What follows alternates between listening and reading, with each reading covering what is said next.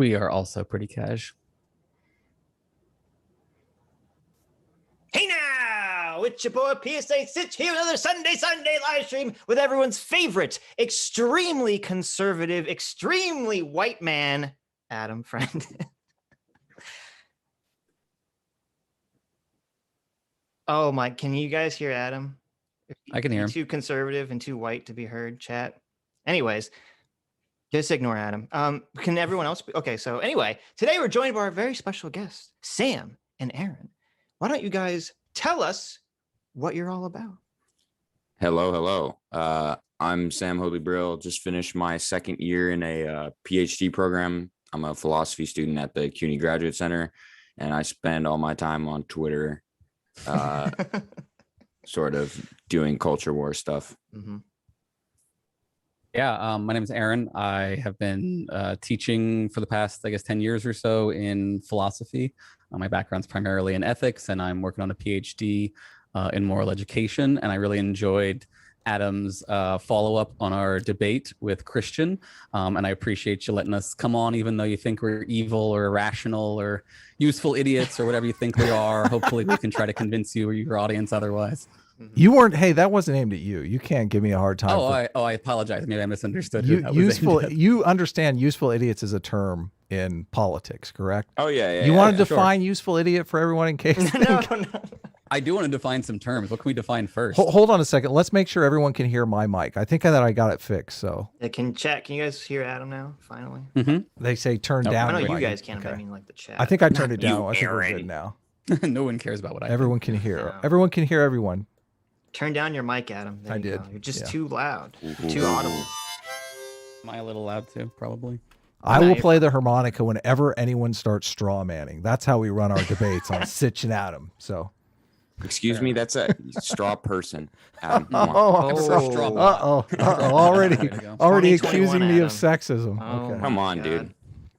So, the first thing I wanted to ask, or maybe to start the conversation, I thought it'd be interesting, was I believe, Aaron, you said in your other more contentious conversation a few days ago. Hold on a second. They're saying they can't hear you. Is that true? No one now. Oh my God, Adam, you're such a boomer. Do you have it up? Hold on. We got to make sure. Let me turn on Yeah. the YouTube video that we're currently making that you're screwing up. Yeah, I don't see how they could not hear you, but no, they can hear you. You're just getting trolled, Adam. Okay. Okay. Anyway, wow. Look, guys, look. Huh? I know. Look, guys have to remember, Adam's a big boomer, so don't troll him. He trolls easily. Okay. sorry, guys. He's Sorry. a confused old man. Easily trolled. Okay. Yes. Anyway, what I was going to say was, I thought it was interesting that early, I think like right in the beginning of the conversation, you said that there were some things that you agreed with on critical race theory, and there's some things you disagreed with on critical race theory. So I was curious as to what the agreements and disagreements were. Yeah. Do you want to go first, Sam? I think you've pretty well articulated your disagreement with CRT. Things that I personally disagree with. Well, agree and disagree, but you can start with disagree. Sure. If it's a shorter list.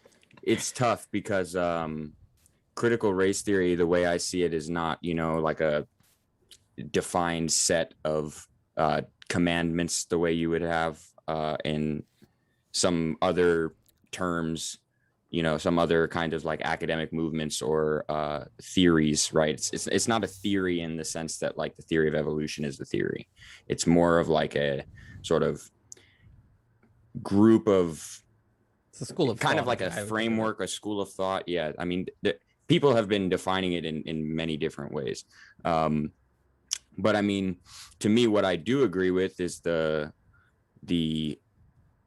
central, I guess, premise of it is that the landmark civil rights legislation that we had, in the 50s and then in the 60s, though they were important, were not sufficient to bring about racial justice in this country and true like equality of the races in a meaningful sense.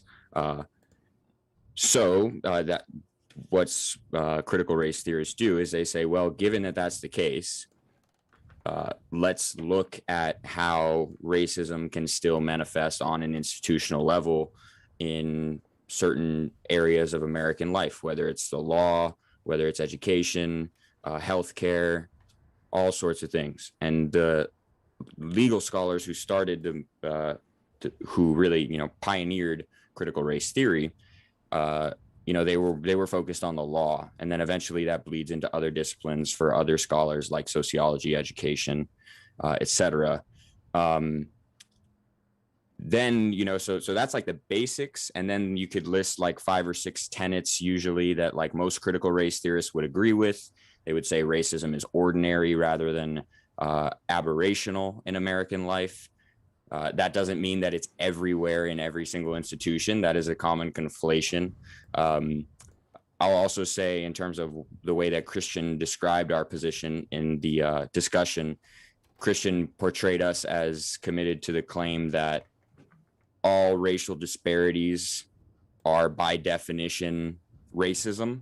That's Kendi's definition, and in our you debate, made that claim though in the debate. No, I didn't. I actually in the beginning of the debate, like you can see me say, he was, there was criticism of Kendi from Christian, and I said, I agree, this is a bad definition of racism. It's just not race essentialism. So I don't agree with Kendi on that, and I've been public about that. I have a video on my channel criticizing Kendi and D'Angelo. What I said with the part with Christian that you might be thinking of was that when we're talking about the racially disparate treatment, or the disparate treatment of crack cocaine sentencing laws and powder cocaine sentencing laws, what I said was, these are colorblind policies that have a racist effect. And then Christian was trying to say, well, like, why do we have that? And I was like, I did say multiple times, like, the cause doesn't matter, but I didn't mean that like causes never matter in terms of racially disparate outcomes. What I meant was, in this case, all the morally relevant variables are identical, and yet you still have this racial disparity, and that's how we can know that it's unjust. And if we want to fix that, then we do need to know the causal mechanism. But we need to clarify that, because we tangled about that on Twitter as well. And I am just coming to the discussion with the assumption that most critical race theorists are defining disparities in outcome, whatever those disparities may be, as racism. They're literally defining the outcome disparities as racism in an attempt to bring attention to those matters and dispel both the outcome disparity and the racism that they're calling the outcome disparity. So I'll say I've only ever seen Kendi define racism that way, and I don't consider Kendi a critical race theorist. He has never identified himself as a critical race theorist in his work, as far as I can tell. But you made the argument that Jim Crow laws were racist, and I made the argument that yes, Jim Crow laws were racist by intention, and you made the argument that the crack cocaine disparities, classically, for those of you who may not have heard this, there is a difference in sentencing for crack cocaine and powder cocaine, and this makes the incarceration rates for blacks much longer than the incarceration rates for whites.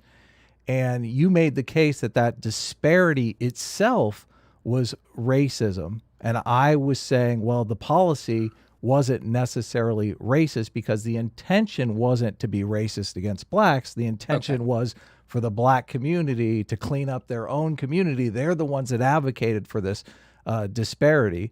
So therefore, I have a huge question on how can you say that, like, which way is the policy racist if the intention of the higher sentencing for crack cocaine was made by blacks for black communities so that they could get drug dealers off of their streets. And then we come in as white people and say, hey, listen, these disparities are here. And we relabel those disparities as racism. And therefore we're not giving them giving them authority over their own communities then.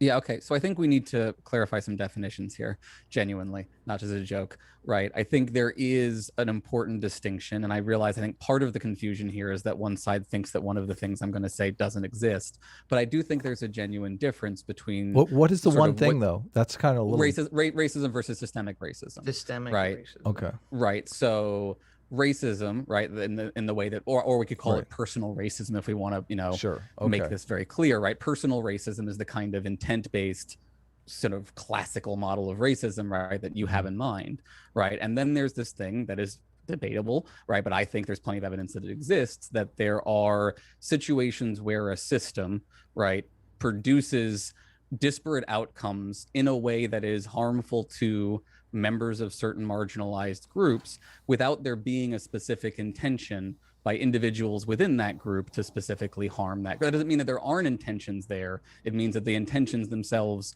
are not necessary, right? I think it's I think it's unfair to say that conservatives don't think that that exists, because anyone will I get think. told on a regular basis that people don't. Well, think I that. think I mean, like usually they people just don't. object to using the term let's just be racism for let's it, just be right? clear here.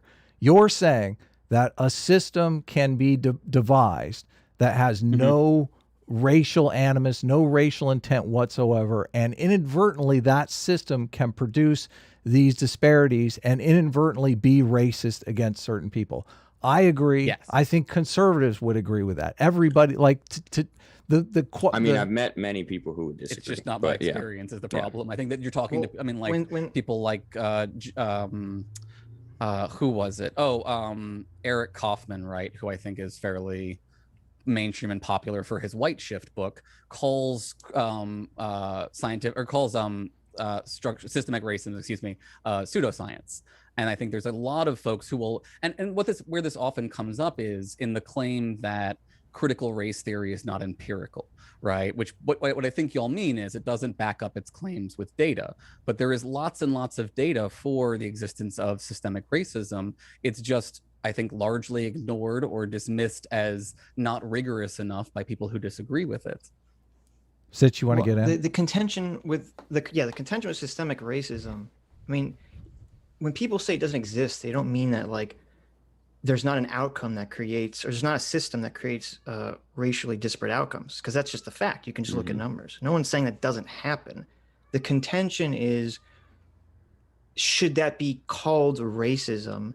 And is it just because some system produces racially disparate outcomes, does that mean that it has to be changed or to reach some sort of racial equality? That's the contention. And I agree with that critique, exist. right? Just like to be clear, like, you know, the fact that disparate outcomes exist, I think could constitute like prima facie evidence of perhaps racial discrimination, but it's definitely not decisive. And it's not, you know, we shouldn't define racially disparate outcomes as racist by definition. Yeah. And in the context of a history of a bunch of explicit racial discrimination, and with a bunch of evidence that the people who were doing the explicit stuff then set up a lot of things like the war on drugs, right? You can, I think, like the point here to do is, look, proving intention is nearly impossible, right? It's almost impossible, even if you have people's actual words, right, to really be able to say, were they really racist in their heart of hearts, right? So part of the focus on systemic racism is to say, look, we have these different outcomes. We've controlled for every other variable we can think of, and it still seems like this is being caused by race. We should address that. That seems like a real problem to address. But my contention, I think, is the response will be, Black people are being, you know, put in prisons at a higher rate because they are more culturally criminal or something, or even biologically criminal. Like there will be some justification given for the disparity that is not accurate, right? And essentially sort of reproduces these racist assumptions about minorities without actually sort of supplying evidence. Well, the problem that I see with this concept of systemic racism is that it seems like it's used the opposite way that you're suggesting. It's, you look at anything that produces racially unequal outcomes, and the first thought is, oh, well, this must be because of racism. There must be some racist intention here. And the crack powdered cocaine disparity is always pushed this way, because I always hear everyone brings this up to say, look, this is some sort of, this is proof that America's legal system is racist and that there's some intention here to lock up Black people. And no one ever talks about what the intention was when the law was being passed, and the fact that most Black communities were in favor of this, and the multitude of reasons for why there's an actual disparity in the crime sentencing. And it's just assumed on its face that it's racism. Do you all agree more hold broadly on one that the second. war on drugs was racist? Well, hold on a second. If the Black community wants to increase sentencing rates for crack dealers, to get crack dealers off of their streets in their community, and you come in and say that that's racist because of some quota that you want in the prison system, how is your policy not the racist policy? Yeah. You're the one dictating the Black community's outcomes, basically. So what I'll say is I get that there's like an actual like ambiguity issue here in terms of applying the term racism to the crack mandatory minimum. I'm using the old definition of racism. No. I'm sorry. I wasn't accusing you of it. I want to explain that where I think it leads to a certain confusion. That's why I want to try to be specific to say not that the policy itself of having a mandatory minimum for crack but not for cocaine, right? Mm-hmm. Not that the decision to implement that, right? Say it was done by the Black community. Not that the decision to implement that is racist, but that this policy on an overall institutional level, when you look at the United States, has a racist effect. Tell us what the racist effect is, because I don't think you understand that it's Black the people racist being disproportionately imprisoned. That would be the racist effect. Right, but you don't. Why don't you just use the word racially disparate? Racist implies sort of like there's an intentional person here doing something, right? And also, here's what I mean. What I mean is whites and Blacks use crack cocaine at the same rate, but Black people end up in prison for it a lot more. That would be the disparate outcome, right? No, but I'm saying, I was talking with Sam saying that I wouldn't call it a racist effect, because it has an implication in it that's far different than a particular community because of. Sure, but just say there's a racially disproportionate amount of people that are arrested for this. So okay, I'm not sure I know what you mean. Yeah, sorry. The thing that this is sort of related to, Adam, what we were going back and forth about on Twitter, right? I was saying, like, are you not familiar with the use of the term racism to refer to race neutral policies that I don't want to argue over the definition of racism. Like, I want to talk specifically about the policy. There's two outcomes here, okay? The Black community is being overrun by crack dealers. They want to get those crack dealers off the streets and incarcerated for as long as possible, okay? You're coming in here and saying, we also have this criteria. We want a quota system set up so that the arrests of Blacks and whites are in equal numbers. You're completely ignoring the intent of the Black community. The Black community could care less about the number of whites and Blacks in prison. They want the crack dealers off of their streets, okay? There's not a monolithic Black community, though. There's debate within the Black community about the best methods of policing, right? Yes, sure. So at least one side of them are wrong about what's the better solution for the Black community, right? But you're saying that your system, where you're We're not basically proposing a solution yet. We haven't listen, it's about white people coming in and trying to solve. But like I'm saying, there are people in the Black community hold on a second. Bad. What you're the one coming in and framing the disparity in sentencing as racism. How is that not? How is that as having a systemically racist consequence, like the war on drugs in general? Do you deny that, like, the war on drugs in general has had really much worse outcomes for people of color than white people? Wait a minute, before we get to that question, do you guys acknowledge, I assume, that labeling something as racism or racist for most people implies an intention of racism? So this is what I was gonna. I mean, it might, but there is a history of using the term racism in such a way for Jim Crow laws, where the actual intent was racism. No, not just for Jim Crow laws. Yeah, so 1966, Stokely Carmichael, I have an excerpt of his speech right here. He's the one who coined the term institutionalized racism. Yep. So what he says is, where is this? Right here. Let's see. Sorry.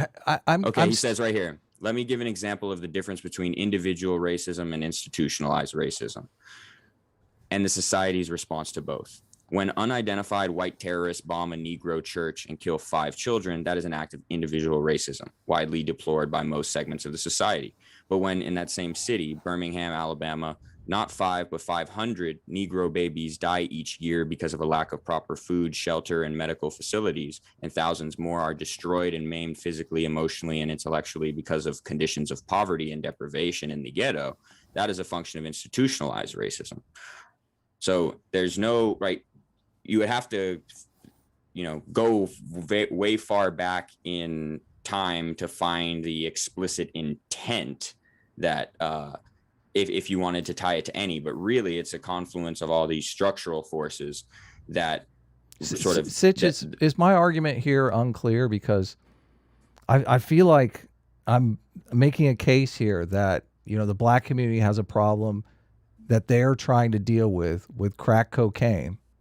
And I see the critical race theorists coming in and putting this extra criteria on them, basically saying, okay, well, we can't just arrest crack dealers indiscriminately, okay? We have to make sure that we meet this racial quota between blacks and whites in incarceration as well. No, we're not proposing that. We're not proposing that.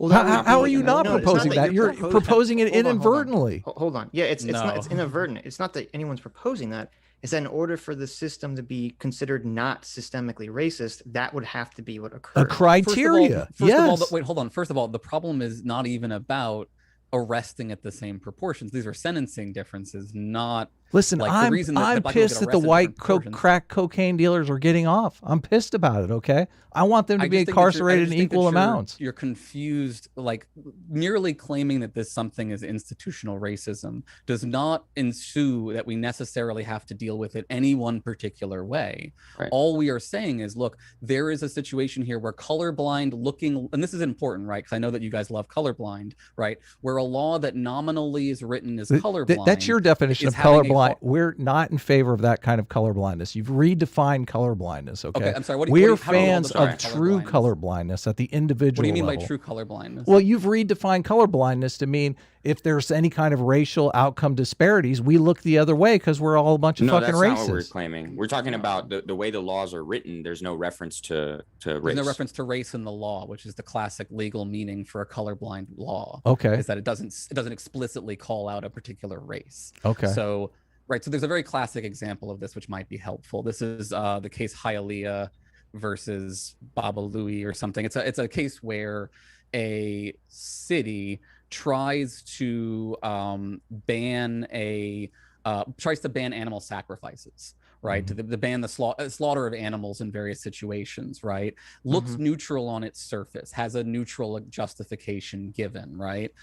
Really, it's about banning voodoo, right? It's about banning a particular religion in a particular minority community that the majority white community is against. Now, in this particular case, in order for them to really prove that this was the problem, they did have to actually point to statements by members of the community saying, our explicit goal here is to ban this particular racist religion. But that was a colorblind law in the sense that it didn't say, we're trying to ban black people's religion. It said, we're trying to ban animal sacrifice or animal slaughter or something like that. Right. So even that seems like a bad example, because were the people trying to ban animal sacrifice because they're like, oh, we don't like voodoo, or they just don't like the idea that people are cutting the heads off of live chickens or other animals that they they're were trying to suppress a particular religion, like without getting in trouble. Well, with I mean, for our purposes, though, it's just this an example of using of a way in which the colorblind law can mask something else. No, but no, wait, hold on. Yeah. The implication here, when you say that something is colorblind but is targeting a racial group or an ethnic group, the implication here is that that's the purpose for why they're being targeted. With the animal sacrifice, I would imagine that if there was a bunch of white people who were part of some religion that were sacrificing animals, people wouldn't really be. I mean, it depends on the animal, right? Like if they're sacrificing chickens, does anyone really care? Right. If they're sacrificing dogs, people get pissed off.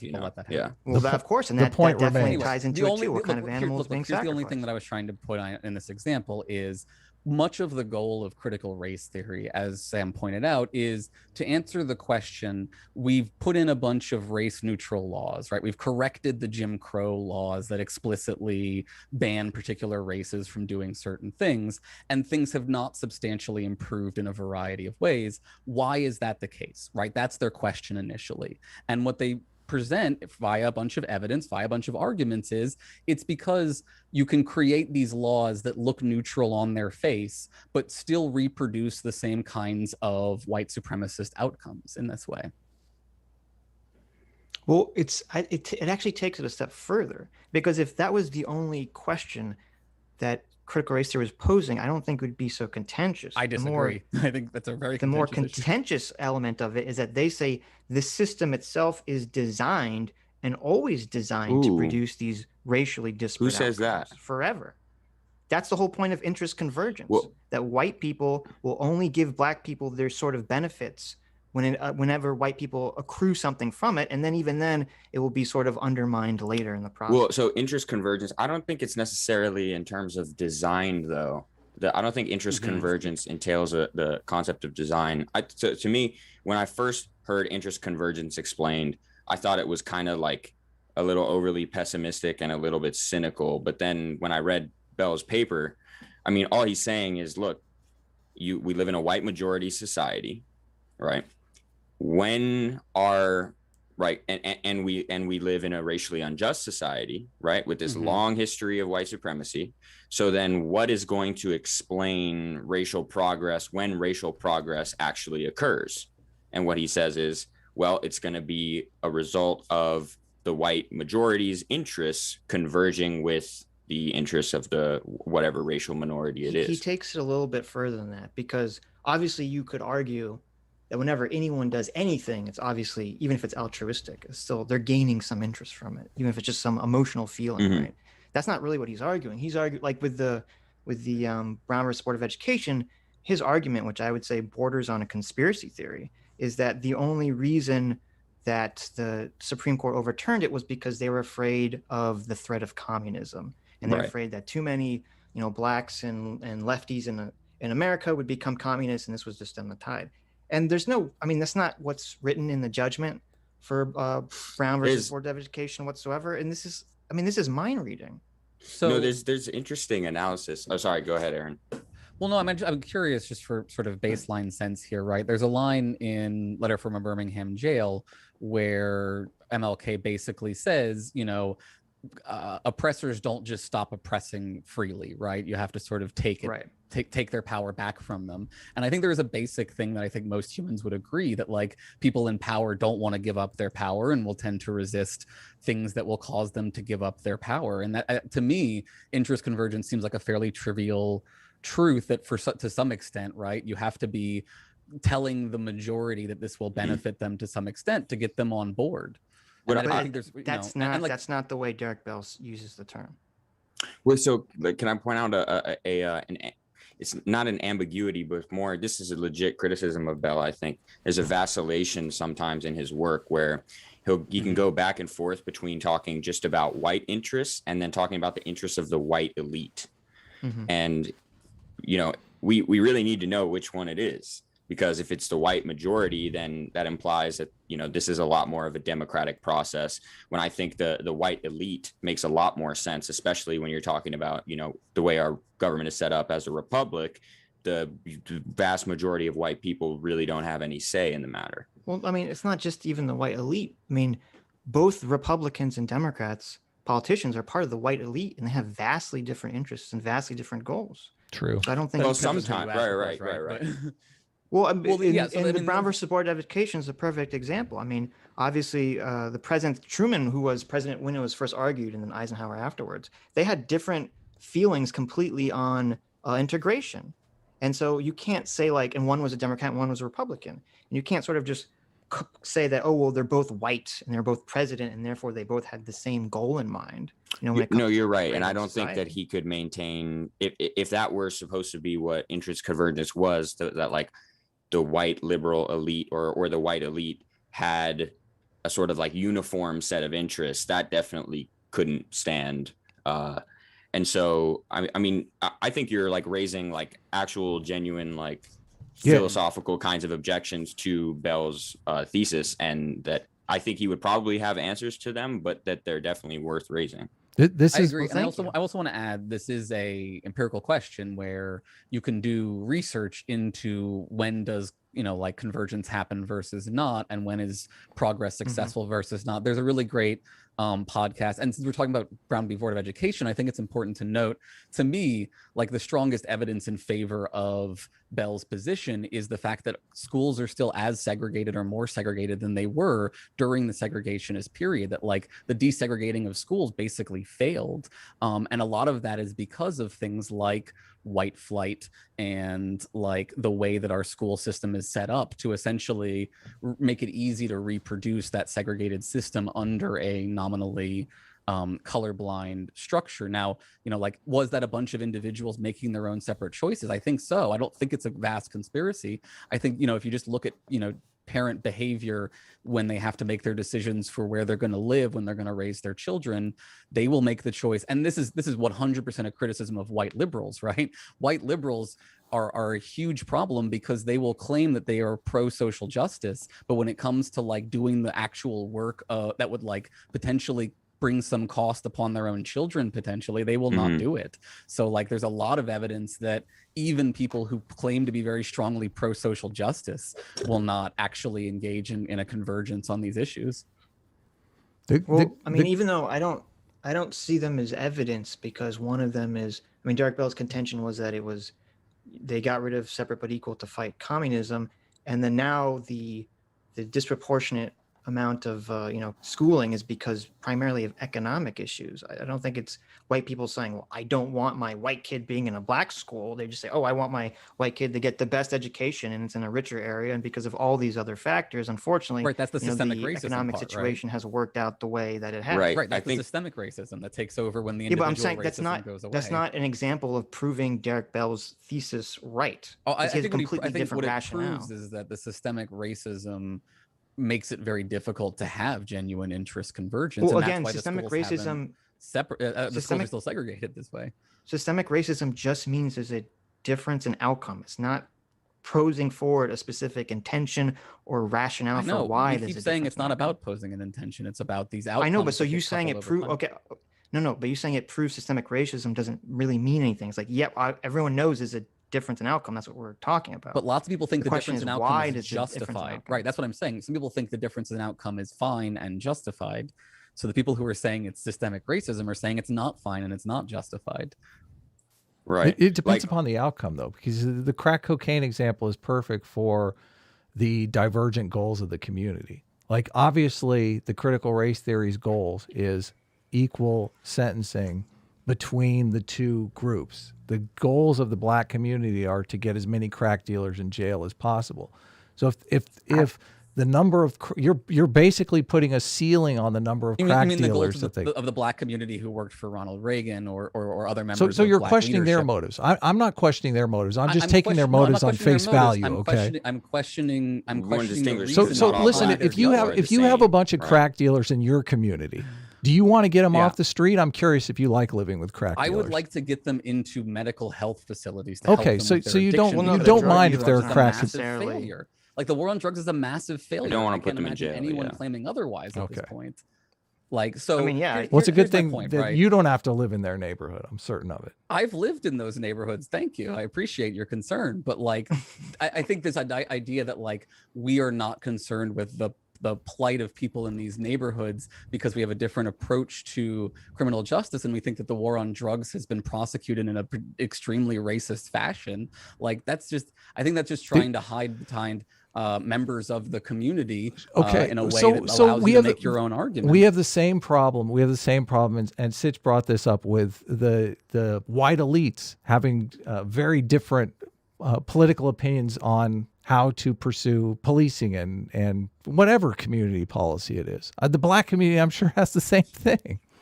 And I mean, this is actually a great situation where Kendi has the advantage. I'm not a strong proponent of Kendi either, right? But if if we're going to just get stuck forever having a debate about what were the intentions behind the law, right? Someone like Kennedy, a utilitarian, can just come along and say, well, look, the law had really bad outcomes for this particular community, and in that sense, it needs to be corrected. That's all. But outcome by your criteria. Outcome by your criteria. No, okay, hold on.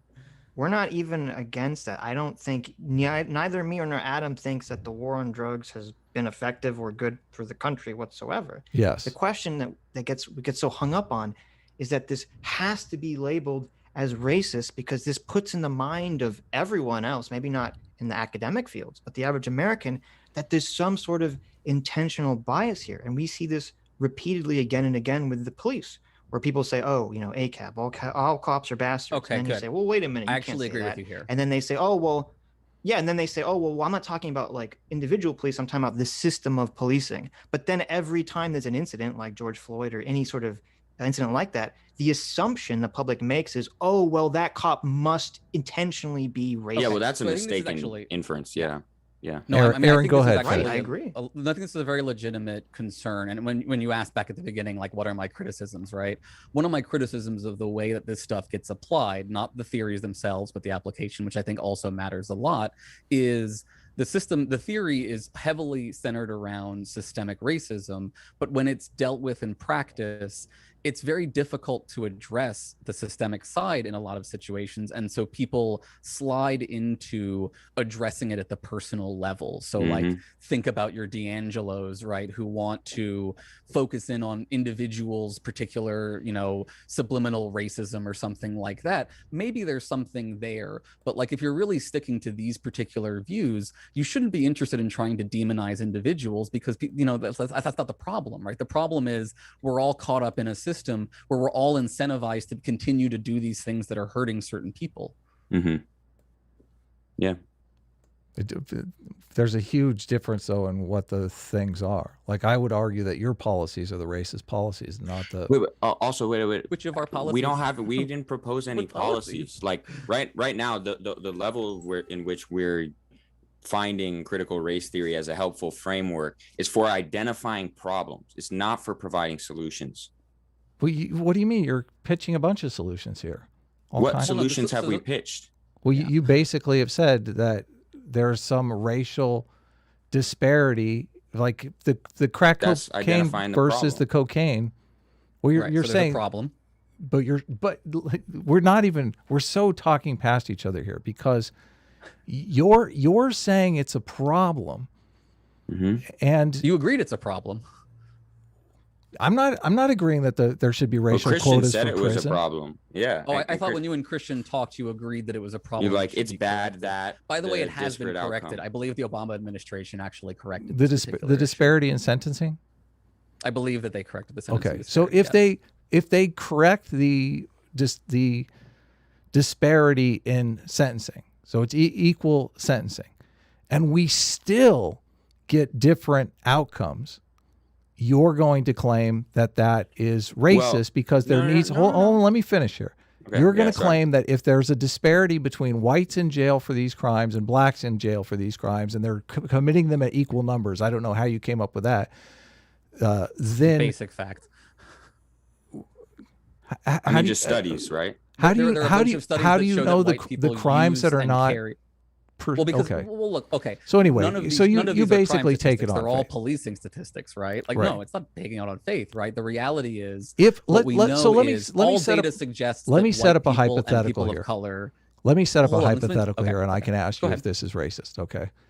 Sitch had a brownout on his end, but he's coming back in a second, so he's dipped out. I know I'm like half off camera here, but if the black community has equal arrest rates and they actually commit more crime and are arrested for those crimes, and there is a larger number of black individuals incarcerated than white individuals, you're going to call that outcome racist, even though it might not.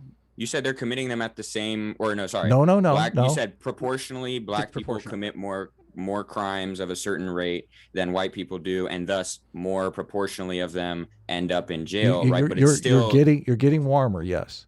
right? You, so you're saying, Aaron, okay, imagine, you understand what I'm saying about if you're putting a quota on the number of people that you can incarcerate, you're putting a ceiling on the number of people that but can we be weren't proposing incarcerated, that, yeah. regardless. That's a different hypothetical than what you just said. Regardless, I liked your first hypothetical, right? So regardless your hypothetical, as I understood it, right? Okay, go ahead. What you were trying to get at there was, look, if we can prove that the disparity in is from number some of black other people, cause, right? Is because they are, let's say, biologically predisposed to I act wouldn't criminally or something like I that. wouldn't say. I know, No, I know hypothetical, people who, yeah. right? Just hypothetically speaking, right? I would right? not. That's the alternative explanation, right?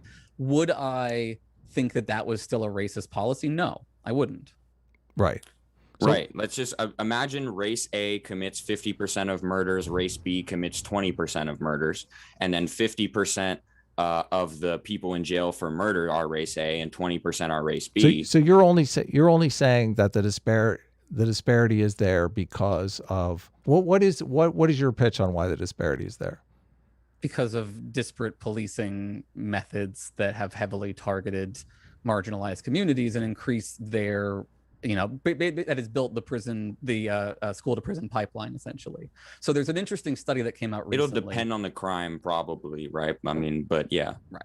But like the basic answer for a lot of these cases is what the evidence suggests is if you are an individual who's at higher risk of interacting with the police, you are an individual who's at higher risk of being arrested and sent to jail, even if you are not an individual who's at like higher risk of committing a crime, essentially. That there is a connection between over policing interactions with the police, yeah, right, interactions with the police that is more directly related to who ends up in prison than who is actually committing the crime. So that would be the data point that would allow us to say the cause here is this group, and so like a classic example is stop and frisk law, which was found unconstitutional for these reasons, that like, people of color were stopped and frisked vastly more often than white people, even though there was no evidence that was accrued that like they were actually doing anything at a higher rate. But the ones that were picked up because they were disproportionately targeted because they're members of that community are more likely to end up in jail than their white equivalents, merely because they're members of that highly targeted group. Does that make sense? Yeah, I don't know how this isn't, if you're dealing in a system that is predisposed to see racism no matter what, I don't know how you go about looking for disparate. That's not the view. No one has said that. Yeah. I just gave you an example of where we would find it to not be the case and where we would find it to be the case, and the causal explanation for how it becomes the case. So I don't know how you can still say that we're just accepting on faith that all of these things are necessarily racism. It just seems like you're sticking to a talking point here rather than responding to what we're saying in this particular case. What is the talking point? The claim that critical race theory thinks that racism is everywhere all the time in the James Lindsay definition. Yeah. Rather than evidence, right? And that we would never, ever look at any disparity of outcome and say that's an acceptable disparity of outcome, despite the fact that a lot of us are sympathetic to folks like John Rawls, who think that some amount of disparity of outcomes is acceptable as long as it's achieved through an ethical means. So maybe we should move on to I'm back, everybody. What's up, Sitch? Welcome back. Some other criticisms. I had a brownout, so I don't know what anyone was talking about in the last 5 minutes. We were talking about. Don't you mean a whiteout? Ha ha! You're right. We were talking about racial disparities and policing. How they are sometimes okay, and they're sometimes not racism. Well, the thing I wanted to ask in the beginning of the conversation, but got kind of sidetracked, was I was a little confused because I don't know how you identify, Sam. I know in the debate you guys had, Aaron identified as a liberal progressive. And I just thought that was unusual because critical race theory is explicitly anti-liberalism. And I guess I'm kind of confused as to why any liberal would be promoting critical race theory. Yeah, so I think that is a misunderstanding, but an understandable misunderstanding of the ways that critical race theorists present themselves in many works, especially in that classic line that is always quoted and on Twitter, especially by people like Lindsay, as evidence of critical race theory being, super anti-liberal.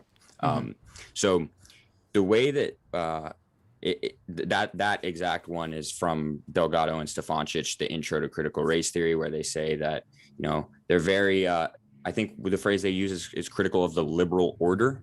And what these legal scholars are talking about is a particular trend and a particular sort of like dogma at the time that they were writing, of certain ways of thinking about the law, specifically like constitutional law.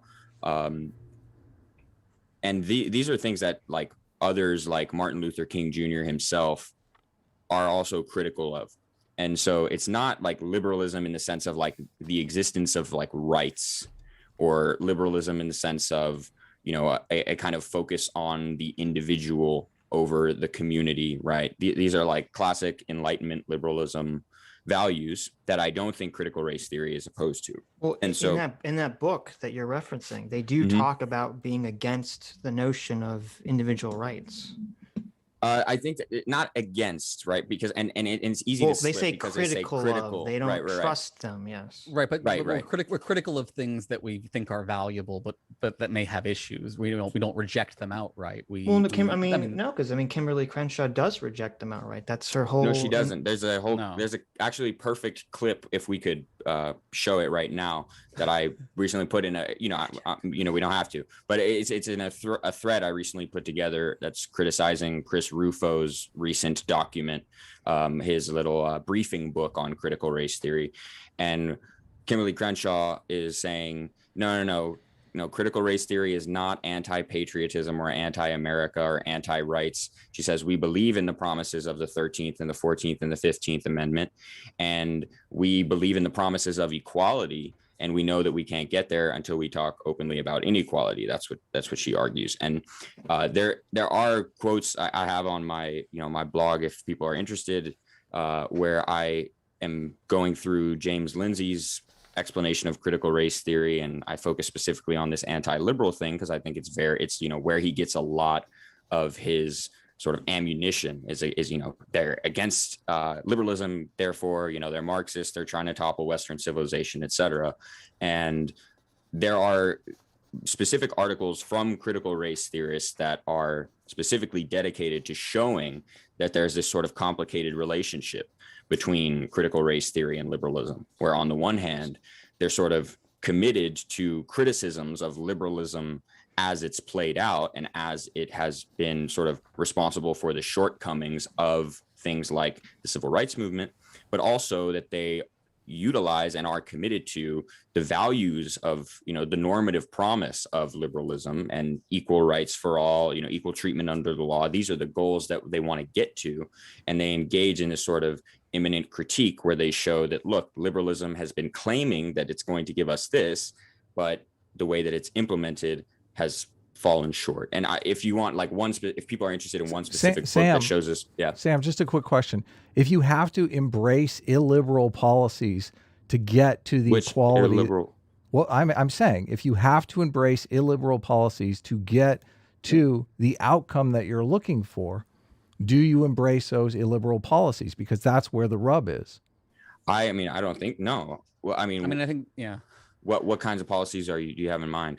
Well, even theoretically, I don't agree that, the need for chemo doesn't mean that you're embracing chemo to cure cancer, right? You're accepting that there's something that is prima facie morally problematic in one way is justified because of another kind of need, but that's not the same as but it's going to be perceived as illiberal by the person that you're obviously discriminating against. Okay, are you thinking something like affirmative action? Sure, that's a case. So the what the argument would be there is, well, look, the people that are receiving the benefit in an affirmative action policy, it's not illiberal because they are actually being repaid what they are owed. Right. So you're just been respected. So you're willing to redefine illiberal policies as liberal by some other criteria. But unless you have an argument as to why it's illiberal. I think there's you're discriminating against can we define? people. Wait, hold on a second. Can you define what you mean by liberalism? Because I think I may have a different definition. Hold on. I just want to say there's a much better much better example of this than affirmative action. which is what I was talking about with Kimberly Crenshaw, where she explicitly says, and I think she says it in multiple places. She says it in her Mapping the Margins paper, that it's the liberal idea that Black people should sort of get rid of their Black identity. And I think she uses the word strain for some sort of common universal humanity that we should we should all identify as humans. And to me, this was what was being advocated for in the original civil rights movement. This is sort of what Martin Luther King was talking about. And she's saying, no, we need to get rid of that. That's not helpful. We need to coalesce around our identities. That's not how she talks about it either. She says actually explicitly in the paper that both of these approaches to the relationship between one's like racial identity or social identity and one's like universal human identity, that both of these approaches, right, the more color conscious and the more color blind, are important and have, they have important insights to offer. She says they're both true to some extent. Right. And which one we should adopt is going to depend on the sort of political situation we find ourselves in. And so when it comes to having to address the fact that the colorblind policies have not been sufficient to, establish restitution for the injustices of the past that have been predicated on race, then it only makes sense for a race consciousness to sort of like be the other option. She doesn't. Yeah, and I think. Okay, well, you go. Well, no, I mean, so the utopia that we're imagining we want to get to, right, which is I feel like where a lot of this language is coming up, right, is a world where no one suffers. So in my mind, right, the goal of liberalism is a world where people can identify pretty much however they want, as long as they are not harming other people, and they will face no consequences for how they identify. And that for me includes not just transgender and Rachel Dolezal. Transracialism. I think the future we should be aiming for is where if you really want to identify as Black and that means something meaningful to you, then you can do so. And it's not a problem because you're not engaging in poverty tourism or suffering tourism or something like that. But to get there, you have to create a space in which, and this is the thing that we all very much care about, is no one suffers consequences because of how they identify. If you identify as gay or straight or Black, et cetera, or you how are they're not going to suffer, right, or how they are perceived, right? Not even how they self-identify, but how society identifies them as well. Once you eliminate all of the harms that are associated with those things, both at a personal level and at a systemic level, then hopefully the goal is people can revel in whatever identity or lack of identity they want to. Well, I agree in terms of, this is where my big contention is that I agree that we should be moving towards the colorblind, race blind, whatever you want to call it, society. And this seems to be, critical race theory to me seems like it's saying, oh, well, we tried using these liberal ideas and they didn't get the results we wanted. So now we have to throw liberalism away. And I don't think that you guys are giving enough credence to the the specifically anti-liberal strain that is inherent in critical race theory. And I mean, it's not just in that one line from Delgado's book. You're right. I mean, I have another book, a critical race theory book called Race Is and Race Isn't. And they, like the first page, it says, when critical race theory emerged in the late 1980s, national conversations about race were still very much tied to the conventional liberal models of law and society. And like most critical legal scholarship, critical race theory manifests a deep dissatisfaction with liberal legal ideology, specifically things like universalism, objectivism, race neutrality, and concepts like equal opportunity, merit, and equal protection. So, let me be clear in saying, and this is why it's important to emphasize when we talk about critical race theory, that there are critical race theorists who seriously disagree with one another on certain things. So there are absolutely critical race theorists who are genuinely not only are they critical of liberalism, they think it is to be abandoned, right? That certain liberal principles are to be abandoned. But there are other critical race theorists who do not come away with that conclusion. Well, where do you guys fit in that camp? So I'll mention the specific book that I was most inspired by, and that actually introduced me to critical race theory. But you guys are pro-liberalism, obviously. Pro-liberalism, but a specific strain of liberalism, right? So my professor, Charles Mills, he's the guy who really introduced critical race theory to philosophy, and it's really guided all of his work since his first book, The Racial Contract. And he's critical of liberalism as it has existed, right? What he calls racialized liberalism. And he says, well, look, the answer is not to reject liberalism. Liberalism can be repurposed. These things like rights, equal consideration under the law, these are great ideals, and we should not toss them away. They have potential to actually, you know, have progressive merit and to help us establish a more just society. And so what he proposes is what he calls Black radical liberalism, just Black coming from the Black radical tradition, chiefly. So he says he thinks of his theory as a sort of combination of Kant, W.E.B. Du Bois, and Marx. Marx, not in the sense of let's establish communism, let's abolish private property or whatever, but Marx in terms of the criticism of the failures of capitalism in his view, right? Or in the ways that capitalism can produce alienation, exploitation, etc. So he proposes liberalism, just a more conscientious liberalism that really focuses and prioritizes what does he call it? Corrective justice, right? Things like not reparations in the sense that are, you know, some massive check that everyone gets, but in terms of like repairing the injustices of the past that have not, that are, you know, and you still have to do it on a liberal basis. So that's what I subscribe to. I mean, that's good that there are critical race theorists that are not in favor of abolishing liberalism, but I'm not sure on a wide scale that those concepts can be disentangled, especially when, I mean, Derek Bell was the most pessimistic person of all time, and he definitely didn't believe that society. I don't think he's pessimistic. Wilderson is the most pessimistic person. Okay. Of all time. Clearly haven't. How do you call corrective justice though liberalism? Well, so hold on. I just wanted to bring in another example here that I think might be valuable for answering the question of why I, a liberal, value things like critical race theory. Like, y'all are, I imagine, familiar with the paradox of tolerance, right? It's hard to be on the internet for any period of time and not be familiar with that.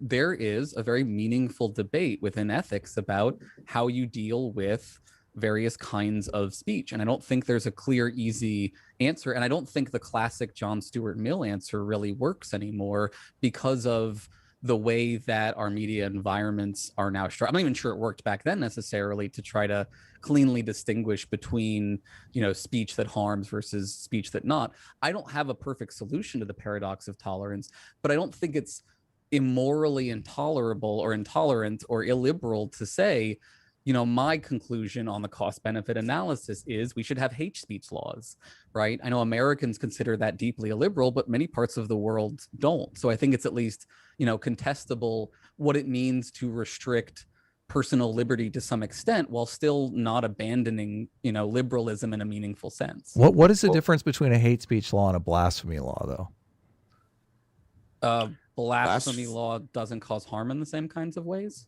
The whole idea of making blasphemy illegal is because it harms people. Well, that would be the right from the perspective of those who might claim that they're harmed. I think hold on. Might claim that they're harmed. That's the exact purpose of a blasphemy here's the law. difference, right? If I go around doing hate speech, supposed to lead to violence, right? Isn't that? I mean, so I mean, right. So if I go around saying, you know, Jesus is terrible, screw Jesus, right? I'm not likely to incite any kind of harm or slurs or something as if I go around saying, you know, black people are violent or something like that, right? I think the reasoning, and I'm not saying I'm necessarily for hate speech laws. I'm saying you can be for hate speech laws without like fully abandoning liberalism because you have a reasonable I don't see how you can, but well, because even on Mill's view, right? Mill says, look, we can ban behaviors that cause harm to others. That's the foundation of liberalism. Yeah, but so the whole idea behind speech is that we're supposed to talk out our differences, not.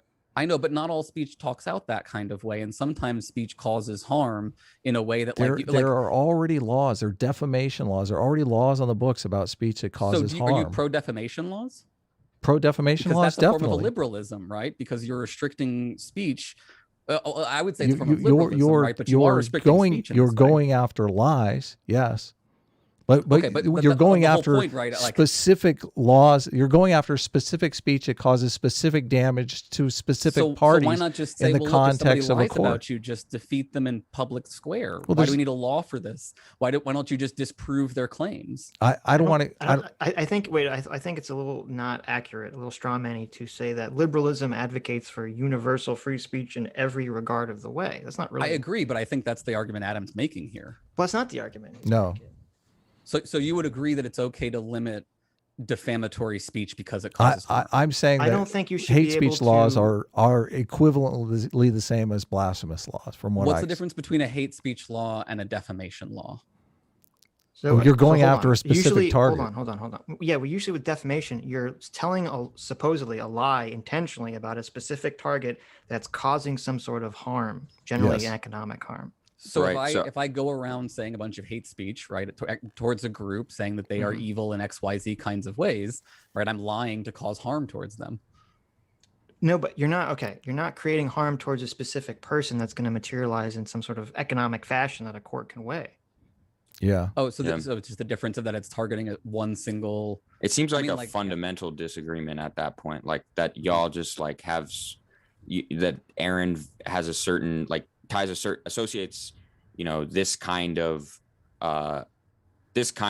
what he sees as a harm with a specific like negative value that Adam just doesn't quantifiable harm, which is obviously fine, subjective harm. Well, I mean, this is the same argument that's made in Gene Stilgato's book, which I thought made no sense, where he compares lying about someone to hate speech, and these are so different from each other. Lying about a specific person trying to destroy their reputation, as opposed to some guys being fucking racist and an asshole over there. These are completely different situations, and I don't see how they should be categorized the same. If you have specific hate speech, sorry, go ahead. I just want to say, like, when it comes to the positions of specific critical race theorists on issues like the First Amendment, you know, the fact that I'm like generally pro critical race theory, I don't, you know, I actually don't have a settled opinion there, and so if like I think that there are definitely going to be valid criticisms of those kinds of arguments. Fine by me. We have a couple of things that I want to get to. I don't know how we're doing on time. Well, we have however long it takes. Obviously, you guys might have other things going, but I want to talk about the anti-science stance or roots of critical race theory, which we talked a little bit about on Twitter. There's a Mott and Bailey thing that people want us to address, and I have the Mott and Bailey positions written out that we can go over. And also, before we get into that, because I really feel like my key critique here, my key problem with critical race theory is the fact that it's anti-liberalism, and I really want to nail this down. I don't think that you guys are giving enough weight to the fact that, at least from the maybe there's new critical race theorists now that are more fine with liberalism, but the key foundations, the foundational thinkers, the key concepts here of any critical race theory. I mean, even when you look on Wikipedia, they all dismiss liberalism as being able to create a society. Or is it critical? They criticize liberalism as not being as putting too much emphasis on individual liberty at the cost. Yeah, they don't They don't think that these liberal principles can create a racially equal, racially just society. Well, I mean, in this sort of like, I think what it makes more sense to the way to frame it is that the way that the kind of blind trust or faith that has been put into these liberal approaches are insufficient, and that there are other ways that are still consistent with the more basic commitments of liberalism. I think it'd be useful if I read a couple of quotes from some of the founding scholars. It's funny that you're calling liberalism, which has been around forever, some blind faith. Forever.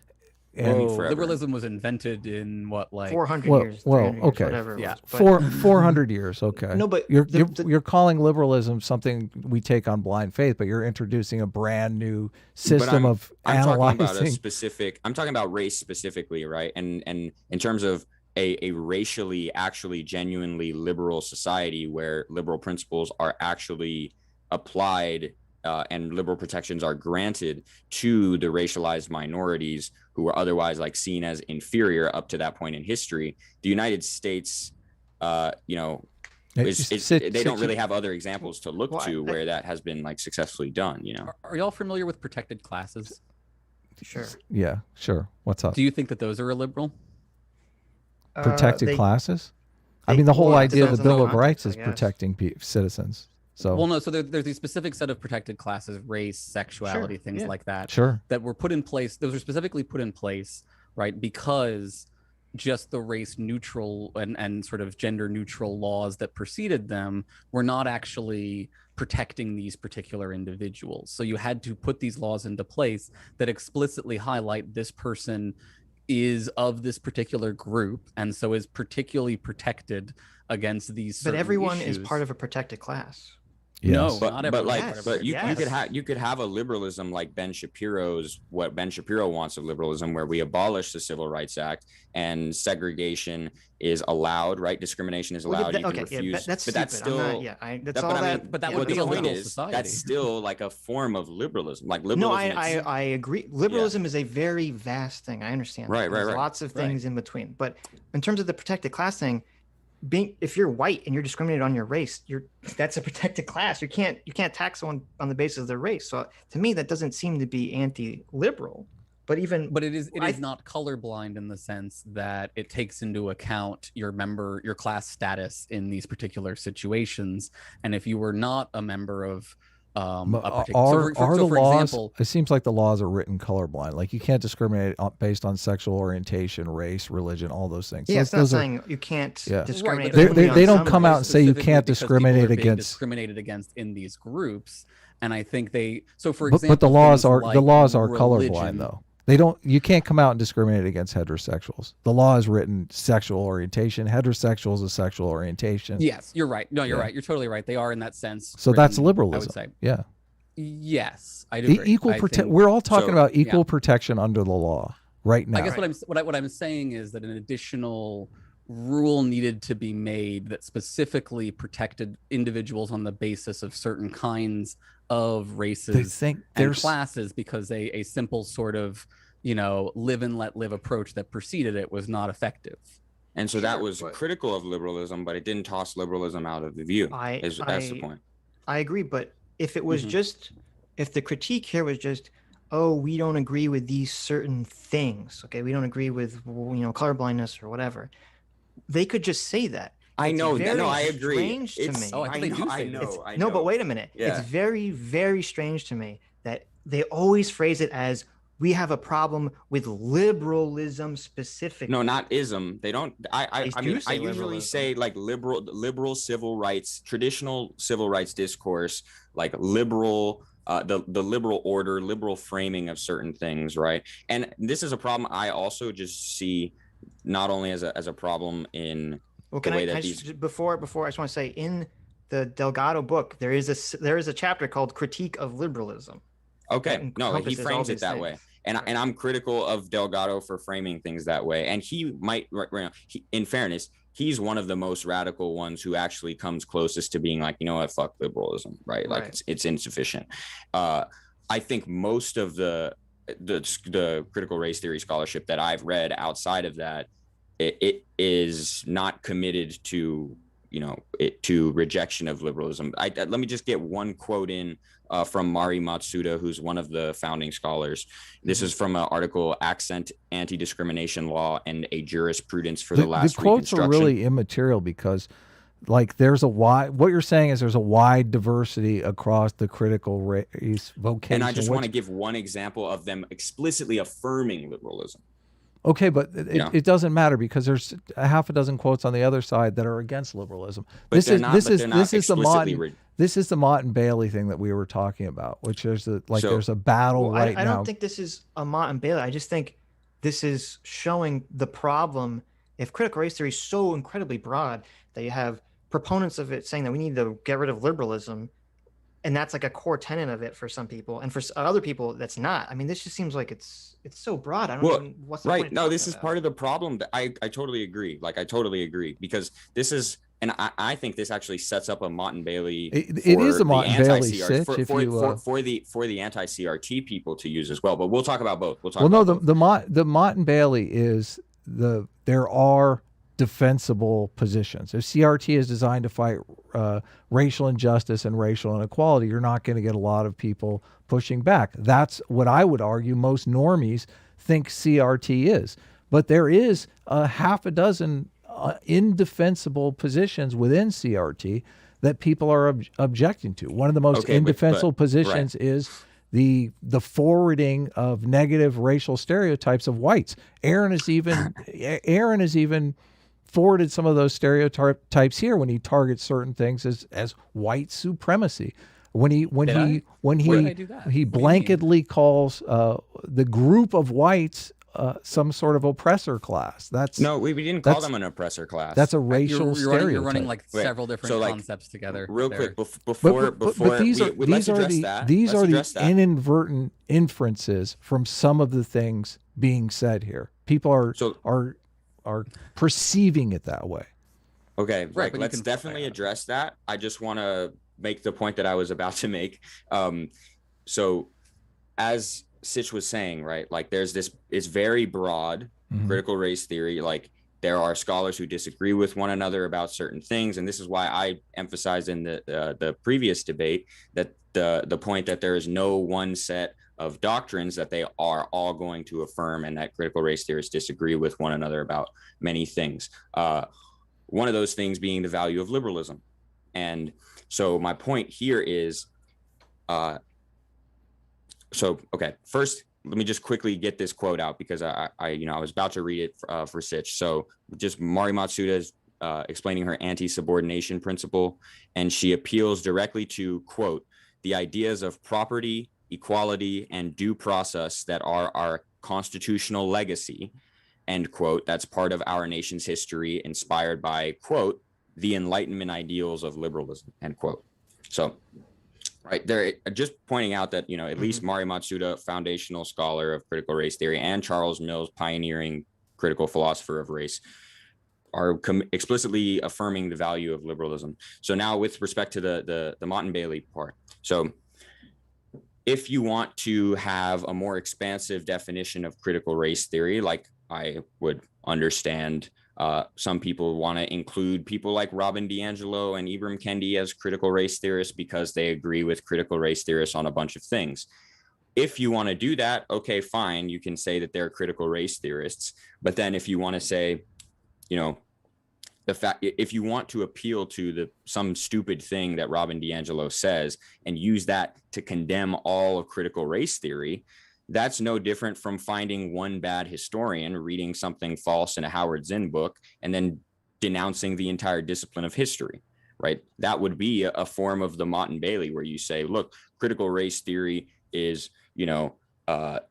it's bad because, look at this thing that Robin DiAngelo said, or look at this thing that Richard Delgado says against liberalism. But then you also recognize that critical race theory is a broad category, and there are a bunch of people who disagree with one another about all these different things. So do you want to define critical race theory for what critical race theory is for you then?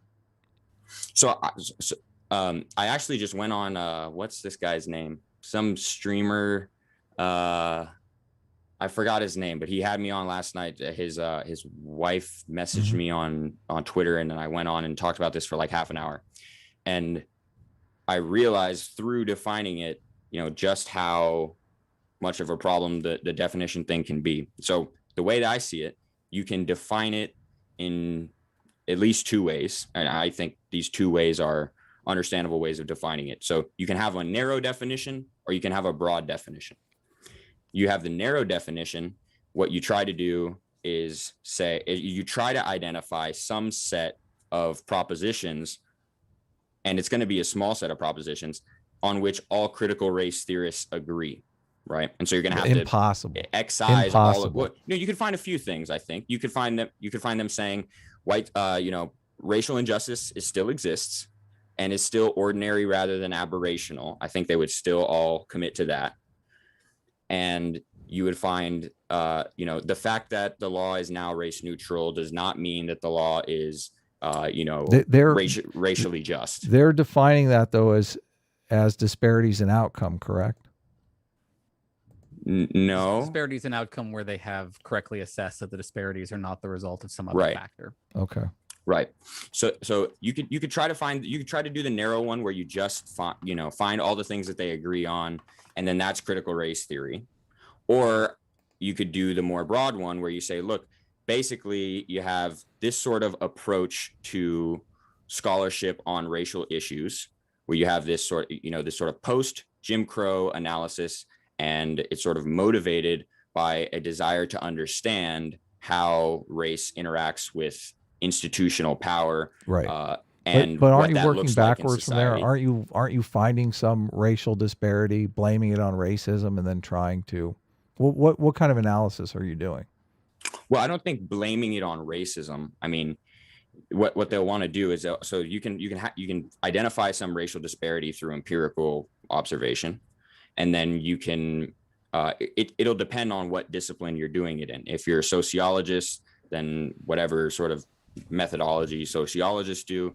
If you're a philosopher, you look at the sort of like unarticulated premises of an argument that have sort of been ignored or whatever it might be. And so this broader definition is going to include scholars in multiple disciplines, whereas maybe you want the narrow definition to just be law scholars or something like that. Sitch, do you want to you want to say anything more on liberalism before we move on to anti-science stuff? I don't know. I'm still horribly skeptical of something that is based off of critical theory, which is Marxist philosophy from the first place. And you have all these foundational thinkers who are pretty anti-liberal.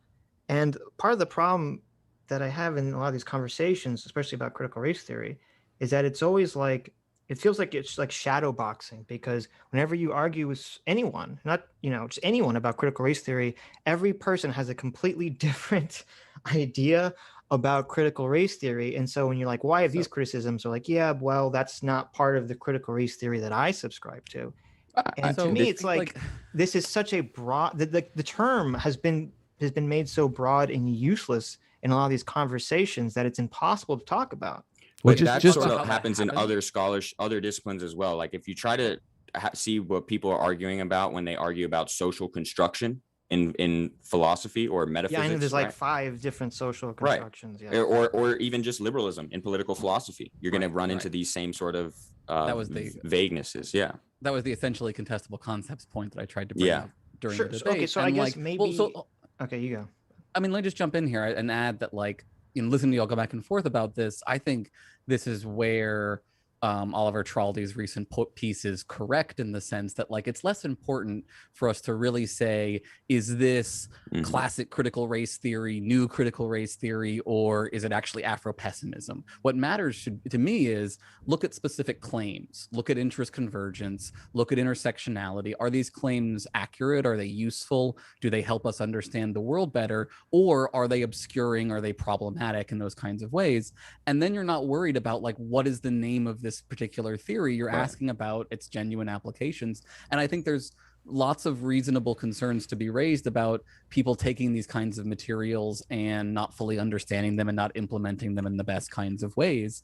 And I also think there's genuine concerns, as you talked about, with some of these things like interest convergence. But that doesn't make it any different than any of the other philosophical theories that any of us study, right? That all have various objections and challenges. And ask utilitarians about what's the right utilitarianism, and you'll get 10 billion different answers. Utilitarians aren't forwarding very negative racial stereotypes of white people. I mean, people are standing under the banner of critical race theory, and they're forwarding negative stereotypes of white people. Okay, so the utilitarians aren't doing that.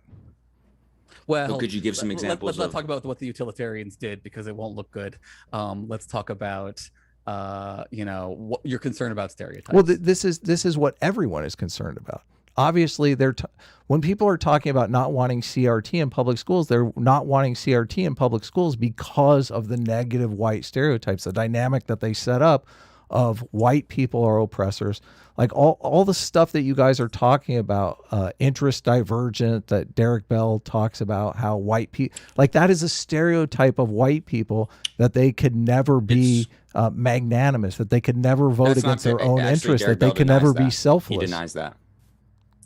I don't care what Derek Bell denies. I don't care what he denies. Like what somebody who puts an idea out into the world says about that idea, and where that idea ends up going can often be radically different places. We're talking about what people are the ground. People misinterpret you?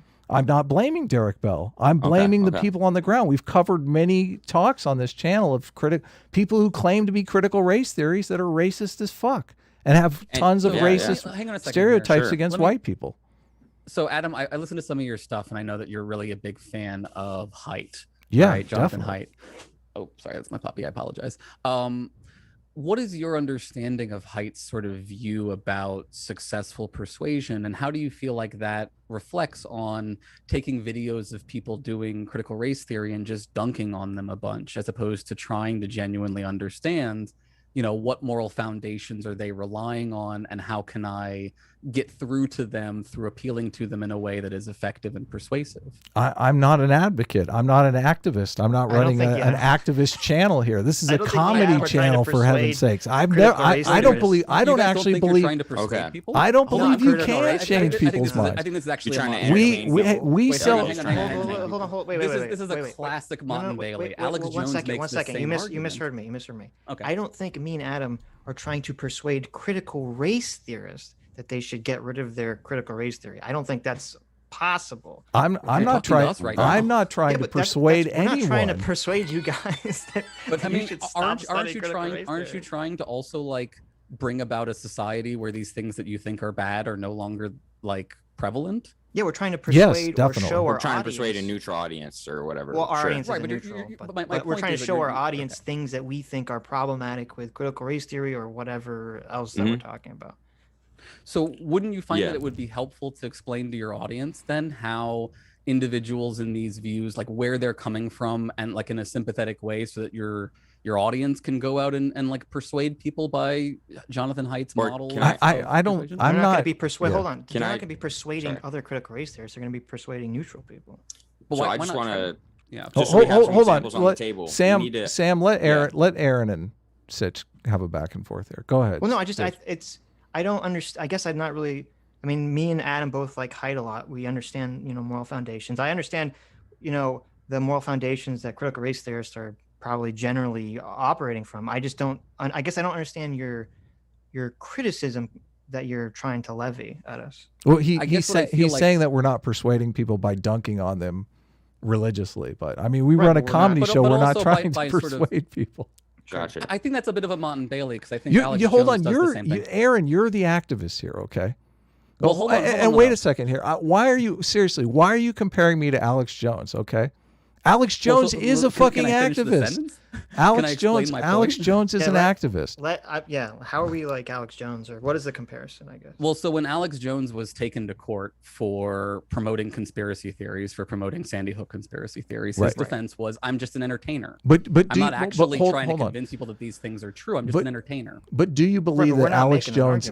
Do you believe that Alex Jones? That's literally the argument Adam just made. He said, I'm not trying to convince people. I'm just an entertainer. Okay, hold on a second though. But wait a second. When Alex Jones is saying that, Alex Jones, I would classify as an activist. He's a political activist. And he would disagree with you. We talk on this show all the time about how we're enlightened centrists. Okay. Here's my point: is I think that there is a move that people make when asked sort of to defend what they are doing, where they will say, "Oh, I'm just joking," or "This is just entertainment," or something. But I think y'all are genuinely, like, I watch y'all's videos, and I think y'all are trying to convince people that CRT is bad. You're doing it through comedy, wait a second. But wait a second here. I mean, I tweeted out very specifically what the Republican Party is trying to do with CRT, that there's two different narratives that are being fought over with CRT, but I'm not taking a side on either of those narratives. I don't feel like I have here. Let me just finish this. I know you want to get in here, Sam, but I just want to say, like, look, you guys are close with Carlin, for example, who takes her cues from James Lindsay, who is the driving force, along with Chris Rufo, behind the GOP's attempts to weaponize critical race theory. I think that y'all are being a little. We'll describe. Sort of I would describe Carlin as an acquaintance. I mean, we're not dating or anything. So I mean, she blocked me because I pointed out. Look. I'm sorry. I'm sorry. In the videos I'm sorry. Look, I'm just. I'm trying sorry. To an acquaintance of mine blocked you, Aaron. Okay. I think I just think it's a dodge, and I think you should acknowledge that you are dodging. That you are. How is it a dodge? Yeah, something has been obfuscated here. Something has been very much obfuscated. Hold on. Here. Ask the chat. Are we activists, Sitch? Are we in this? Like, am I here? Well, I simping for the Democratic Party here. I want to respond. I think there's a premise that has been buried or wasn't yet articulated, and it's that, you know, like Aaron said from, you know, like 5 or 10 minutes ago, right? What matters is not whatever is falling under the heading of critical race theory. What matters is like what you are taking issue with and pointing out that you have a problem with. And here you're talking about the anti-white stereotypes. That's the and the anti-liberal and the anti-liberalism stance. Okay, right. But specifically, like what we haven't gotten to yet, right? But you guys seem to be on our side on this. You guys seem to be against the anti-white stereotypes and against the degradation of liberalism, right? We're all on the same page here. I'm against. Aaron's laughing. You know, look, I got Aaron. I'm against racism against any race. Racism is evil, man. You can be racist against white people. I don't think it's a huge problem in society at all. I'm offended that you guys are adopting racist policies, trying to dictate how the black community handles their crack problem. We're not trying to do that, and we never have. Yeah, but yeah, you are. What are you talking about? Well, I was gonna say, I mean, I'm glad that you said that about, you know, you agree that you can be racist against white people, because, I mean, I see this is a big issue we see in a lot of, maybe not necessarily critical race studies, but other, I don't know, whatever you want to call them, woke or other critical studies, to sort of say, oh, you can't, you know, power plus prejudice equals racism. You can't be racist against white people. And actually, shout out to Ibram Kendi for criticizing that model in his book and having a chapter on anti-white racism. There you go.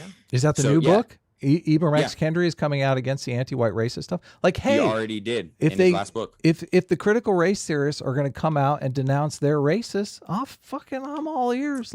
No, right here in this book, which I'm not a huge fan of, but he has a whole chapter on anti-white racism. Let's move on, because now we're dealing with the anti-science stuff, because that's the problem. Where do you see these supposed anti-white stereotypes being pushed in the classrooms? My God. Like, do you have examples? Sam, do you have your eyes closed? Are you watching the TV with your eyes closed? That's not helpful, because I've looked into a lot of examples that end up being nothing burgers. Yeah, this is the moral panic problem, is that I have also looked into probably close to 100 examples, and like the vast majority of them are either mischaracterized or someone saying something that isn't what they claim, but it's not phrased as well as possible. The actual number of people genuinely advocating anti-white stereotypes is incredibly small, and I think y'all are involved in a moral panic when you argue otherwise. I have the one paper that I brought up here where they talk about it's the paper that I shared with you, Aaron, where they talk about how critical race theory, and they cite Bonnell, Silva, and Zuberi. You're talking about science now. 2008. They talk about they're talking about science basically being white supremacy. How is that not a negative? That claim. Okay, sorry. How is that? How is it not a negative stereotype of white people to call science white supremacy? Let Aaron go ahead. You respond. I shared the paper with you, so. Well, yeah. So here's as I understand this concern. This is where critical race theory is coming out of things like post-colonialism. As I understand it, right? Is post-colonialism anti-white? Does that promote anti-white stereotypes? Post-colonialism. I don't feel like a colonial soldier over here. Post-colonialism explains the history of colonial methods of oppression, which include things like colonial knowledge production. So specific choices, specific projects, specific things that were done from about the 1730s, 1750s or whatever onward, right, are this project that uses uses science to justify racial inequalities, essentially. Things like eugenics, right? The history of eugenics is about using science to explain why it's okay that white people are on top and black people are on bottom, just to give very simple kind of account, right? Terrible stuff. Yes, exactly. But they're painting really, all of science really as, bad stuff that we all So, but they're I painting think, climate science as white supremacy. Okay. well, hang on. Right.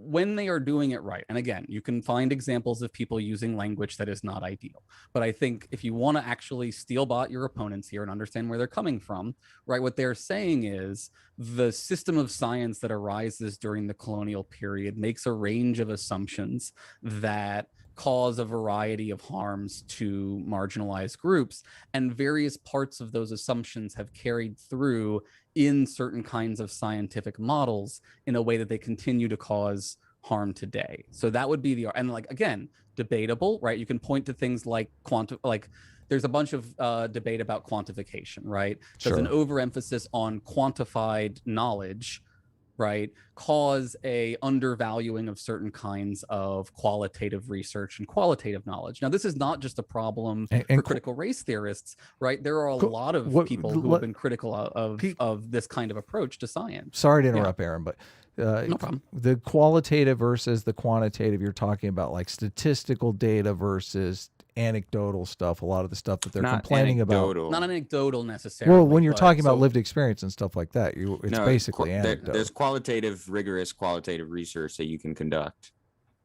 Right. So for example, if I go and embed myself with a class and I study the way that race plays out in that class, and I present a bunch of quotes of particular instances, but I don't like do a quantitative analysis of how many, what number of times something was listed, right? That can be a form of legitimate study. It's not the only form we should use, right? But their argument is, for too long, science excluded anything that wasn't rigorously quantitative to a certain degree, that it undercut our ability to do a lot of valuable kinds of science and understanding. So if the critique was just that, in the colonial example, that under colonialism there was certain ideas that kind of snuck their way into scientific thinking, and some of those ideas are still affecting us today. I mean, that it's like, okay, that sounds fine if you can, point those out and get rid of those things. But the problem I have is it seems like it goes way beyond that. It seems like a lot of the critiques here made by critical race theorists and other people in these similar fields is that the very tools themselves are the problem, that the very tools of objectivity and of empiricism are saturated in some form of negative whiteness, and that's what's creating the problem. So can you give examples of people? Well, sure. So that? a perfect example of this would be that, I'm sure you saw it, that chart that the Smithsonian put up and then they took down because it was so embarrassing. Yeah. That had being on time is part of white culture, being objective is part of white culture. Did it say white culture or white supremacy culture? I don't remember. Which is well, there's a distinction. Either one's pretty awful. I mean, they're both racial stereotypes. They both are talking about the thing that I'm complaining about. Well, I assume you would agree that associating something like being on time with your skin color is a bad idea. And how is that not a racial? Absolutely. How is that not a racial stereotype? So white supremacy culture could be. I found that. I just wanted it's called Some Aspects and Assumptions of White Culture. Is the name of white culture? Okay, yeah. I mean, that's clearly racial stereotyping and. Wait, hold on a second. I don't think we give this away so quickly, right? So the poster, as I understand it, says some assumptions about white culture, right, or assumptions of white culture. Is that correct? Assumptions. So what it's saying is one assumption of white culture is that white people are on time, whereas other people are not. No, isn't that's it? not. The chart is saying that these assumptions are held up as being what people should strive to achieve. Is that clear or is it ambiguous? No. It's very clear. It's very clear. This is from Judith Cates. Right. So here's the idea here. If you're curious where I think these people are coming from, and we can debate whether they're conveying it as well as they want to, right? But what they are getting at here, I think, is that there is we were all familiar, I think, with history of like stereotypes of Black people as being lazy, in contrast with stereotypes of, you know, white people or certain groups of Asian people as being like studious and hardworking or something like that. So in a sense, what they're saying is, to distinguish between white people and people of color, there has grown up this stereotype that what it means to be a good, successful person is this kind of Protestant work ethic of being punctual and such like that. And then I think where the critical race theorists would come in and problematize this would be to say, well, look, you know, if I'm a guy in Silicon Valley who's like a tech genius or something, then all of a sudden, like, I can aspire to show up late and do whatever I want or something like that. The idea is that these are markers that have been used to marginalize people by saying that they are not sort of sufficiently living up to those particular markers, while not holding other people, I think, accountable in the same kind of way. Now, I agree with you. It's not clear on that, and like you shouldn't be making infographics, I think, that aren't clear. Well, but I think it's not that there's nothing here whatsoever. Well, I just want to say I've read, because I knew about that graph way before the Smithsonian ever put it up, because I'd actually done a video on this, because she was a big proponent of P plus P equals R. And her point of the graph is not what you're saying. Her point is that she's kind of appealing to this cultural relativism, saying that like, oh, in our society, we value white cultural norms too high, and we need to create a separate set of Black cultural norms. And so she uses that chart to say, these are the white cultural norms that we just take for granted as being invisible, as, you know, we're just assuming that these are good and qualities. She's assuming that they are white. Yeah, well, what she's saying is that because, you know, they're part of the majority culture, therefore they're white culture, is the argument that she's making, which to me is incredibly toxic, that you would ever associate positive qualities that I imagine most people would agree with are positive as being associated with the white culture. Yeah.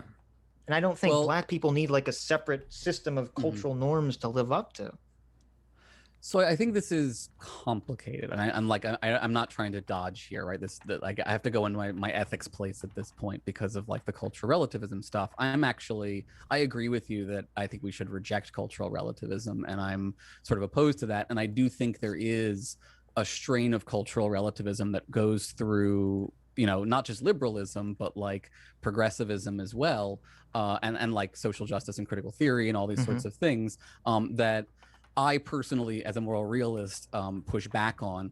But the reason that stuff arises, right, it arises in response to the prior tradition of just deciding that certain cultures are vastly inferior to others because they don't match Christian white lifestyle choices, essentially, right? So I think there's a middle ground somewhere between, you know, we shouldn't look at Aboriginal individuals and say that they are immoral because they're not wearing the right kind of clothing, right? And where this is coming from in terms of the, like, we need to loosen up our white, you know, waspy Protestant expectations about other races, like as basic stuff as, you know, hair at Disney, right? There was a recent story about Disney allowing their employees to have, you know, natural hair in that kind of way that marginalized groups have been denied for the most part. And there was pushback. There were people who were like, you know, I can't handle my, you know, my Cinderella having dreadlocks or something like that, right? But that to me is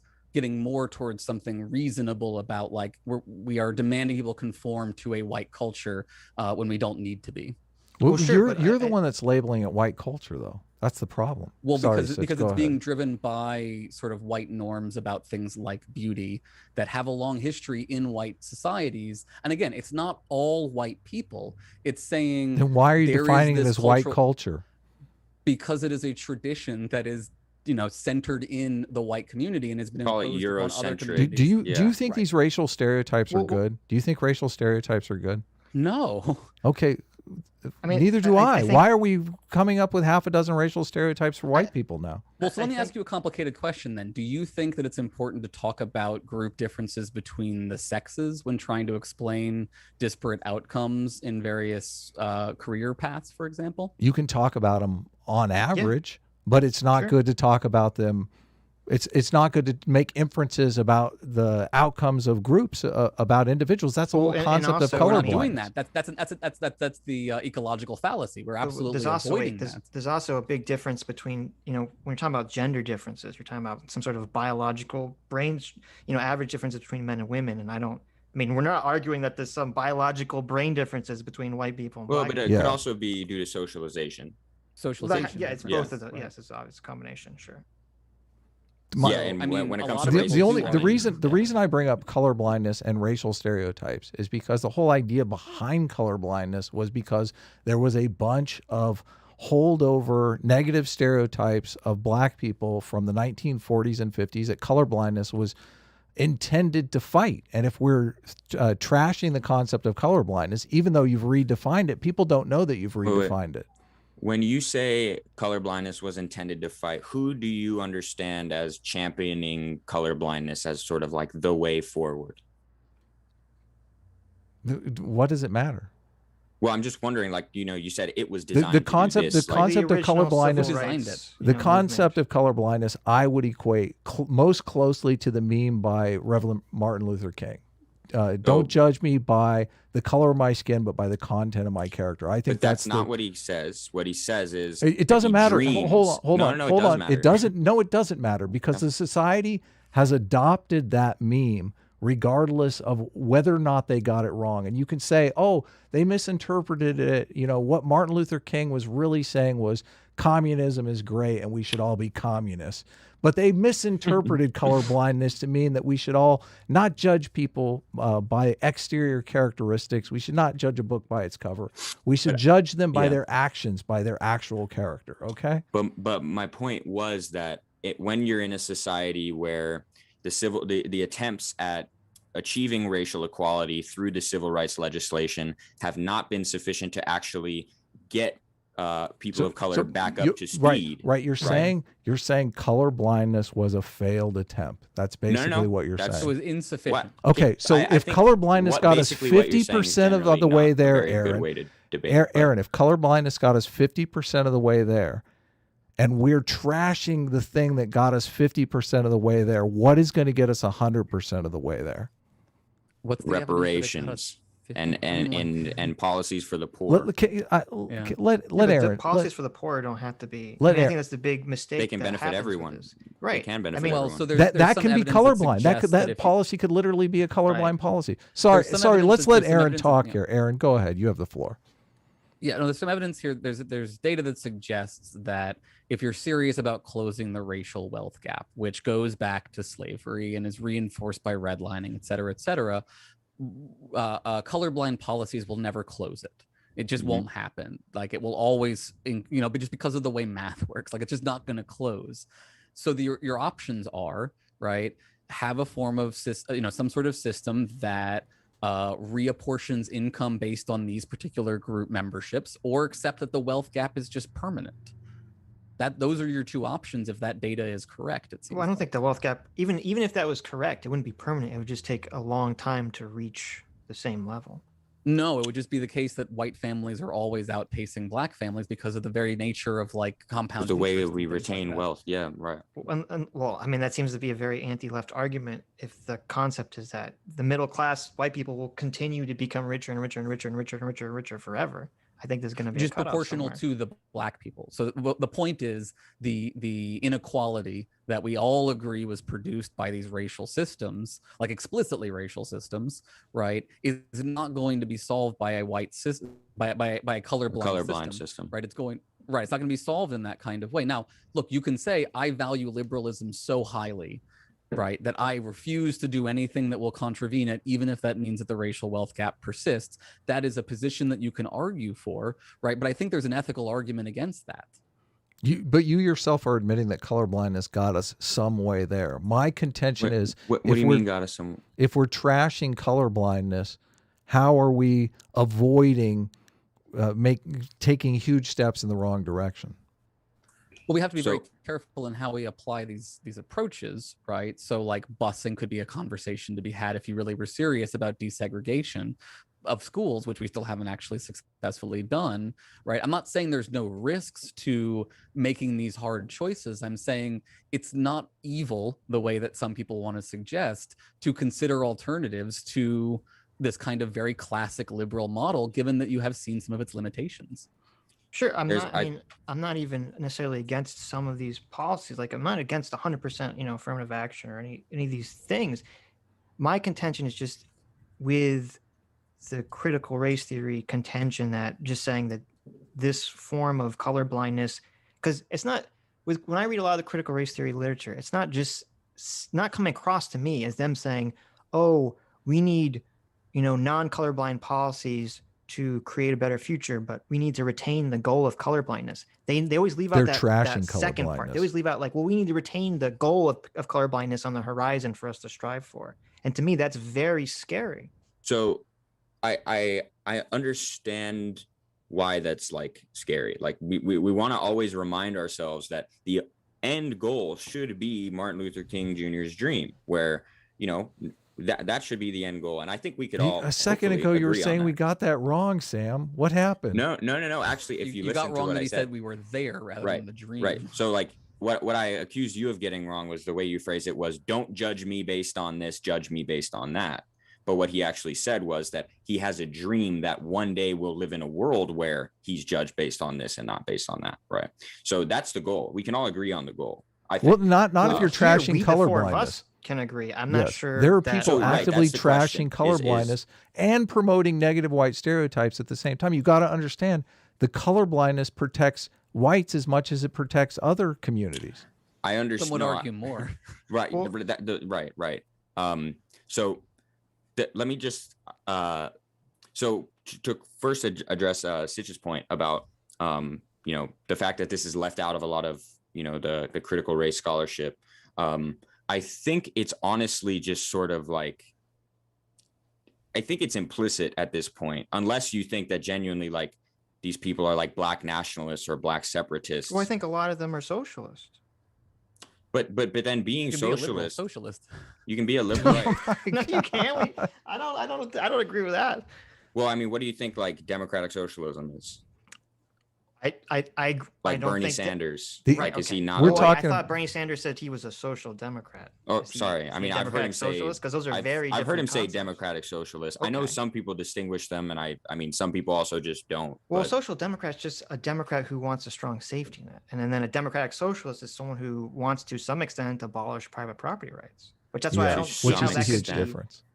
Yeah, but I don't think they all have their different abolishing private property. I think we would get into a huge political theory debate if we went further on that point. But okay, so I just want to we don't have to debate it, but just for the sake of where everyone's talking about, your guys' contention is that you can be a liberal socialist, and our contention is that you can't be. Okay.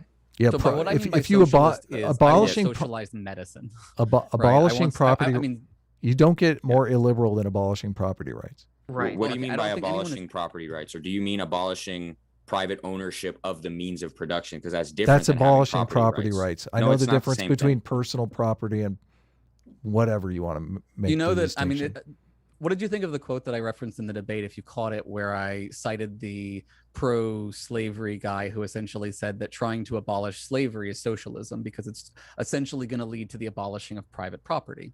People always make the slippery slope fallacy argument. Sure. Okay.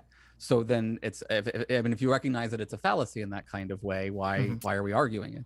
Because critical theory is based on Marxian philosophy. And the question was, why am I afraid? That's complicated. Well, wait a minute. The question to me was, why am I afraid that they don't, I'm not in favor of liberalism, and why am I afraid that the critical race theorists don't see colorblindness as the end goal? And I said, because I see most people promoting this are socialists. So I'm not making a slippery slope fallacy. I'm saying that's why. That's the explanation. But let me ask though, what would be not colorblind about socialism? You think it would be racialized? Like, socialism, of course, could be racialized. No, but why would it by nature be against colorblindness? Why is it necessarily as the goal, right? As the end goal of Martin Luther King. It's not necessarily. No, socialism is not necessarily going to be colorblind or anti-colorblind. Okay. Because I thought the point that you were making was that I'm not sure that they have this end goal of Martin Luther King Jr.'s No, I'm just dream. saying these are all tied into, these are what I would all tie into is the goals of liberalism. Okay, but you've said that they are influenced by Marxism, and that worries you, right? I don't understand exactly. You don't wait. Critical theory is a Marxist. It's a Marxist approach, but not economically, really. It's a Marxist. Wait a minute. Sorry. Right. I think it's important to note that pretty much every social justice movement after Marx is influenced by Marx. And all just like social theory. All of it, including MLK. It's all because, I mean, like, they don't all agree with MLK, Marx, but they're all MLK influenced by Marx. Explicitly denounced Marxism. Explicitly. Right, during the Red Scare. Yeah. I mean, no, repeatedly. There's even those letters he writes to his wife. That Hoover thought he was a communist, though, right? And had like a deep file on him as a communist because he thought that he was a communist. I understand. Well, they either thought or were trying to smear him as a communist. Yeah. Right? Okay. So, right. But my point is, contention. there's a long-standing history of smearing every social justice but that's movement. okay. But of people I don't being, understand why you're bringing that up, because unless I'm not doing that here. Okay. I'm not saying, oh, these people are bad because they're dirty communists. Okay, I'm not doing that in this you are in the conversation. sense that I think you're suggesting that this necessarily implies something about their view and the demandingness of that view. That I don't support socialism, and I see this as helping get there. So yeah. So I mean, to me, it's a distinction between being influenced by Marx, right, and by Marxism even, and by being a Marxist in the sense of being committed to the overthrow of private property, right? And I don't think that critical theory is necessarily committed to the overthrow of private property. They're influenced by Marxist social theory. Not necessarily. That's quite a tepid denouncement I agree you're with making there. That's just academic precision. Let me make the distinction. Or Adam, sorry. Oh my God. That's just people being precise because we're academics. I agree with that. Technically, and the same thing with critical race theory. Critical race theory doesn't explicitly say you should be a socialist, but the problem with critical theory and critical race theory is that by posing this viewpoint that society is based upon these struggles and whether it be class or race or whatever, and that these people are always oppressing you and that they're bad and that they control most aspects of your life. They control culture, they control the way you think. You're basically putting people right up to the cliff's edge, and you're not telling them to jump, but you're putting them right there, and you're saying, okay, I'm going to step back. I'm not telling you to jump off this cliff and to throw away liberalism and to jump into socialism, but it's like right up to the edge. I saw the critical theorists, in the sense of, Frankfurt School types, they, in many ways, they're very conservative, and I don't see them advocating for really like a revolution. I mean, they're these dudes, like wore suits and would get together and talk about Plato every Sunday. Like they're very like Western. Well, sure, they might not, but the way it's being talked about today in terms of the social justice movements definitely is revolutionary. But the social, I mean, so I think there's a criticism of incremental change, but I think there's an understandable criticism of incremental change. That's what I'm saying. Oh, you're saying they're criticizing. Yeah. Right, yeah, okay, I think you can have a criticism of incremental change without like necessarily meaning that you adopt sort of the most radical, violent alternative or something like that. You might just, that quote that I pulled from Birmingham jail, right, about, again, MLK specifically calling out white moderates and saying white moderates are the real problem because they just demand incremental improvement forever and nothing actually changes. Yeah. Can I, real quick, because I was reading this last night, this is one of the few, besides advocating for universal basic income, one of the few things that like MLK gets pretty specific about in his kinds of policy prescriptions. So he says that this is from 1963, Why We Can't Wait. He talks about meeting with Prime Minister, Jawaharlal, last name Nehru. But he says, several years ago, Prime Minister Nehru was telling me how his nation is handling the difficult problem of the untouchables, a problem not unrelated to the American Negro dilemma. The Prime Minister admitted that many Indians still harbor a prejudice against these long oppressed people, but that it has become unpopular to exhibit this prejudice in any form. In part, this change in climate was created through the moral leadership of the late Mahatma Gandhi, who set an example for the nation by adopting an untouchable as his daughter. In part, it is the result of the Indian Constitution, which specifies that discrimination against the untouchables is a crime punishable by imprisonment. So very much along the lines of white-black relations in the U.S. It says says the Indian government spends millions of rupees annually developing housing and job opportunities in villages heavily inhabited by untouchables. Moreover, the Prime Minister said, if two applicants compete for entrance into a college or university, one of the applicants being an untouchable and the other of high caste, the school is required to accept the untouchable.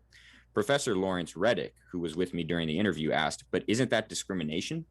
Well, it may be, the Prime Minister answered, but this is our way of atoning for the centuries of injustices we have inflicted upon these people.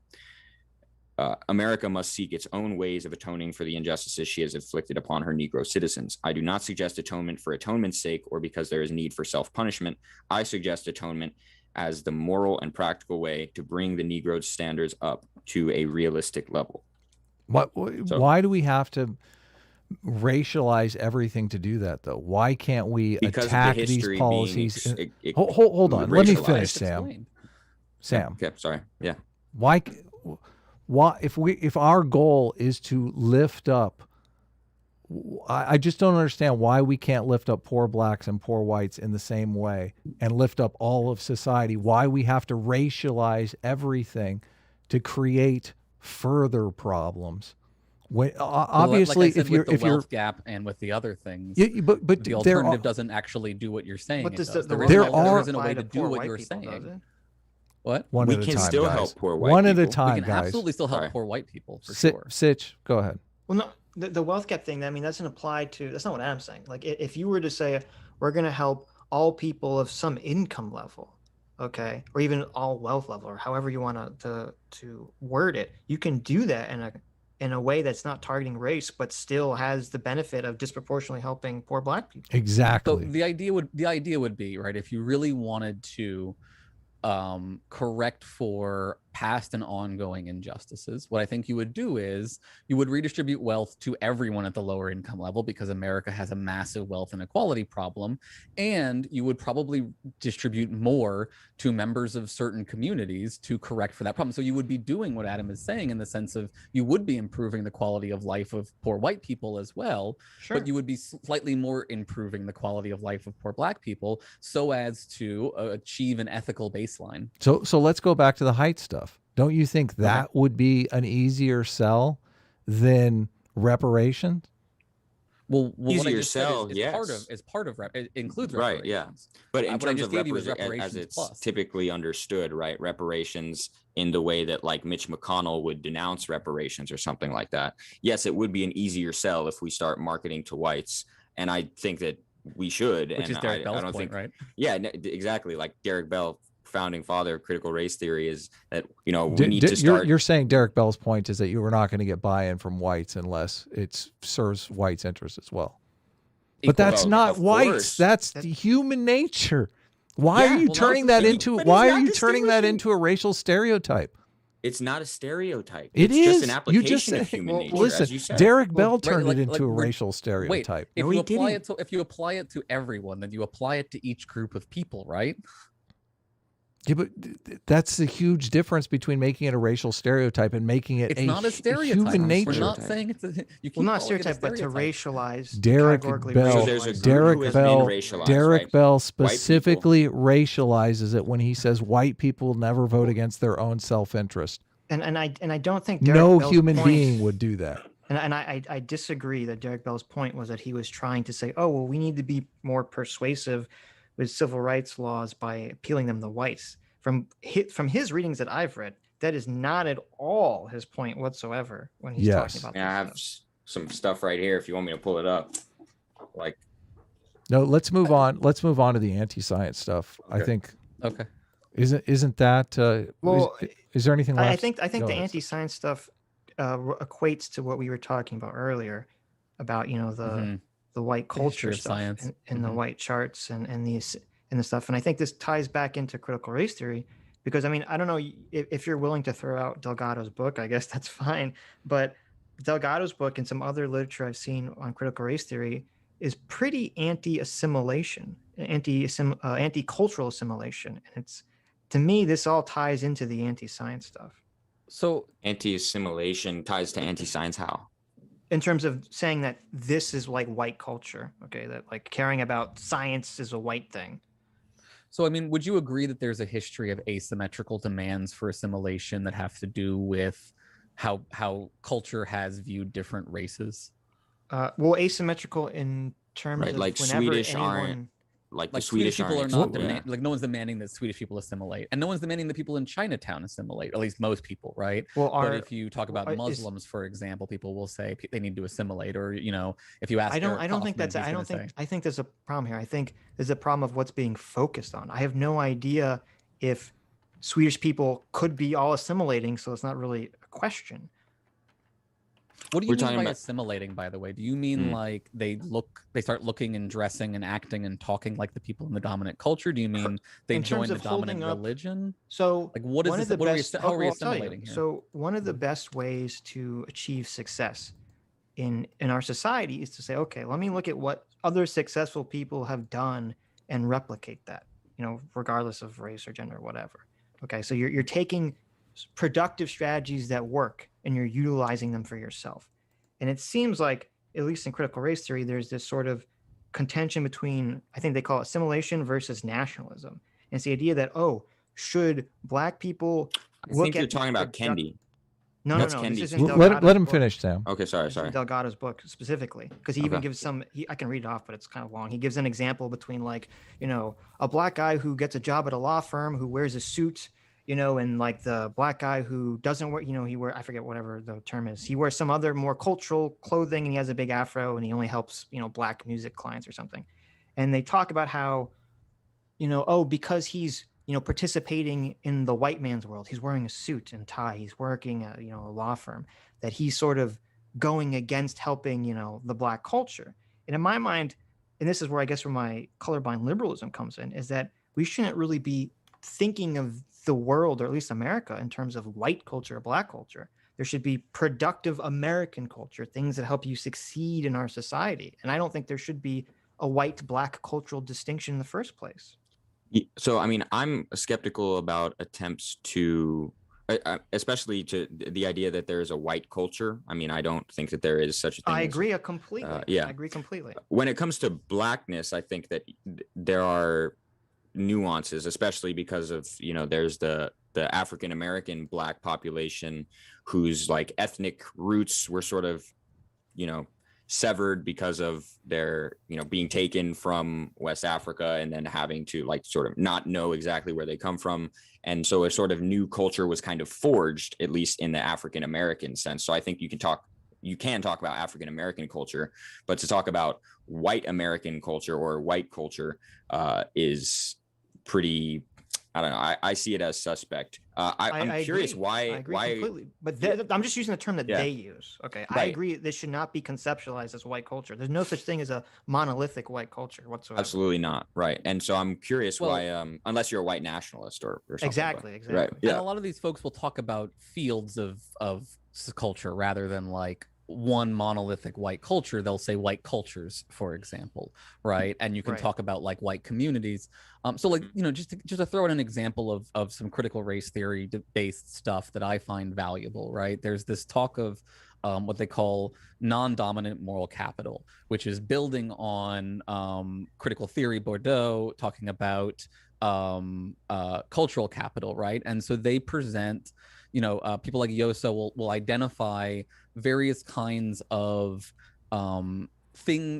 capital, right, in the sense that people have built up in these marginalized communities to cope with being marginalized. So for example, aspirational capital is one where your goal, where what it does is it allows you to have this big dream that you are working towards, right, that helps you deal with the kinds of marginalization that you are dealing with in your life.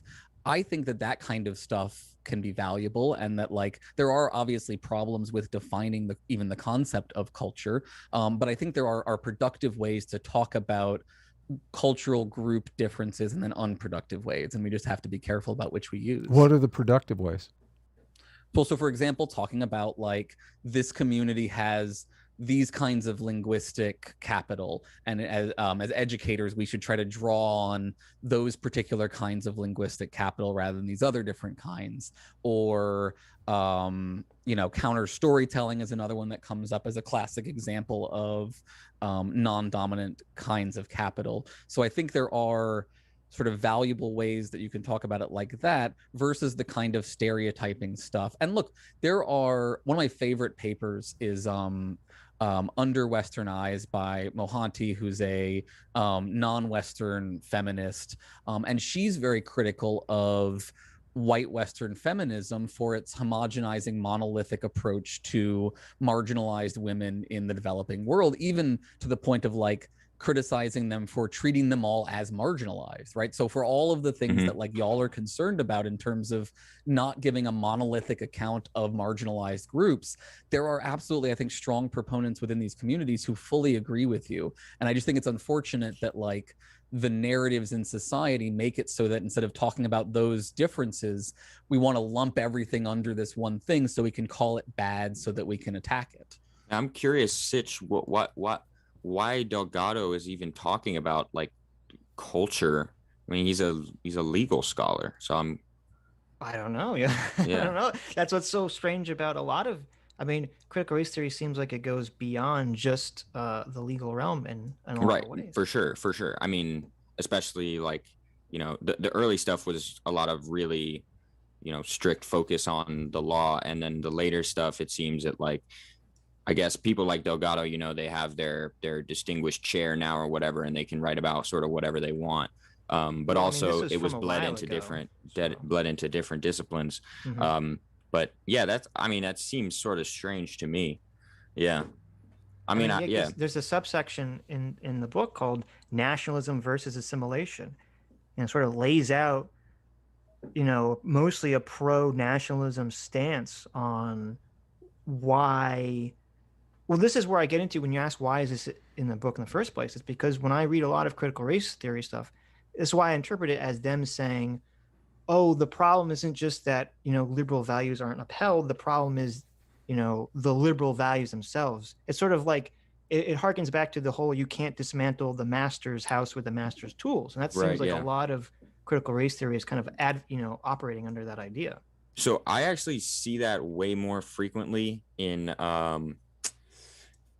certain like decolonial scholarship. So I took a class called Decolonial Feminist Ethics and Epistemology, and there was some really great stuff in there and some stuff that I found sort of dogmatic, and the stuff that I found sort of dogmatic was all sort of stuff that assumed a priori this kind of basic principle that you'll just never dismantle the master's house with the master's tools, and they sort of take that for granted and then build from there. And I was like, this is silly. And actually my professor, critical race theorist Charles Mills, has a paper where he's like, okay, let's analyze this principle that so many people in certain fields, certain post-colonial theorists, certain sociologists, certain anthropologists, a lot of anthropology people inspired by this sort of work.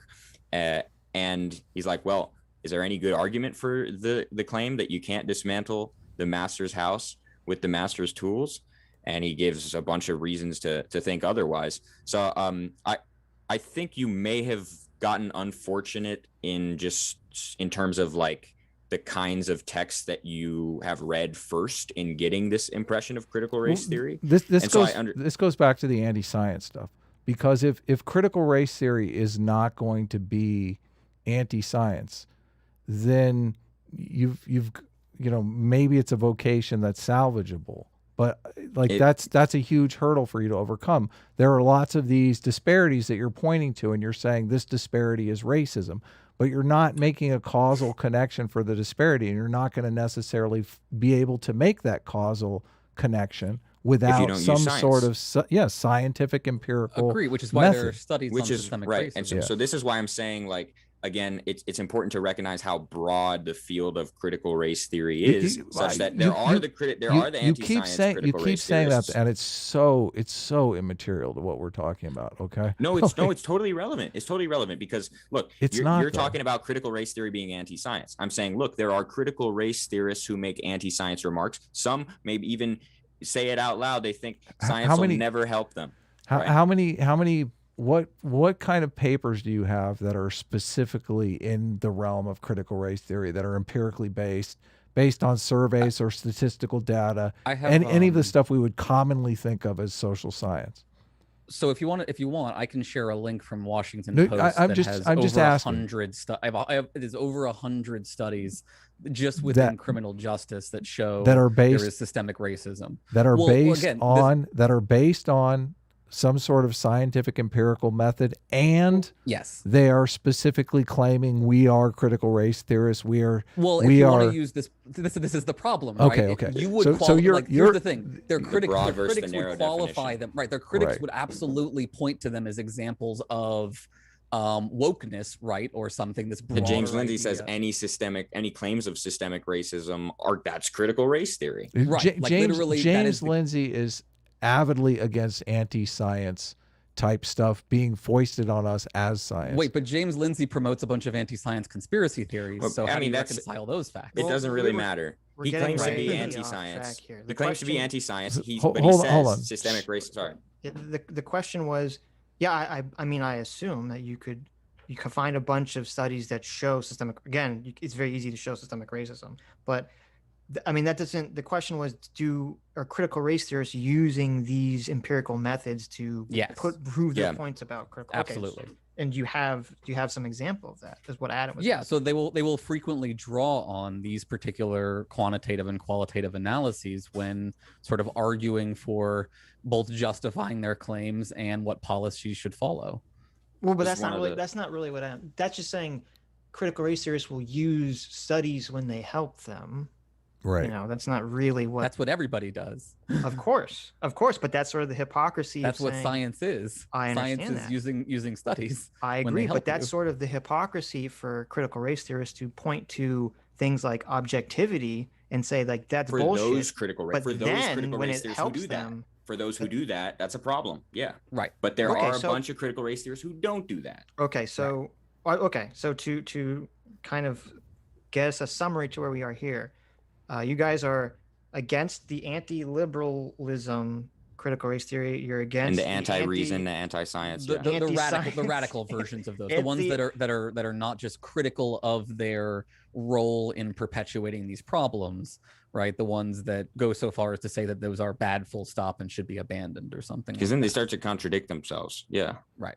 Okay, well, I mean, on a very basic level, right? Because they're making arguments that involve rationality. They're making arguments, which is why very few of them, I think, actually hold this position because they're so obviously inconsistent. Well, I mean, I have the two books I've been citing from this entire time. Both criticize objectivity from a critical race point. But what do you think they mean when they criticize objectivity? Yeah, they're talking about the idea that human beings can access objectivity, right? They're not claiming that there's no objective truth. 2 + 2 doesn't equal 4 or something like that. These are access claims. I'll read you the exact sentence from the Delgado book. It says, for the critical race theorist, objective truth, like merit, does not exist, at least in social science and politics. In these realms, truth is a social construct created to suit the purpose of the dominant group. Now, I would agree if you were to say, oftentimes the dominant group will attempt to claim some truth thing in order to maintain power. I agree with that. But that's a very different claim than saying objective truth does not exist. Yeah, or even that you can't access it. No, yeah. So yeah, good point, because you found one of the very few examples where people are actually explicitly saying, look, here in this domain, we don't think objective truth even exists. It's like, well, what kind of claim is that? Is that an objective truth claim that you just made? Hold on. That's The reason why I keep stopping you, Sam, is because we're not here to argue the definition of CRT. Like, we understand there are a wide range of opinions about CRT. We're here to nail down what your guys' take on CRT is. Well, I because feel like there's even some disagreement between Sam and Aaron about how to interpret these. There is some things. disagreement. I mean, but yeah, Sure, because we don't yeah. have exactly the We're same not the views same on all human. of these issues. Yeah. No, I of course. We're Yeah. not monolithic. No, but Aaron, were you saying that you agree or you had some disagreement with his conceptualization of the objective claim? Yeah, so I interpret that particular claim, and again, I haven't read all of Delgado's. Could you book, but repeat it real quick though, one more time? Sure. For the critical race theorists, objective truth, like merit, does not exist, at least in social science and politics. In these realms, truth is a social construct created to suit the purposes of the dominant group. Yeah, so I do generally interpret that as an access claim still, where what they're saying is, in these fields that are different from the hard sciences like particle physics, there is not a mechanism by which you can necessarily prevent the dominant culture from reproducing its understanding in this kind of way. I disagree in the sense that I believe you can get access to the objective truth of human psychology, that it's just very, very hard. But I think that's where that particular claim is coming from. It's not a claim there is no truth about humans does not or human exist. nature. I mean, it doesn't say hard to find. Well, I think, no, she says, for us, it doesn't exist, right? The first part of the sentence says, for the critical race theorists. Okay, yeah, they're saying right. for critical race we theorists. don't have access to it. Right, Well, they're saying That's ambiguous. It's ambiguous. it is ambiguous. I'm just trying to. I give don't you a think it's reading that of it ambiguous. I think is. I get your reading too, Sitch. But yeah, so I think, I'm critical of that, but I could see where they're coming from. It kind of reminds me of a conversation Adam and I were having before we started streaming, where Adam was emphasizing how difficult, if not impossible, it is to eliminate bias in when it comes to like the social sciences. Sure. But I don't think it's a good idea to tie bias specifically to race. I think people will be much more biased by political tribe than they will be by race, especially in the current environment. And that's completely consistent with the claim that was just read, which is that it's not necessarily that truth is constructed by the dominant race. It's that truth in social science and politics is constructed by the dominant ideology, dominant group, right? And the dominant paradigm, obviously. Yeah, but to me, this is all like, it's all leading up, because again, there's so many of these claims that's like, oh, maybe they're not saying objective truth doesn't exist, it's just hard to access. Oh, maybe they're not saying that we should overthrow liberalism, they're just being hypercritical of it in some areas. Like, this is what I mean when I say it feels like a lot of critical race theories leading us to that cliff's edge, and it's not telling us to jump, but it's putting you right on top there. So I got a question now. Do y'all think that critical race theory, given that, as we're talking about it, is seriously being implemented in K through 12 schools? Is this a sort of thing that 10-year-olds could learn about? I mean, to me, it's clear that this is academic scholarship at a high sort of theoretical level. And so let me just add in there on Sam's point, because I've been talking to some K through 12 educators about this. I do think it's fair to say you can find the influence of critical race theory in a range of educational environments. What I think is also correct to say is that critical race theory is being blended with a bunch of other different theories, some of which are critical of critical race theory. And it is not the case that everyone in K through 12 is being indoctrinated into just this one approach to education and demanded to do just critical race theory. Sure. It's just one kind of model for understanding this messy system that we're trying to deal with. So I think, and it's funny, they actually talk about this in Delgado's book too. The term is called structural determinism or something. And it's kind of like the idea that you need a label or a word to understand a concept. And it seems like right now that just for the sake of people being able to discuss the topic, critical race theory has become the broad label that people are using to describe any sort of progressive race stuff that they don't like. Well, I wouldn't even say we can thank progressive. Chris Rufo for that, right? Or race stuff that they don't like. One at a time, guys. Well, I wouldn't even say progressive race stuff. I would say, but here's the problem. As all these kind of, I guess, woke studies, they all sort of kind of stem from postmodern neo-Marxism or cultural Marxism or some other term that has been so demonized and labeled as being some sort of Nazi conspiracy theory. But cultural Marxism, I mean, that is a conspiracy theory. conspiracy It comes and from an incoherent the concept. cultural Bolshevism concept. Well, cultural literally Marxism. Nazis. Well, Yeah. cultural Marxism, the term was created by Marxists to describe Was it? Marxism that's focusing By on whom? culture instead of class. I'm I pretty have- sure it there was is- there is a coined by reference. William I can So- bring Blake. up the book if you want. As a big fan of Jewish conspiracy theories, it is both the case that you can find Marxists using the term cultural Marxism, Right. and there is a very important, very substantial history of this as a conspiracy theory. And that like conspiracy theorists use this confusion as part of a way right. to spread their conspiracy theory. Sure, but the other end of that is that Mhm. people who are promoting these cultural Marxist philosophies are Get using cover. to say, "Oh, it's a conspiracy theory about Nazis," to divert people's attention from criticizing. Yeah, to get So cover it's for both Ah. on both ends of the Well, spectrum here. from criticizing what you're talking about, like when you say cultural Marxism, do you mean It's the same like thing. critical theory, It's the like same thing Frankfurt with School critical stuff, race or what? theory. I'm talking about But like these are competing views, right? The critical race theorists are actually they challenge a variety of Marxist assumptions. what they're doing is they're just removing the class element and they're replacing it with the Race. race. Well, they're not element. Saying- removing it. Some of them might. Some of them might. Well, they're actually just saying that remove it. race is more important generally in terms of looking at it. They Then Marx might is they're claim saying that. it's more important than Marx takes it to And be. right, then Marx or allowed it to- liberals yeah. take it to be, Right. right? They're sort of Right. criticizing people's downplaying of it.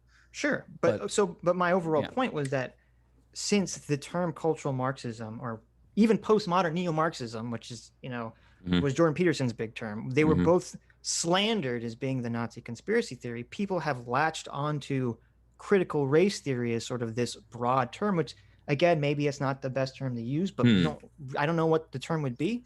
And so we do see a lot of these things being taught, I would imagine, in K through 12. I'm not super up on any of this, but the ideas of that we live in this society that's based on group struggle, and that there's this oppressor class and there's this subjugated class and there's marginalized people. So this all does seem like it's can I- trickling down to K-12 education. the idea that there is an oppressor class and that white people are oppressors, Mhm. I've actually like never seen an example of that in like the scholarship to claim that like every white person is an oppressor and that white Well, people no. rather Yeah, than they're like not- the institutions are generally oppressive. So yeah, generally so there's sort of this weird kind of, I would say, word game that's being played in some of these academic fields where they don't say, yes, every white person is oppressor. What they say is whiteness is this system that's oppressive. Yeah. And to me, it's really telling if you're going to use someone's skin color to describe a negative oppressive system. Yeah. Because obviously we'd all agree you wouldn't want to do the same thing for quote unquote blackness. Well, so I think that using the term whiteness to refer to a system is a bad idea. Mhm. It's- Can you it's- revoke that? Do you have a hotline to the critical race theory people? Maybe you can maybe we can all solve this right now then. Well, because what I think they're trying to, right, if I'm going to be charitable to them, Mhm. what are they doing when they're criticizing whiteness, right? They're criticizing, the focus is on the fact that whiteness doesn't, in some objective sense, exist, right? There was no white race for most of human history because it's it's an idea we made up. That's like the Right. first part. Yeah. And then it gets And then crazier. the question, so I mean, then you could have a charitable version of where do we go from there. And when people are criticizing whiteness, they're criticizing the idea of belonging to the white race. Do you disagree that we're putting these negative white stereotypes, we're literally manufacturing them and then putting them out into society in the same exact way that they had negative stereotypes of black people that were devastating to the black community? I do disagree that it's going about the same way. Totally. I think a lot of it is white anxiety and sort of resentment might not. So be the right. you're saying that the whites' anxiety about these negative stereotypes that categorize them as oppressors based on their skin colors, just they shouldn't be anxious about that? I mean, No, I'm saying that that's mostly just not happening, and that there's a lot of people who are invested in making it seem like that is happening, so that people vote for the GOP. do we know? Well, you can't Well, I think say. it's both of those. It's both things. sides. Yeah, there are people that are defining whites as the oppressor class, so people vote for the Democrats. That's There are going on some. as well. But let's not get bogged down in meant both. politics. I meant both in terms of it definitely, I have I have a whole spiel on this about why the Republicans are into the culture war night right now. Yeah, they're doing all the culture war stuff, sure, and all the culture war stuff is right now fixated on a race because of Black Lives Matter. That's and all going that on stuff. right now. Yeah, sure. But at the same token, like we just watched a video with this guy who was he was talking to the three people who were I think his headphones. theorists. I think his headphones might have went out, Sitch. So I'm not sure he can hear you. Can Okay. you hear us now? I can hear now. Okay. Okay. Yeah, this guy named Will who was talking to these three critical race theorist people, and it's just like every time he would even question an assumption about that they were making about the world, it's like, oh, well, you're just saying that because you're white. Oh, Yeah. this is your white privilege speaking. And Those to me, people whenever exist. this could be cherry picking, of course. I mean, I can't see everything in the universe at all time, but whenever I see these sorts of or like at Evergreen College is another perfect example. Whenever I see anything like this happening, it's always your white privilege is used as a cudgel to silence you. Your whiteness is always used to tell you to shut up. It's never kind of used in the way that you guys seem to be saying. From my experience, I can agree with that. I hate that those motherfuckers do that. Hey, because it's not good. I think Aaron has to take off soon. So are there any super chats that are? I saw we got a few big super chats, and I don't want to but there might be. I'll just add. I mean, and for the purposes of agreement here, right? This was what I was saying earlier about the overemphasis on individuals, right? It is a problem that people make this jump from talking about white supremacy to attacking specific individuals. That's why stereotypes are terrible, Aaron. That's why we have to fight them around every turn. We agree that they're bad. Well, we're all in agreement on fighting stereotypes, or we aren't. I mean, that's the problem that people have with critical race theory. We are all in agreement in that we were disagreeing about the way that those stereotypes are rising and being reproduced, and how pervasive they are, or how prevalent they are. Yeah. Actual Justice Warrior, Actual Justice Warrior for $5 says critical race theorists critical race theory doesn't believe there's no objective truth. They don't believe working to reduce bias in academia is valuable. They openly lead with bias and politics. Do you agree or disagree with that? I mean, you yourself categorize critical race theory as a movement, Sam, in the very beginning. What are movements designed to do? They're designed to get some kind of social change. What is critical race theory trying to do? It's trying to eliminate the disparities in outcomes. Equality. Yeah, it's trying to eliminate the disparities in outcomes in whatever you want to fixate on. If not it's always from prison outcomes, to right? CEO participation. Created equal.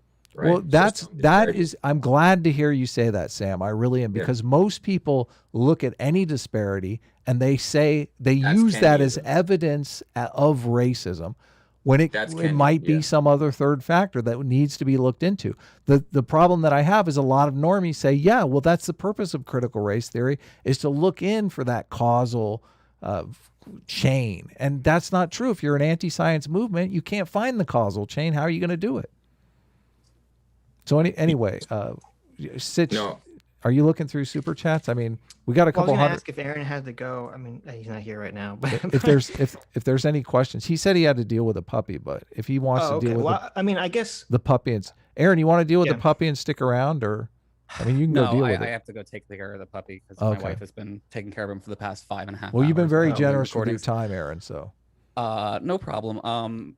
Were there any final things that you wanted me to answer? I've got them in pen. Well, I guess just to wrap it up, I mean, you can have your like a closing if you want. And I was just going to ask if you have short answers, because it seems like a lot of the conversation was, what you guys were saying critical race theory wasn't. So I'm curious as to what do you think critical race theory says that is good and that should be taught? So, I mean, the stuff that I was talking about with the non-dominant cultural capital, I think that the shift from the deficit model in education to the asset model in education. Sorry, I was chasing a puppy, so I'm a little out of breath. That's okay. The shift to the asset model is, I think, really helpful, and it does shift perspectives for teachers and for students. And to play to Adam's point here, right?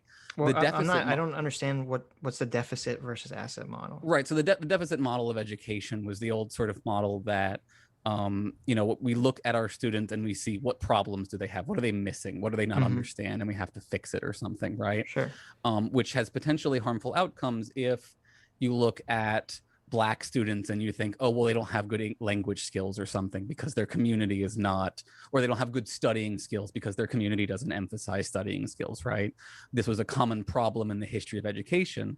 And so what you see is an attempt to try to shift towards not seeing them as having a deficit, but what sort of assets do they have as members of these kinds of communities that have dealt with marginalization, or are just, assets that they just have, that just happen to be part of that particular kind of community. So I think that shift in mindset, which has a lot of implications across a wide range of policies, is a kind of sort of valuable implication of things like critical race theory in education.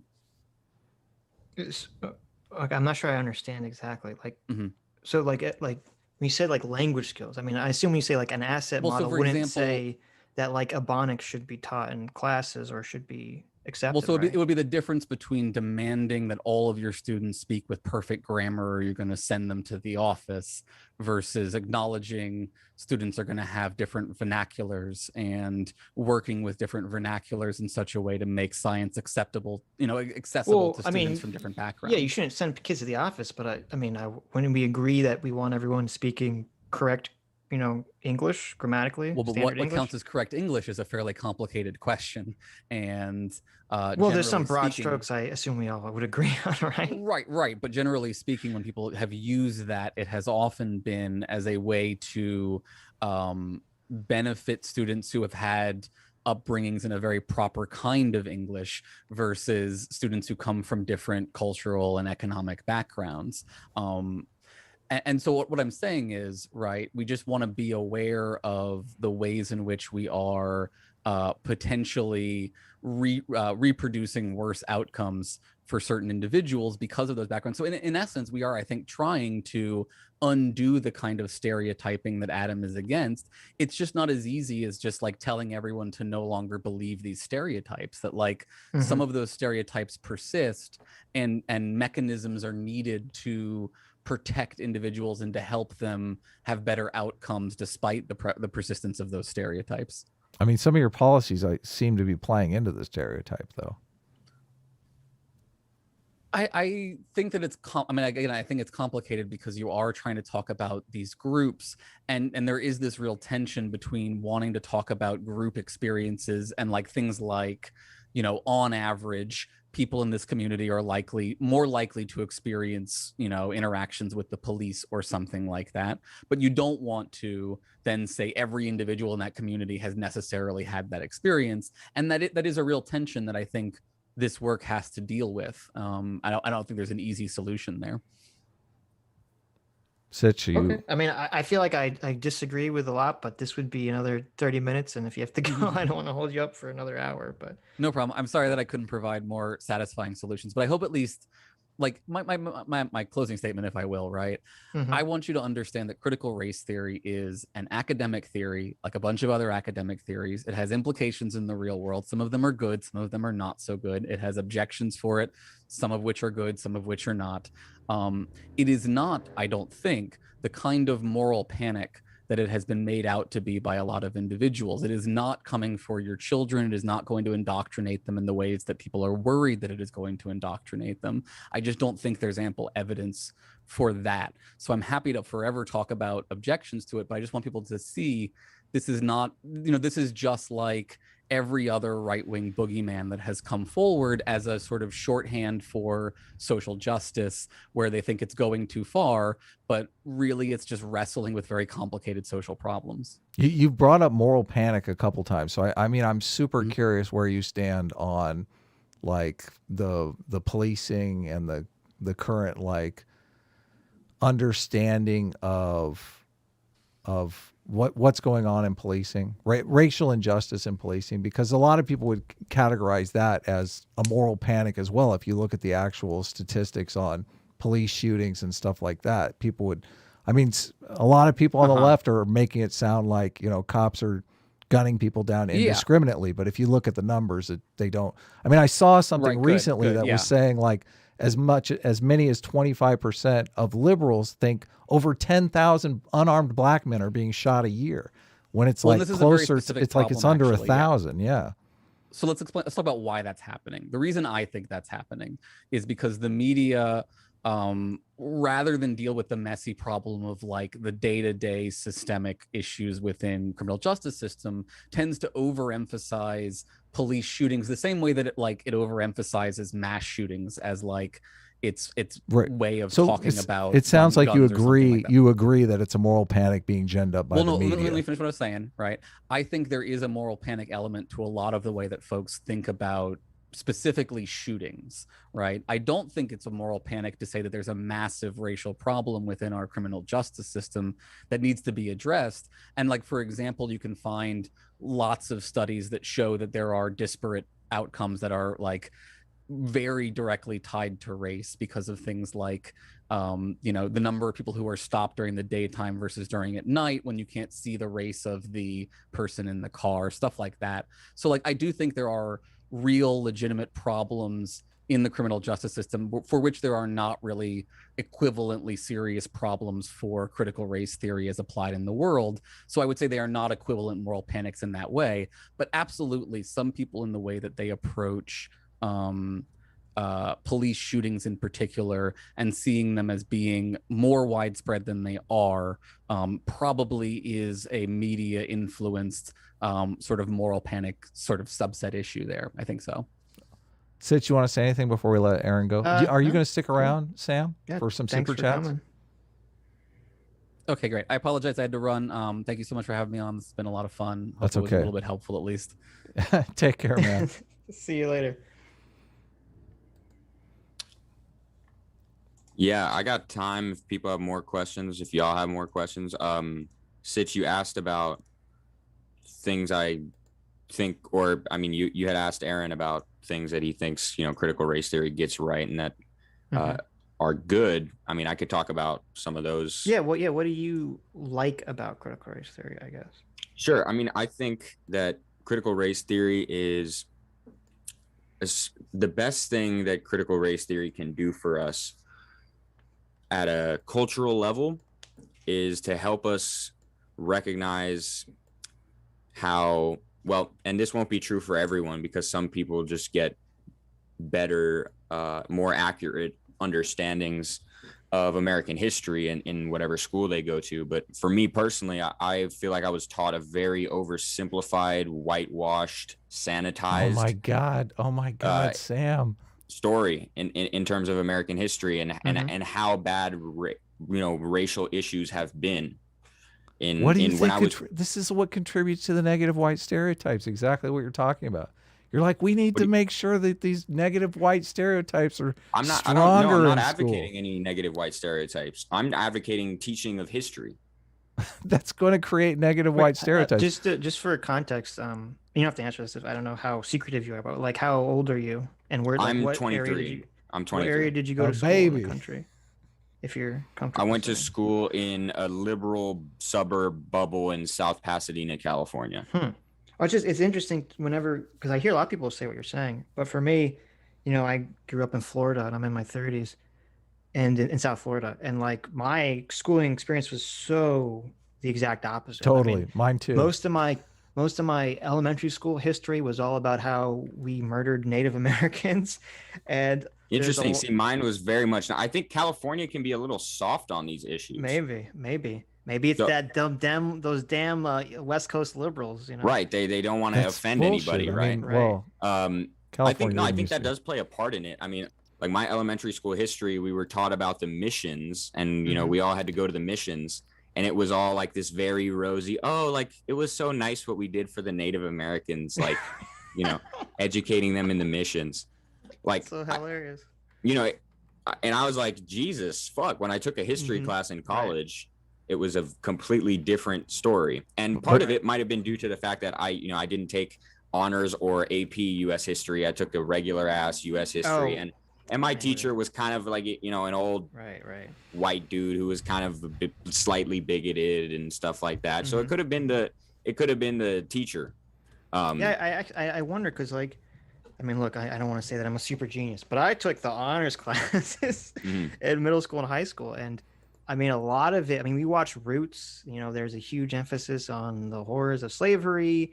There's a big emphasis on, colonialism being bad all through my middle and high school education. So it's hard for me to relate to your experience, I guess. And Yeah. Sam, I just on the point of the negative stereotypes. Okay, you're talking about teaching accurate history.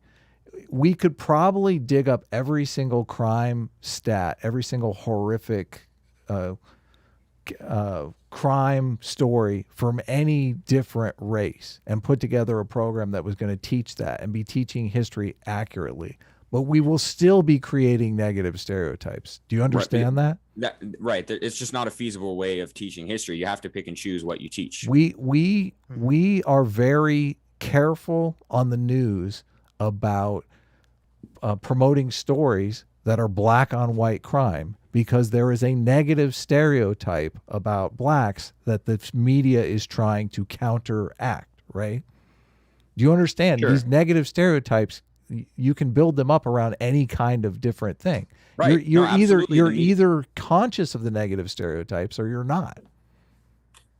I agree. Right. And I don't think we need to be, having some selective bias in terms of like only teaching about bad things white people did. But there are plenty of people that only want to teach that because they want to promote, they're racist against white people, and they want to promote negative stereotypes against white people in the same way that the white racists used to want to promote negative stereotypes against black people. Okay. But those negative people are on your side.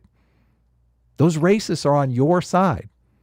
I don't know what you mean when you say your side. I mean, the critical race theory divide side. everything up into two sides, and I'm going to say that the white racists are on your side. The pro critical race theorists are on the side. The KKK with the, is anti. Yes, but the Republican Party has gone a long way towards throwing their racists out. I don't see that happening. I don't see that happening on the left. I don't see the left calling out the anti-white racism. I see him being promoted at the New York Times. So if your point is that there are certain, radical anti-white to the point where it does cross over into genuine racism against white people sometimes, and that you can see those kinds of op-eds in places like the New York Times at times. Yes, that has happened, and it's bad, and we should condemn it every time it does happen. Well, that's a lot of what we do on the show, and that's why like casting that kind of thing as Alex Jones just seems odd to me. It's like when we're calling out critical race theorists that are being racist, we're doing your job. You should be calling these people out. And I do. Like, I criticize Robin DiAngelo thoroughly, and I'm working on both academic and popular articles that do that's exactly great. that. That's great. Yeah. The negative stereotypes. And the only reason I bring it up because you were talking about the curriculum in school. And this is what the real debate over the curriculum in school is, because when people are talking about building this curriculum that's going to inadvertently create negative stereotypes about white people are obviously up in arms about that. And all I hear from the pro-critical race theorist side is, oh, it's overblown. It's a moral panic. Oh, you guys are way overthinking this. These aren't negative stereotypes. Look, we only want to teach kindergartners for 6 weeks about what genocidal maniacs all of your ancestors were. Like, we're not creating anti-white stereotypes here. What? Who, us? I understand the concern, but the charges of the moral panic are based on the fact that whenever I look into these things, I find blatant exaggerations, things that are done for political purposes. Well, perhaps exaggerate. Perhaps, yes. The Republicans are going to do the exact same thing. They're going to point out, the most fringiest case, and they're going to try to paint that as every single critical race theorist out there. So you need to purge those fringe cases. You need to either say these aren't critical race theorists or not. Well, that's the thing is like, so if you know, you can only say these are not critical race theories so many times. Every time you say that at all, you get a million trolls in your replies saying, oh, no true Scotsman fallacy, you know, etc. Right. And even when it's genuinely like not a critical race, you could have someone from the Nation of Islam in there, and then you say that's not critical race theory, and someone would still say no true Scotsman, whatever. Like I'm not opposed to actually publicly condemning and criticizing the genuine like anti-white stuff where people say that, you know, all white people are inherently irredeemable racists. Yeah, obviously that's terrible and stupid, and it's not good for anyone. White people, people of color, it's not good for anyone. Yeah. And the point that I just want to emphasize is that the amount of times that I've actually seen that sort of rhetoric be the thing being promoted, a few times for sure, like I have seen it, but as promoted as like public school curricula, I've never seen that. So we kind of cut you off because you know, you were talking about like what were the things about critical race theory that you liked or that you wanted to be taught. Yeah, so the main thing just being like because the first thing he said was an anti-white stereotype. Sitch. Sorry to interrupt again, Sam, but go ahead. It's okay. What I said was it'll help us. I said that I had been taught a sanitized version of history. Sanitized, right there.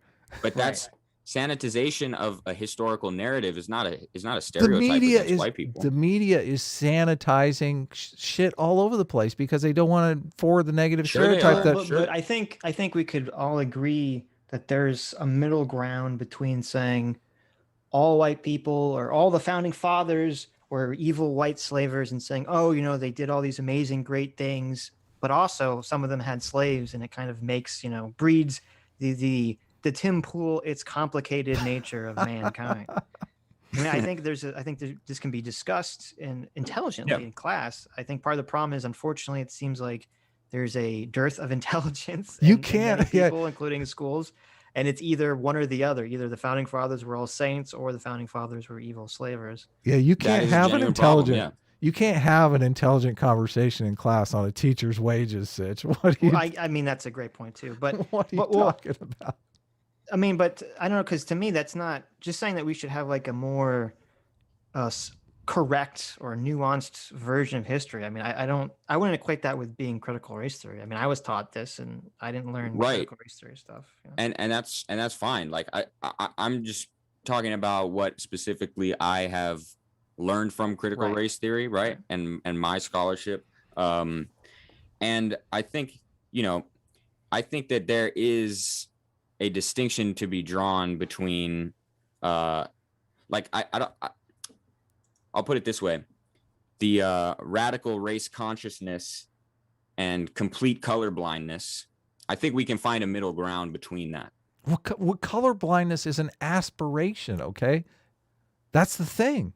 Like you're denigrating the aspiration without, like, what are you going to put? What are you going to put in its place?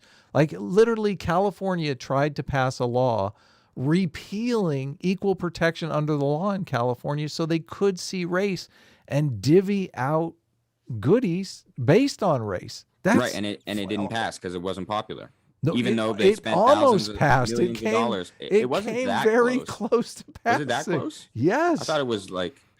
Anyways, too close for comfort. I understand. So, to me, I like the view that is outlined by Barbara Fields and Karen Fields in their book called Racecraft. And in some ways, I divert from critical race theorists in this respect, in that I think race, as the idea has come to be generally known in modern Western world, right? It has these connotations of sort of innateness or kind of biological in nature, right? Even though if you learn someone, you could internalize the idea that race is socially constructed and yet still say that someone's half white, half black, and that whole equation type of thing makes it seem as if there's, you know, some real innate reality to it. And what I think is race in that sense is not real, but racialization in terms of seeing other people as racial and being perceived as a race, as a member of a race by others, absolutely exists, and therefore races don't exist, but racialized peoples and racialized groups do exist because of stereotypes, though, and that's why you've got because to socialization, yeah, eliminate the right. stereotypes. Mm-hmm. But So the goal- socialization, we're talking about the different stereotypes that are implanted into people before they actually interact with the group. So if you have classrooms where you're teaching these negative stereotypes of whites to people who've never You shouldn't interacted teach with any whites, negative stereotypes. well, Yeah. this is what the debate is over, is the negative stereotypes. Well, I mean, I thought we agreed already multiple times. We that- we totally agree that the Well, it stereotypes seems- are bad, but It seems strange to me because I feel like, growing up, being a nice liberal, a lot of the teaching and focus was on throwing away our biological identities and saying they're not important. Don't fixate on race. Don't fixate on gender. Just be the individual. Be whoever you want to be. Right, And it right. seems like a lot of the supposed anti-racism rhetoric that I'm hearing now is the exact opposite of that. totally. I agree. A lot of it is, yeah. Right. And I guess that's where my big contention is, that to me, this is really bringing us down the path of screwing everything up again. Yeah. Because if you have, like one of the most important things to remember is that your enemies will always use your own tactics against you. And so to me, if you're saying, oh, well, black people, not you, but I mean, like, general, whoever, wants to say that we need to identify as a group according to our black identity and raise up our black identity as being important and powerful, then that's obviously going to breed white people doing the same thing. They're going to say, oh, well, we need to use our white identity, our white ethnic group to gain power in the world, which is like, well, we've been fighting against this for 100 years and we're just backtracking now. Sure. I think that you raise an important point. That's a tough issue in terms of like the causal response being like, okay, well, if black people unify around their identity, then that's sort of going to cause a sort of white response doing the same sort of thing. It could be true.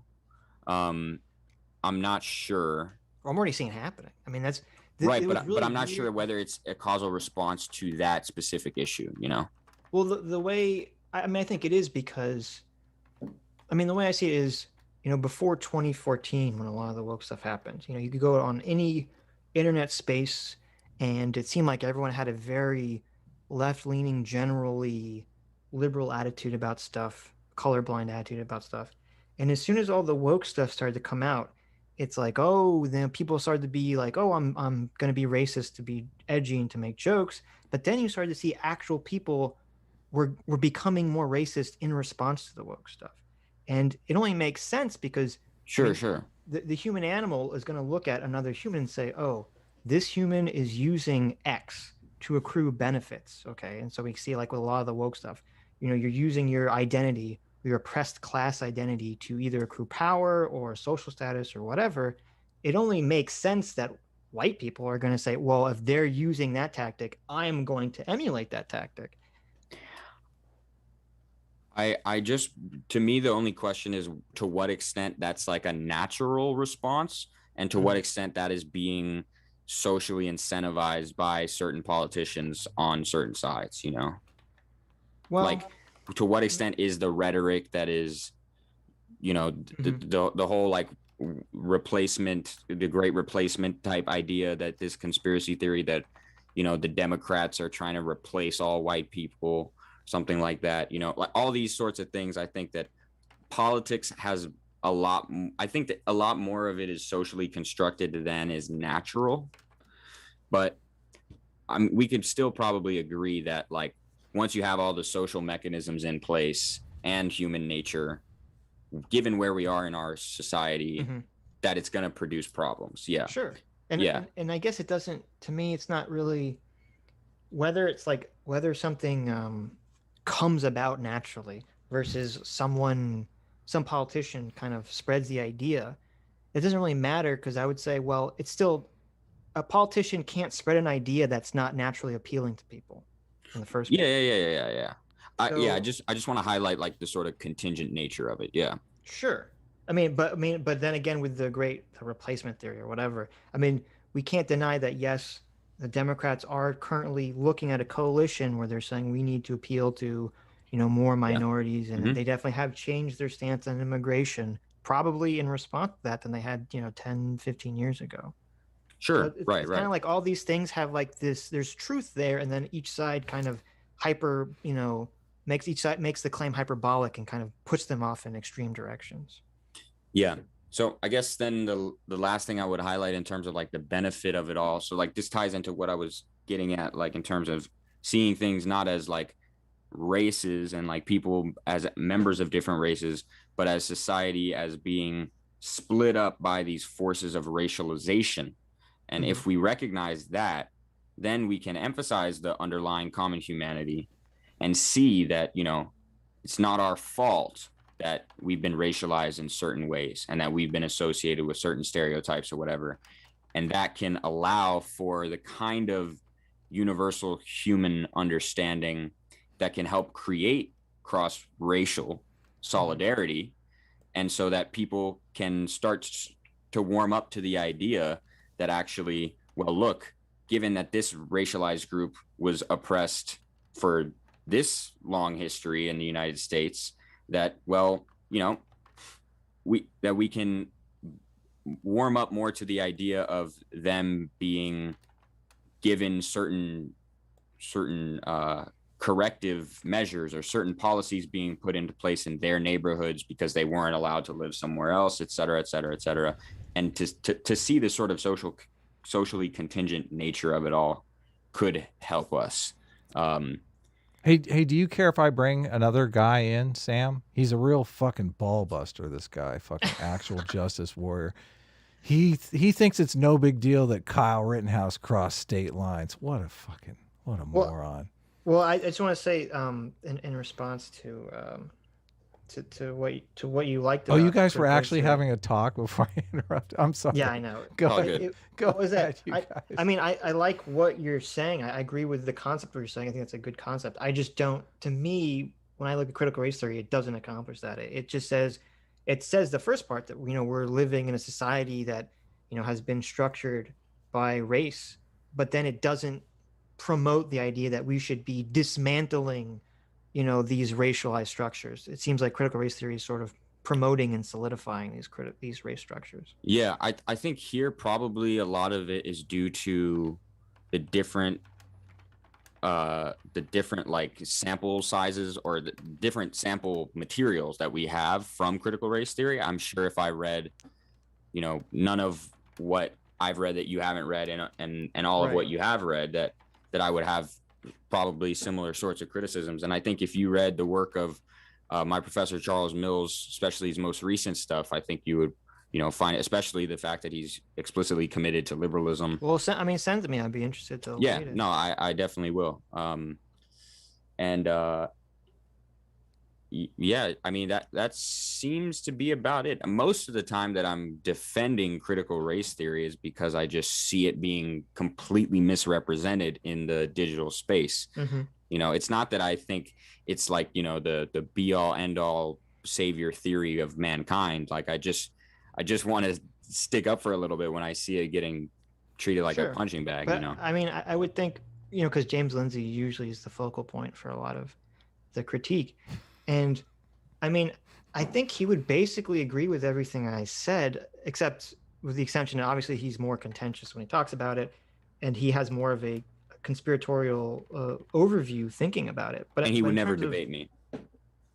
Well, he said this yesterday. Right. Yeah. Why do you want to debate but- James Lindsay anyway? I just want to expose the lies in his book and on his blog.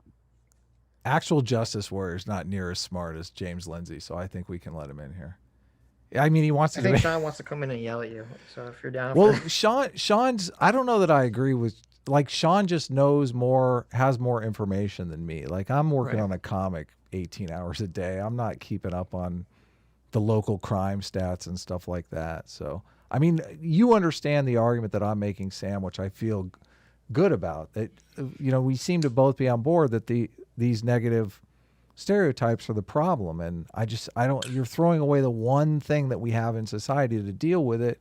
And obviously Sitch and I both think that's dangerous. So Well, I don't think Sam's throwing it away. I think we have a difference critical of race opinion theory is that throwing it away. Yeah. we argue that critical race theory is throwing it away. Yes. Yeah. That's our problem with it. Yeah. If Sam was a grand poobah of critical race theory, we'd be having a much different conversation here because Right. Sam is under the same. Sam has the same difficulty that we have. Like, he doesn't have any Right. pull in the critical race theory realm. So.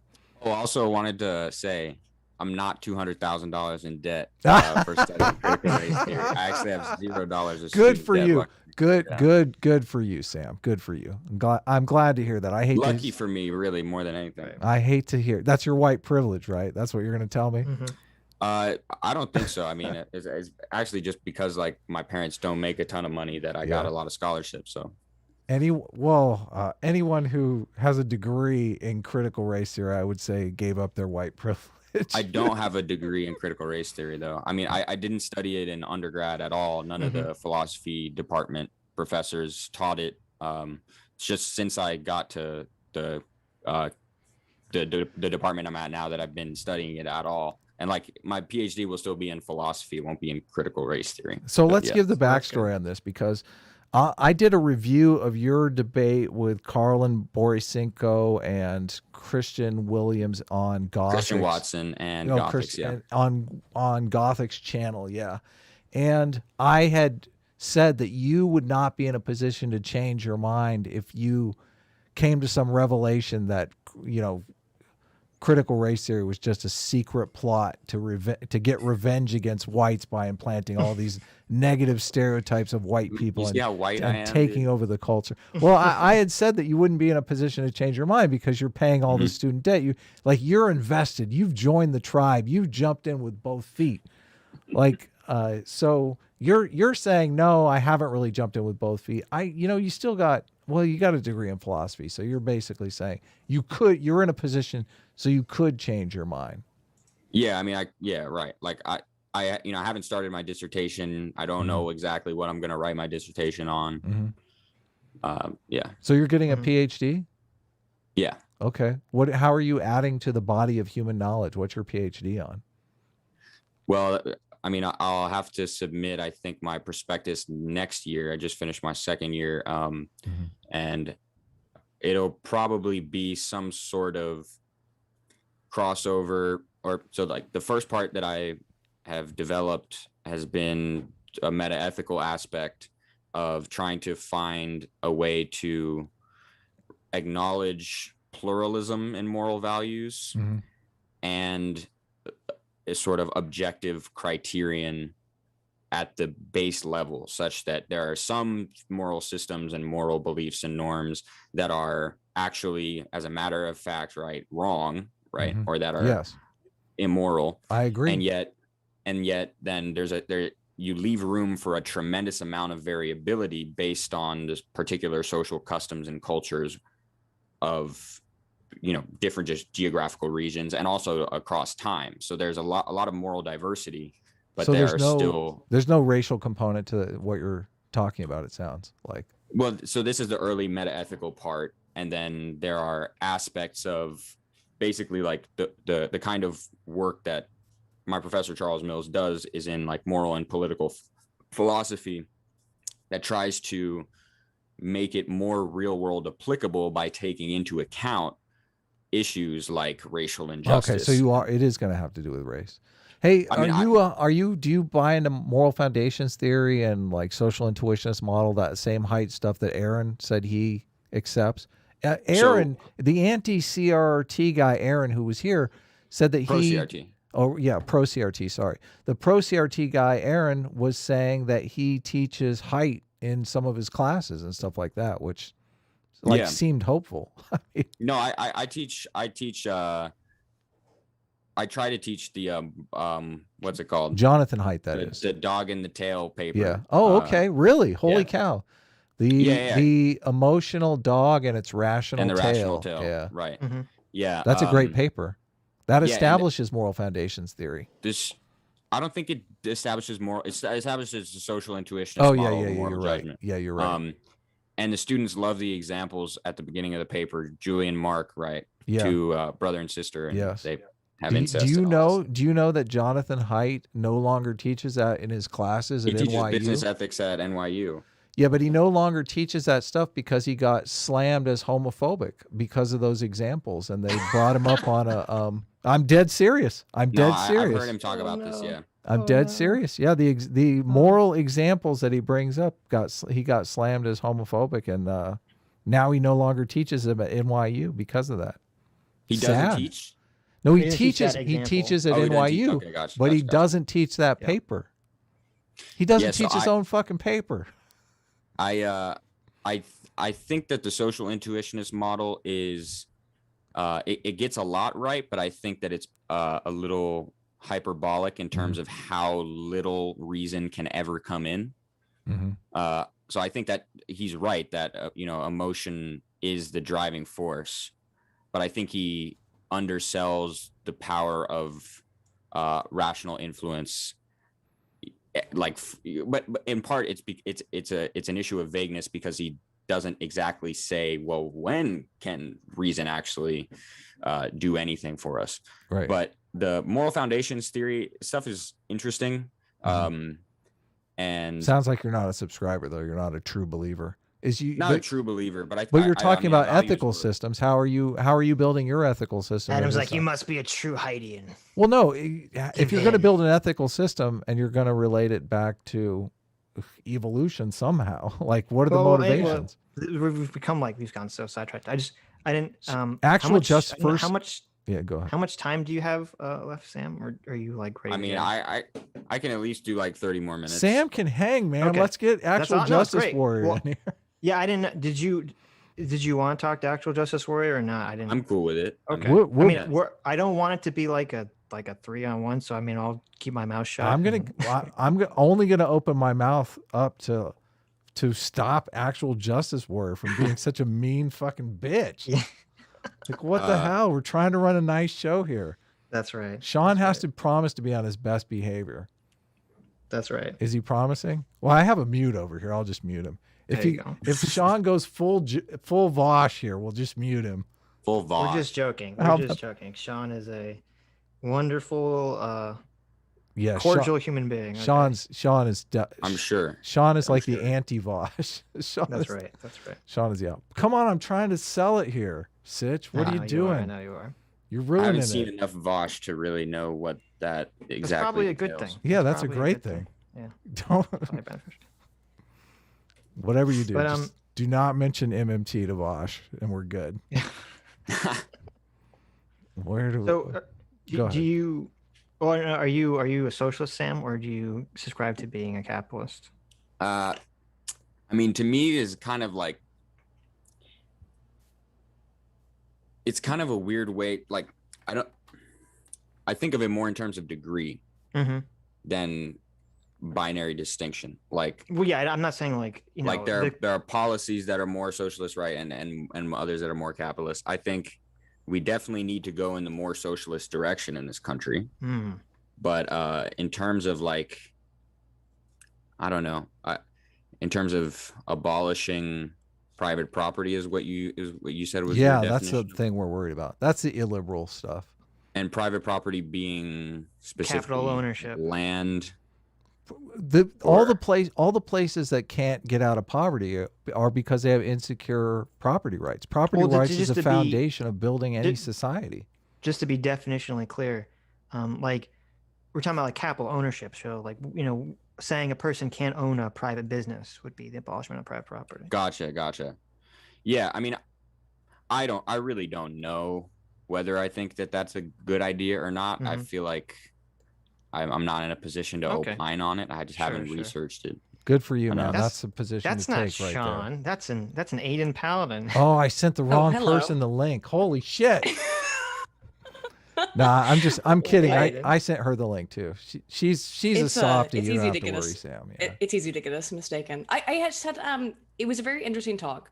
Mhm. So thanks guys for having it. I just had a few questions, and in general, one thing that I found a little bit I wouldn't say disconcerting, but something I found interesting is that throughout the course of your discussion, there was a lot of talk of, well, like, that's not what CRT scholars really think, which is something that I hear pretty much constantly as someone who's read a large amount of CRT scholarship. And I know that you both described yourself as academics. I'm also an academic in my own pathetic way, but sure, yeah, but, sure. But the thing is that I do read the scholarship. So I was wondering, and one thing I always wonder from people who consider themselves to be in some way adamant towards CRT scholarship, I know you only have 30 minutes left, but what would you consider, if it's not Ibram X. Kennedy or D'Angelo Wallace, what would you consider to be key CRT pieces of scholarship? Like, what would be authors that you would recommend to people if they want to get a good sort of all-inclusive or representative? Yeah, and particularly, I think you're coming up to it, as most people should be, from a pedagogical perspective. Who would you say would be the pedagogues who are talking about how we teach CRT in school and how it's not necessarily harmful? Okay, that would have probably been a question that Aaron could answer, because he's studying education. I don't really know. I'm not very familiar with the branch of critical race theory in like the discipline of education that is, that actually argues for certain approaches like in the classroom. I'm interested in learning more about it, but I think that's where the fear is. Yeah, for sure. I right. mean, do you understand, like 12 curricula stuff, right? Yeah. That's why people in the chat and people here are disconcerted, is because we're worried about what is essentially so you're talking about here is a critical cultural theory, correct? And you would agree that this is a critical cultural theory? Cultural theory? I actually haven't heard that phrase before. Okay, so generally speaking, in the social sciences, we break down science into 3 different distinct groups. We have quantitative, qualitative, and critical cultural. So quantitative is based on numbers. Qualitative can involve numbers via mixed methodology, but is generally more about getting a sense of how people feel and then applying a numerical value to that. And then finally, we have critical cultural, which is something that cannot be measured. So when we talk about CRT, and from my extensive experience by reading CRT scholarship, and one of my big criticisms of CRT is that it's something that cannot be quantified in any measurable way, right? So if you look at CRT scholarship, and I would ask you if you have any kind of thing that would disagree with my perspective here, that CRT scholarship has no measurement towards it. There are experiences, they can be from teachers, they can be from people who have witnessed things, and it comes from a sort of journal, is that I'm journaling my experiences. That's critical cultural. I'm writing down what I'm experiencing, but there's no measurement of these things, because one of the sort of primary contentions is that you can't measure some of this stuff because it's lived experiences. Correct? Perhaps. The critical race theory that I've read doesn't really deal much with lived experiences, but it could fall under the category. I mean, one of the things being, you're talking about social sciences. And I'm asking you if you've seen statistical analysis in any piece of critical race theory that you've read. Statistical analysis, like in terms of like actually doing the statistical analysis in the paper? Yes, an ANOVA, a MANOVA, anything. Well, I mean, so I'm reading scholarship in stuff that's published in law journals, which, you're not going to find people doing stats in the paper there. People might be citing. Sometimes you have to do stats to do a lodestar analysis. I don't know what that is. A lodestar analysis is how you determine how much you charge someone in legal documents. Okay, so yeah, you might see that, but a lot of the critical race theory stuff is more focused on questions of constitutional interpretation, certain case laws, the whether some principle has been satisfied, right? And so this is a lot more abstract philosophical type stuff, and the stuff that I'm squarely focused on is in the discipline of philosophy, especially when it comes to like moral theory, epistemology, and political theory. So that sort of stuff, definitely not going to find any quantitative or qualitative analysis there. It's just going to be more sort of argumentation. But so I mean that, yes, I guess my answer is that I haven't, I'm not a social scientist, and I'm not experienced in the social science methodology. I haven't written a social science paper before. That's fine. So, yeah. I don't I wasn't trying to attack you on that. My only question No, was, yeah, is yeah. that how can we come to understand the world then if we're trying to apply these things that, so you were saying, like, for example, that systemic racism exists, which, by the way, I agree, it exists. I think individual and systemic racism are things that exist, and these can be problems. But let me ask you very, very clearly, because this was not answered after like 2.5, 3 hours, is what is CRT designed to do, and how can we use any kind of program, how can we use data, how can we use anything that we can actually calculate and make manifest physically in the real world to try and deal with this issue? First of all, I find it difficult that it's very hard to nail down the causal reasons for why we need CRT in the first place. But then as a manifestation of that, how do we then take off and fix these CRT issues? How do we fix this and make it go away? Or is that impossible? I don't think it's impossible. I mean, there are critical race theorists who think that racism is permanent. But in terms of my answer would be, I don't see why critical race theory would necessarily either foreclose the possibility of being applied in a quantitative or qualitative way. I mean, you said that these scholars in certain social science fields who are doing critical race theory insist that it can only be that what it is interested in studying cannot be quantified. Exactly. If that's the case, that's probably either that's a silly approach and it's a needless restriction of the scope of critical race theory, or it's correct, and then what it ought to do is allow other rigorous forms of inquiry to fill those other two lanes, and critical race theory stay where it is. Well, I would ask you this question because this is apparently your area of study. Now, I have read a lot of this, as I've explained, but have you personally come across any piece of critical race theory literature that deals in quantitative science, in numbers and statistics? So again, critical race theory is not like a field of study in the sense that like you can get a degree in critical race theory. That's not what I'm asking, though. That's not what I'm asking. So, for example, you said it's my field of study. It's not. My field of study is philosophy. Okay, but this is okay. So I would say a sub area of interest. Okay, so my sub area of interest is media psychology. Okay, so if I was going to say like, can I quantify anything within media psychology? Absolutely, and I could point you to hundreds of papers that can quantify things within media psychology. Mm-hmm. What I'm still wondering is if, from your experience and your reading of the literature, is there anything within critical race theory that is quantifiable? So sure. So right. Here's an example, and you tell me what you think. So there's this big paper published in Nature, I think in 2020, and it was a large scale analysis of over, I think, 10 million police traffic stops.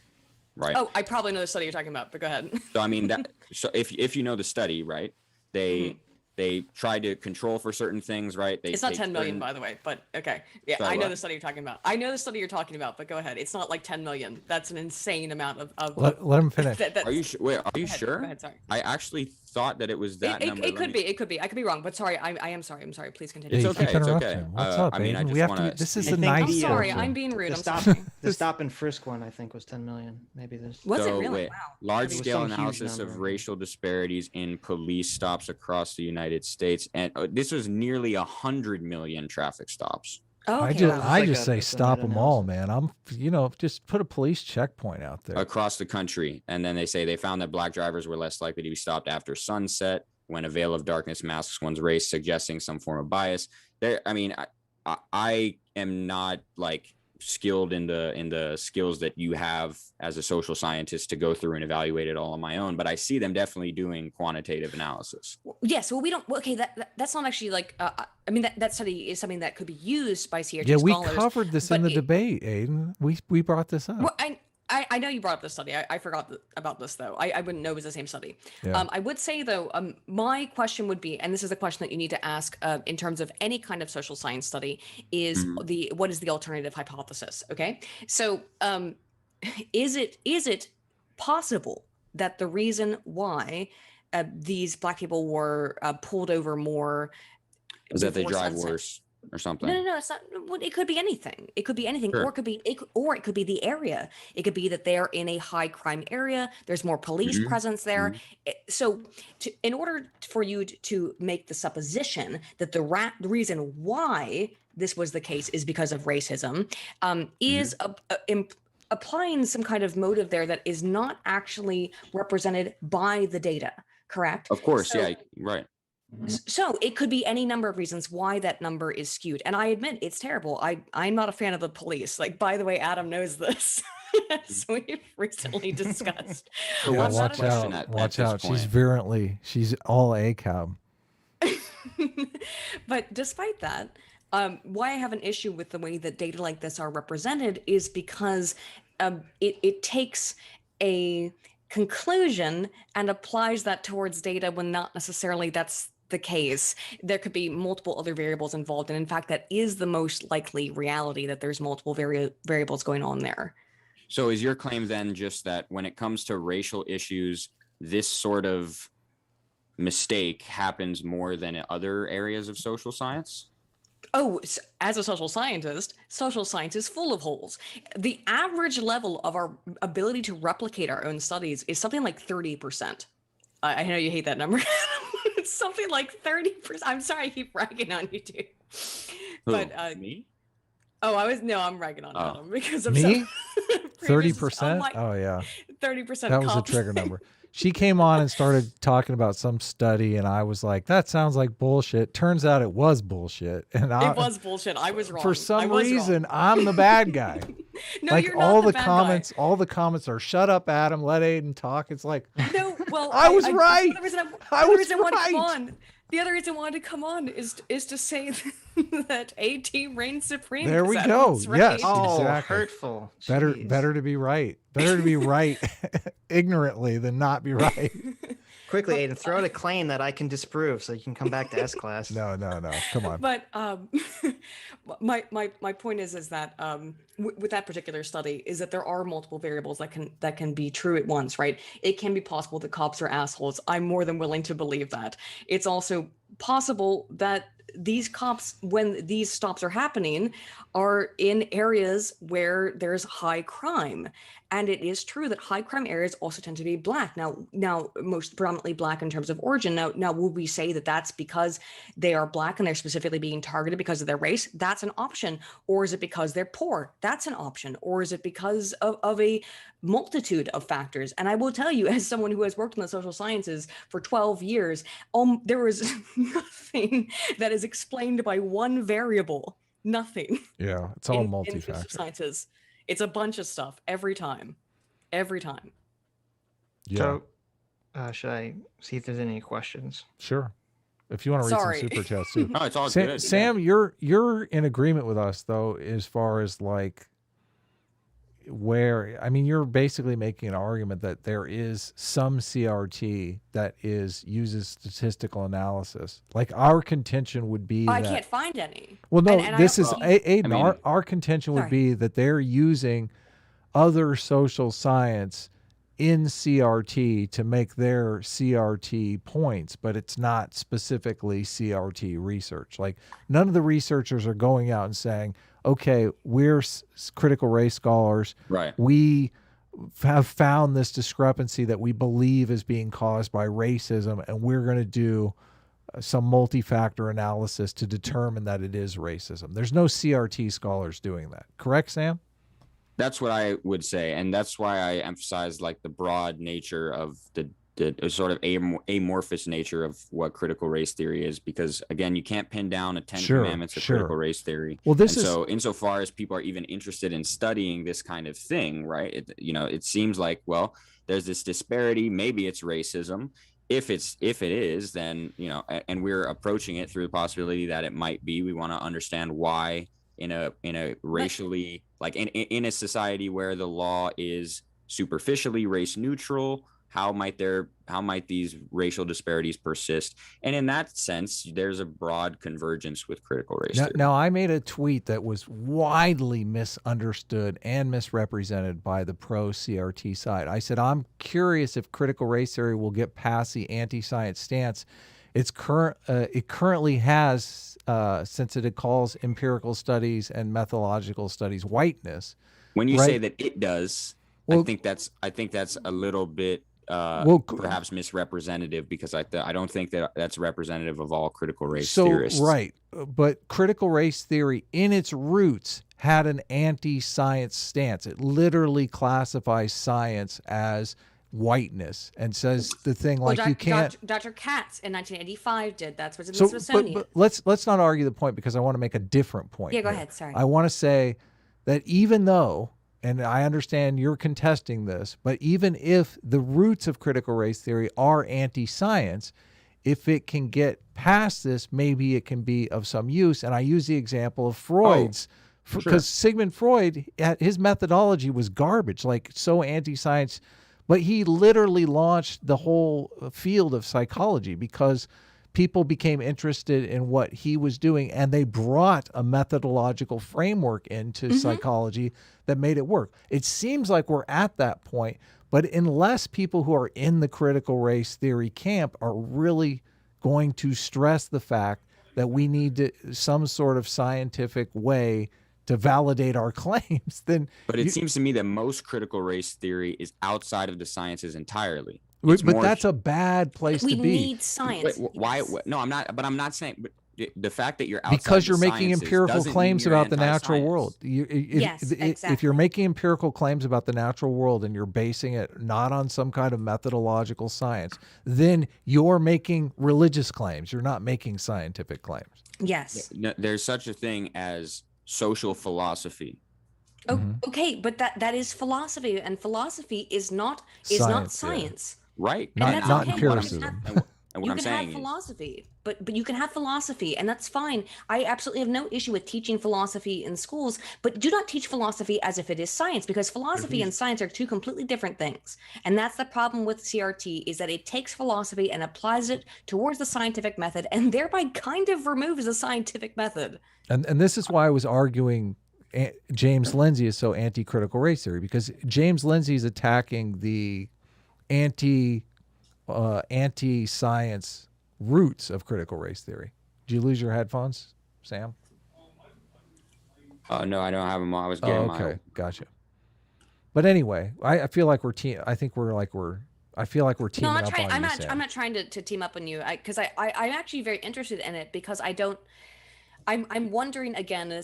I'll go back to the original question that I asked, which is that, where do we find the quantitative data or even the qualitative data in critical race theory? Because if there is value and use for this system, which is how CRT has been explained to me, how I have read about how it is being used, is a framework through which we can teach people, and a framework through which we can come to obtain knowledge, much as we would through the scientific method. So if it is a method through which we come to understand knowledge, how can we in any way quantify or even qualify it? I've never seen it described that way. I've seen it. Have you read Marx and Pennington? And this one right here, the Crenshaw volume, she explicitly denies that there is any one method that is common to critical race theory. Well, that in and of itself is an issue. Would you not think that if a theory of understanding? It's not but that's the thing, is you can criticize the name, because it's not a theory in the sense that like evolution is a theory. And Aydin, I guess I don't know if you're necessarily. What is your position, Sam? Is it like we're advocating for critical race theory to if critical race theory is going to be salvaged and become something useful for society, there has to be some sort of empirical framework that it can make claims about society that are based in science. Mm-hmm.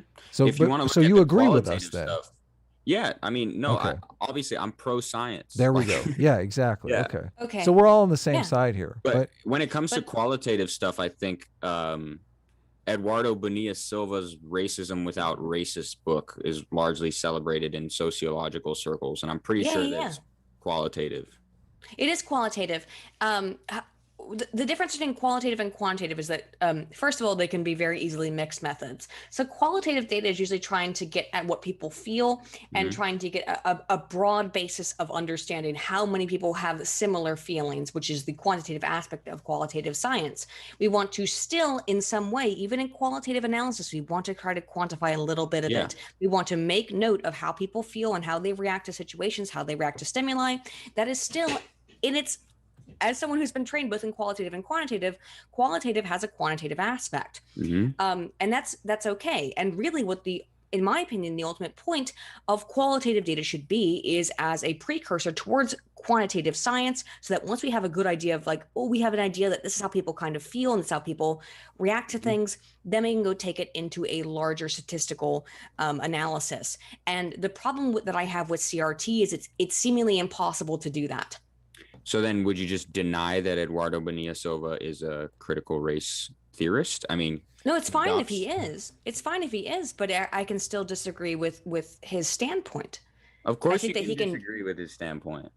But what I don't know, if I don't see research-based quantitative evidence to indicate to me that some sort of method of teaching is beneficial to students, that I cannot in good conscience recommend that for the educational system. But he's not doing that. He's not doing pedagogy. I know. Yeah. But I'm saying, but the way that CRT, the reason why people are talking about CRT, I'm sure you know this, the reason why people are concerned with this is because of how it's being applied to pedagogy. But I mean, no, I think the reason that people are concerned about it is because Chris Rufo and James Lindsay have spent the past 6 months on Fox News. Nobody cares. I mean, I know James Lindsay. I've spoken to James Lindsay multiple times. And no one really cares what he thinks, even though I think he's a good scholar. No, I know. He actually. I know Christopher Nolan, which is way better. News. So. It's Chris Rufo who's been pumping out to like many different, all these articles from Rufo start on City Journal, then they go viral on Twitter, then they're reposted in the New York Post. Who cares about Twitter? I mean, a lot of people who go on Twitter, and all of the media scape is on Twitter, so the journalists are looking for what stories that they're going to run with, and this all goes through the Fox News, really the Rupert Murdoch right-wing media scape. And the only thing I care about ultimately is what's being taught in schools. That's where my concern rises. Okay, so then why are we even talking about critical race theory? Because CRT is being taught in schools right now, and that's where my concern comes. They're teaching critical race theory? They're teaching Kimberly Crenshaw, Richard Delgado? Look up Julie Pennington and Marx's research on it. It has been going on since 1995. Julie Pennington and what? And Marx, and it's not that Marx. It's not Carl. I can't remember her second author's first name, but it's another woman. Slater, Reed. Okay, Turner, so Warren, there's a distinction between they're teaching critical race theory in schools, or they're implementing critical race pedagogical practice. They are teaching critical race theory and critical race pedagogy. Those you don't teach pedagogy to kids. Towards fellow teachers. Excuse me. Okay. Julie Pennington and her co-author were teaching critical race theory towards other teachers, towards pre-service teachers. And if you look at the kind of stuff that they were teaching to other pre-service teachers back in like 1995, it is this extreme. Pedagogy stuff. Yeah, gotcha. The Robin DiAngelo multicultural education. This is not Robin DiAngelo. Well, she got a PhD in multicultural education. I mean that's that. I'm not talking, but I want to be very clear. And you just have to be. You have to be a little nicer because Sam is. Am I being mean? I'm not. I'm sorry. Well, I'm used to it, but okay, as long as Sam's cool with it. Sam, I don't want you to feel uncomfortable. Obviously, it's like there's a bunch of people in here, so. Oh, now I feel really bad. I'm actually not. No, don't feel bad. It's all good. It's all good. We're all good. He's cool. I want to make sure everyone's comfortable. Obviously, Aydin. So go ahead, continue. My issue with that stuff is that this is what was being taught to pre-service teachers back in the early 1990s, mid 1990s. Gotcha. Which is that they should teach that children are inherently racist. And if you look at some of some of these quotes that I have from these books, because I read all these books, where they, Marx and Pennington will say like they were talking to pre-service teachers, and when the pre-service teachers who were going to go teach other students would not admit to their own racism, they would fail them from the course. This is back in the mid 1990s. Okay. Yeah. So it sounds to me like this is so highly disconnected from like original critical race theory that's going in like the law journals. So I mean, that is the original that's the critical race theory that's going on in pedagogy. Yeah, so Sorry, call it continue, I'm critical race sorry. pedagogy. Like that's a distinction. Those are distinct things. You know? So critical race pedagogy sounds like that's your target. That's your problem. It's not that they're Yes. teaching, you know, texts from critical race theorists and law journals to these students in K through 12. It's that they're training teachers according to critical race pedagogy, and that leads to them implementing practices that you say are include things like all children are racist.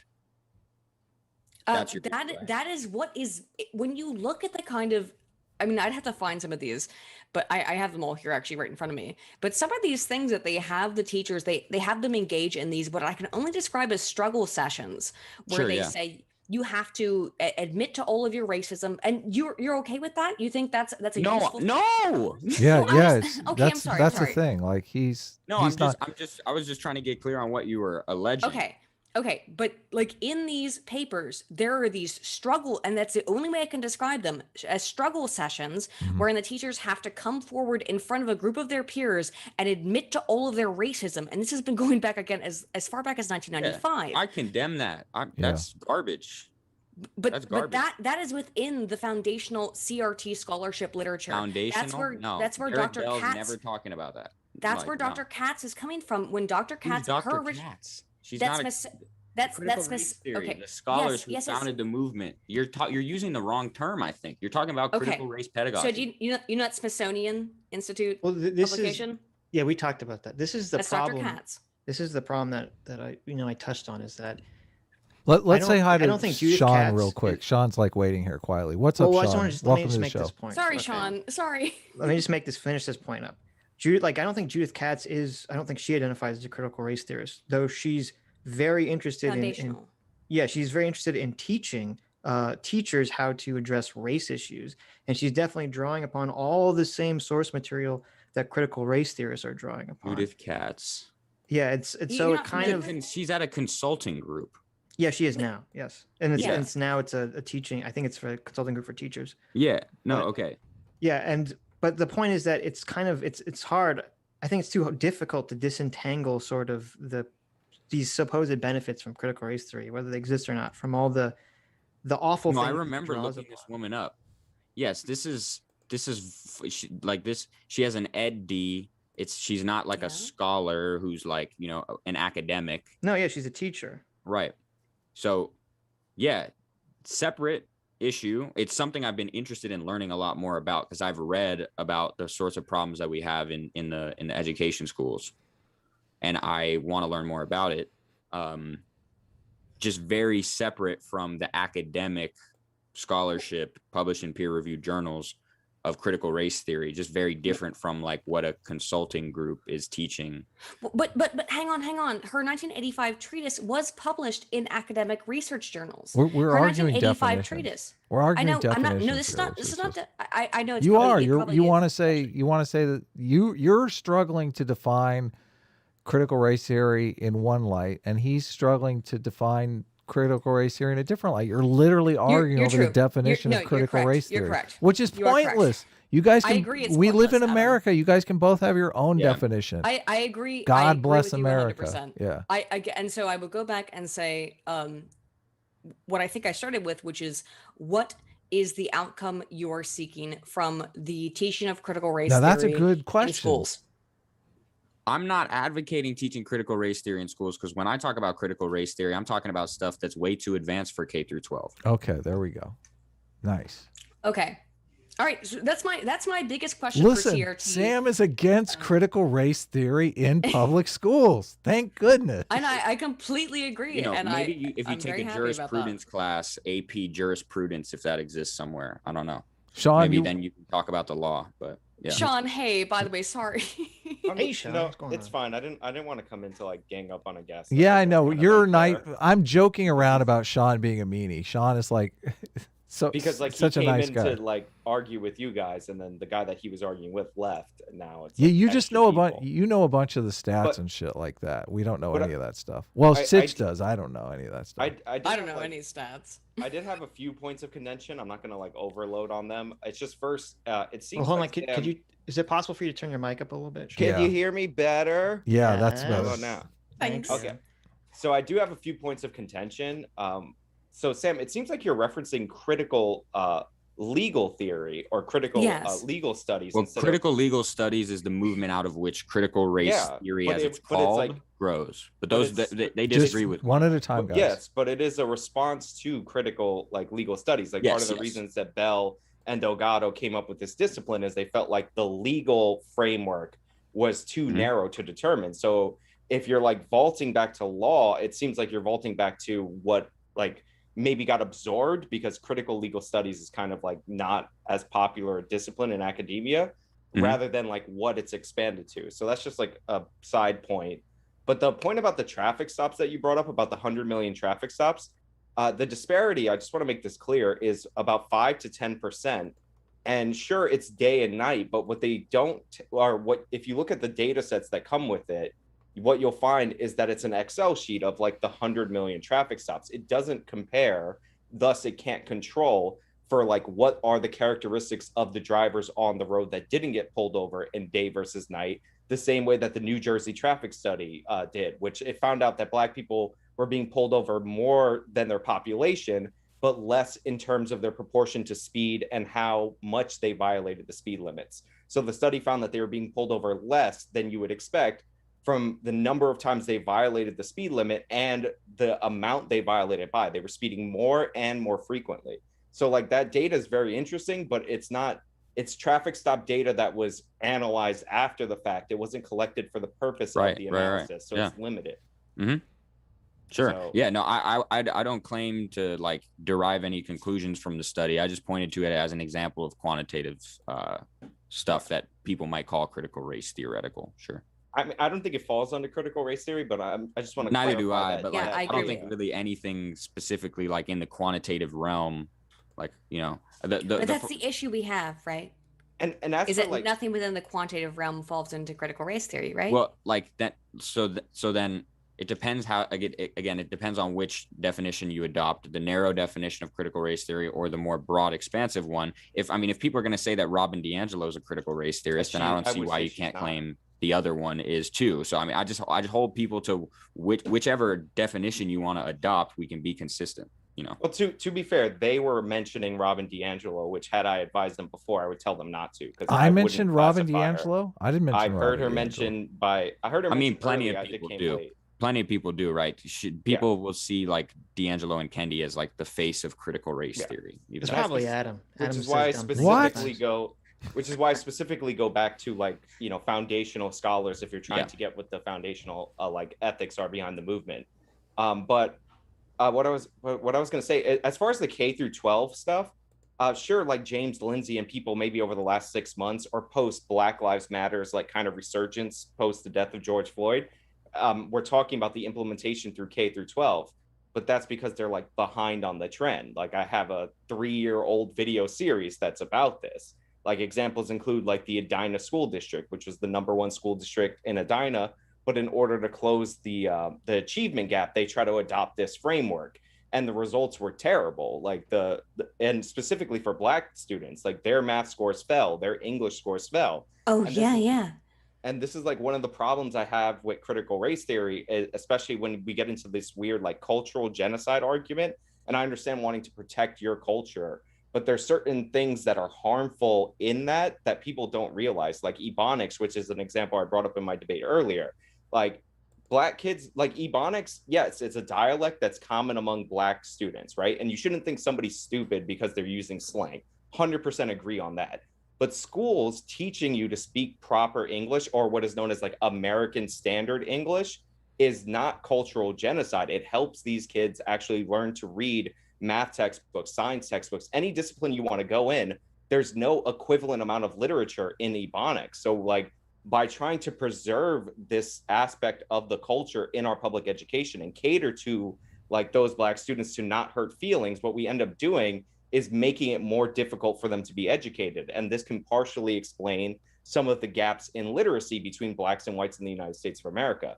So like there are really negative elements of critical race theory that I don't feel are emphasized. And some of the scholars that advocate for this cultural genocide argument are Patricia Williams, who's a foundational scholar who claimed that teaching proper English is like the modern day Jim Crow. There's also Gary Peller, who has similar thoughts and references her in that regard.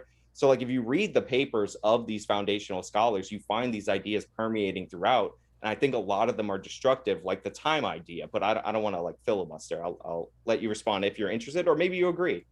Real quick, can I just jump in real quick? I think you're completely right. Because by the way, the other thing that happens into that is that if you can't speak English, if you can't understand English, generally speaking, it's going to be increasingly more difficult for you to learn other languages. So that is a compounding difficulty for people who learn African American vernacular English. And Let's let Sam respond. Yeah. So, I mean, yeah, the idea that teaching Black students American Standard English is cultural genocide seems pretty silly to me. I was not familiar with those articles by Williams or Peller. Most of the critical race theory that I read is really more accurately called critical philosophy of race. And the main texts in the law journals that I've read are, sort of like landmark ones: Cheryl Harris, Whiteness as Property, Kimberly Crenshaw, Mapping the Margins, Derek Bell, Brown v. Borden, those sorts of things. Yeah, I mean, what you said to me sounds reasonable as far as I can tell. I mean, again, it's more in line with the area of education, and perhaps Aaron would have some objections based on his thoughts or his, having some interpretations or something like that. But I don't really read in that area, and thus don't really have much to add to what you said.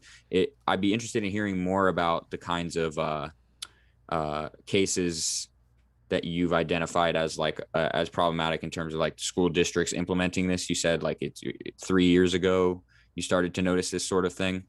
It's not just to be clear to people, I don't just do like a critical race theory in schools video. It's more an overall like leftist indoctrination, but critical race theory style curriculums come up like in it. Boy, So, really not giving just your wholly bias that, but- away there, Sean. Jeez. Well, Leftist I'm indoctrination. I'm very much into like announcing your bias and then you having to judge the information, like understanding that that's Good point. perspective. That's a good point. But to your point about Bell's criticisms of Brown versus Board of Ed, if you read his criticisms, part of it is that Brown versus Board of Ed is not necessarily a victory for Black people. Right. Yeah, absolutely. It just happened to align with the interests of white elites. Like I think that kind of historical revisionism is a problem with critical race theory. Well, do you think that, there's evidence to prove that he's wrong about that? I mean, he made the claim, so I would ask for evidence to support that. Well, you can't. His claim isn't. He's trying to mind read a conspiracy theory. I don't know if you can prove or disprove. It's a theoretical construct, right? Because always, whenever you develop any kind of theory, you have to go beyond the data, right? Because you have to posit some sort of explanatory connection between things that the data themselves just won't show. You're right that in Brown v. Board of Ed itself, he can't, provide any data. He's sort of based on speculation, based on some.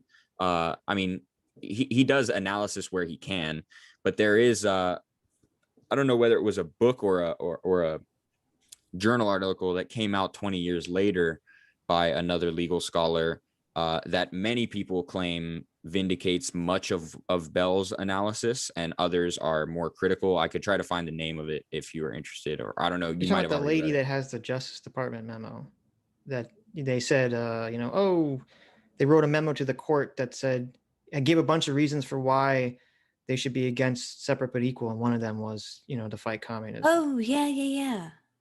Is that what I assume that's what you're referring to? I haven't read the paper itself. All I know is the scholar's commentary on it. So it could be that, yeah. Right. And that sounds familiar, yeah. It's like the way that things are speculated upon and like individual examples are expounded upon, I find it to be very conspiratorial, and like critical race theory scholars, not all, but like significant scholars, have excused conspiracies in the Black community. I gave examples of this in my like discussion with Destiny and Riley. But like it would be like if I were to say based on a Derek Bell interview where he said that he talked to the first Black federal judge and told him he wanted to work in civil rights law. And that judge told him, you're 20 years too late. You're after Brown versus Board of Education. And then he goes on to develop critical race theory and he starts criticizing Brown versus Board of Education. If I were to just say that the reason he was criticizing that is because it happened before his time and he studied all this time for nothing because he thought he was going to do landmark cases, like that's like the equivalent to some of like the speculation and conspiracy theorizing I see in critical race theory scholarship. But so, I mean, to be clear, the hypothetical you're exploring here is you saying what? This is why Derek Bell does what he does. Yeah, if I said that's why he has so that what? Criticism of Brown versus That's not a Board of Ed. criticism. That's not a criticism of Derek Bell. It's more like a psychoanalytical speculation that this is why Derek Bell does what he does. It's not a criticism. The reason I bring that up is because there's a bunch of like weird psychoanalytical analyses in critical race theory. Like Patricia Williams, great example from her book The Rooster's Egg. She talks about going into one 5 and dime store and finding a Black doll on sale as compared to a white doll. Yeah. And then she goes up to the front and the clerk is Black. And she's like, this is how capitalism enforces the devaluation of Black people. And it if that's her argument, it's a shitty argument. But I'm just saying, like, I can make up weird speculation as well and base it on like one factoid and then move on. And I find that common in critical race theory scholarship. This is the whole issue with critical cultural scholarship. As I mentioned before, when you don't have to prove anything via qualitative or quantitative methodology, then you can just kind of make stuff like that up and people will take it seriously because your lived experiences, or however you want to describe that, are considered to be valid. And that is my concern with this type of scholarship. When it comes to any scholarship that asserts purely on the authority of lived experience that X is the case, then I'm going to be skeptical of it and I'm not going to celebrate that stuff. I'm really happy to hear that. Thank you. Yeah. But I think it's important to like define our terms and know what we're talking about. So you talked about the rejection of like colonial parameters of like building knowledge, right? That wasn't that was Aaron, but I mean, my apologies. Well, when he mentioned that, the first thing I super chatted, which by the way, Adam and Sitch, you're making money off of me. The first thing I super chatted is that among those colonial ways of developing knowledge is the scientific method. So like and like this is right, stated but I don't think he clearly, meant like, all. Well, there are two specific books he has in mind that he recommended that I haven't read, and so I can't comment on. But yeah. But like the rejection of the scientific method by some scholars, I find very troubling. Now, there is interesting basis for it because there's a lot of pseudoscience that was used to justify racism. So I can understand skepticism, but that skepticism is of consensus, not necessarily of the scientific method, because the scientific method is all about skepticism. But rather than that, we end up with situations where we have to like decolonize science and construct our own knowledge in replace of it. And it's like, but no, the scientific method is solid in my mind. And like, it's broadly solid. It produces repeatable results the world over. You could find isolated examples of things going really wrong or bad science justifying horrible things.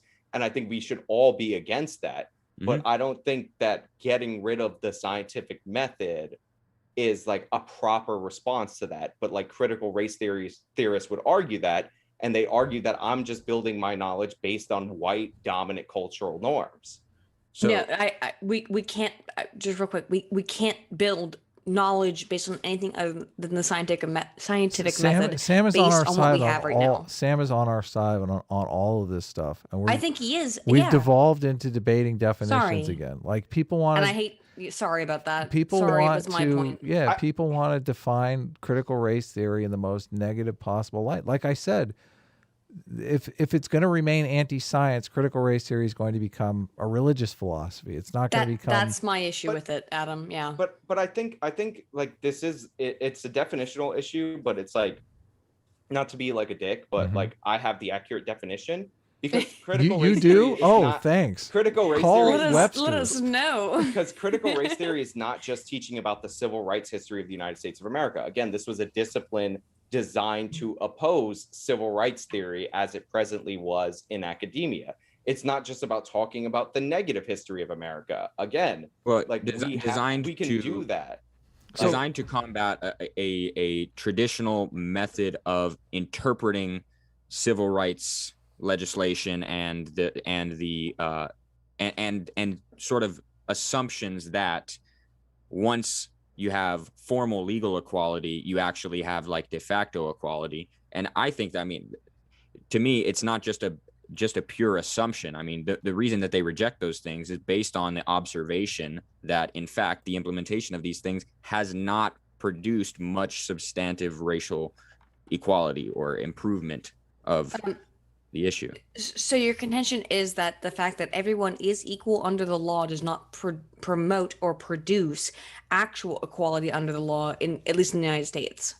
Yeah, right. Like you can make it illegal for everyone to beg for money or sleep on the street, but it's only going to affect poor and homeless people. It's not going to affect rich people, you know. No, I can understand that, but like you can argue these outside of a framework of critical race theory. Like if what I'm trying to argue is because like we can look at like a redlining issue, right, which is not something that's owned by critical race theory, and we can analyze the housing buying patterns and the interest rates that people in these red line areas, which were largely Black areas, received over that period of time and how that could affect them down the road. That's a statistical analysis where you're trying to weight factors to determine whether or not there's still lingering impacts of that policy.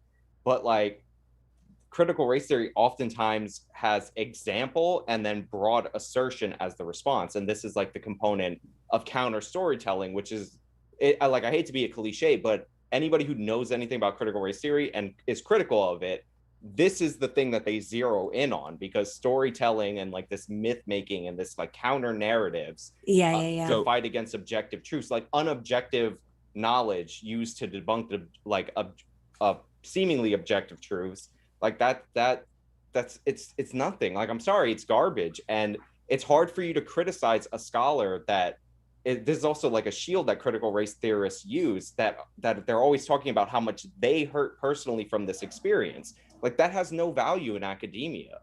Sure. No, it doesn't. And you're completely right. It's all about like if you don't want to use the term lived experiences, that's fine. But what critical race theory generally boils down to is it's my experiences or the experiences that I have collected via qualitative methodology, and then I'm going to apply them towards the vast swath of people. And I'm sorry, but that's not how we generally do science. Even in quantitative science, where I'm taking maybe like 500 people and saying maybe should we apply this to the larger society at whole? No, and absolutely not how we apply medicine or education to any degree. We don't take 300 people and use them as a representative sample of the entirety of the population. But what qualitative critical race theory kind of scholarship does is takes not just 100 people, but like myself, and say I should take everything that I have experienced, me and my like 3 friends, and we should apply it to society at a large. And I'm sorry, but from a scientific perspective, that is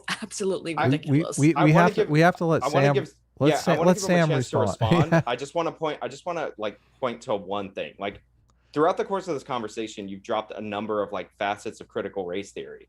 And like, if you were to go to like Wikipedia, because these are really common facets, it's weird that I keep getting pushback on whether or not these are key components or not. If you go to Wikipedia and you just look out the basic components, like, think about how many of those components get dropped by people who are supposedly advocating for it. So like, my question is, at what point, if you're dropping what I consider to be key components and what are broadly considered to be key components from what you would advocate for, are you advocating for something different from critical race theory? That's a good question. Go ahead, Sam. First of all, I think the point about storytelling, if the storytelling is being used as the way one would use, you know, statistical analysis or something, or like rely on a study from, you know, a peer-reviewed journal or something, yeah, that there's a problem there. But usually the way I've seen the storytelling used, specifically by people like Derek Bell, is to illustrate a point, right, through the way that someone would use a thought experiment in a philosophy paper. Like, and perhaps the later scholars do it differently. But a lot of what I see is you know, stuff that, and where the morale to be taken away from the narrative is easily something one could find in the real world if one, you know, just did sort of documentary analysis or just empirical investigation. But if if what they're doing is the former, where they're just relying it on in a dogmatic way and using that as their data, and basically they're fabricating sort of evidence, right? Well, it wouldn't have to be that's a problem. fabrication. It wouldn't have to be fabrication. It could be a completely honest and legitimate and truthful source. Well, there's a difference. Okay, sure. I was thinking of, I had a specific sense of the term that was used in mind, but yes, that too. In response to the point about how many tenets can I drop before it's no longer critical race theory, I mean, yeah, it's a reasonable question to ask. I mean, I'm still committed to the claim racism is ordinary rather than aberrational. Race is a social construct. I think intersectionality, as it's originally defined and not the Tumblrized version of the term that you often see today, is a perfectly legitimate construct. What else is there? I think interest convergence is like a basic, to me it's like quite plausible that in fact, you know, appealing to, you know, white people's sense of moral goodness, just like appealing to any majority's sense of moral goodness to improve the status of the oppressed in the society, is never going to be enough, and it has to be appeal to material interests. So I mean, that's what, 4 of the things. With the things I might reject, as you said, counter narrative, perhaps, depending on how it's used. What were the others? One would be like the idea of cultural genocide, as in like integration is Has a tenet of critical race. I haven't seen that as like a key tenet. I mean, maybe it's up there on Wikipedia, but not in Wikipedia. It's in the scholarship. I use Wikipedia as a specific example for like the basics that are listed, like you can knock them down, but like I mean, I could cite you examples. Like, again, I did. No, I know that people make claims about cultural genocide, but I mean, it sounds to me like it's more of an idea of a particular scholar introduced it, and maybe some people followed her up on it. But in terms of like the foundational, it's multiplicitous, my dude. I know Sean probably has the same sources that I do. You could also call it like being like the idea that you need to be authentically in your race, like racially authentic. Yeah. Submit to a white. The idea of racial authenticity seems to me to contradict one of the key tenets of critical race theory, insofar as race is seen as social constructs and is people see it in an anti-essentialist way. But CRT both implies that race is a social construct and that race is an inalienable aspect of yourself that you cannot shed from yourself, and so you have to accept and bring in. I don't think that's correct. The impacts of race, the social construct, because it's so like prevalent in our society. And again, I'm sorry for like the ganging up on you. I don't feel ganged up on. But like the impacts of race being a social construct and being it spreads so far into the world means that those people who are considered Black by that social construct cannot escape it. Okay, so in terms of cannot escape, perhaps like they can't escape the consequences of being Black or viewed as Black. So that might be true, but that's a very different claim from the idea that one needs to be authentically Black, that there is some authentic Blackness. That is also, I believe, an aspect of it. In that, I know that you believe that, but I mean, I don't know how. Okay, I know, but I would say that if you look at some of the other CRT scholarship, there's a lot of reference of people who are not acting within Black behaviors that they will talk about, where it's like they are not engaging in Black cultural behavior, and that is those people who are dismissing their own cultural heritage because they don't speak. This sounds more like Afrocentrism or Afro-pessimism. It's in within the CRT scholarship, where they will say like, oh, this person is not engaging in. I'm not saying that speaking Ave explicitly, but they are not engaging in their own cultural group. They're disassociating, and this means that they are having some kind of societal issue in terms of getting along with their group. And that is a problem for CRT scholars. They want Black people. At this point, unless you're going to give me a citation, Sure, let's go. Where do we start? I mean, Gary Peller is a big pusher, and Patricia Williams are big pushers of the idea. Read Marx and Pennington. They would really be the ones I would tell you to read, my dude. Marx and Pennington. That's again critical race pedagogy. Okay, well, that's where my I know. Okay, background so comes from. Then let's. I mean, but like this is So why? This is, So so why like, is why are my citations? We're just talking about different things. Right. But Okay. like, Talking about different things. Okay. Here's like what I run into, because like people find themselves unfamiliar with certain tenets, and it's probably because like media influence and all that. And you seem to be coming a lot from critical legal scholarship.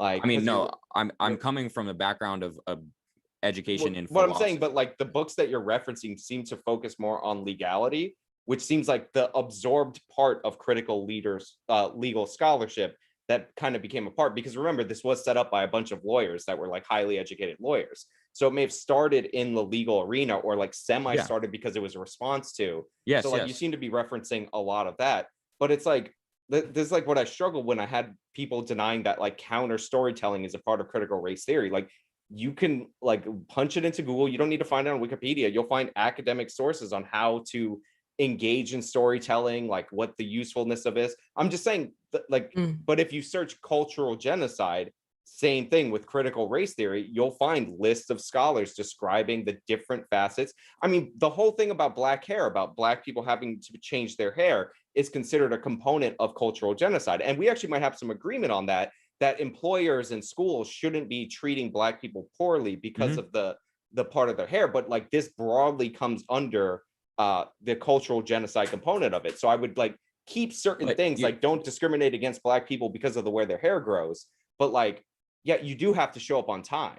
Like sure. You can't cater to the that. problem that I would point out with the argument that you appear to be making, correct me if I'm wrong, is that you are claiming that like these things that I am not identifying as essential to, or like one of the core tenets of critical race theory, in fact, are core tenets of critical race theory. And to me, for something to be a core tenet of critical race theory, what that means is that most of the critical race theorists, or, you know, as many as you can hope to find, right, are going to be advocating for this thing. Delgado and Williams like wrote about cultural genocide. Like it's like that's right. What I'm saying. It's so I got you, but once again, like you have the core tenets, which pretty much most critical race theorists agree on, and then you have things that critical race theorists disagree with one another on. Right. Well, I think largely they would agree on cultural genocide. Maybe there's some dispute in the field. I haven't seen a lot of it on what falls under that. Like what is cultural genocide? But like the thing is, they call assimilation like the equivalent of cultural genocide. That's why I don't think there's that much disagreement, because broad assimilation is like becoming a new part of your cult, like joining the dominant culture. Okay, and that's considered a genocide, a cultural genocide. Like, because I got there's a lot of stupid people that are like, you know, like they'll call mixed race white genocide and all this stupid stuff. Like they call it cultural genocide.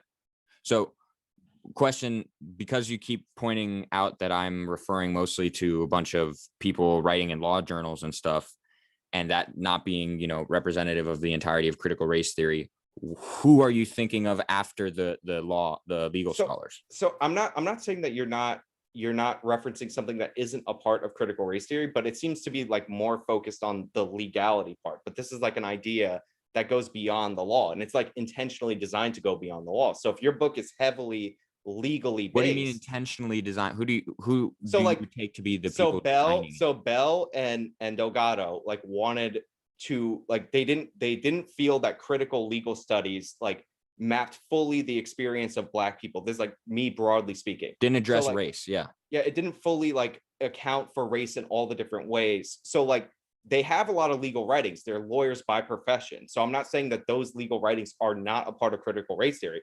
I'm saying the theory goes beyond that, because there's all this cultural analysis that exists outside of law, and they say might be influenced by the original, like Black people being brought here as slaves, et cetera, but like it's not always chained to law, if that makes sense. Well, when you talk about Delgado, and so it sounds, I think I have a perfect example, because you brought up Kimberly Crenshaw and intersectionality, right? Mm-hmm.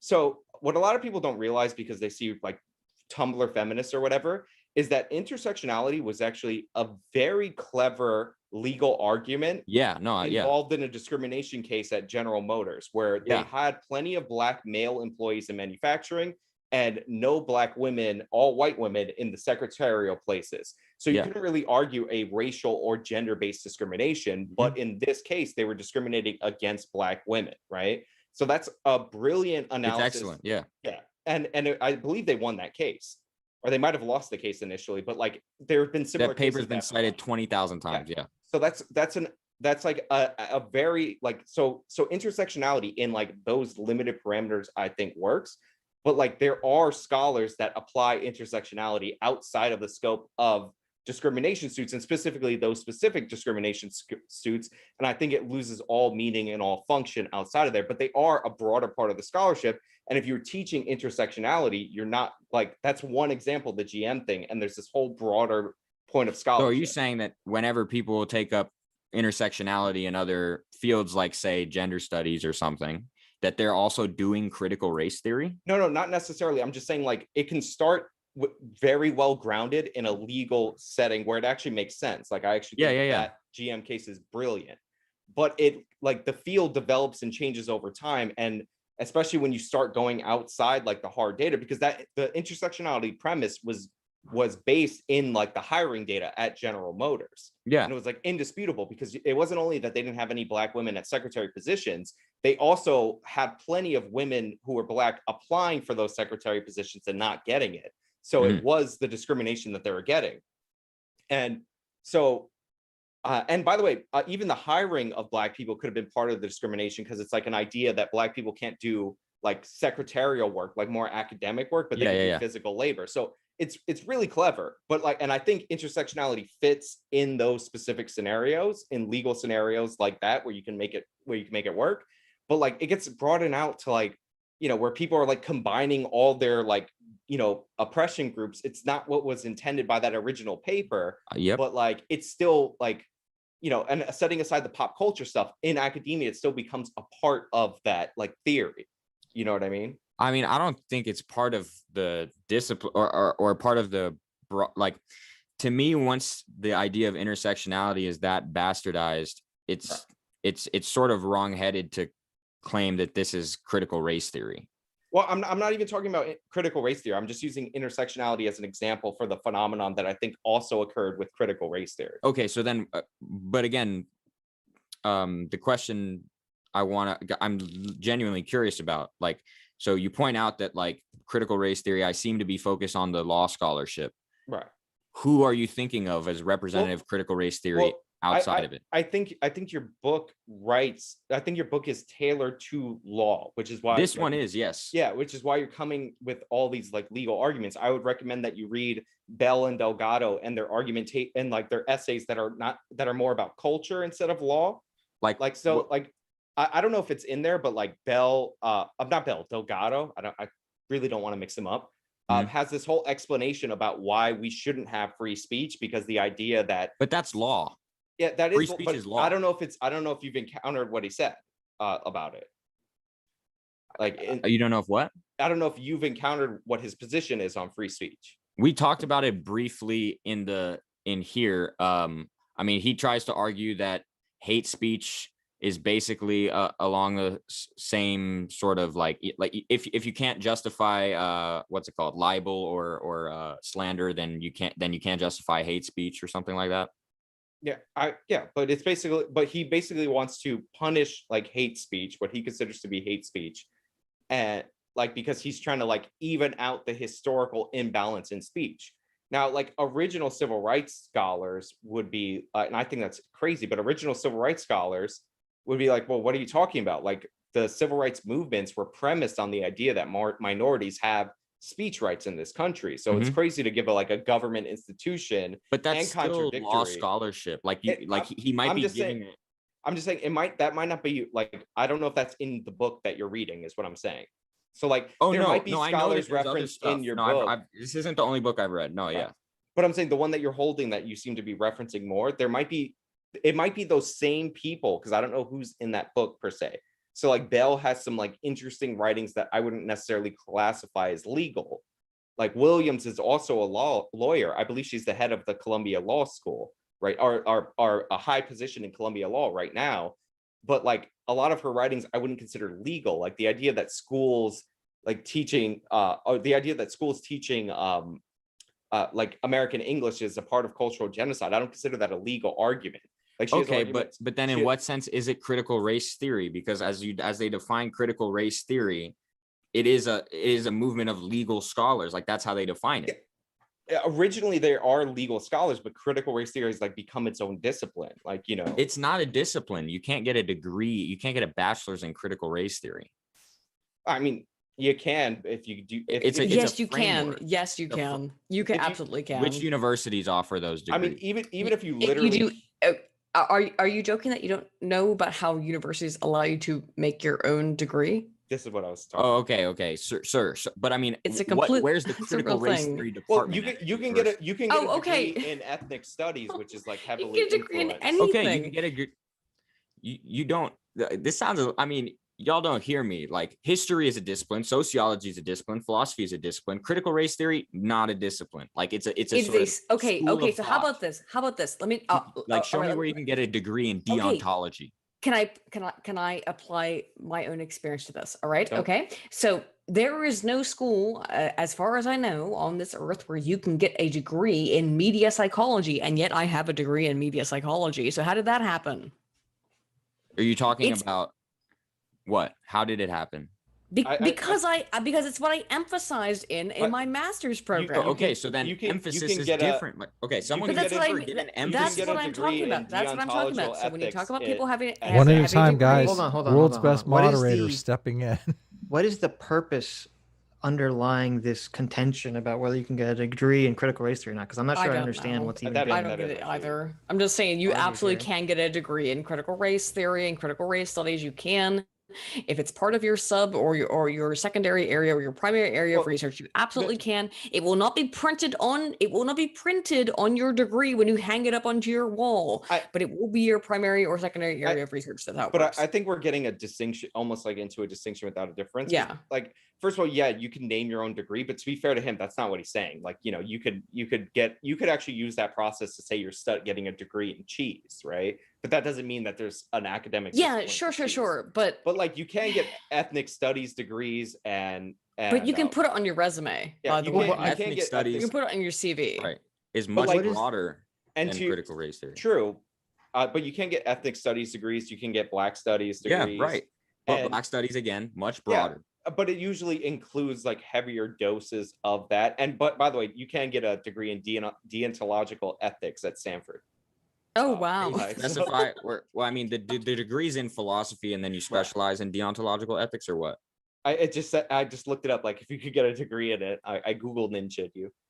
I mean, you're claiming that there's a department of deontological ethics. Apparently, you can get a degree in deontological ethics. I don't know if there's a department. I mean, I applied to the Stanford PhD, and I'm pretty sure I didn't see any. Deontological it might be a specialist, but I don't know if that's I don't know what the use is of a deontological ethics degree. It sounds to me like the sort of claim. It's probably a subcategory. Yeah, right. That's what I was saying. It's subcategories of I literally punched it into the internet.com and it came up with like this kind of ethics. It's subcategories of degrees. You know, that's all this is. It's subcategories of subcategories. They don't. Are we mean still much. arguing definitions here? I don't know. I feel like arguing definitions is a waste now we of are, time. but like we are getting bogged down in like in that. So just to summarize the debate, Sean is saying critical race theory is this, and Sam is saying critical race theory is something else, and I'm saying critical race theory. I can support critical race theory without supporting these certain ideas, and Sean is alleging that these ideas are crucial to critical race theory, such that if I reject those ideas, I'm not really. You're not. Yeah, gotcha. I'm making the point that like how many components. What's the component that you say is essential?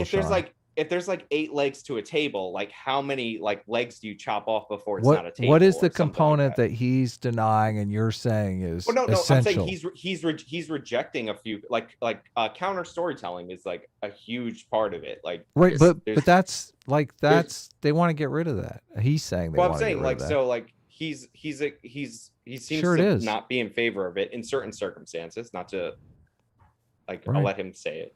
I don't know. It seems to me like there are some ideas that you think are super crucial to, or I mean, what it really seems like to me is you're saying you want to say critical race theory is bad, and I'm rejecting certain things that you also reject. But you say you there wanna are say, aspects. since I reject those things, that I really don't support it. Well, There are the aspects that are bad though. You're rejecting as well, Sam. What are the Right, aspects? but The, what he wants the to say negative is that, white he stereotype wants to is the toss one. the whole thing out, or say that, like, that Sean, we're tossing enough things out such that I'm basically it's not tossing. even critical race theory anymore. Yeah. Yeah, Right. Sean, that would be the Sean, argument. So what- Sean, what we've gone my through big here- hold on, Aiden. Sean, my big Sorry. contention was the anti-white stereotypes. What leg of critical race theory are you chapped So about? like anti-white stereotypes, it's like too vague to like link into the discipline. So like a core component, like this is why I wanted to come in and lecture you and Mhm. Sitch, Yeah. and not dogpile on Sam, Right. who's like gracious enough to You give us mean some lecture time. Adam?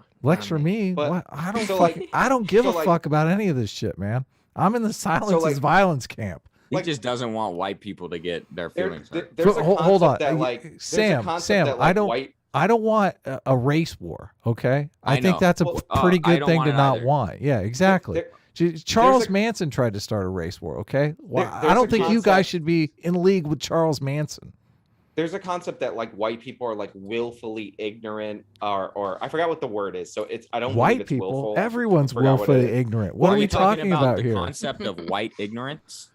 It's not white ignorance. There's like a specific word that describes like the majority group's ignorance. It's like Are you talking about privilege preserving epistemic pushback? Oh my god! I don't think it's that.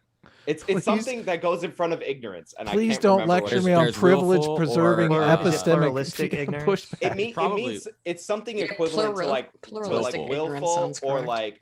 or like convenient ignorance. Like, Even if I that don't makes know what sense. it's It's like talking about, something so. in that range. I just can't find the Willful synonym. sounds like like it's Whatever. about right. Yeah. What's the concept Yeah. here? Right. So like that could be like like it's the idea that like white people are never going to be able to emphasize. Because, That's like, a in their negative interest- stereotype you against said white that people. That's the empathize? same Oh, exact thing I'm empathize, saying. empathize. So that would be something like that you could derive negative white stereotypes from, but like, does that necessarily mean that?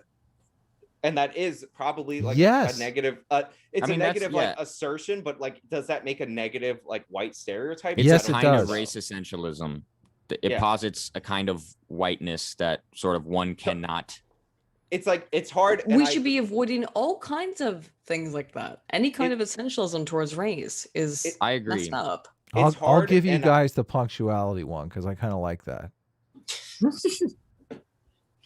Sorry, Sean. You want to say something? Well, I'm glad that Sean agrees with me that ascribing essentialism towards a race is We all screwed up. agree that's not good.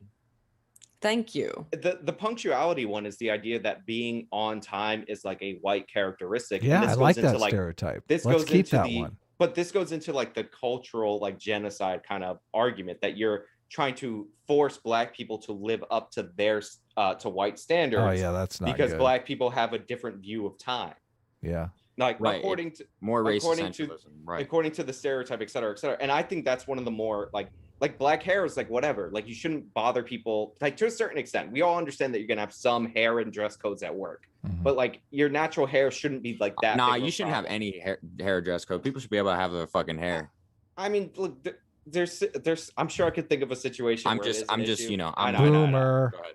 But like, I don't mean but, to like, make it- shit, but I feel like Sam has really kind of mild it out over the course of this conversation. but like, Get him Why on did you Twitter. have- So, Sam like, is I've like been mild nuts this on whole Twitter. time. so like my issue with like the time thing is that it's really harmful that Mm. like when people don't show up on time, right? Like because It's that's an disrespectful as easy- fuck. That's an easy way Yeah, to it get is. fired. It Yeah. like leaves a bad first impression and all that, and it can hurt you repeatedly to not show up on time to different locations. So to claim that like black people who do show up on time are moving towards whiteness is ridiculous. And by the way, this is not something that like it's weird that we attribute this to black people, because if you read like any literature on how like the barbaric white Southerners acted, they didn't show up on time. This is something that is like inherited from growing up near that white culture. So it's like this weird thing where critical race theorists are like preserving Southern white culture that actually dates back to the borderlands of Scotland and England in an effort to preserve Black culture. So it's like wrong objectively, but it's also harmful to like say that showing up not on time, it's like the color people time stereotype, like that's a good thing, and like make excuses for it. It's like similar to how we view like do you know Ebonics. Do you know this argument, Sam, that Southern redneck cult, like there's two cultures in the South. There was I've heard of it. Yeah. There's Southern redneck culture, and there's like the button down Protestant be on time culture. Yeah. I've heard it. Yeah. Yeah. So in the South, those two cultures were competing against one another. And a lot of people who were not down with the redneck culture escaped to the North. And over time, that redneck culture, which is really kind of like the gangster culture that, you know, we like to drive cars fast and live fast and die young. They were steamboats back then. I know. I'm kind of deep. I got to admit, this is why I don't like racial stereotypes, because I'm kind of down with the live fast and die young culture. That's my culture right there. I mean, so there's a reason that the North had like scholarship and inventions, and the South was backward and cleaning bunch of cleaning to on slavery. time, like button up bullshit. I don't like any of this stuff. My favorite story from that the South was subsistence. They weren't just subsistence. They were making a lot of money those off of Puritans. their crops.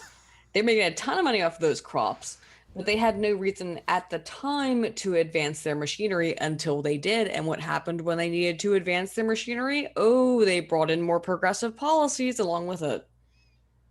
It happened. It happened inherent. I don't know. What I'd say about the South is like we kind of like didn't it's weird that like people want like the dominant culture, if that, like, to use critical race theory terms, to kind of accept and like almost isolate like what they consider to be Black culture, when in reality like the dominant culture was like, we're not going to deal with that when it was Southern whites, and like we standardized education against them for a reason, because it actually helps you to have a common language, more or less, obviously some variance.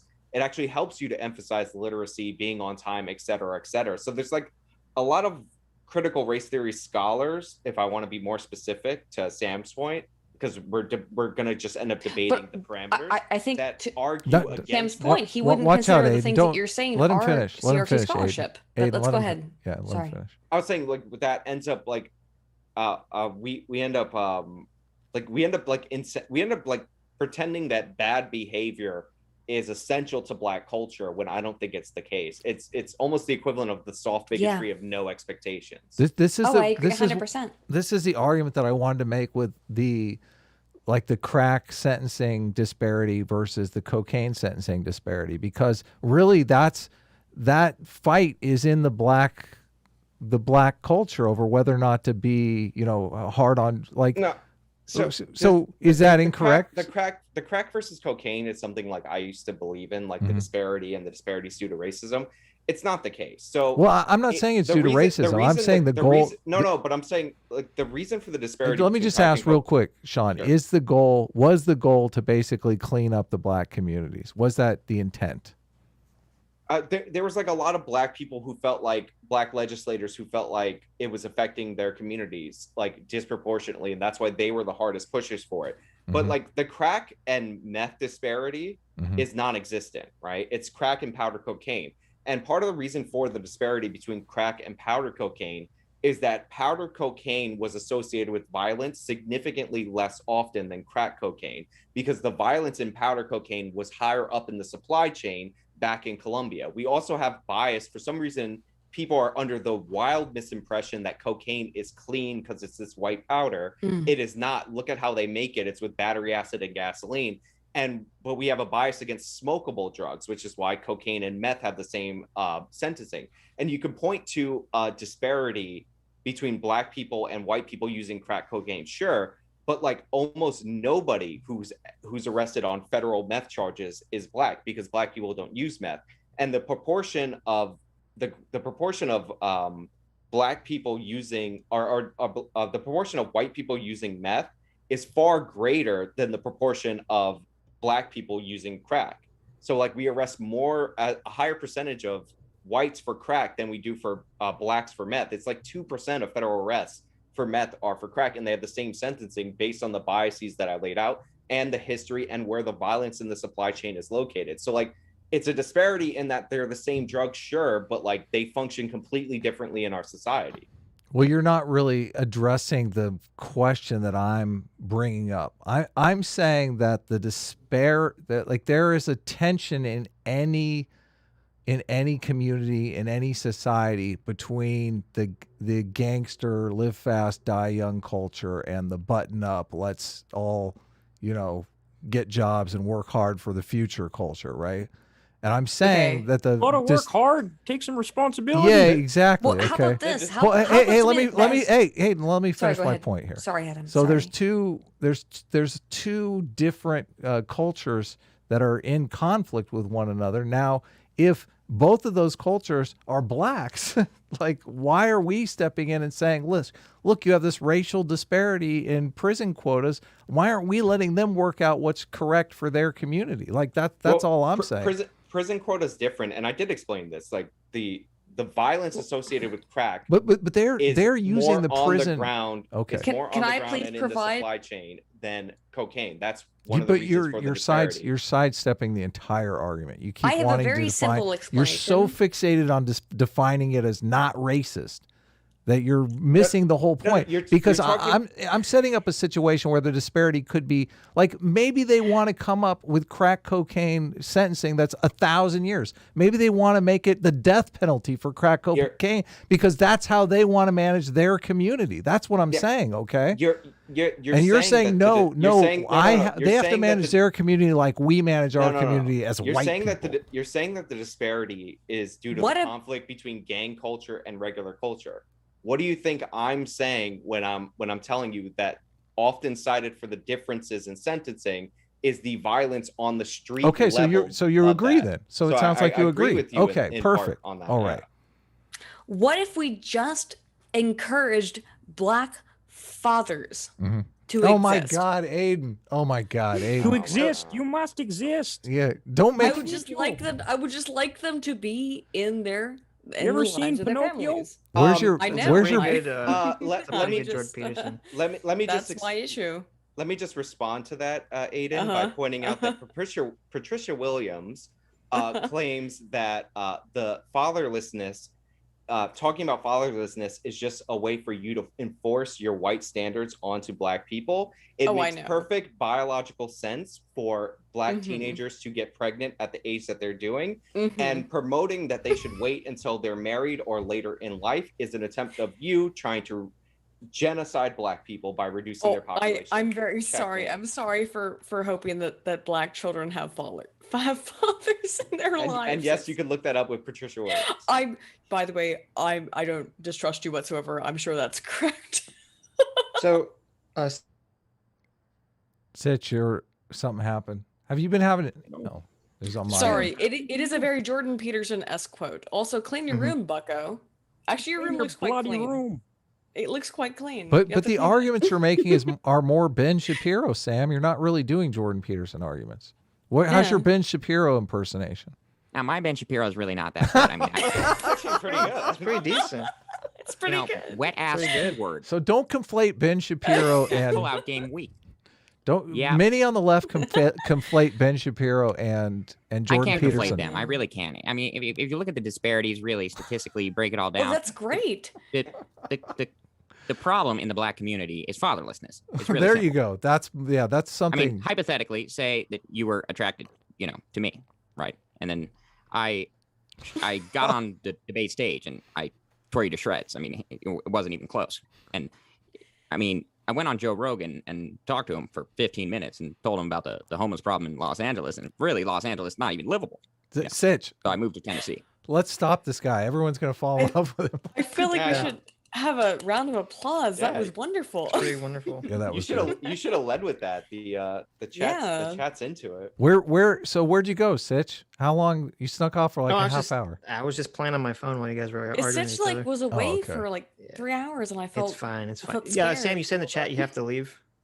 Yeah, I should probably go. Should we? You want? It's Yeah, a genuine thanks. pleasure to talk to you on. Yeah, thanks for coming on and going through the gauntlet of Aydin and Sean. The Yes. gauntlet Yeah, well, of fire. I The wasn't dragons are real, well, man. Look for the dragon. You'll find you. I brought my hardest shit, my dude, and by hardest shit I mean like my vague minor criticisms. The good news is, I mean, it doesn't really seem like there's a lot of disagreement. It seems like there's a lot of disagreement over the definition of critical race theory. But Yeah, I don't know but that there's- we're gonna. right. Postmodern neo-Marxist, all you radical leftist types taking over the university is not going to be Stop a it damn already. male in psychology Stop left. it! It's it so good, already. dude. Not going to be a damn man in the humanities. Good So- God. So I guess we'll That's great. we'll say goodbye to Sam. Thanks for coming on, Sam, and it was a great discussion. We'll look forward to. I'll look forward to arguing with you again on Twitter. Thank Let's you, Sam. argue it up, dog. Take care, man. All right. Peace out, y'all. Later. Bye bye. You guys, Sean and Aiden, you guys are welcome to stick around. I mean, That I'm was- doing that was whatever. good. That guy was really cool. Sam was really cool. Sean, you're also very cool. But I wish that Aaron would have stuck around because I felt like Sam agreed with almost all of our sort of view on how the world should be. and we were just until arguing- Aaron started to Right. That there was just a contention about whether Yeah. what critical race theory is advocating for. But Aaron, to me, felt like he was hiding his power level Oh my in sort of God! a lot of the What? rhetoric that he was using. he was saying some stuff that was So very Hiding his interesting. power would level, like say. full Well, communist power level. Is that what you're The saying? question, Yes, the question I I would wanted say. to ask the other guy, what was his name? Aaron. Aaron, was so he kept highlighting the disparity and saying like, oh, it's due to racism, etc. First of all, I reject that notion. Like there's no two demographics of people. There's not even any two sexes within the same demographic of people that have equal outcome.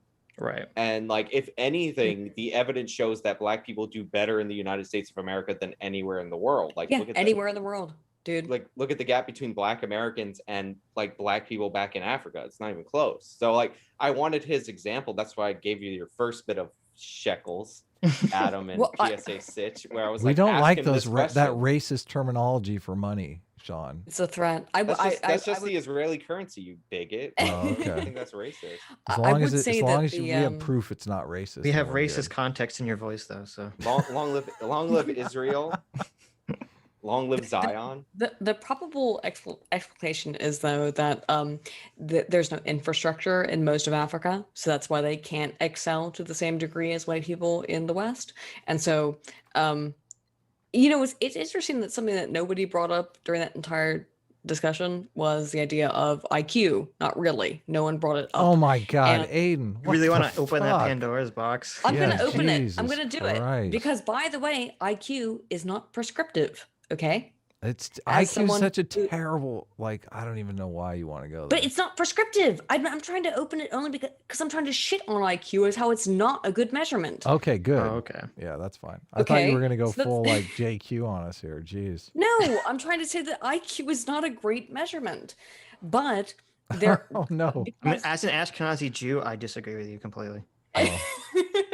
I would actually disagree. I think IQ strongly correlates with success and It does. At the individual level, but everyone wants to do it at the group Yes. level and say But- like, Yes, and that's my issue is that IQ is a good individual level of success, and it's not a prescriptive. This is okay.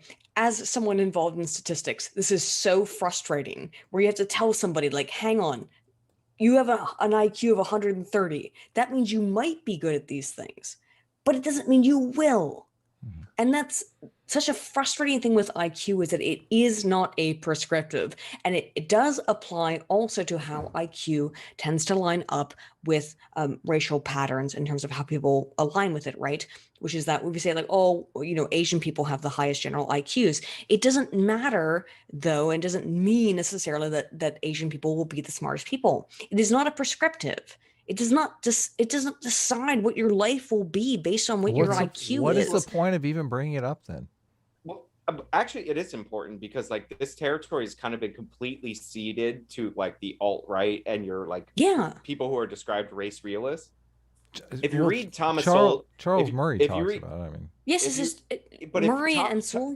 Charles Murray did not have a narrative. Like Charles Murray was like, these are the IQ stats. This is how it correlates with success. And like just to prove he was double extra not racist, he spent his next book comparing the IQs of different white demographics to find the same results. It's the same. But like, if you read, I forget which book for Thomas Sowell, where he talks about IQ. One of the things that he figured out, like by examining UK studies, is that second children often have lower IQs than first children, and twins often have an average lower IQ than a normal firstborn child. But if one of the twins dies, then the other twin's IQ tends to normalize. What we learn from these studies that Thomas Sowell is referencing, that attention that your parent pays to the child in early childhood development has significant impact on IQ, which is relevant when we're talking about Black families because they have a significantly less percentage of two-parent households, and they'll have more kids per household, not as much as Hispanics. Like you touch a Puerto Rican girl, like my girlfriend would get pregnant in an instant. But like, and yeah, so like having two parents in the household can even improve those metrics. Like, but people have just ceded this territory. They're like, we're scared to talk about it, and there's no reason to. I get that it makes people upset, but let me reiterate: is that the research that I've read on it, that is, as far as I know, accurate, is that it's between 50 and 75% based on the person, and it is not descriptive of every person. That your IQ will be based on your genetics. That can be race. That can be all kinds of things with your parents' psychology. That's everything involved with your parents. So this idea that this race thing is everything involved with your life because of how your IQ is based on your parents' genetics is ridiculous. And secondly, the research also indicates, therefore, that anywhere between 25 to 50% of your intelligence is based on your environment.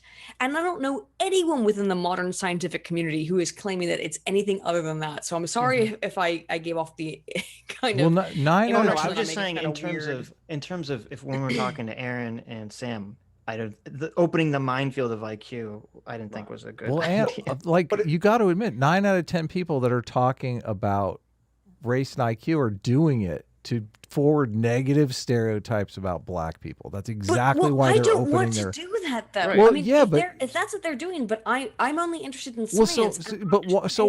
Make your point then. Why are you doing? What's the point that you want to make? The interesting point that you want to make?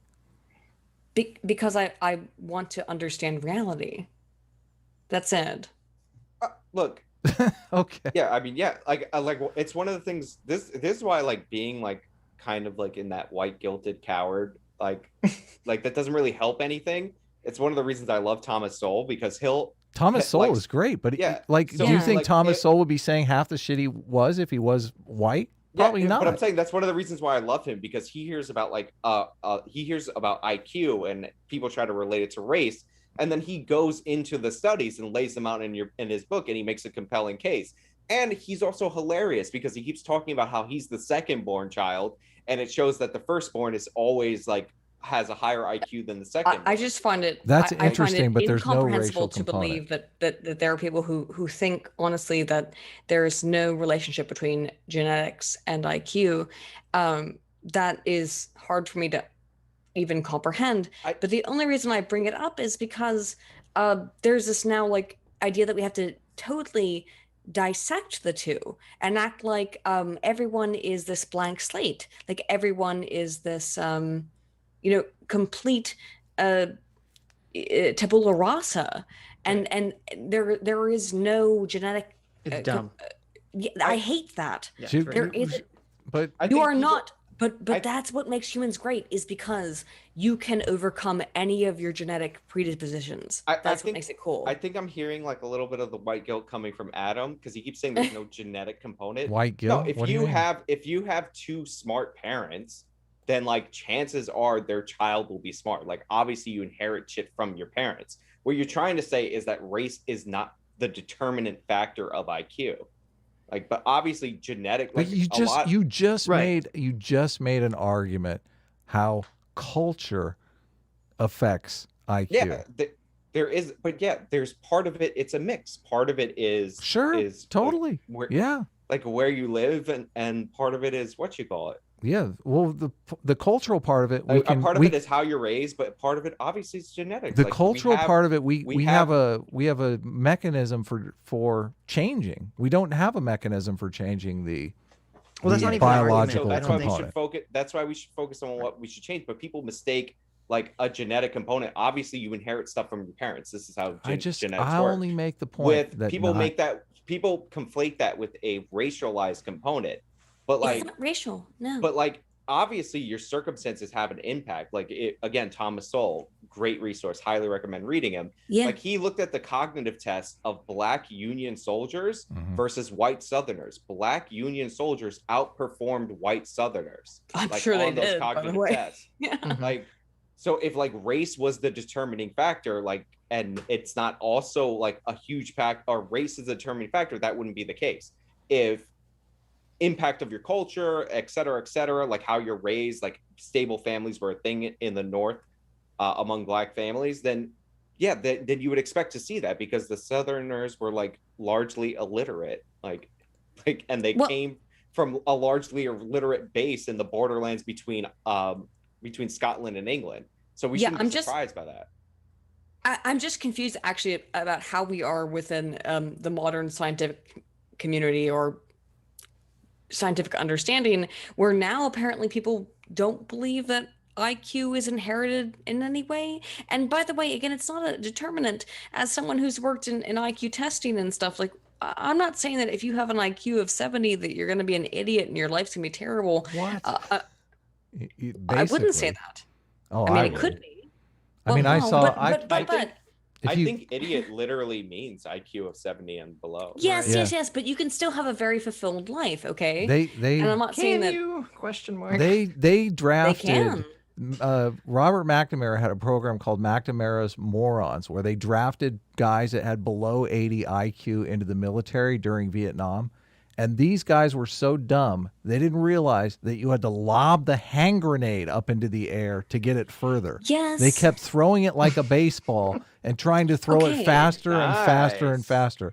So if you're telling me that IQ below 70 means that you're going to have like a fulfilling life, you're not going to be.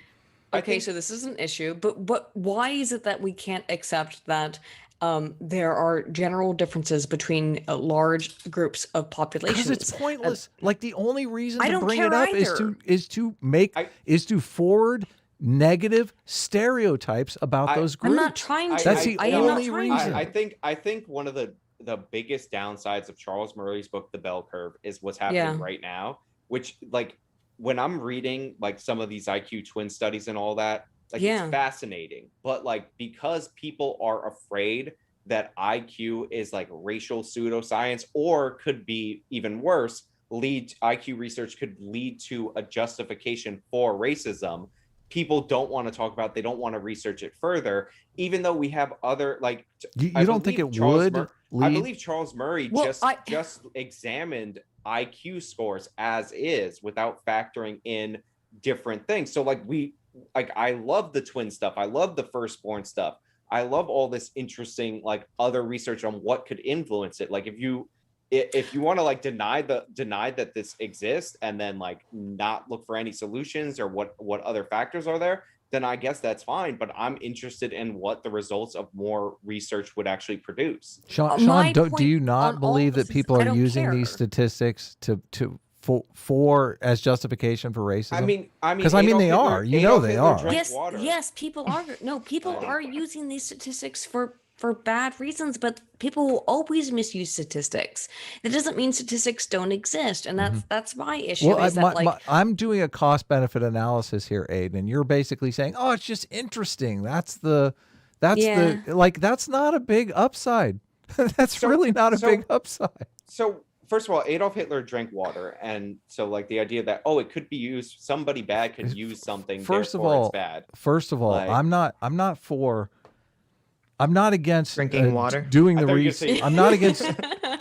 I'm not against I feel like doing I'm the being- research. I'm not against doing the research. I I'm don't want to be just associated with just Hitler, saying. please. This is very I think upsetting. you understand what I'm saying. So yeah, I I get, know. but like, I so got like you. Murray comes out with this book, right? Mhm. People hate this book, and it stalls a bunch of IQ research, right? So that's like basically the last like definitive work on IQ, like that's out there. So Yeah, anytime that's somebody terrible. looks up the connection between race and IQ, they find that, which is Right.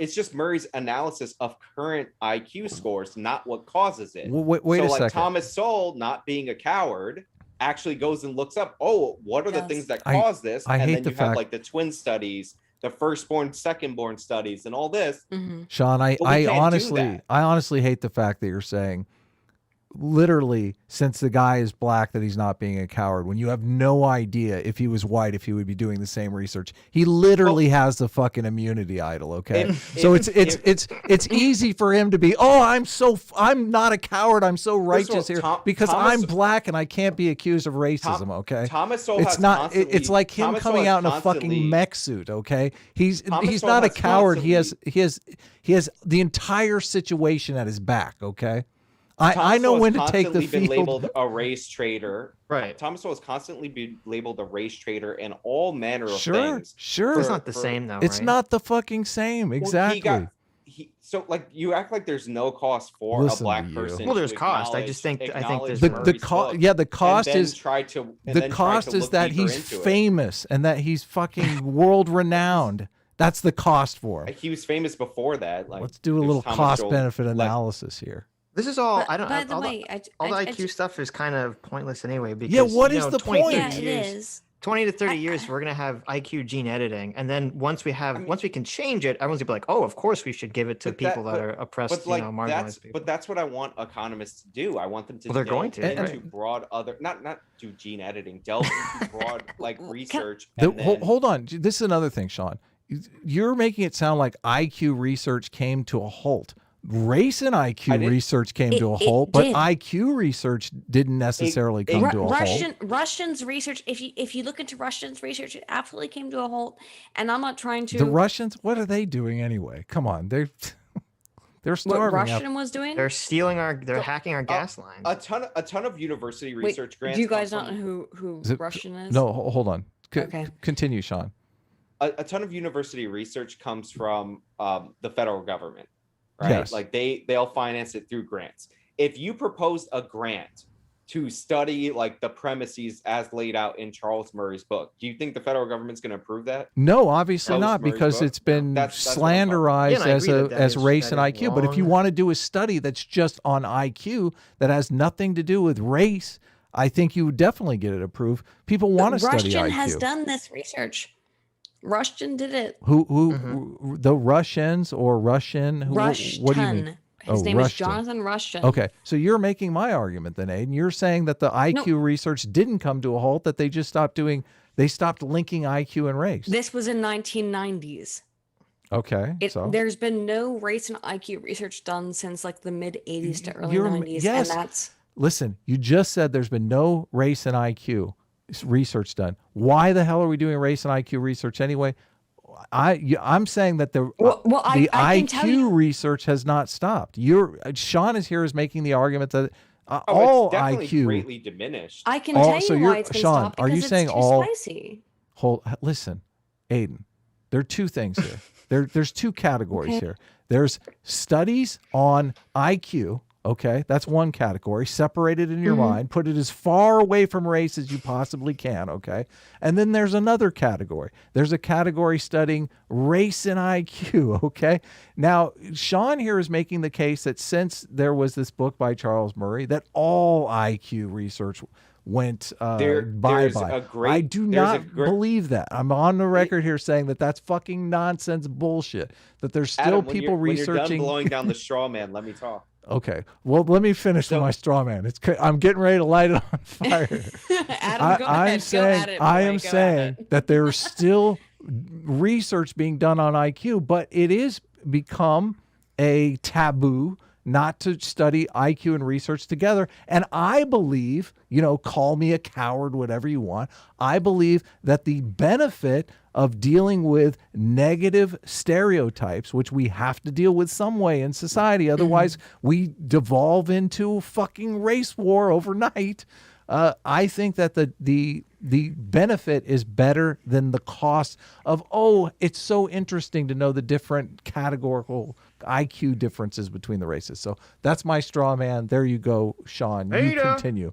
Okay, so you keep saying that I said all. Like, I didn't say all. I said it's greatly diminished overall. You have all these people who are out there trying to dismiss IQ, period, even though it isn't. I agree. It's terrible. It will determine whether or not you like it. Not determine, but it's that's gonna hurt your argument, Adam. Like, IQ is correlated with success, so I think we should study it further.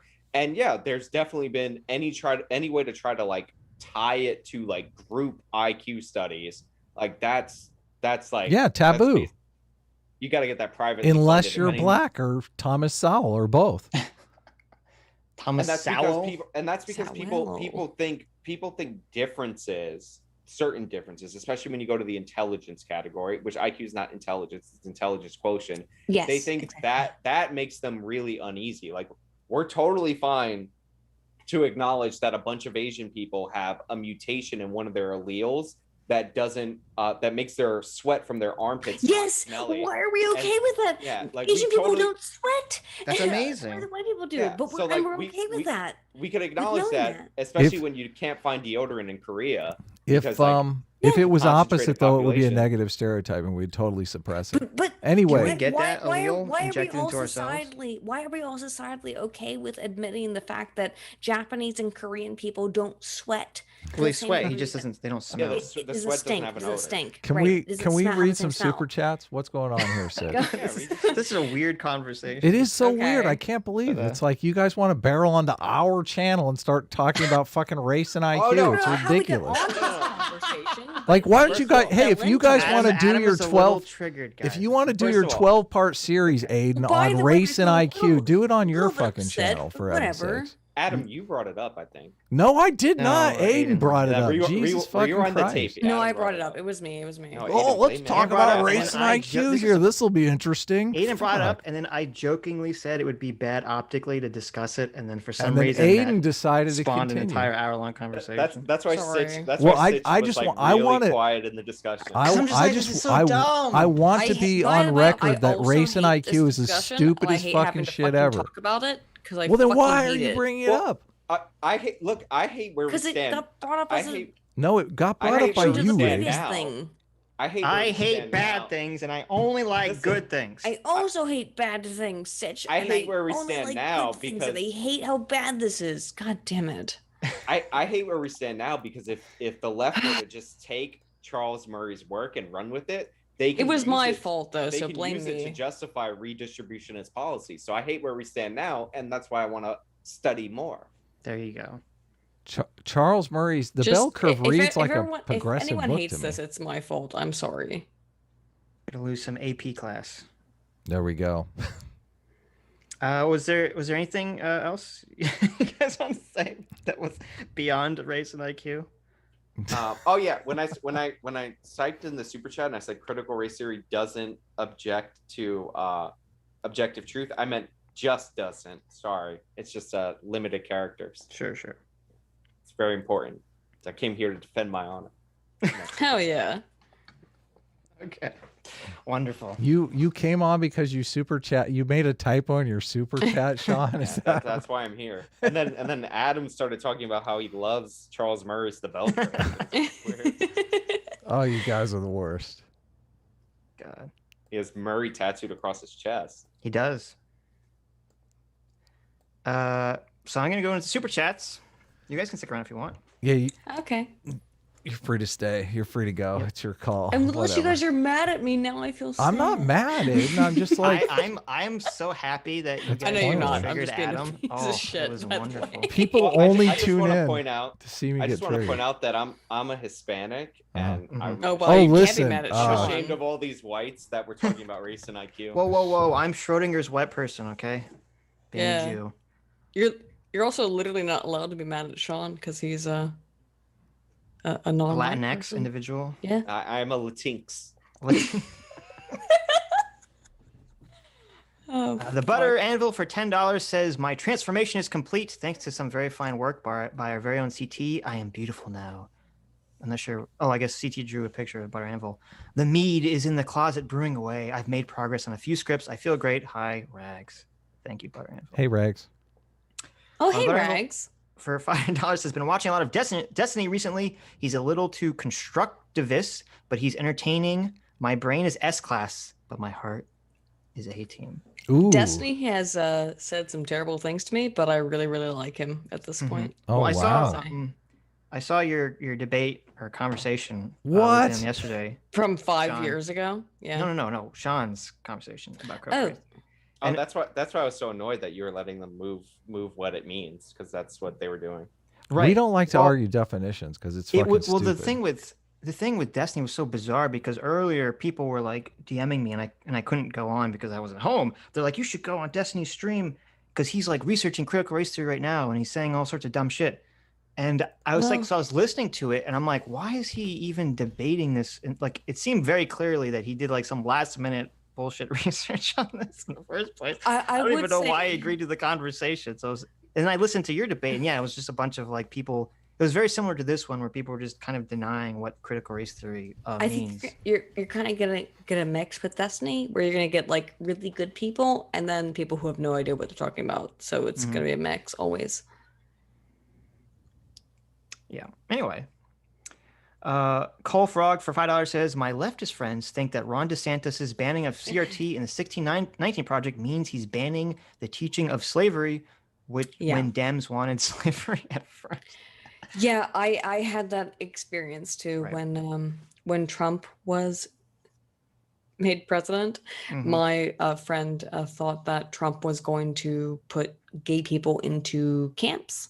So I don't know what you do because I lived with it. So I don't know what you do to deal with people who have that kind of misconception, but just try to talk to them in a human way and be like, hang on, no. I'll That's tell you not my favorite Trump got elected story. Some Yeah. girl called me and she told me that her friend was like walking in a Walmart and two guys in Trump Pence shirts walked up to her and grabbed her tit, like honked Oh it. my God. Oh yeah, And then, of course they did. I'm sure. and then the cops didn't do anything. What? And I was like, obviously that didn't happen. And she's like, what do you mean that didn't happen? This was like November 'Cause it 12th. didn't happen. That's This was why. like this is like November 12th. They're like, what do you mean it didn't happen? My friend told me that. I'm like, your friend's a liar. And they're like, yeah, but Trump is president. I'm like, he's president-elect. Even if he was the governor of your state, like he wouldn't even be in office yet, let alone change the sexual assault laws. It's yeah, like with that was the the same shit I saw. I don't know if girl's- you saw the South That Park. girl's never spoken to me, by the way, since that day. She said I gaslit her and hung Oh up. my Dude, Sean, that's the same fucking shit I got, dude. It's funny. That's like the South Park where after Obama wins, everyone just starts rioting because Obama's the president now. Yeah. But regarding what Cole's position was, I don't think we didn't get into it, which was kind of annoying. But yeah, no, definitely part of the thing that annoys me about the critical race theory discussion publicly is that generally the critical race theory advocates, they always totally paint the false picture of the opposition where they're like, oh, well, they're just against the teaching of slavery in school and teaching about the history of racism. I don't want to be rude towards Sam, but Right. he came out and said like he didn't know anything about how it applied to pedagogy, which is why everyone's upset with critical race theory, is how it applies to pedagogy, how it applies to being taught in schools. And he's Right. like, I don't know anything about that. And it's like, well, then what's the freaking point? I think everybody expects you to say Robin DiAngelo, Ibram X. Kendi, blah blah blah blah blah. Yeah, exactly. And So then then when when- you say no, let's just dismiss them.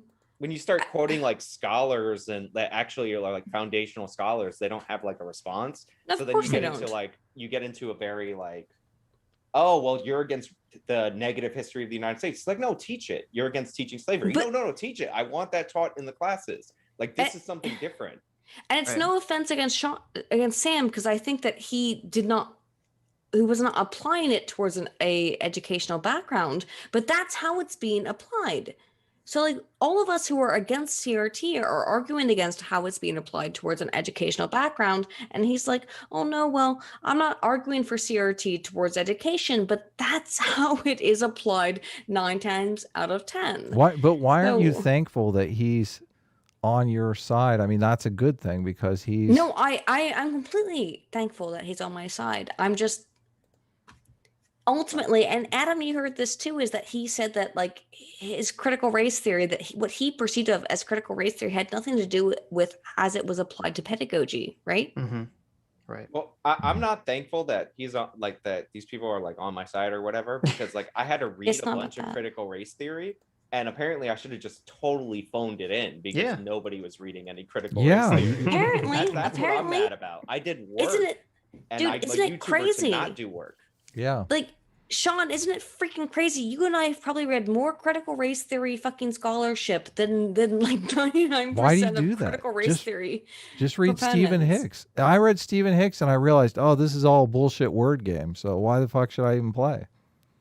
Because you have to read their theory, because No, then you they'll don't. ask you for, they will ask you Because- for citations. They Yeah. will ask you for citations, and then when you come Mhm. back with citations, they go, "Oh no, you're being mean to us by asking for citations." But it's the only way you can. It's the only way you can respond. So Only what make I you what I respond. normally would like to do is like if they put together one of those like I'm a nerd, here's my Google Doc. I Mhm. just actually read the sources in their Google Doc Mhm. because oftentimes people source headlines and like the Oh, it's all actual- headlines, dude. the actual article undercuts it. Like when Right. when that guy made a video and he said the US in 2018 is the deadliest place for media. And one of the reasons why was because a tree branch fell on 2 North Carolina reporters, like, and killed them. Yeah, that Oh, second wow. thought guy. Yeah, that made us worse than Saudi Arabia for journalists, even though Jamal Khashoggi was murdered at the order of Prince Mohammed bin whatever the fuck his last name is. Mhm. Allegedly. Yeah, Sean, intention doesn't matter, okay? It doesn't matter That's that right. it's a tree branch. That's right. if a tree falls in a forest and the only people around to get hit by it are journalists, Yeah, exactly. Did anyone Uh-oh. really die? then the Yeah, United exactly. States is worse than Saudi Arabia. True. War of the Nerds for $5 says, can the commie apologists confirm any capitalist CRT exists? Last debate, they stated it was just a movement and not related to commies at all. Yes. Well, they tried to do that a lot tonight. I'd say Yeah. is to say that it's Right. just a Hey, movement. Aaron seems down to talk again, Sitch, if you don't feel like if you want to broach any Sure, of those maybe we could talk topics. again. I Yeah. mean, I mean, I don't feel like I we don't- had a bad faith discussion here, but you're I don't. No, no, I think don't it was, think. it was no, good no. faith. I don't think it was a bad faith discussion. I just because a lot of times I would say like, "Oh, this is awful," and then Sam would be like, "Yeah, I don't agree with that aspect," and then Aaron would be like, "Well, actually, Yeah, you know," and totally. he would, so you so know, he let's kinda have had some, another like interpretation of. let's have another talk with just you and Aaron, and I'll be world's best moderator, like I'm known, Yeah, like Adam. I'm totally known for being, and I won't say Maybe we'll any, do that in the future. I won't say any questions or anything.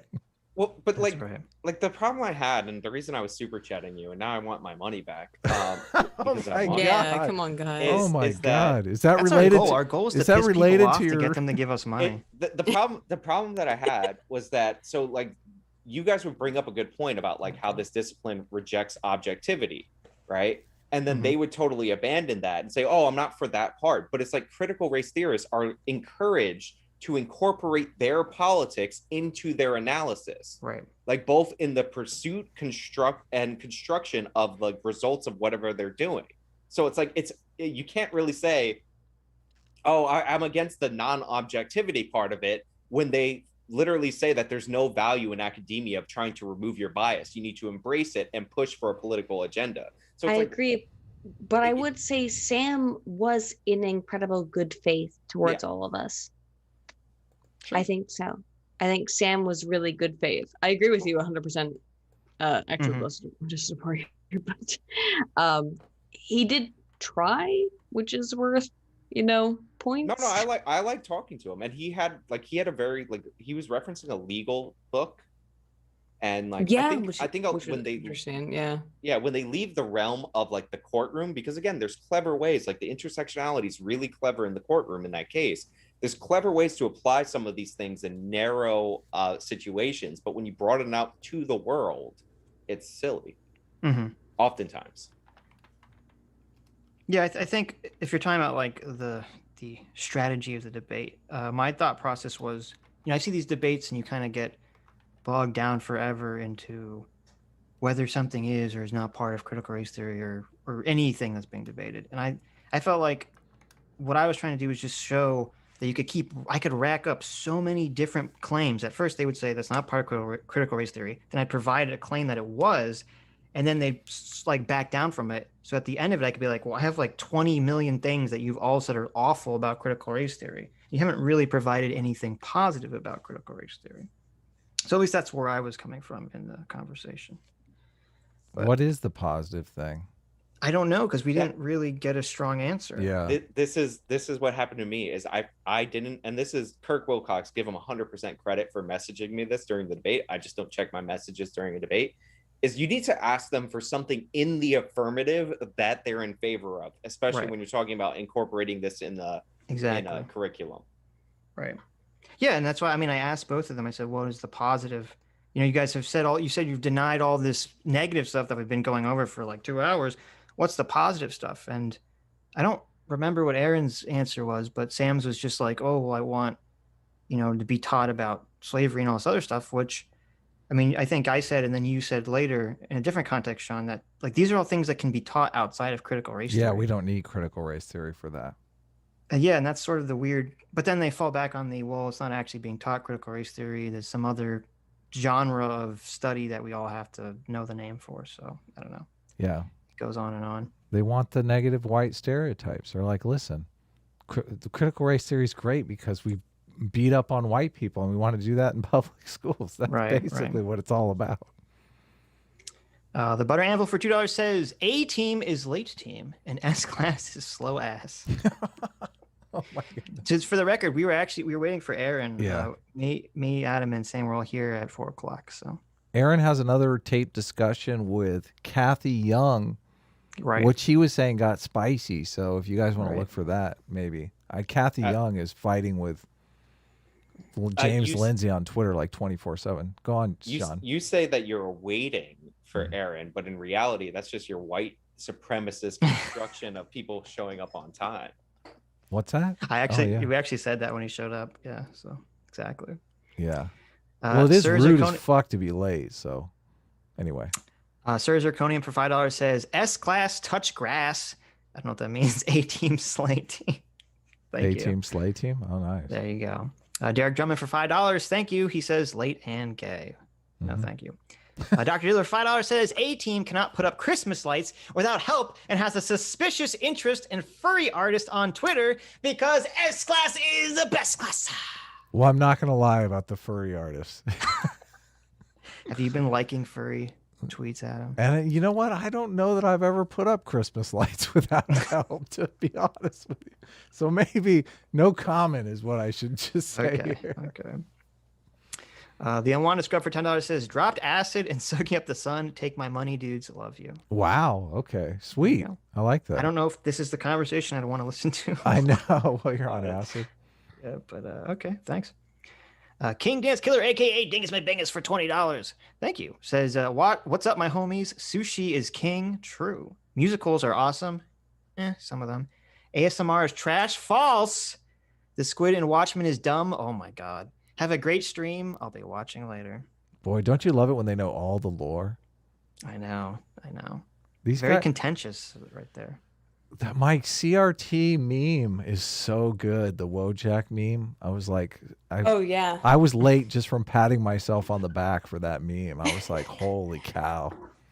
This is artistic genius. I'm surprised. I really thought they were going to comment on the thumbnail. I gave them a heads up ahead of time. They seem like we were actually dunking on each other on Twitter, but I'm surprised I didn't get a little bit, just a tiny bit salty. Yeah. What do you mean? But all right. That's all perception. That's just your pretty perception. Contentious thumbnail. Very true. Very true. Very true. You might as well put race and IQ in that thumbnail, Adam. Really? I know. Are you kidding? Salt is all inside the perception of your mind. Please, everyone, don't get weird about my race and IQ thing. I don't like. It's gonna be a meme now. Just for stop- I just bet- stop I bringing it up. guarantee you. Like Adam and Sitch, like 5 people watched this all the way through. Just don't bring it up. But how about the No, fact that I we don't- have good follow through on We our have good views, retention Sean. rate. Yeah, you better There's watch like out. 1,000 people here, Aiden. That are like, Not "Oh, only- yeah." They not have only at that, least- every at least single- 8-minute watch time. Not only that, Well, okay, can I every reiterate? single Even though- every Go single ahead, Adam, pro sorry. CRT person is going to be clipping the shit out of this, Aiden. Just so you know, they're going to be going over this with a fine tooth comb. Wait, what do you mean, Can- Aiden? That's Maiden. Mm. It's a Well, totally different. can I person. reiterate? Oh. Can I reiterate? Is that genetics are in no way deterministic? Well, no, don't dig the hole deeper, Aiden. Stop it. Look. Well, actually, Wait. to bring this to a 30-minute How is saying conversation- that genetics are not deterministic is it a deeper hole? Listen, So- acknowledging genetics exist is racist. You big. Is that? True, Oh true. no! Am I so far outside of the fucking thing that I don't understand now? that Aiden, does race Yeah. and IQ tests violate the non-aggression principle? Yeah. No. Okay. So If they cannibalism is did, okay. Trust me. IQ tests No, on race are cannibalism. okay. Cannibalism violates the NAP. No, Aiden. what? No. What if they agree that their corpse can be eaten If by they their say it's okay, then do what you want. But There you're you go. still a weirdo. Aiden is so far outside the Weirdo. Overton window, she can't even see it with binoculars. We're just teasing. It's We're just freaking teasing, ridiculous. I know, but it's freaking ridiculous because you know We're- somebody will be like, We're- I'm sure Can, it's fine. can I tell you, like, so there was like a spur that You came know. in my Discord the other day, Mhm. and like it's those people do exist that want to get you banned for everything. They And he do. yeah, came in, they do. And They do. he's in voice chat. He's like, somebody say the N word. Somebody say the N word. Oh somebody my say the N-word." God. That's what I mean. They exist. Dude, they come into my chat too, and they're like, somebody say the N-word. Like they're super like they encourage my chat to say the N-word. Yeah. What the heck are you doing? Yeah, it's Right. super difficult to goad 11-year-old boys into saying the nasty N-word. stuff I- online. Yeah, exactly. I really feel bad for the people that come into my Discord for that, because like yesterday when that guy came in, we were talking about Thor's character arc versus Well, like Black Panthers in their first 2 movies. So like it's very anticlimactic for them. as someone who doesn't think that the differences between races mean very much, it would be Oh upsetting my if God, this is taken it's- out of. It's too Fine, late. No, it's no one, too no late, one cares Aiden. enough That to clip part- our show anyway. That part is so going to don't be worry about clipped off, Aiden. It's too late. I know, I know, but that's the whole freaking issue. Is that the fact that I don't think They're it going to take matters? me out of context, and I was one I fucking know. clunking you over the head with No it. one's gonna clip this. No one is gonna clip this. watch. Someone's gonna It's not clip matter. it. No one Dude, cares. Yeah, now they Dude, are. They're clipping. it Now right they now. are. You I Now know, that we're that's all the- talking that's the about it. goal. All right, Okay, all right, that's all the right. Aiden, Aiden. Calm I down. did a discussion. I did a discussion with I'm not Sam worried, by the way. on I've my been taken out channel. of context so many times. I don't care. Sitch, read your super chats. Yeah, Trying. let's. What do you read think about super chat. Loki? Did you like the first episode of Loki? I Sean? didn't watch it yet. My girlfriend. I'm not gonna watch that an shit. accounting exam. Oh, okay. I thought it was pretty good. I liked it. I liked Loki's it. good. I should watch that. Yeah. Was it as So good far. as Tenet? What do you think You- about Tenet, Sean? I Whenever love Tenet, by Christopher, the way. whenever Have you Do you Christopher, actually? Aiden? there, I do. whenever I like Christopher Why? Nolan, Sitch, I liked it. I don't care. It's so dumb. Sitch, whenever It was Christopher, dumb, but I enjoyed it. I don't Okay, fair care. enough. Fair enough. Chris, whenever or Sitch, whenever Christopher Nolan explicitly tells you, don't think about it too much, you fucking listen, okay? Yeah. Uh-huh. Look, I'm capable of externalizing. No, death of Stories. the author. Death of the author. Once it's out there, like they have no control over it. Right. Fuck him. And No, I'm he but says it in he the- literally I'm says it in the talking to you, movie, J.K. Sean. Rowling. Yeah, and he says it in the movie. Don't says think it about in it. the yeah. movie. But did he say that in the movie to make me think about it even harder? Oh, who Yeah, knows? exactly. Maybe. So there's two basic things. There's enjoyment of narrative. That's the need for cognition, and then there's the need for emotion. These are two different needs that all people have, and some people need more cognition, and some people need more emotion. Yeah, and I guess if you just want the emotion, you can watch Tenet, and if you want the cognition, Yeah, you well, go, I mean, it's "Oh, fine. this It's is fine. It's dumb." fine. If you want to have more emotion, then Tenet is a better film. There you Need go. for Cognition is films that like I mean, I would say one of my favorite films is Beautiful Mind, featuring John Nash. Love who, that movie. Was from my hometown, by the way, Mhm. and is far smarter than I am, who I will always look up to in a weird way. But Is you know, he taller? Is that why you're looking up to him? Like he's physically taller? I mean, he's dead. So, oh no, he's still alive. No, he's alive, I think. John I Nash thought he is died recently. I think he might have died recently, yeah. But John Nash was a brilliant scholar in the field of game theory specifically. Yep. And it's very hard to describe to people who have never been through a doctoral program what it's like to be in a doctoral program where It's everyone's like hallucinating, like John Nash. no, not hallucinating, but everyone will hate you and be trying to steal your research from you. I'm not joking. This is a real thing. Everyone will hate you and be trying to steal your research from you. This is a real thing. It's terrible. I think Matt Pat sold out. So I agree. But that's just your theory. a game theory. A gay theory. At Branchman for $5 says right off the rip, this dude is like, yeah, CRT can't really be defined, but I agree with it. Joe the Make for $5 says, meth laws have higher sentencing minimums and general impact whites more severely. Is that also racist? Good question. I done said to that. You did say that, yes. I did say to it. Brian for $20 says, what is polylogism? Polylogism? And what is critical race theory? Polylogism? I don't know what this word Polyamory? Polylogism means multiple ways of understanding. Oh, thank you. What is polylogism and what is critical race theory's position on mixed race, mixed class, and mixed gendered families? I don't know, but polylogism means multiple ways of understanding. So if you are a polylogist, you would want to maybe look at like critical race theory and other types of ways of understanding reality. So you know what we need to do? We need to have on the same panel, we need to have someone like Sean or Aaron, but also have someone like Dr. Kate Slater. You need to have like the full spectrum of critical race theory insanity so that they can just argue with each other. That's what we need to do.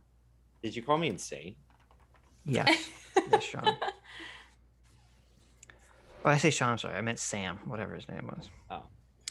Sam, and please don't be Aaron. rude. He was actually a wonderful guest, by the way. He was, it's and true. he was so willing to take a bunch of our shit, by the way. That's true. That's true. A bunch of you and Sean. We should be Because he's going to be extremely clipping you. appreciative. He's going to be clipping you on Twitter in like 30 I don't give a minutes. fuck.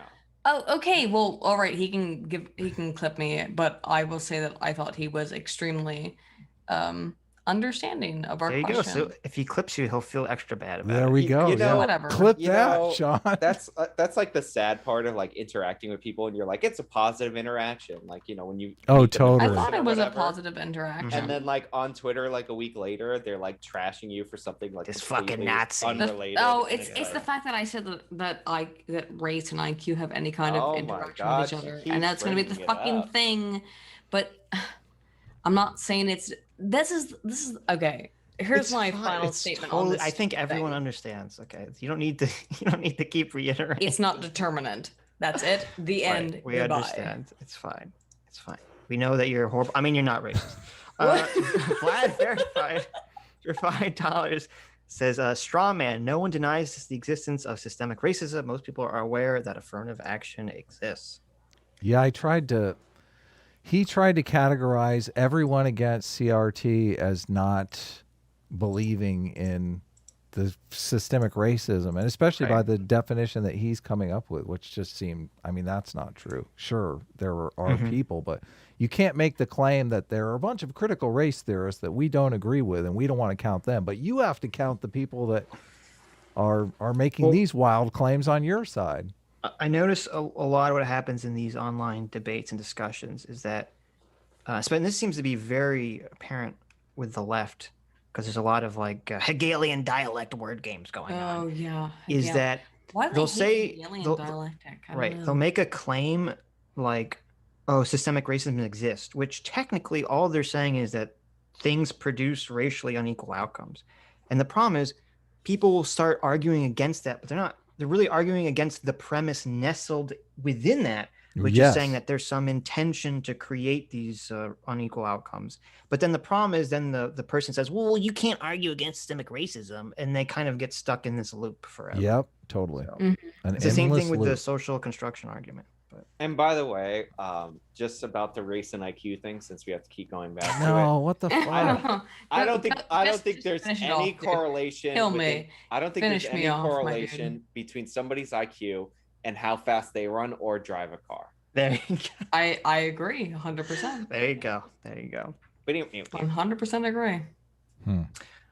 Jordan Henry for $10 says, words that wound clearly states that racism contributes to all disadvantages and advantages between groups across racial lines, and all people of color are required to challenge hierarchy itself. Do they agree?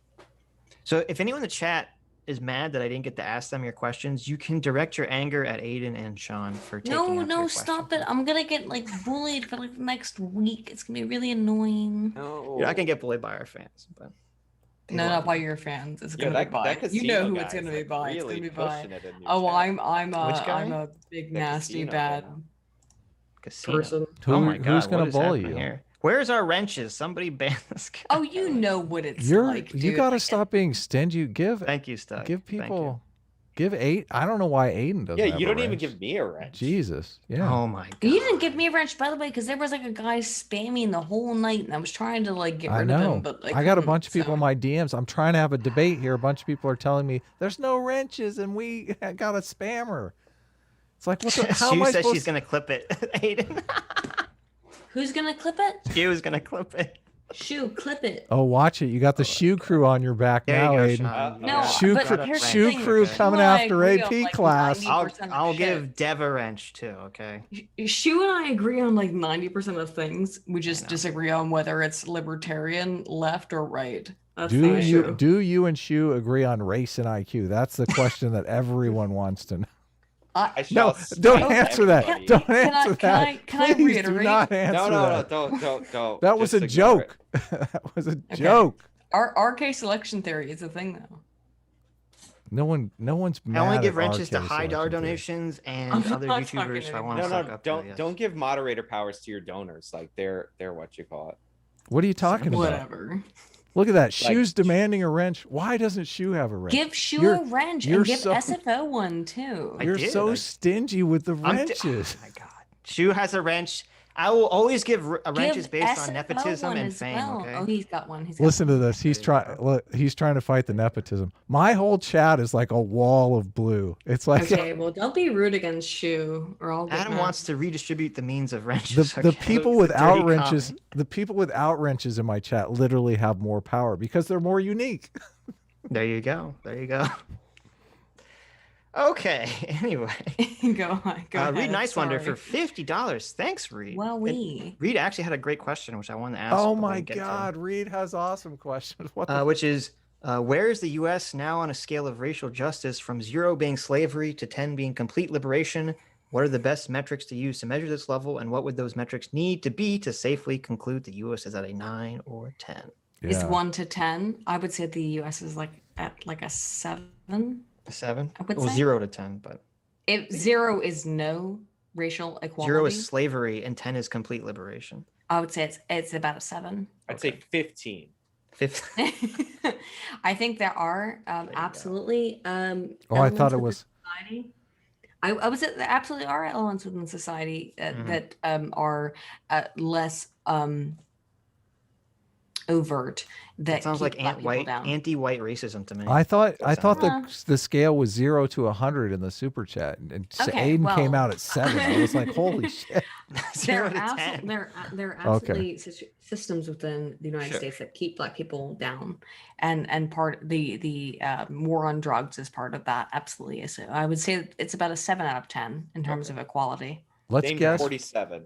Let's guess what Aaron would say, and then when he comes back on, we can ask him. I'm thinking he would say like a 2. Oh, I was gonna say like a 5, but okay. Oh, I guess okay. We'll find out. Actually, now you're still a slave, but you're a wage slave. So Yeah, you no, have to I pay thought for your that's a own direction. food. I Oh my thought God, did Richard Wolf enter the chat? What happened? I thought that's the direction they were going, Sean. Right. I think we should have. I think we should interrogate Aaron a little more on his communist bona I think he was fides and maybe invite him back to debate communism. He was incredibly open and willing to talk, which was very Sure. refreshing. Yeah, That is I would good. say. That was really Aaron knows height, which is you don't find a lot of critical race theorists that have read height. But he talked shit about height for like an hour. To be fair, What do you mean? Are you talking about hate? Because I like to call him hate. Height, Yeah. Jonathan Height. Sam. It's like John Boehner. Like he's not fooling anybody. It's Boner. I don't know. Joe the Make for $2 says it might is such wishy-washy nonsense. True.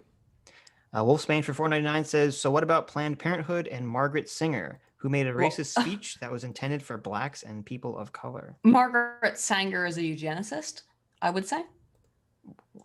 I don't even who's Margaret Sanger? I don't know. Margaret She was Sanger's the founder woman of who Planned is Parenthood. Yes, thank you. Okay. Margaret Sanger is a eugenicist who basically wanted to control the black population. And if you look at where all the Planned Parenthoods are located in the United States, you will find that they are predominantly located within predominantly black neighborhoods.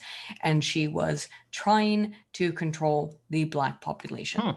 So I mean, to be fair, if you read her quote, she only said she wanted to remove the black weeds. So I'm sure that's the. Oh wait, that sounds horrible. Now that I think about it.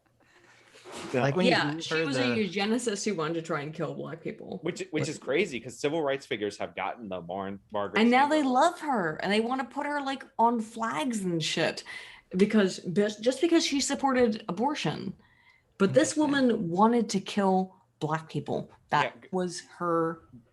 Go watch operandi. that. There's like a awful. video where they like semi acknowledge it. They're like, we understand Planned Parenthood might have a bit of a problematic past. Oh, a but little we're bit. gonna put a a little diverse face on it, and it's really funny. We're gonna pretend like it wasn't the reality that Margaret Sanger wanted to like erase black people from existence. Okay, Is this cool. the same lady who was like a psychologist researching brainwashing, or is that a different person? Different person. Okay. Margaret Sanger was a feminist or an early feminist who basically she put Oh, I see. Yeah, this is from like the 1870s. She was born 1879. This is from a while ago. Gotcha. Yep. Interesting. Alex Karras for $10 says, jumping to conclusions rather than observations, drop acid and read some So Well. True. Soul. Thomas Sowell. Sorry. So Well. Okay. My pronunciation. Please read Thomas Sowell. I've read like 20 Thomas Sowell books. I'm I know you guys have. I'm thinking I've read Black Rednecks and White Liberals, Sean. I know what you're talking about. What a great book. What a great book. I was gonna say if Thanos had a sit down with Thomas Sowell, he would have got him out of that Malthusian economic thing before the snap. Like we don't even need the Avengers, just Thomas Sowell. Jedi Bob 13 for $5 says, is it just me or do these two keep making the same points? Precipitation as no BS / Brooks. I don't know. Yeah, I don't remember. It's been so long. That was like 100. What was that? That's like 100 years. Before time. Sorry. Yes. Actual Justice Warrior for $5. Hey, look who it is. Thomas Sowell points out there's no textbook written in Ebonics pretending it's just as valid hurts blacks. Critical race theory is called proper English New Jim Crow. Yeah, that is a big issue. Gerald, I agree. But most importantly, Very what do smart the guy. whites think? What do we think? This is I don't know, my Adam, whole what do you think? whole argument. Like I don't understand why we're having any kind of say in the black community. I don't think that's a good argument, Adam. Well, I think people should have the most say in their local communities. Yeah, I agree. That seems Yeah, but- uncontroversial. Well, if you live in a full libertarian society, you would have but what if say you in have- your local community. What if you have the community? I'm sure there's lots of like communities you could find that want to teach Ebonics in public school, Adam. I don't think that's a good criteria necessarily to go by. I mean, if you do, you just can't call the disparity of outcome But no, you racism. can't do that anymore. No, you can't do that anymore. If you allow communities to have full freedom, you can't blame stuff on external conditions. sure. So that's the issue.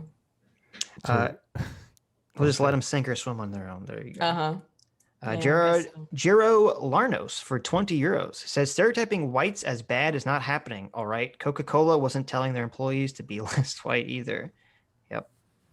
Yeah, that's a weird one because how do you not see this? How do you not see that that's happening like everywhere all the time? I know. I think that the people who support it would say that it's all deserved, essentially.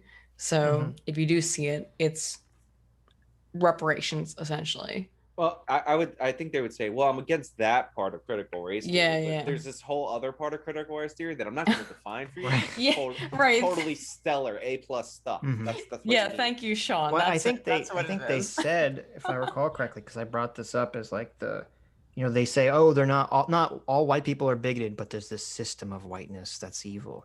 I think they said that that's not critical race theory. It's it's part of some other Afro pessimist whatever studies. There's like a No, million Sean's fucking Sean's things. completely correct. It's something that we can't define. That's external to us. So Of course. Do you think it can always be Afro-pessimism? nebulous. You think Afro-pessimism studies is good for the Black community? I'm just curious. No. No. Okay. How about Post-colonialism, Afro-positivism Afro-pessimism. studies? No. I mean, I'm an outsider to the Black community, I see. obviously. So, but Be- I ha- mean, Well, being a person of shadow and a Jew, let me if tell you, Adam. if I'm just saying, if there was a white pessimism culture is going on, I would feel like maybe we should put the kibosh on that. Maybe we Right. should not go in that We- direction. It's totally fun, I think, to have Afro-positivism. Afro-positivism There you go. culture. I do think Positivism. that's fine. Yeah, I like why it. not? I like it. No, Sure. why shouldn't everybody be positive about their history? I don't understand why that's not an issue. Just don't- Everyone, just like don't be racist about it. So as long accept and love your own history, but don't be weird about it. Well, I okay? think I don't know. I don't know if it's just me, but I don't give a fuck about like my background. No, I I'm- don't either. I'm like but you know what I 3/4 mean. Russian from like the 1900s, and I don't consider myself have any connection with like Russian history or something. I don't give a fuck about any of that stuff. So. Yeah. Yeah, I know, but like for people who it does matter to, and it does matter to a lot of people, like what their background is, and that's fine. But why do you have to make it overwrite or overwhelm other people's Sure. similar experience? So everyone should be able to be happy about whatever the fuck they want to be. My great grandfather was murdered because he was a womanizer and he was sleeping with other people's wives. Well, that's good. Congratulations. and nobody in Puerto Rico cared after he was murdered because they all hated him. Of So, course. long live my history, I guess. Philander. Why would you? Dude. That's I a mean, good. you That's a know. good family story. I like Yeah. that. Just enjoy your family for what they are, good or bad. Unless That's all I they're could say. Murdered rape. After No, 20 unless they're murder illegitimate rapists, kids, in what which were they case going to do, maybe, Sean? yeah. Jeez. Yeah. Huh? After 20 illegitimate kids, what were they going to do? They had to take some action. He was literally hacked up with a machete. So like, Oh my God. Holy and like shit. they did Holy not convict the shit. guy because that's how prevalent he was apparently. Wow. Oh Wow. my god. My great grandma like told me when she was like 90 something. It happened when she was like 28 or something. Oh my god. Jeez. Did the story end with that's what he deserved for cheating on me? Well, I'm glad that your lineage managed to survive before your great grandfather was. Yeah, macheted. dude. I guess. Real touch and go. Kanpai. Brian for $5 says, "I talk baby language to babies. We need more books in baby goo goo gaga language Oh my to make God. learning accessible to the baby." I saw in the chat Sean had said Italian pride. Is that like New York Italian, like the guys who don't speak Italian, so they're extra Italian? Oh, you gotta, shit! you know how you gotta speak in Italian if Yeah. you're Last from shoe. New York, you gotta put your John your is calling out hands- your Italianness. Because I grew up around. I'm a New Yorker. I grew up around Italians, and Oh, that- right. That's, Yeah. that's what you see, like Mhm. the Yeah. extra Italians. Yeah, Sean, you're from New York, right? Yeah. So you know the Italians. You know. So are you calling Shu a fake Italian? Is that I'm what's asking. happening? I'm asking which kind, like Italian immigrant or like you're so far removed from Italian that you're just one of those kids that's like, we have the best food, the best movies are made about us.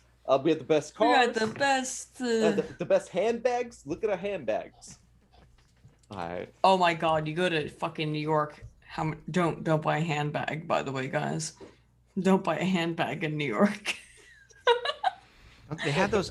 I remember Don't my buy girlfriend that was telling shit. me she was like so happy. She went to New York and there's like this alleyway that you can get all these like designer stolen handbags. handbags. Yes. That are, like for like $5 that are Yeah. really expensive brands. No, I had They're everywhere. It's not just in downtown New York City. It's everywhere, but it's mostly in downtown New York. I had visitors in New York recently, and they were like, we're gonna go shopping. I'm like, not in Times Square when you see all the merch on the floor, right? Like, Don't do that. Right, Oh, right. absolutely do not do what- that. Do what is not it go about- anywhere near Times Square. what is it about tourists that like they come to New York, they like insist on staying near Times Square? I'm like, why? Because they think it's cool, dude. They think it's cool, and they're like, Listen. "Oh, we're gonna like stay near Times Square, the center of New York," and it's like, The Upper West Side, really nice, near Riverside Park. Stay there if you can. Stay in Long Island City, cheaper than Manhattan. yeah. Easy access to the city. Brooklyn's for hipsters. You stay there, then like don't even tell me you're visiting. Yeah. And yeah, that's really it.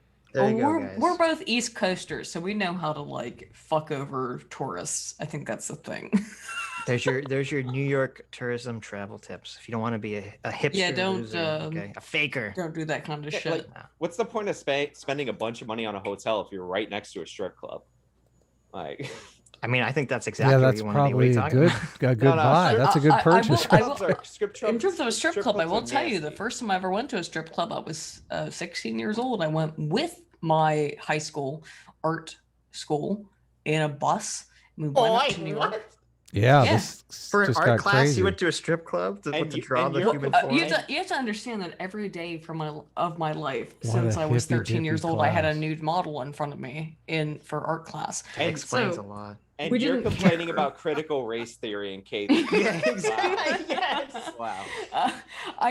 Okay, so shouldn't I be like the exemplar of a person who should complain about critical race theory as someone who was like, hang on a minute. I'm thinking even this is going too far. And I'm someone who grew up drawing nude models from the time I was 13 years old. Somebody But said whatever. stay in Bayside. Go to Martha's County Bakery in Bayside. It's Oh, nice. oh my God. Yes. So wait, Holy shit. Aiden, are you an artist? I've never seen you draw anything. Oh, yes. I went to art school for 4 years. Wow, you're an irrational artist, just like Adam. I know. What? I know. I'm a very rational artist. What are you talking about? Wolf Spain for $4.99 says a lot of black stereotypes are Southern stereotypes. So wouldn't this also apply to Southerners and rednecks? But because it's blacks, it's racism. True. J-Mac for $10 says cops in the criminal justice system are misandrist. Change my mind. Good point. Yeah. For another $10, Jay says, I went to a Christian high school in California in the 2000s and I learned all about the atrocities. Yeah, we all do. Yeah. Oh no, Ralph. There may be a Martha's in Forest Hills. The one in Bayside is way nicer. Like just like there's a Martha in Astoria, it's garbage. You got to go to the real one. Do you have like an affiliate code with this place or something? No. You sponsoring? Like, listen. Also, like the coming down to Taverna Keyclades, like the Greek restaurant. Don't go to the Manhattan one and don't go to the Bayside one. Go to the Astoria one for that one. And yes, there's going to be a quiz later. I need you guys to write this down. Oh my God, Sean knows his shit. Sean needs to Holy write his fuck. travel guide to New York. I've only lived in New York since I was 7. So Yes, Sean knows his shit. Listen to this motherfucker. Michael A for $5 says, stop trying to whitewash U.S. history, Adam. We need to learn about things like slavery and Jim Crow. Yeah, exactly. Yep. We have to make sure that the curriculum puts those negative white stereotypes into every little God. child's head. Yeah. Mm-hmm. Well, I mean, agree. isn't that kind of the purpose? Don't you think that's really the game? Oh, they're playing? that is the purpose. Well, Absolutely. you're sure it's like doing like the opposite straw man. What do you also, mean? I have one other crucial point. in About Forest me. Hills, there's a 1950s Oh my ice cream store. God. It's called Two Eyes Edie's ice cream or store. Eddie's. It's really good. And Eddie's. it's like that old, that old Yeah, school yeah, pump, dude. Holy fuck. However, I will say you are correct.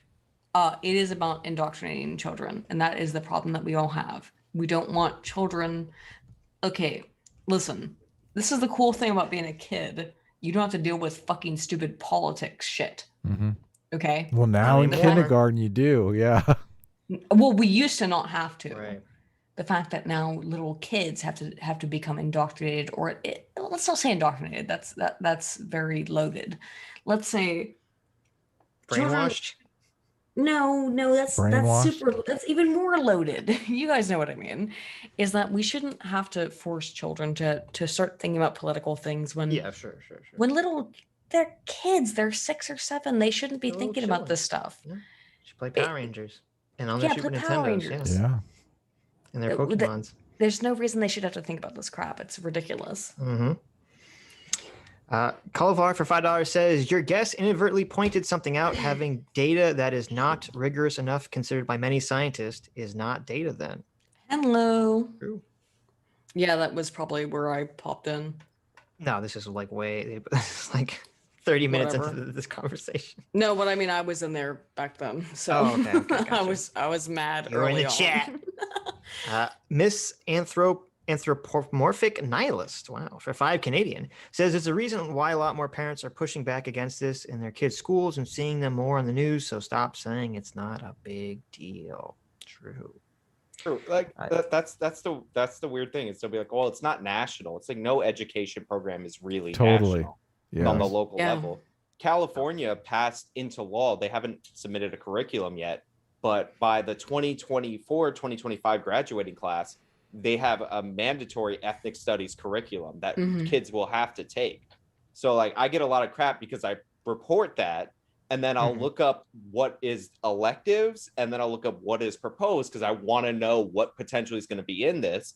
And if you're teaching it as an elective and then you're making it mandatory in the future, that's like not a bad thing to go from. But yeah, this is happening. It's happening in major districts. Sometimes it's local, sometimes it's district wide, sometimes it's statewide.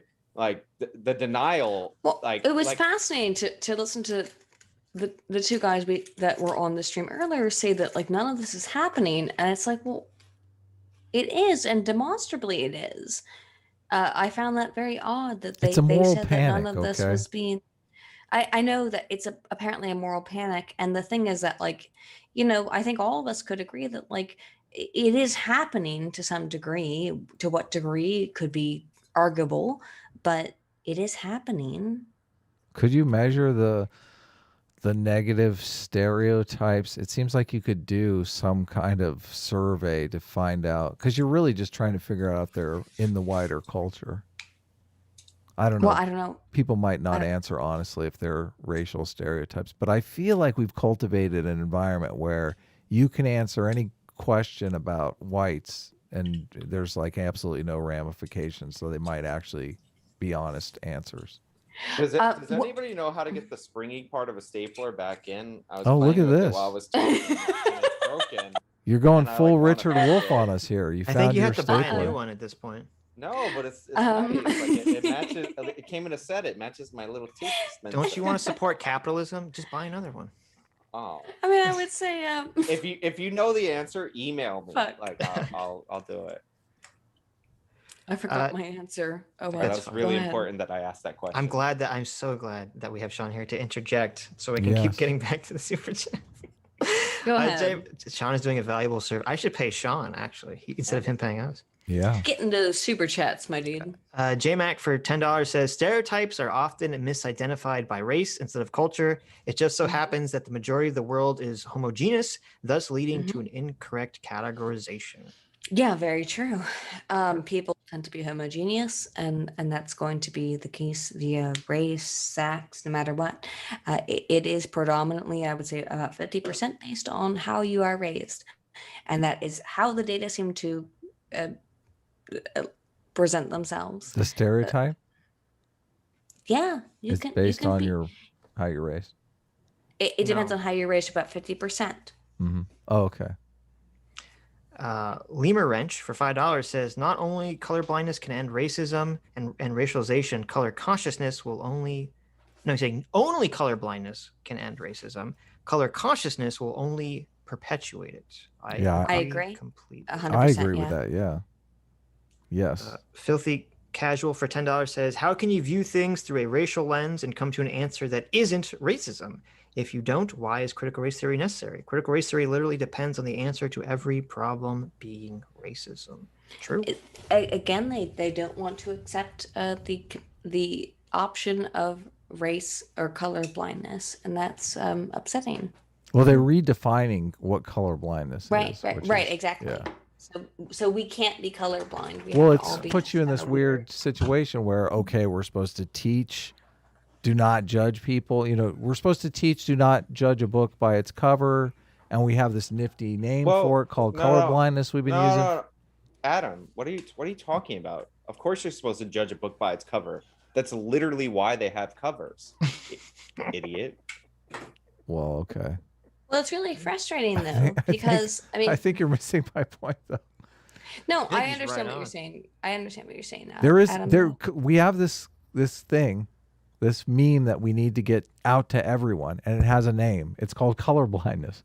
Yeah. So if you're it's just so weird that you're going to do the switcheroo on the meme and think, oh well, we don't need that meme anymore. What the fuck? It's not really a meme. It's a general thing that's helpful towards society, of being like, hey, hang on, but it's being meme-ified, colorblind. right? Yes, well, a meme can be anything that it's a cultural prescriptive or a cultural idea. It's a prescription. And color blindness was this idea that we had in the 90s and 80s that has become essentially the 2000 evaporated. and the 2010s and the 2020s. Well, this is unfortunately it's being destroyed. This but is the contention that is true for all the evil cultural Marxist woke studies, is that they all want to basically dismantle all the liberal principles that the left has been using for the last 60 to 70 years to achieve racial and gender equality. Yeah, that's crazy. But I'm really wondering how you achieve equality by inherently inducing racial animosity. That does not make sense to me. The crazy thing is, all this stuff is like, it got us, you know, he was willing to admit that it got us 50% of the way there. And it's like, because it didn't get us 100% of the way there, we should throw away this thing that's getting us 50% of the way there. And I'm like, how are we not going to be like it's back at square one then? But you could call it a meme, but like, again, critical race theory literally says it's against liberalism. So yes, it's not, again, it's weird when people deny aspects of it that are like commonly taught with critical race theory. So like, they have to. That's the whole purpose of the Mott and Bailey, Sean. Yeah, that's the whole idea. That's the defensible position is the position they're here to debate, not the indefensible position. Come on. Mm-hmm. Well, I have yet to see anyone who is in favor of critical race theory actually defend the idea that we shouldn't separate the races, which is what they appear to be promoting. Yeah, a lot of them are segregationists, definitely. Well, that's what I find very disconcerting and what I find to be inherently racist and ugly. And I'm having a very hard time actually hearing anyone who was and it was very interesting to hear these people talk tonight, who I think were good actors, by the way, but be kind of unable to defend some of their theories when placed under to the smallest amount of scrutiny. Mm-hmm. Mr. M6 for 50 Kazarkazarks says James Lindsay has more published papers in critical studies than these two clowns combined. There you go. Well, of course, they're Andrew, all fake papers, but there you go. Jesus Christ, so do I, dude. So whatever. You got a lot of fake papers published, Aydin? No, I have a bunch of real papers. Oh, well, those are better. Jeez, I have no papers published. I don't know that James Lindsay has a real paper published, though. I'm not sure he's published. We'll find out. Wait, he does. He has a PhD, so he has to be published. No, right, never mind. He's published to 100%, and he does have real papers published. If I have real paper, my first paper published was when I was in undergrad, I guarantee Dr. Lindsay does. Yeah, I thought you were gonna say it was when you were 13 drawing naked people. Yeah. No. It was published in Playboy. When James Lindsay when anyone gets a PhD, they have to get their their work published. That's part of getting the PhD. We had to find No, Tom no, no, Nichols' no, no, no. PhD paper. What? That's not true. That's not true. You don't So let have me to get it explain. published? Let me explain.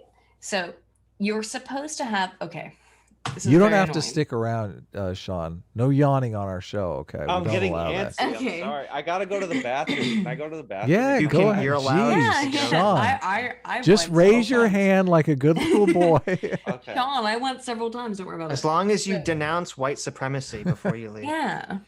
So the thing with academic publication is that you're going to have some things that are not going to be published. It's a normative part of being an academic. I find it weird that people have a perspective that if we don't publish a study that it makes us lesser or greater. That being said, let me explicate how doctoral theses work. Generally speaking, as someone getting a doctoral thesis, your doctoral thesis is probably not going to be published because it's probably going to be like 300 pages. And so predominantly the way that people get their doctoral theses published is by paying someone. It's called pay to play. They pay a journal to publish their doctoral thesis. I'm going to say it's in about like 9 out of 10 current doctoral theses. Yeah, but the I don't pay to know. play system, isn't it there because they have to get it published? No, you're not required it to receive your PhD. Okay, so In it's no like way.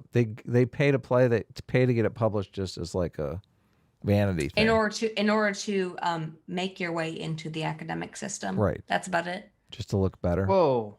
Who made this amazing GIF that you put on screen, Adam? Let me see here.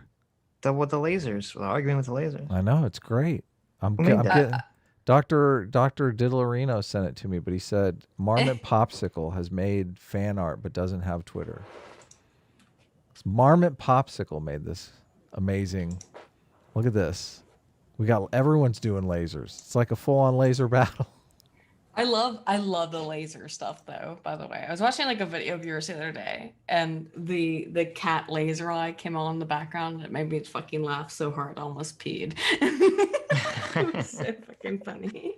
This fucking casino bot is like insane. Jesus. Yeah, I know. It's incredible. Keep Yeah, coming back. dude, like hell? I tried to like get rid of them, but It'll I don't never have a die. I'm thingy. thinking of adjusting my position on the robots just over this I don't fucking understand, 'cause casino bot. When I click on his name, it doesn't give me the option to hide. It says unhide user. Yeah, because Oh, I've that's already hit it a weird. million What? times. It's like Yeah, a I know. I don't understand. This is bullshit. This is Susan. This is Susan. Susan's fucking with us. Yeah. It has to be. It's like new accounts. It's creating new accounts. Yeah, but no, it can't. It's not a new account because if it was a new account, it would just It's the keep giving me same the account. option to hide it. Yeah, it's the same account. And Oh, I don't really? know. That's very strange. But guys, go. I've go hidden ahead it. and I've go, hidden it more than once. So it's new accounts. Don't you guys want to gamble a whole bunch right now? No. I do. I feel very inclined On- to gamble. I want to gamble on white supremacy. Oh Andrew, Go Andrew ahead. Montague for £5 says, so CRT wants equality, but with separate and distinct cultures. Separate but equal. Sounds kind of bad to me. CRT is using white guilt for revenge. I agree. The Voice J for $6.99 Canadian says, when people say systemic racism doesn't exist, they mean that it's either not inherent to the system or arrest rates or not race-based school quality. Yes. There's lots of inherent premises in that argument that gets tangled up. Snuck Yes. in premises, definitely. Yes. Common Cure for $10 says, would it be better if we back away from attributing CRT to every instance where we see woke stuff in workplaces and schools? The fact that it has become such a buzzword might be ruining the discourse. I don't. Normally, I'm usually the stickler saying we have to use all the words correctly. In this case, I don't really care because we don't, as I said during the conversation, the only words that we have to actually describe the broad genre have all been demonized as Nazi conspiracy theories. Totally. So, yeah. What I are you don't have gonna a do? problem with people Yeah, using that critical is race the issue. theory. That's the whole issue is that we have no real Sitch is- way of. Well, no, we Sitch don't is have a thrown good in the way of- towel. Sitch is like, Oh, fuck it. Everyone's doing it. Well, No. That's not my position. no, Is they've demonized the correct word. Totally. And so No, Yeah. I know no exactly. other option but to use a sort of an incorrect label. They're in this, demonizing instance. colorblindness. Colorblindness is next. Every time I say colorblindness, people you are like, guys "You're a heard Nazi this. racist. Colorblindness is evil." It's like You they've guys heard enlisted this for every 3 single hours. dumb ass on Yeah, we did. Twitter. They've You guys heard this for 3 hours about how color blindness is. I would say that the people you were talking to were actually fairly. they had a hold on. They had a nuanced. They were okay. They had a were nuanced position on yeah. colorblindness. The reason that people do this, they redefine words, is because then you can enlist an army of morons on Twitter who Of do not course. have a nuanced position on colorblindness. Of course. They just see colorblindness as a term and they're looking for fucking woke points. So even though you're talking about the well, of other course. colorblindness, they're like, no, I fucking, mean, if- that's if- racist. I would say, like, you guys both understand Height's theories very well. Yeah. I would say also look into Tajfel and Turner. And if you understand Tajfel and Turner, when you also start to understand Height, Tajfel and Turner are the two modern main scholars behind the social study? identity theory. Oh, social identity theory. It's not one study, it's a massive I've seen area your of video study. on it. I understand it to some extent just through you. So social identity theory is the idea that we all tend to move towards groups that we identify with socially. And this can be political, this can be homophily based on any kind of association.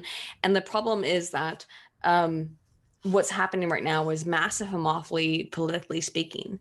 And so people aren't going to believe you. They're not going to listen to you if you fall outside of their latitude of acceptance, which is Using the wrong words, like colorblindness. well, no, that's what I mean. Latitude of acceptance. If it falls outside of their latitude of acceptance, they will not accept anything that you say. Yeah. And so there's no way that you can move them towards a latitude of non-committal or towards acceptance. It will always fall into the latitude of non-committal or into the latitude of rejection. And that's going to be the issue with everybody who's talking about these things. To people who are outside of their social identity. So the social identities within the US politic have become so dichotomistic that there's no way that these people can actually speak to each other in any way that is, I would say, productive. And that's the problem. Colorblindness, though, is something that you need a fucking commitment to. It's an aspirational thing. It doesn't work unless we get a commitment. But what, like our But entire... they don't want the left and the right. The mainstream left and the mainstream right now do not want color blindness. What? No. What are you talking about? No way. The right is completely. I mean, they're on I think board it with- might be the right. I think it might be the mainstream right, but the mainstream left does not want color blindness. Right now, And the I'm right very wants afraid. to characterize all of critical race theory as state-sanctioned racism. That's the meme that they're working on for the next. I know election. that. Yeah. But my fear is that the right will be reactionary because the left is currently reactionary. And what you're going to end up seeing in the next 10 years is a lot of people who are sincerely racist. And by that, I mean, not just racist against the left and reacting against the left, but racist in their own way. And that is what I find scary, because I think that is a real thing we will see, because that's how politics works, in that we probably will see people on the right becoming increasingly more racist in a realistic, very hateful way. It's not that way now, but it will be that way, I think, maybe in 5 years. Not a great outlook. Welcome back. No, Sean. it's not a great outlook. Get That's your- why get your I coffee. don't like it. Well, I when got you my coffee so I could go to sleep later. Yeah. Yeah. when you get rid of the Hey, Sean. when you get rid of colorblindness, it's no surprise that racism is on the rise, right? I mean, basically, you're getting rid of the one thing that was a shield against this kind of thing. Sure. I'm Yes. colorblind. Mm-hmm. Actually, colorblind? Oh, What color? interesting. I have very poor color distinguishment. That's terrible. For all colors or specific colors? Yeah. Why are you getting personal? He's a faker. He's a faker. He's He not is. colorblind. No, for a few Sean, when are you colors, going to do the video he's a where you put on liar. the glasses and you see color for the first time? the first Oh time, my yeah. God, it's amazing. Get ready, guys. The grift is. Oh, Oh, those look at weird this! videos, Holy yeah. cow! Here it comes. Yep. Amazing. Comment What here kind for of 10. rave are you having in the I background know, there, it's Sean? great. The police are here. I love it. Uh-oh. Watch out! You're Wait a triggering minute. Aydin. Wait a minute. How'd you know that those are police colors if you're colorblind? Uh-oh, 'Cause true. It says so on my app. Yeah, right. Yeah, right. The grift is crumbling. I'm very disappointed in you, Sitch. We went that whole debate and not once, and I was on fire. Did I get a correct? What By the the way, fuck? you guys were incredibly quiet. I found interesting. And I appreciate it, by the way. What do you mean? No, I mean, like, you let me and Sean talk to Oh. Sam. Why we didn't want it to be like 4 people Yeah, talking to one bad person. optics. Well, Come no, on. I did appreciate that. Right. Optics You're do welcome. matter somewhat. That's Aydin. true. Jeez. Jeez. Oh, no, it's almost like I think you guys are generally good people. How dare I you? know. I'm sorry. You're gonna give us a bad reputation. I know. Common Cure for $10 says, would it be better if we back away from... Oh, I read that one. Stug for $5 says, different localities have different laws and sentencing practices. Have you controlled for sentencing lengths based on region? I'd assume not. Brian for $20. Thank you, Brian. Says, Mott and Bailey, critical race theory is descriptive versus critical race theory describes inequality, which must be rectified. Is it fair to say that critical race theory is not prescriptive and no one is calling for direct action to reach equity? I mean, as far But as I know, they that's exactly the don't have point, the yeah. conclusions, like what they want the ideal society to look like. They're like Right. still working on it. Right. No, Well- that's true. That's why even though it was like 4 hours long, I thought James Lindsay's Hegelian dialect video was interesting because he explains that this all comes from the alchemic idea that they don't have to actually provide a better society. They just have to pick away all the bad parts and then magically a better Yes. society will alchemically form from the ashes. So Yeah, this is the problem with prescriptive argument, where you're basically saying like, okay, I'll just provide some arguments, and I am assuming that this will lead to a better society, wherein they need not provide any evidence towards that, and that's what you got in that argument.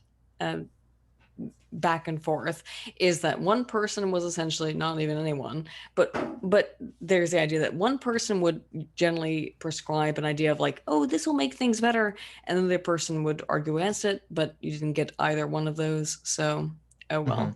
right. I don't know. They said they were pro science. I'm holding them to it. There was no, but yet you watched that where for hours it was argued against the entire idea of the scientific method. That was really frustrating. I haven't been able to find any papers that By are the way, if pro you CRT. want to kill that casino bot, what you should do is put whatever it's typing into your blocked words. Like just put it all in one section. Oh, that is smart. So that way, if it keeps That's a coming good back, they idea. won't be able Okay, to type let that me do message. Yeah, it's a bot. I would It'll just be- change I it would just be- immediately. I would just be fascinated to see if there is an increase in any kind of people who are actually interested in science instead of what I would call anti-science scientism. So scientism is the worship of science, which is generally what I see coming from the left right now. Well, I which is worship this- science. But no, you know what I mean. No, Adam, I know you. You go and read papers, Sure. right? That's not scientism. I read hear the that, yeah, summary. sure. part. or you do until you Sure. get tired and fall Yeah, sick. exactly. But that's way more than what they do. They go and like read like a headline and go, oh, a scientist said this, therefore it must be scientific. That's not what we're seeing coming from the left right now. What we're seeing coming from the left, generally speaking, not entirely, but largely, is What is that? That's your oh. Fauci candle? Oh, nice. Yeah, Look at worship. that. It's a the oh, science. oh Holy yes, Sean, I saw you got that in the mail today. Hell yeah. Okay, so Sean's got his Fauci candle, All right. and that's the We're problem I have. protected. That's the freaking problem I have, is the idea that science is, and as someone who has worked as a scientist my entire life, I find it deeply, deeply disturbing that regular people are essentially worshiping science and saying we cannot question people who are quote unquote scientists, because let me tell you, what, my dudes, scientists are idiots. Okay, we are people, we are human beings who are just as able and just as fallible as anyone else. So But Aydin, I feel a little safer with the Fauci candle, don't you? I mean, I just feel I safe. do feel safe. To be fair, I do feel safer with the Fauci candle. I do feel safer. To be fair, I do feel safer. I do. I think it's working. It does smell really good. In though, the name of the Father, the Son, and the Holy Fauci. And the Holy Fauci, yeah, exactly. You want to hear something funny? Is I bought the Fauci and then I bought the Cuomo as a joke for a video, obviously. Oh my God. I tweeted out the image and some conservative like took out all the context and just posted the images like crazy, like what the left does. And I'm like, oh, I made fake news. Yay. That's great. The fake news is always an issue. I don't know what we're going to do about that, though. God, they compared me to Alex Jones. Well, what a... I can see it. That was so weird, though. That was so weird when they he compared They you didn't to understand the Alex point. They didn't understand the Jones. point No, that we were making. They Yeah. did not. If I could have this Fauci candle, but it also be a mask to protect my face from COVID, then I would be really happy. Would you? You can like put like get a mask and then put like tiny little candles on. Yeah, I tried stapling the mask to my face, but Mhm. it didn't work. Just Sean- use Gorilla Glue. Sean, would you consider It worked yourself out an so activist? well for that other girl. But I can see myself a what? Like an activist? Are you in the culture war stuff? Are you? I mean, I Kate? don't even vote. Okay, well, Oh my God. that seems I live like in New York, and I live in a doesn't matter. congressional district that's Oh, yeah, I'm in the so same- uncompetitive. I'm in the Nobody, same Do you live in situation. AOC's district, Sean? nobody runs. I don't. Oh my God. But when I was like shopping for apartments with my girlfriend, I saw the original Ocasio signs because she was looking in Oh, part wow. of her district, like Right. before she was AOC, when it was Ocasio 2018. Mhm. Wow. I do think, Adam, you just have to stop the whole "I'm just a comedian" argument. It's such a bad. No, look, that Let me was, ask you this, that was Sean. nonsense because what he used was the Alex Jones defense in court. I know that. Oh, That's yeah, not yeah. comparable. That's No, not no, but comparable. he was I like, I'm agree. an entertainer or whatever. Yeah. That's what Rachel Maddow uses in court. That's what every TV host Yes. uses No, in court exactly. when they want I to. know. We're not doing Exactly, and Rachel that's- Maddow here. We're not trying that's to what they're inform the doing. public. Our job is not to inform any of you guys. Our job is to I make think- stupid jokes about internet Well, personalities. it's very funny. I I don't think know. if he, I don't know if you I know think if this. he said called you John Oliver or John Stewart, that might have been a better attack because they do clown nose on, clown nose off, where Sure, they make totally. serious points and people take Right. it seriously, and then they're like, "Oh, that's what we should do." And then when you criticize them, they're like, "Bro, I'm just a comedian." Right, but I think Well, that's I will say, I a will- bullshit defense on their part when Jon Stewart would say, "I'm just a comedian." It's like, no, you're doing something more than just telling. I funny will jokes. say that when this stream particular started tonight, and Adam, you were trying to describe to Sam and I'm sorry, I can't remember. Aaron. There were chats saying that you were doing the same thing, of like, oh, it's just an easy excuse. And I know, by the way, that that's not an easy. What do you mean excuse. an excuse? I don't get what's They the were situation. people in the chat were saying it's an easy excuse of saying we're just a comedy channel, so we can't be held to the same sort of Standards don't or Standards. wait a whatever. second. I disagree. Do I think you not are a do comedy not channel, hold by the way. do not hold us to any standards, guys. I agree. By the way, I want you to know. by the way. Listen, listen. I agree, by the way, but that was what happened to Alex Jones. And by the way, I think Listen, Alex it's Jones complicated. said Do crazy your own shit. research. There you go. It's complicated, Jones- guys. Yeah, it's complicated. Alex said crazy shit, particularly about the what was the Sandy school Hook. shooting, Sandy Hook stuff. He said crazy shit that was ridiculous. But Alex Jones is, I guess you could say, a comedy person more than anything. No, No. You don't think, Sean? Alex Jones is hilarious, but like I think He is hilarious. He makes me laugh every time I listen to him. I think But I think is, maybe not for the reasons he thinks. it is a convenient excuse, but it's more of a convenient excuse when somebody's like actually like there's a bunch of pundits that say that they're comedians. So like, a good example on the right is Steven Crowder. Like Steven Crowder is a political pundit. right. He tells some jokes. Even Tucker Carlson, I think, considers himself a comedian. No, that's Jimmy Dore on the left is one. Like That Jimmy is Dore, the I distinction. love, actually, and Jimmy Jimmy Dore's Dore done is the stand-up, only like- person on the left that I respect. for the most part. That is Oh, the yeah. distinction, Okay. Sean.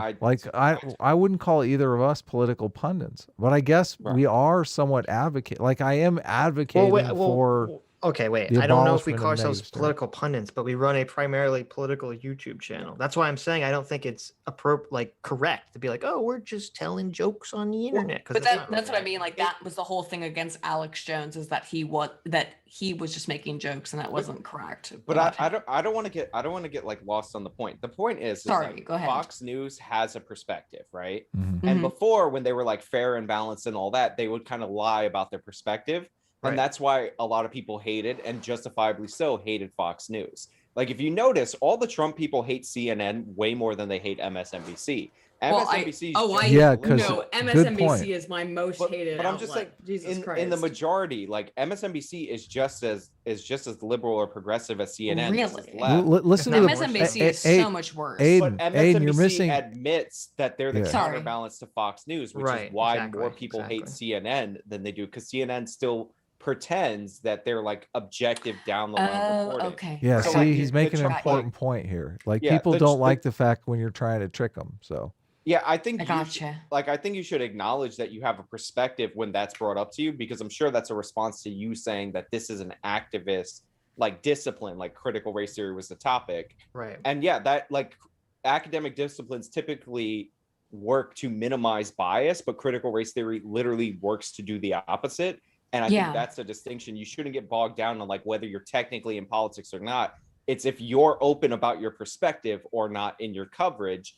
And what's the difference between you doing that on the internet and somebody doing that in academia and pretending it's scholarship? that's a great point. But that attack on me, though, like I say in so many live streams, I don't believe you can change people's opinions. I'm not here trying to change your opinions. No, I'm here voicing my you're opinion. right.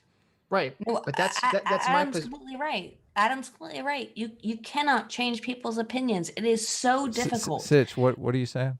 Well, I was going to say, when this was broached, I think that's all you should have said. You should have said, well, and that's what I said. We're not here trying to change the minds of critical race theorists, because I don't think that's something that we can necessarily do. We're just, showing our audience our disagreements with critical race theory. I just wouldn't give them the ammunition to levy that's a the good whole, point. I'm just telling jokes on the internet. That's a good point. What they're trying to do is muddy the waters and say, oh, well, you're criticizing them for being an activist when you're an activist. And it's like, like they're activists in academia where they're not typically supposed to be. I know, I'm making jokes on the internet. But that's the problem with critical theories in general, is that they are supposed to be. But I'm saying in academia, you're not supposed to be in a traditional academic discipline. If the criticism is that it doesn't operate like a traditional discipline, like that's what you point to. And you saying, oh, but you on the internet have a perspective or a bias or whatever, like that's that's like too, it's like a complete what about it. It's a good point. I will say from academia is that there are some people who say that their academic perspective is so important that they need explicate it and present it publicly. And it is a rare thing in academia. It's not generally in my field, which is really funny, because I always get like, oh, you're not a real field of academe from people who have fucking philosophy degrees, but whatever. However, I would say that, like, you're gonna get those kinds of critiques, and I would say what you guys are doing by trying to critique it in a holistic way is important, because otherwise it does not get critiqued within our own fields. It does not. It can't, obviously. I don't understand how their whole argument against the anti-white stereotypes was basically what anti-white stereotypes are you talking about? Yeah, and when you show it to them, they say, well, we didn't really mean it that way. Totally. And, yes. Whiteness is something completely different. We're not talking about white people here. We're talking about whiteness. I mean, yeah, we didn't really mean it that way. And that's very frustrating, because the critical cultural theorist, and I found it very interesting that Sam didn't understand what critical cultural theory was. Actually, that made me, I'm not trying to like dunk on him or anything. I don't know what that is. So, I mean, is it important? So I'll reiterate what I said earlier, which is that within academe, and in terms of scientific analysis of how we come to understand reality, we have three different methods through which we can do it. We have quantitative studies, qualitative studies, and critical cultural studies. Critical cultural studies is what this guy is looking at. And critical cultural studies is something that cannot be measured. It's like you can't even measure like someone's like qualitative studies will like measure people's emotions, but they won't do it in necessarily a mathematical way. Where I come into science of the social sciences is a very mathematical perspective. I look at things through a very statistical analysis paradigm, but someone who's looking at through critical cultural studies would say that like it doesn't matter, no statistics matter, none of it matters. It's all just like how are people talking to us about things, and we can just kind of like write journals, and that will be what we publish in our. It will be what we publish, and unfortunately, that's kind of So if my voice sounds bad, I've been talking for too long tonight. That's so. fine. I'm very sorry. We've all been talking for too long.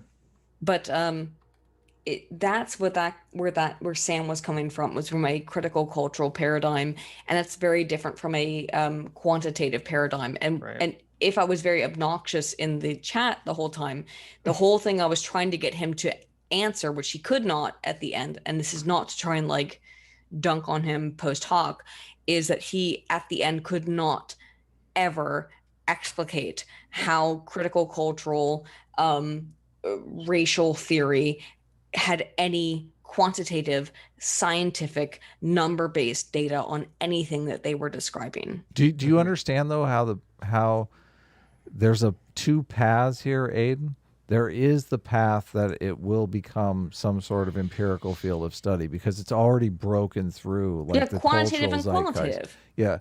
So, but these two guys are in favor of it breaking away from those roots in the same way psychology did with the Freudian stuff. So you can bring it up over and over and over again, but sooner or later you're going to have to acknowledge that they've either broken away from that anti-science stand or not.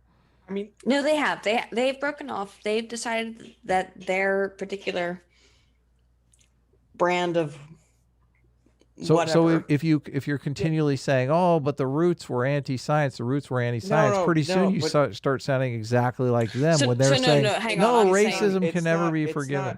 No, it's not just. But like the idea, they're saying that it's moving to a more empirical like side. No, it's not. Like it's designed not to. Like that would be the whitening of the discipline. So this is the problem: is when you say I'm in favor of critical race theory, but I'm going to reject 80% of the core tenets right off the bat, and then try to make it like another discipline. Like no. But do you understand that it could be transitioning literally into another discipline? Go ahead, Sitch. You want to get in here? Go ahead, Sitch. Sorry. Oh no, I don't.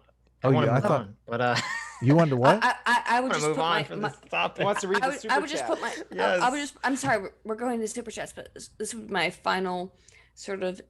Final thought. Go ahead. My final thought on this is that no, you cannot just add your opinions towards science. Science is, data are, they exist outside of any of your opinions, outside of any of your feelings. Data are, they exist, and I'm sorry, the end. And the reality is that critical cultural and critical race theory cannot exist within a quantitative, measurable reality because inherently science disproves all of it. The end. Yeah, and if you remember that famous clip of the girl saying that you have to decolonize science and do away with it altogether, she was talking about how it's not fair that Isaac Newton, this white man, invented an equation for gravity. Yeah. And we take that more seriously than like a witch doctor talking about a lightning bolt. Like that's somebody who's speaking more truly to the roots of critical race theory than anybody who says it's moving towards an empirical thing. Like, but if you I do complex statistical analysis every day. But I don't want our side to be guilty of straw manning the shit out of this stuff, because if you talk to Aaron, let me finish. If you talk to Aaron will come out and he will say, "Oh yes, we're we're conscious of the fact that there is bias in science. Like, it's a completely defensible position that he'll come out with, and that we want to critique that bias that is natural in human nature Yes, but to as what it degree? it exists in science. He'll say that critical race theory isn't anti-science. They're saying that what we're characterizing as their anti-science position is them characterizing the biases that actually exist in real science, which they have a point on. So so provide me with data. Yeah. there's a point when they said in the debate, and I brought it up to Sam when he was here, where they were like critical of colonial ways of building knowledge. Right. And I pointed out that was the scientific method. But no, if they're talking, and he didn't deny that was included in he's a talking colonial about way of building phrenology knowledge. though and shit like that. So you have to make the okay.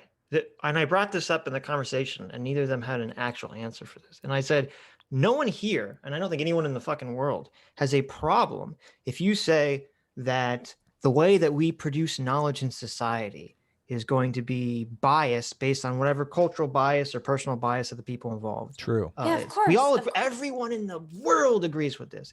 And this is sort of the Mott and Bailey that goes on with critical race theory's approach to science and objectivity, is that when you criticize them, that's their Mott position. They say, oh, we're just saying people are biased in science, which is why I said, the problem I have with critical race theory is saying the tools themselves, the concept of objectivity, the concept of the scientific method is often said to be so biased that it has to be discarded. And they want to replace it with personal anecdote, which is even worse. Yes, it is. And I truly find this to be a perspective that is based on people who have not actually conducted research and who have not actually gone through the scientific method. Yeah, I don't mean totally. that to be Yeah. I do not mean that to be disparaging. Science is a lot of work. I want fucking power without science. That's Right. too much work for me to So, do. Come on. I'm sorry, and I do not mean that to be disparaging towards people who have not gone through the process. No, it but is what disparaging. I find to be You should be disparaging it. okay. So people who think like science is this big bullshit stuff, go submit your dumb paper. And I don't mean that. There's a I am lot being of disparaging. bullshit science, though. You can't Submit say your that. submit your fucking paper to the IRB to see if you can be able to do that kind of stuff. And no, There's a So lot of yes- bullshit science, so you got to admit. Look, I want you to be able to move on to super chat. So I'm just gonna say Sorry. like really quickly.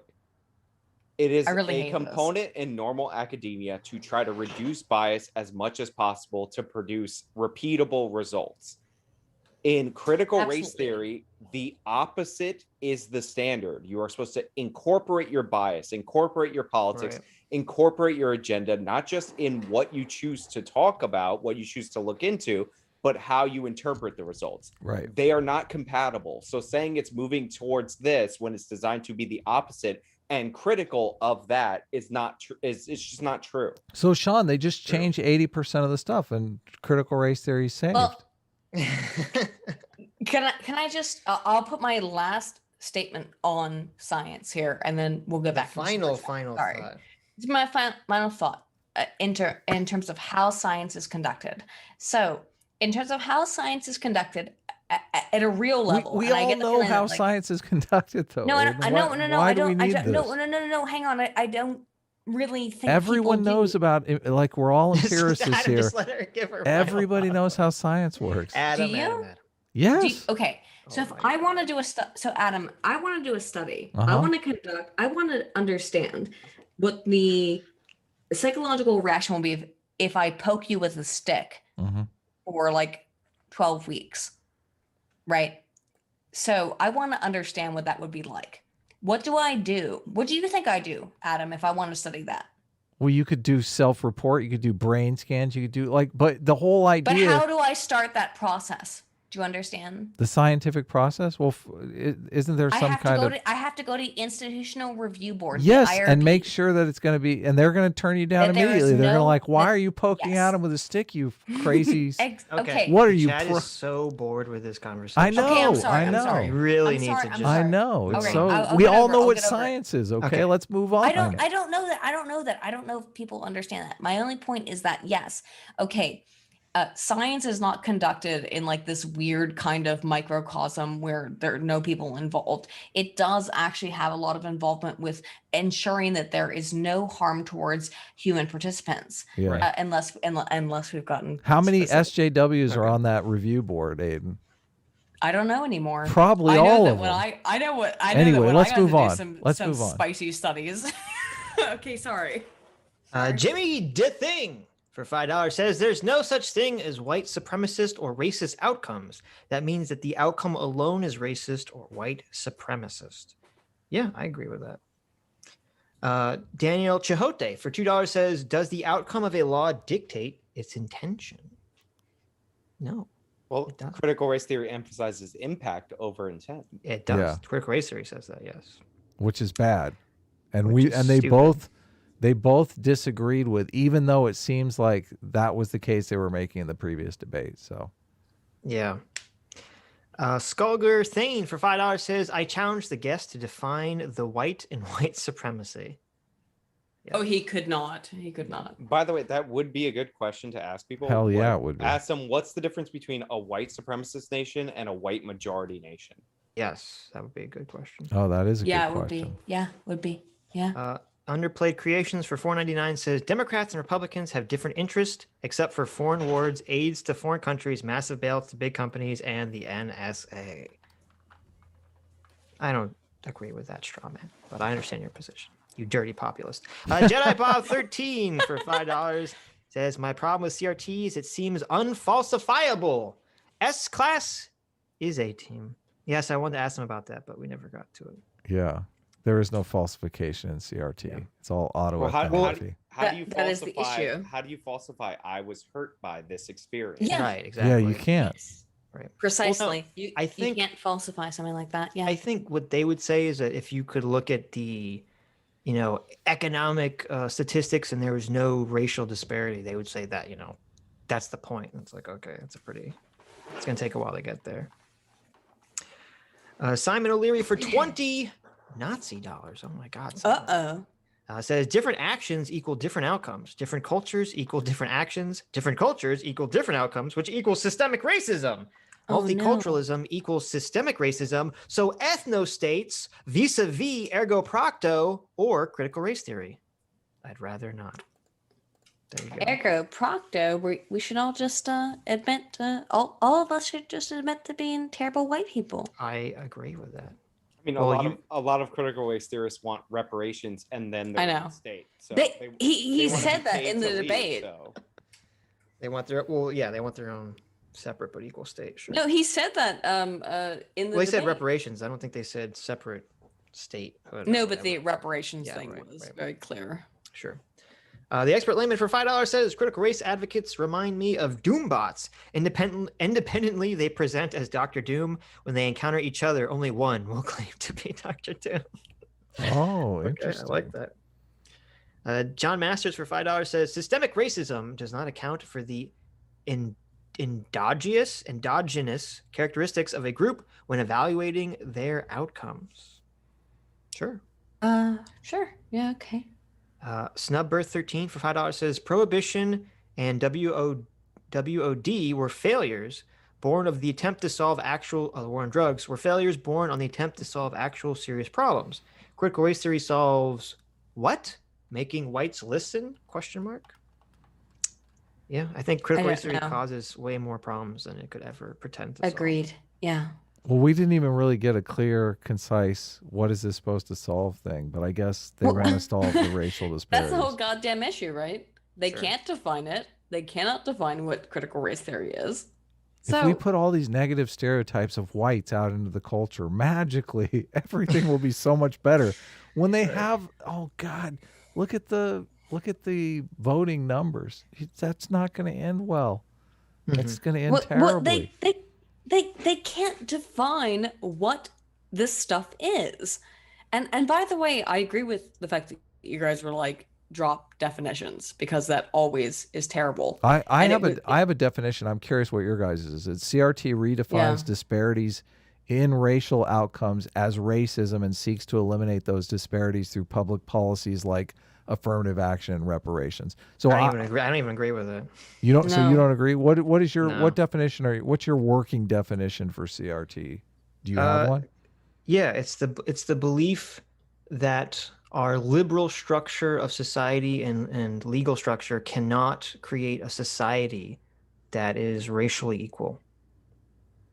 I mean, that's what CRT scholarship actually. Okay, so this is what was frustrating. There's no speaking prescription in to, that though. That's just a descriptive. There is no. You're right. There is no prescription in critical race Exactly. theory. Okay, Exactly. Okay. Well, interesting. This is what It's this is that what was white- frustrating. Aydin, do like you a have a lot of times working they- definition?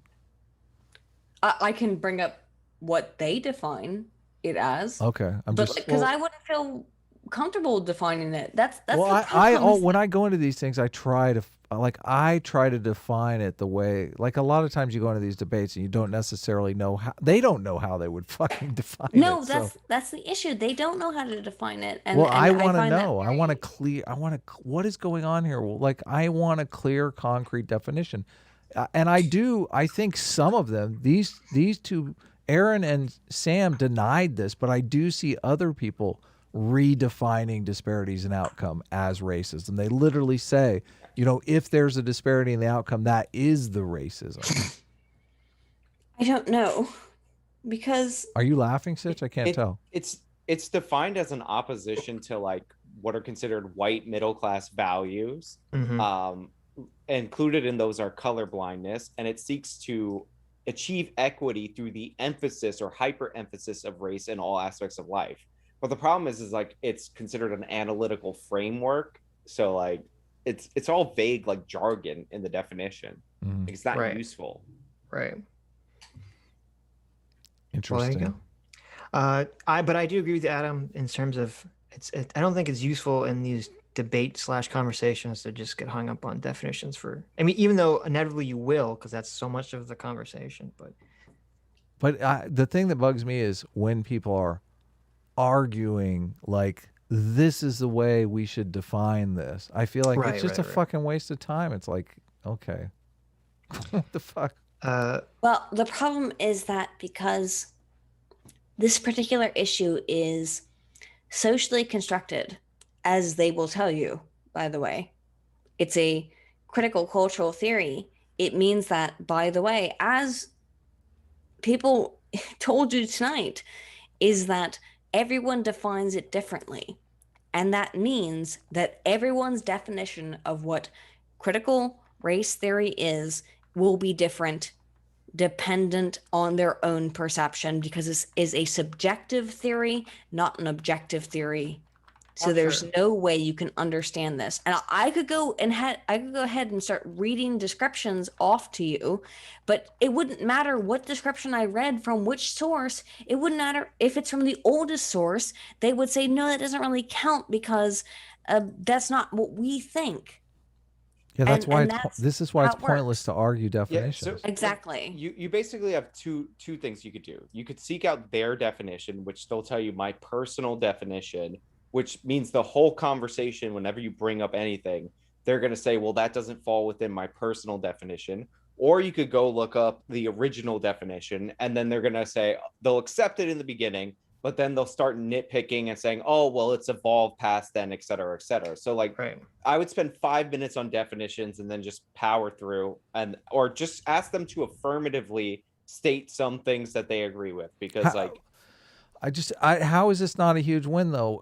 We walked away. They basically walked away, in my eyes, not really critical race theorists. I mean, by any measurable criteria, they denied everything. They'll say they just supported their own definition. It's like it's which is great. I mean, it sounds like their definition is the definition we're cool with.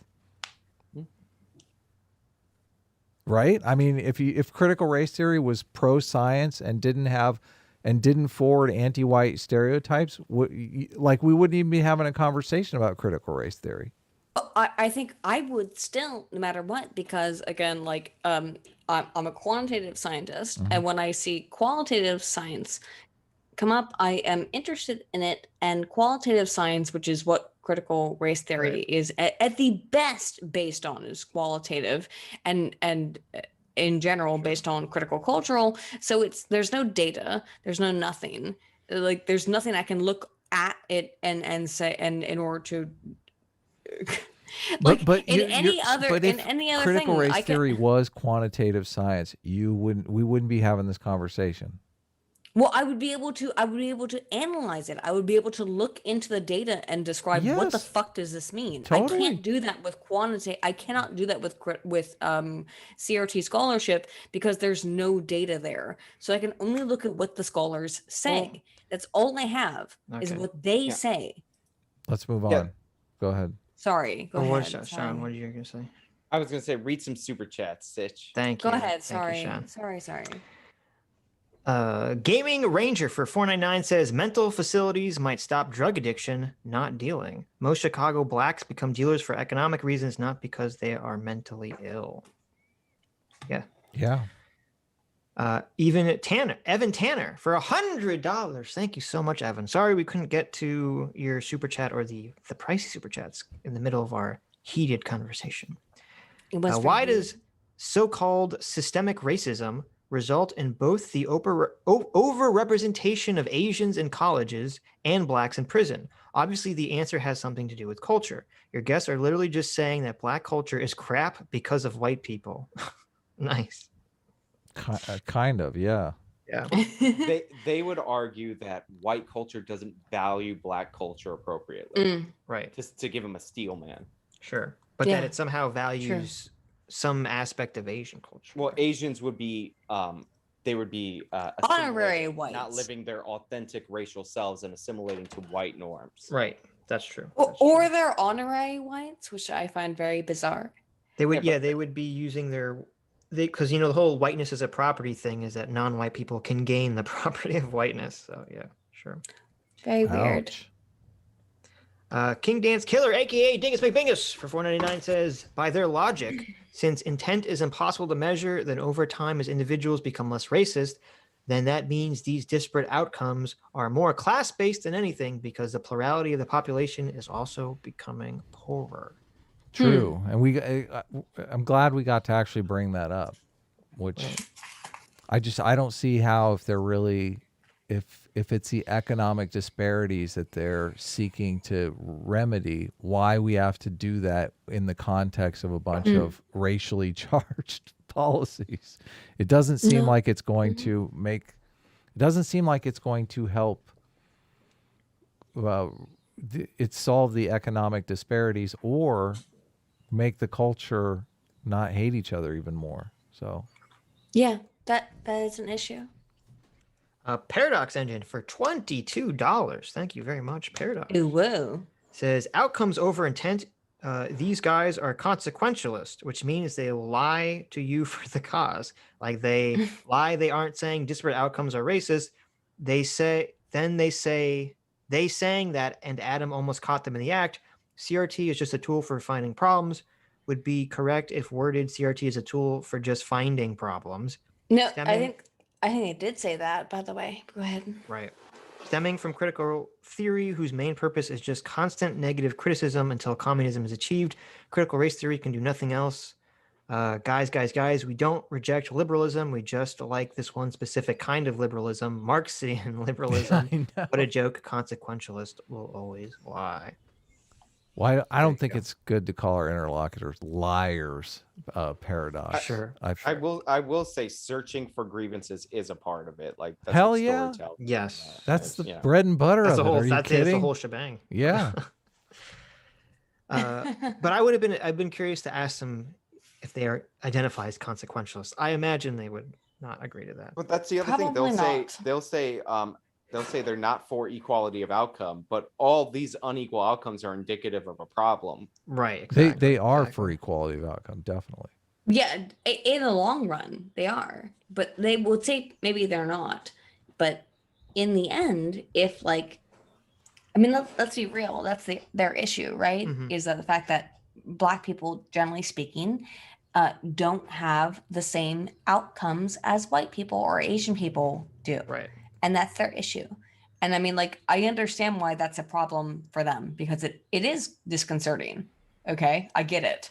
But It's You are disconcerting if asking it's for- based on racism, though, but it's not disconcerting if Exactly. it's based on merit, obviously. exactly. Exactly. If it's based on racism, it is disconcerting. And I think that these people That's why the are coming. conflation is terrible.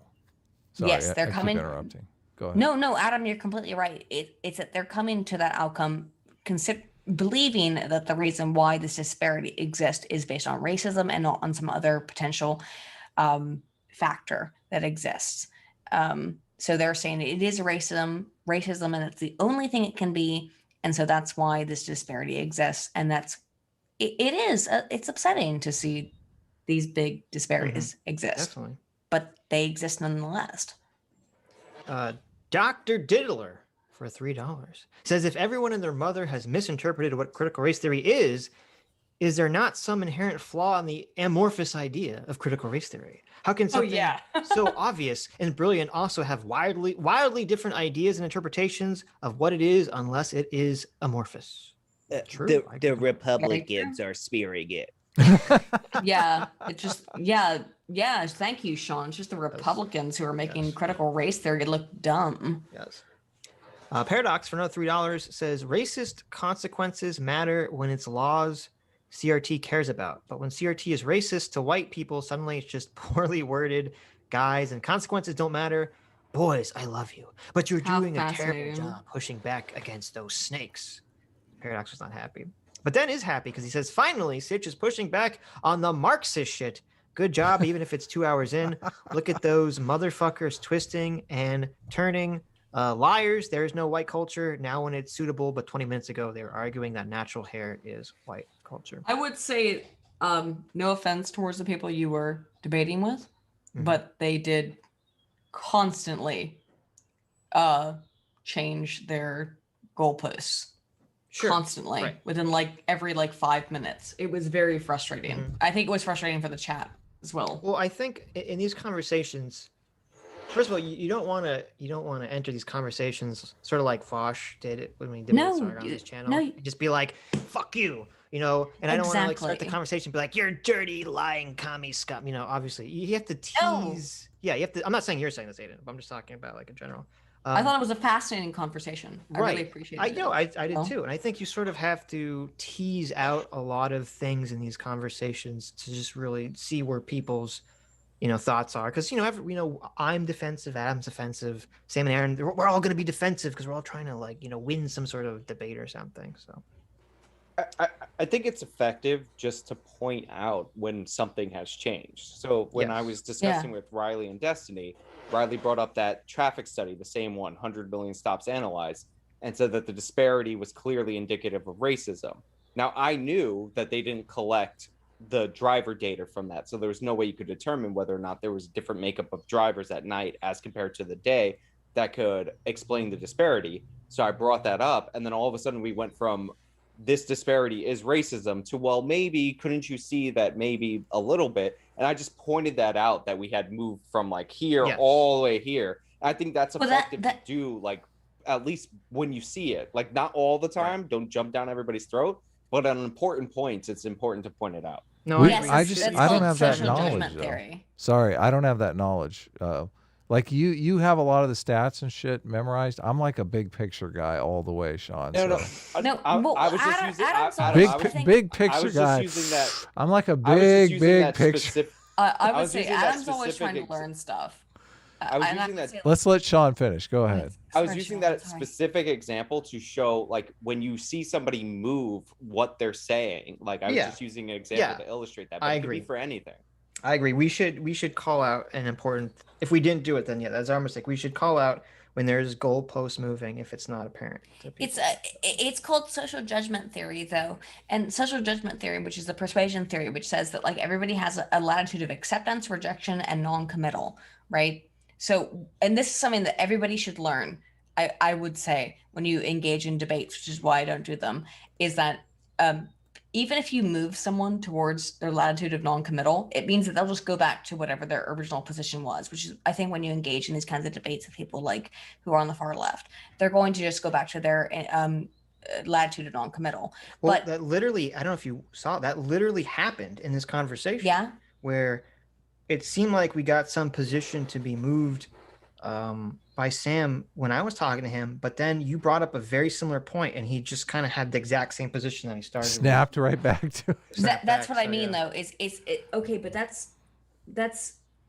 I guess that as someone who studies human psychology, like I expect that, because it's very, very difficult. Because when you deny a previous position that you have held, it's going to create not just cognitive dissonance, but it's going to create a lot of psychological pain. It hurts to say you're wrong. We love that pain, though. That's a thumb screw pain we put to him. Here's the thing. That's our whole job here, Aydin, to give him that fucking pain. That's right. We're better than everyone. Hang on. else. That cognitive dissonance pain. Hang on for a second. Adam, you proved me wrong about something, by the way. Well, did I? I was wrong about that cop thing. It wasn't Machiavellianism, it was psychopathy. Yeah. And the fact that I was wrong about that. Yeah, but whatever, who cares? Like the fact that I was wrong about that is not something that like makes me upset. It makes me grow as a Sorry, go ahead. I just think it makes you grow as a person to understand that you're wrong about something. And it was something that I was incorrect about. And I think that's a good thing that people should grow from. And unfortunately, there are some people who can't grow from being wrong. And there's a very real psychological reason for that, because it hurts. Look, Sean, it deeply hurts. It deeply hurts to be wrong. Look at Sean. It deeply hurts to be wrong. Sean hasn't said he's wrong in his entire life. He's like, no, never. No, being wrong is okay, and we should be okay with being wrong sometimes. It's okay. I'm laughing because I'm turning your chat against you guys. Oh really? Oh my God. They're half against us anyway. So two things. I gotta One, take your Sitch, wrench away. You gotta read the super chats. Two. Thank If you haven't gotten your play button, like I sent you a message. I'll tell you how. Oh, nice. You guys don't have any play button? I never went to I've get my never play made button 100K on my main channel. Yeah, I'll tell. Neither one of you have a play button. Oh, How do I get it, Sean? We have to get you. I blame support. anti-white racism on my. And if you don't have the notification, just message them. Say you never got the notification for it. They'll review your channel. It takes a couple days, and then they'll give you a code. You go to their website. They send it to you for free. Yeah. Oh, awesome. Okay. Yeah, it's really easy. I'll I never do got that. the notification either. I'll put out my video on my main channel, and then right afterwards, I'll send support, and I'll be like, "Hey, give me my play button." Thank you. No, and you I'll in your creator studio. Get it. You just go to support. Right. Yeah, the little tab just- where you ask for help and all that. And I'll Did do you it. get your play button, Aydin? I guess you did. Yeah. Oh. I did. Aiden's like, hell yeah, I got that play button. No, I felt weird about it though. Why? But Just whatever. don't go on stream and like cry about it or anything. Well, no, Like, it don't feels. oh, my play button. No, it just feels weird to have it. I don't know. Really? I got get the it. play I cried button. like Monday Matt. Did you? Yeah, that's what I was saying. Don't do the mundane Matt, and you're cool. I read that generic letter and I was like, Did you really? Did you really? Well, let's bring Sean, up you the had video. We'll play it right now, Sean. Did you do Sean, that? you had the fake. Sean had the fake play button for like. He did. First Yeah. of all, I Forever. still have that. It was made for me I as know. a gift, and I love It was. it. It's fucking way better than YouTube's, by the way. I would say your fake play button, Sean. It's way better. Lemur Wrench for Go ahead. $3 says, Aaron and Sam, you said you only attribute racial disparities are caused by racism if proven to not be explained by anything else, but seems like you're setting up yourself for an impossible standard of trying to prove a negative. No, did you instead mean that you by default attribute racism as cause to disparities unless other explanations are provided? This seems dangerous as it would motivate you to correct disparities not caused by racism, but have not yet been proven so. In the end, it seems like if we want to establish that racism in our system, we should point to the actual policies that we want to overturn instead of broadly appealing to some statistical disparity. Then the discourse can be focused on the policy. Great point. Great There you point. go. Yeah. Thank you, Lemur. Oversized Trash Panda for $10 says the definitions of words are chosen by decentralized individuals. If you keep having to re-explain your redefined words, that means you're just using the words wrong and probably dishonestly. I agree completely. Yeah. 100%. That's and also why it's pointless to argue definitions because Yes. yeah, they're done decent. Like none of us have the power to change these definitions single-handedly anyway. So Frieza for 5 Canadian. Says they keep saying they're not proposing solutions, but then Sam claimed those who are pushing systemic racism definitionally are trying to fix inequality or inequity. Yes. Billy Knights for $10 says, what if their solution for crack dealers disproportionately puts more blacks into medical health facilities? Would that still be institutional racism? Yes. Yes, it would be. 100%. Definitionally. I wish that I could have articulated that argument better, because there's no way that they understood that argument with the quotas for prison. You understand the argument that I'm making, Sitch, correct? I don't even remember what you're talking about. Well, I'll say yes, I remember the argument. If they're saying, listen, we have to incarcerate blacks at the same level as whites, then you're putting this factor out there that has nothing to do with the facts on the ground or the level of crime or the like. Well, they'll just say in response to this, and I don't think they did say this, which I think would be the response is, well, we're not saying you have to incarcerate whites to match the wrongly incarcerated blacks. They'd say we just need to stop incarcerating blacks incorrectly. But what is that not the actual implication though? How are blacks wrongly incarcerated though? That's the thing.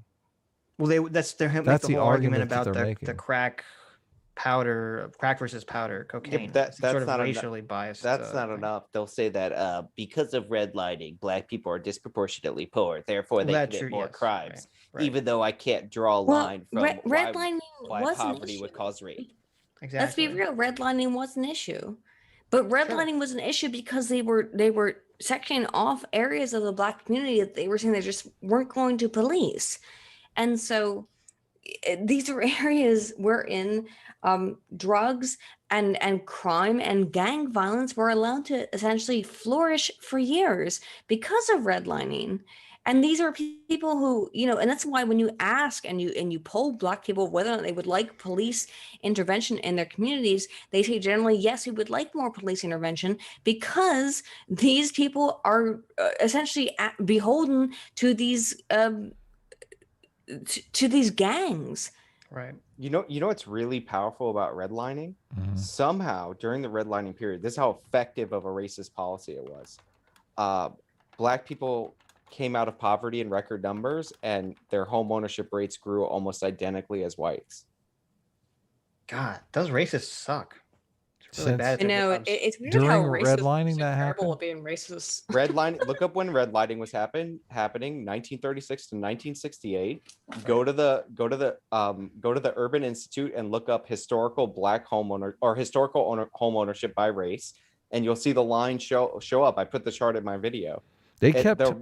One of the biggest problems is post the Civil Rights Act, the welfare state, they would actually go into these neighborhoods where black people were owning homes. They decided that these were slums, and they built up, in order to fix inequality, all these housing projects and all that. So exactly. Yep. Like it's really fascinating that the black people's poverty rate in the redlining period went from 89% to 49%.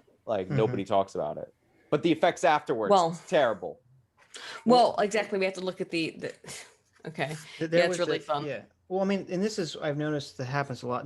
Critical race theory definitely does this, which is, they ignore the fact that, they complain that, the black the blacks haven't caught up to whites economically. And it's like, this all happens around the same time period of when the economy totally shifted over to, the more neoliberal Reagan focused price stability economy, as opposed to being as opposed to being in favor of full employment.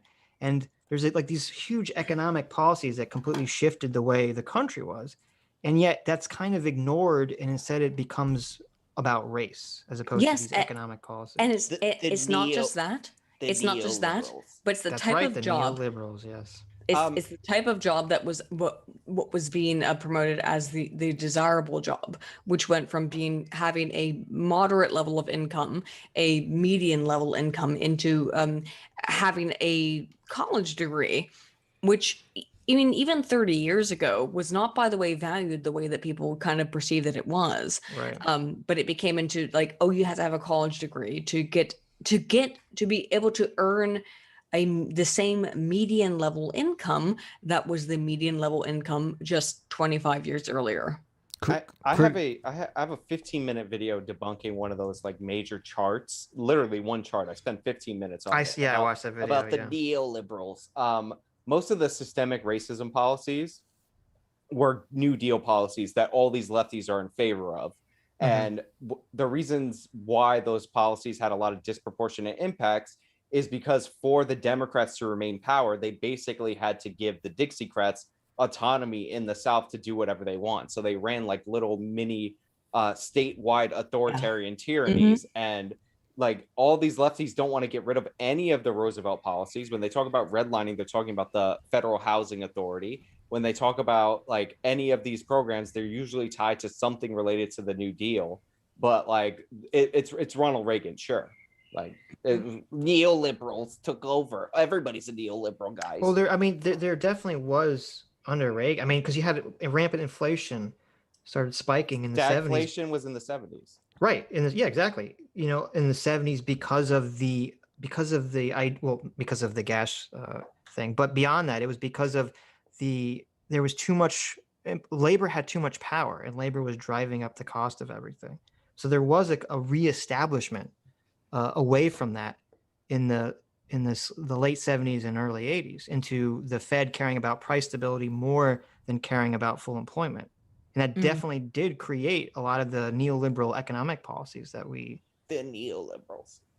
Well, no, Sitch is correct about that, though. In that, what we also, well, but also what we currently consider to be like the labor market is far different from what it was 50 years ago. Okay, so like, what is the labor market now? Is a lot and of, it's never we can never like go back. No, it's like it's all service stuff now predominantly. There's not a lot of in terms of what America produces. America produces almost nothing. We do produce some stuff, but what the labor market was in 1960 versus what it is in 2020 is completely disparate. So when people get like confused about that stuff, it's very easy to hang on. We've not the same jobs. We could get bogged down in like the economics, and like this could end up into a whole argument because manufacturing, we produce more manufacturing than ever. We just have robots doing it and fewer people. Right. Yeah, totally. So it's total misnomer, but they got to read super chats. I can't argue economics. That's true. Come That's back true. on. Let's set up a topic and have you come on and argue with us, Sean, because you're smart and got good arguments. But the neoliberals, they took over. Sean, I agree with you, and you and I should debate on that. But okay. I'm sorry. It's just anytime I hear somebody say neoliberals, like you're about 5 minutes from hearing them say something communisty. Like well, that's what's the term neoliberals annoyed me so much, because especially the communists, like they were using it for so long to mean like a liberal neoconservative. Like they didn't even know what the term meant. Yeah, totally. No, they don't tend to. I think that's the issue, is that I do think a lot of people on the left don't know what terms mean. And well, they were using it to smear. This was a lot during the primaries. They're using it to smear Biden and everyone. Conservatives also don't know what a lot of terms mean. They hear anything that sounds nobody knows what a lot of terms. Yes, no one. Oh, they hear the term socialist and they freak out. Like, sure. For good cause. Anyway, Canvas Infinitum for $5 says that isn't real CRT. Real CRT has never been tried. True. Yeah, there was a lot. War of the Nerds for $5 says they're being disingenuous. Hegelian dialectical tradition engages in a synthesis of positions. Thesis versus antithesis equals synthesis. Iron sharpens iron. Yes, true. Joe the Mig for $5 says really absurd mind reading intent on laws to the death to tie racism to outcomes, but not taking the words of CRT scholars at face value. Mott and Bailey. True. That's a good example. Yep. Oversized Trash Panda for $10 says committed to liberalism's promise of equality, but critical of its ability to deliver, end quote, is the same talking point that Marxists use due to by their measurement of equality by outcome and not process. Yeah. I'd be willing to understand how Marxists plan to implement it in a better way. Well, that was my point. I can never hear a good argument for it. So if you can provide me with a good argument, please. That's the point that's generally made. You can't get equality of outcome without engaging in illiberal policies. That's the problem. Yeah, exactly. We So all, well, if you sure, could- we if would you could all give me- love equal outcome. It would be great. We wouldn't have anything to argue about, but that's not the Absolutely. real world. Well, what kind of weirdo wouldn't want equal outcomes? Yeah. But the reality is that that's not reality. Yeah. So I don't want equal outcomes. I want us to all struggle and fight. No, fuck you. you just have to give me an idea. You have know to what give equal me the. Sorry, Sitch. You know what equal outcome is? That's the Wally world. We're all fat, sitting in our chairs, looking at our computer screens. God, I can't You should put that wait. picture up, Adam. That CT drew for sure. It's pretty good. I put the one up of Aydin Paladin. Oh no, what'd you You do? have an Aydin You Paladin put a picture? nasty picture of me. Yeah. That's Oh, who okay. drew that? Wait, I haven't CT. seen it. CT Oh. did this. Yeah. Oh, That's I a don't great get, game. I don't get a I nice saw this picture. image. Yeah. I Sorry. have a study for you. What did he I say? love it. What did Sean say? Sean wants a nice picture. I didn't get a nice picture. Wow. No wonder I don't come on here. Exactly. Uh oh. But thank Well, you. Thank what you. are I you- saw, are you said that- he sent me Hufflepuff? the same image. It's great. Are you Thank Hufflepuff or Slytherin, Sean? Oh, okay. So I took the test, right? I haven't taken it in years, but I Yes. took the test, and guess what I was? Hufflepuff. I was. Slytherin. I was Hufflepuff. Oh my God, so lame. What? I would have. What? Hang on, but I'm all Fucking about like team science and stuff. But Team How are you not Hufflepuff Ravenclaw? right What's here. up? I can't believe I wasn't Ravenclaw, but I was Oh my Hufflepuff. God. So whatever. I What got are you, my what are you guys talking Hunger I got my Games? Hufflepuff meme right here. We're talking Harry Potter, sir. It's Harry okay? I don't know if you're Potter, familiar. Sean. Some other Excuse other you. lame YA stuff. Wow, look on at this. it. Sean's too cool for Harry Potter. He's gonna pretend like he didn't like that. Have when you he ever was heard of 5. Game of Sean Thrones? seems like Sean seems like I he's have probably a heard Hufflepuff. Yeah, well, I could talk a whole bunch about Game of Thrones. I've read all the books, and I have too. I got them on audiobook, which made season 8 even more disappointing. sure, Let's- it Let's really talk does, about doesn't it? season 8 for the Let's- next 4 hours. Let's talk about Game of Thrones for the next 4 hours, because I sure could. But no, I was shocked. I wasn't Ravenclaw, because the last time I took that test, I was Ravenclaw, and this time I was Hufflepuff. But You're getting I'm soft totally in your cool. old age. That's what's No, happening. I'm Give totally in. cool. I'm totally cool with being Give a in to the Hufflepuff. Hufflepuff. I'm totally cool with being a Hufflepuff. There you go. We can draw Sean as Bran the Broken if he wants a picture. Oh my god, I'm not broken. I could stand up sometimes. I, Varen Getterix, for $5 says critical race theory isn't socialist. It just advocates for the destruction of our current institutions so they can be remade. I'm a socialist, by the way. Oh, woo. Yeah, exactly. Dan Howard for 5 Canadian says they think they're liberal only to help themselves sleep at night. In reality, they're racist. That's a weird thing. I think everyone here is a liberal in terms of how we A lib perceive of cuck? our. No, everyone here is a liberal in Libtard? terms of how we perceive of our social. Not me. I want to go back to the samurai days. Okay. Are you conservative? Do you call yourself a conservative, Sean? Do you self-identify as a conservative? He's a I mean, shogunate. Didn't you hear I call him? myself Yeah, exactly. I call myself a libertarian. Okay, Right? there you Yeah, go. me Only so I too. could dismantle the government and then form my own ninja cooperative. All libertarians are Wants to bring about the basically Meiji Restoration in America. Libertarians are based. Libertarians and, are identical to progressives. They just have a different institution that they have. Okay. No. How about this? Okay, hang on. It's true. So, Adam, No, Adam I like Sitch, the one Adam word Sitch and no. Sean. Adam, would be- Sitch, and Sean, I think all of us could agree that we are socially liberal, correct? Yeah. Well, what does that mean? Well, I guess it's dependent. I'm a on what socially liberal traditionalist. means. I like multiple wives. But we all agree in the maximalization, I would say, of personal liberty as long as you're not hurting anyone else. Is that correct? Personal freedom. Well, I don't. If you're gonna go crazy As with long like as you're not hurting anyone else. cannibalism or something like that, As then long as you're not hurting definitely anyone not else. on That's why board. I made that very clear in my first statement. As long as you're not hurting anyone else. oh no, here comes the non-aggression principle. Yes, We're gonna be no, talking don't about the you fountainhead violate in like the nap. 15 you violate minutes. the nap. Don't violate the nap. When you guys can't talk violate about the nap. violating the I nap, would it be- makes I me would want a be- nap. I would be more in the constitutionalist, so like a little bigger government than like your ANCAP would advocate for, because Mhm. you need some, like the idea that we agree to some level of government to Sure. protect private property. Totally. Wait a Sure. minute. I Yeah, thought you yeah, were, yeah. according to the serfs, I thought you were a race realist. Oh my god. Me? The The serfs is the only. The serfs have no clue what anybody is. The serfs, outside of being a socialist, they don't have any idea what anyone is. The serfs, I felt bad for. Like I was actually like picking on somebody that might have like a disability, because he would Sean, because he would put in his video that me and my audience were saying things about him that he literally said to me, and I have it on video, him saying it to me. Oh, like, yeah, Sean, I saw some of those videos. Jesus, dude. I don't know what the guy at the Surfs has against you. He's got a little bit of a crush, I would say. He kept saying I was obsessed with him. He's got a crush on you. After our debate, like I spent the weekend with my girlfriend, so I didn't make like a post-debate autopsy. But he's then got a I kept crush getting on sent you. clips of him saying, "Oh, he's probably gonna make 100 videos on me." So to be an ass, I didn't make a video about him and didn't talk about him. So that got him really mad, because every interview he mentioned me and that I was a race realist or some other thing. And it's like, it's really weird, because every time he says something, I can dig up the clip of him saying it to me or about me and then attributing it to me. So I don't know like what his issue is, but yeah, I just want you to know that teen pregnancy is not a problem, because gay black men use condoms. That's right. Thank you. oh my God. Good to know.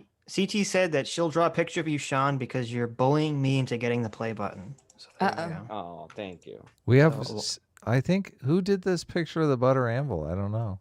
CT. Okay. CT did this butter anvil picture. Oh, caffeine tweaker. Yeah. Caffeinated tweaker, yes. Lord of the Nerds for $2 says Hegelian dialect applied to liberalism. Pathetic. Joe the Mig for $5 says, called it yesterday. Real socialism hasn't been tried. The USSR isn't socialism. No true Scotsman all the way down. Yes. That's the problem right there. That was the issue with that whole discussion, was that it was no true Scotsman, no true Scotsman. And this is what I find very frustrating with socialists and people who ascribe to a communist ideology, is that you can never pin them down on anything, because they say, no, that's not real. That's not what we really believe. Right. And therefore you're always trying to like, you're playing a Tom and Jerry, cat and mouse game with them, where they say, you're no, shadow boxing. You're trying to fight a thing that's not there. Shadow boxing. Yeah. And you can never pin down what their belief is. And I find that very frustrating. Like, people could pin down what my beliefs are. I'm a libertarian. It's pretty easy, maximalization of freedom. It's pretty easy. Antifa isn't an organization, okay? Right. And then when you find people who call themselves Antifa who have done stuff, and they say, no, they're not real Antifa, and that's very frustrating. That's dumb. I don't get frustrated by that stuff. I just figure that's standard rank and file human nature. Yeah, people contradict themselves all the time. They say wild shit they don't mean. I mean, that's just human nature. You don't find it frustrating though that people ascribe political identities to themselves and then conveniently abandon those identities when they become I've met more people inconvenient. I've met more people. That seems like SOP, standard operating procedure for human beings. I would say that who define themselves in ways that they have no idea that what they're defining. So I would say that's a Machiavellian trait, by the way. Not caring about that? No, I'd say it would be a Machiavellian trait to define yourself and then undefine yourself based on whether or not it's useful. I don't deny that they're serious in their convictions. I just think, the world's a messy place. This happens. Contradictions are the norm. Well, I mean, I don't know. I've been protesting since I was fucking 18, so I know. But I think it's a combination. I think some of it is people don't know it's supporting, but some of it does seem to be intentional obfuscation. So you think that's what I find frustrating, right? Is the obfuscation. Yeah.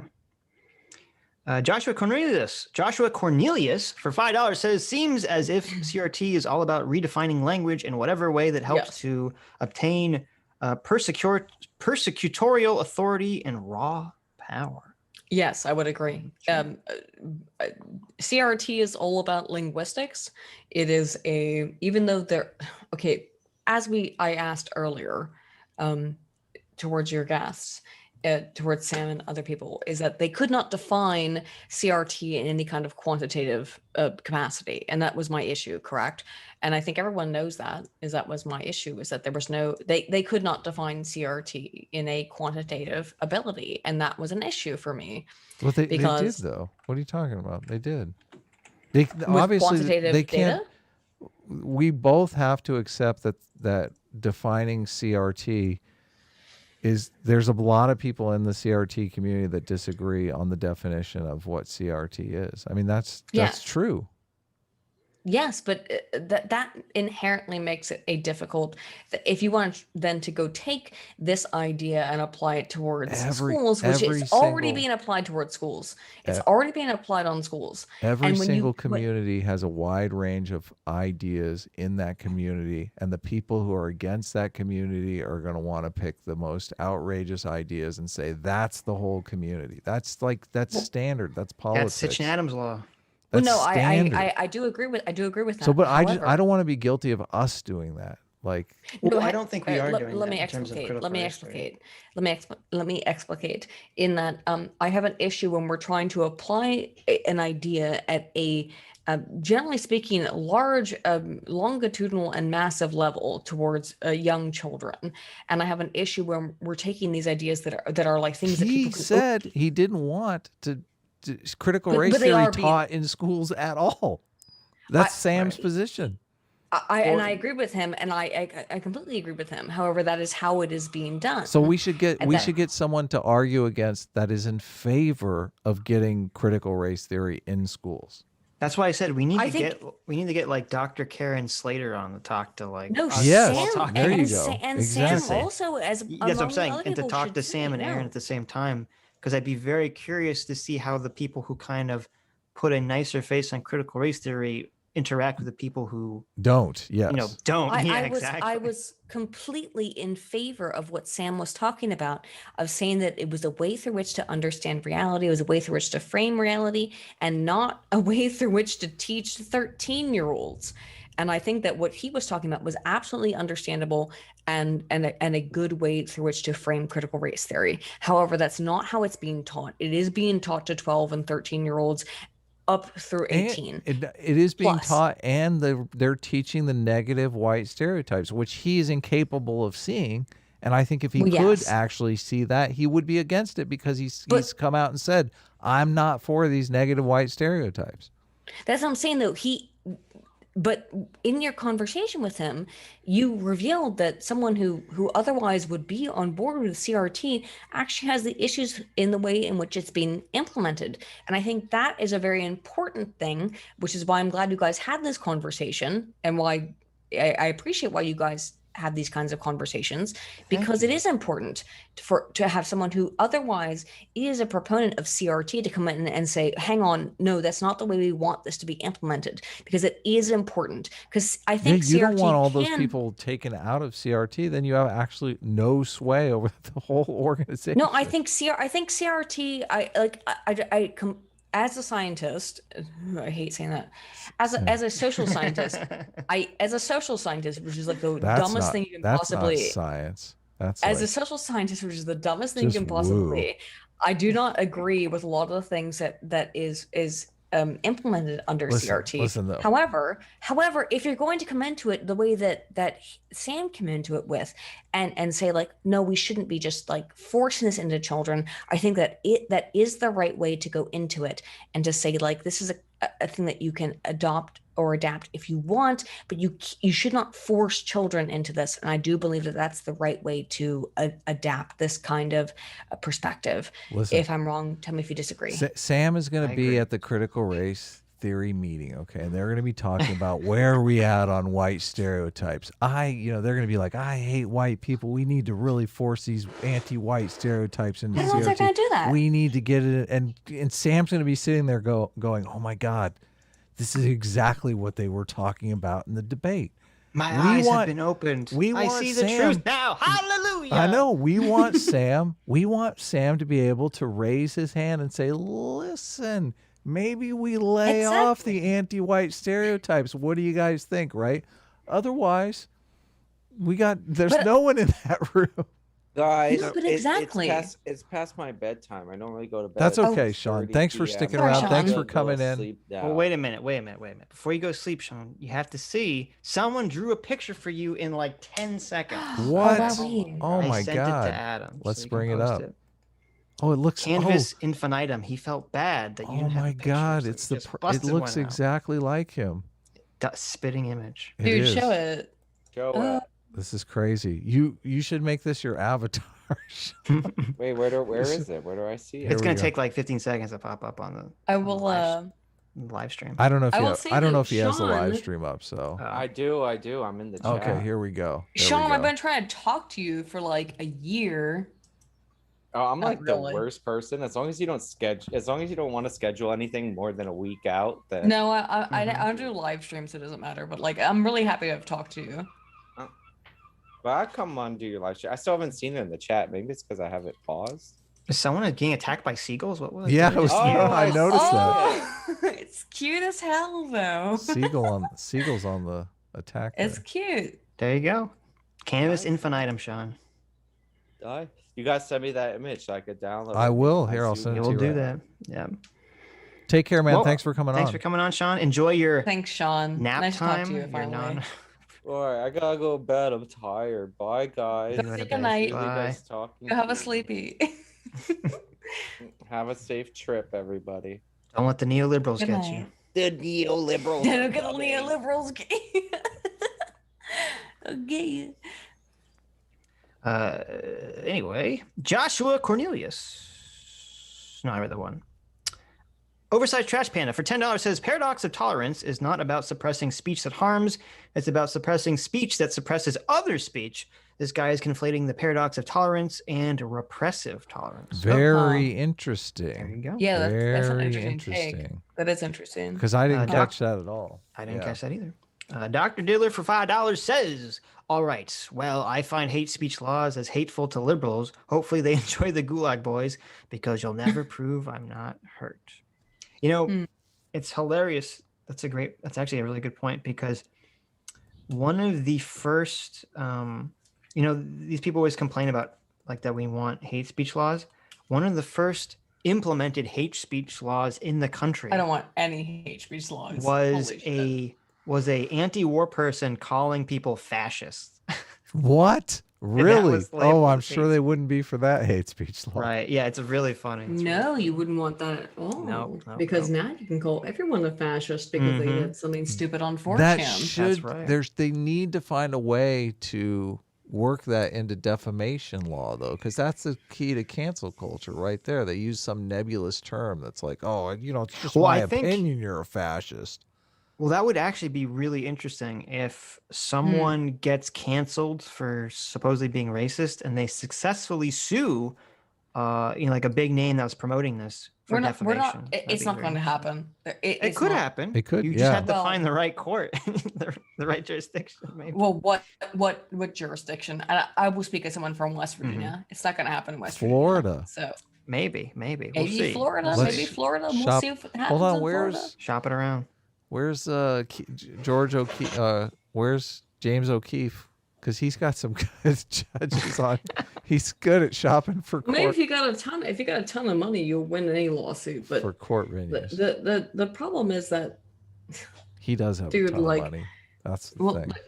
Well, yeah. someone's just got to do it. That'd be interesting because that would if I someone wish they could. successfully sued someone for being canceled. I wish they could. I but think I don't I think think it's it's gonna doable. happen. I definitely think it's doable. I don't know. We'll see. Someone's got to do it. We'll see if it would happen. I mean, unfortunately, like the people who have been sincerely canceled on the right are going to be people you don't want to associate with, if you know what I mean. Well, I don't even mean like that. I mean, you could just have, Gina Carano gets kicked off of her TV show, so she has. Gina Carano's a sincere one who is not even really right wing. She's vaguely right wing. I'm just saying, like, avoid the Richard Spencers because Yeah, we're not talking. I don't. Why are you going? Fuck him. Yeah. No, I'm just saying, avoid that motherfucker. He's a weirdo. Avoid him. Avoid Richard He's an Spencer. egghead. That's true. It would be difficult to win the case, Aiden, if they were like a legitimate racist. Well, then like it, the then whole it would be idea would be defamation because then it would just be true. Well, Then yeah, it wouldn't be that's what I'm saying. defamation, is yeah.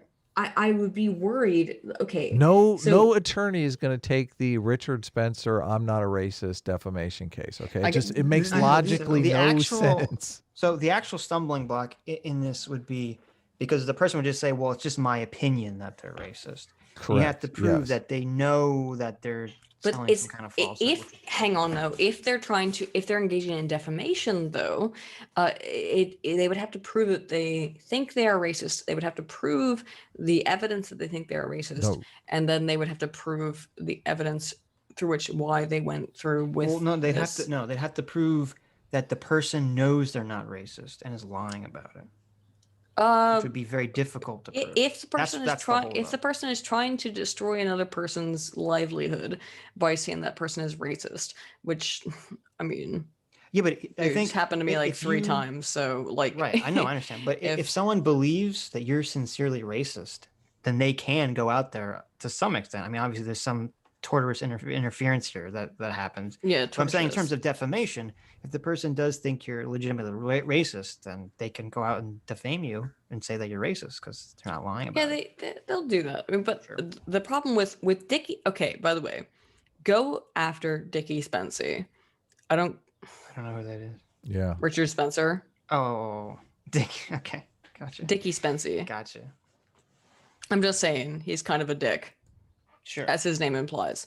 Right. I'm not saying sue him, but I'm like, my fear is that people will think that anyone who is vaguely on the right do you understand the argument we're making though, Aydin? No, I do. Okay.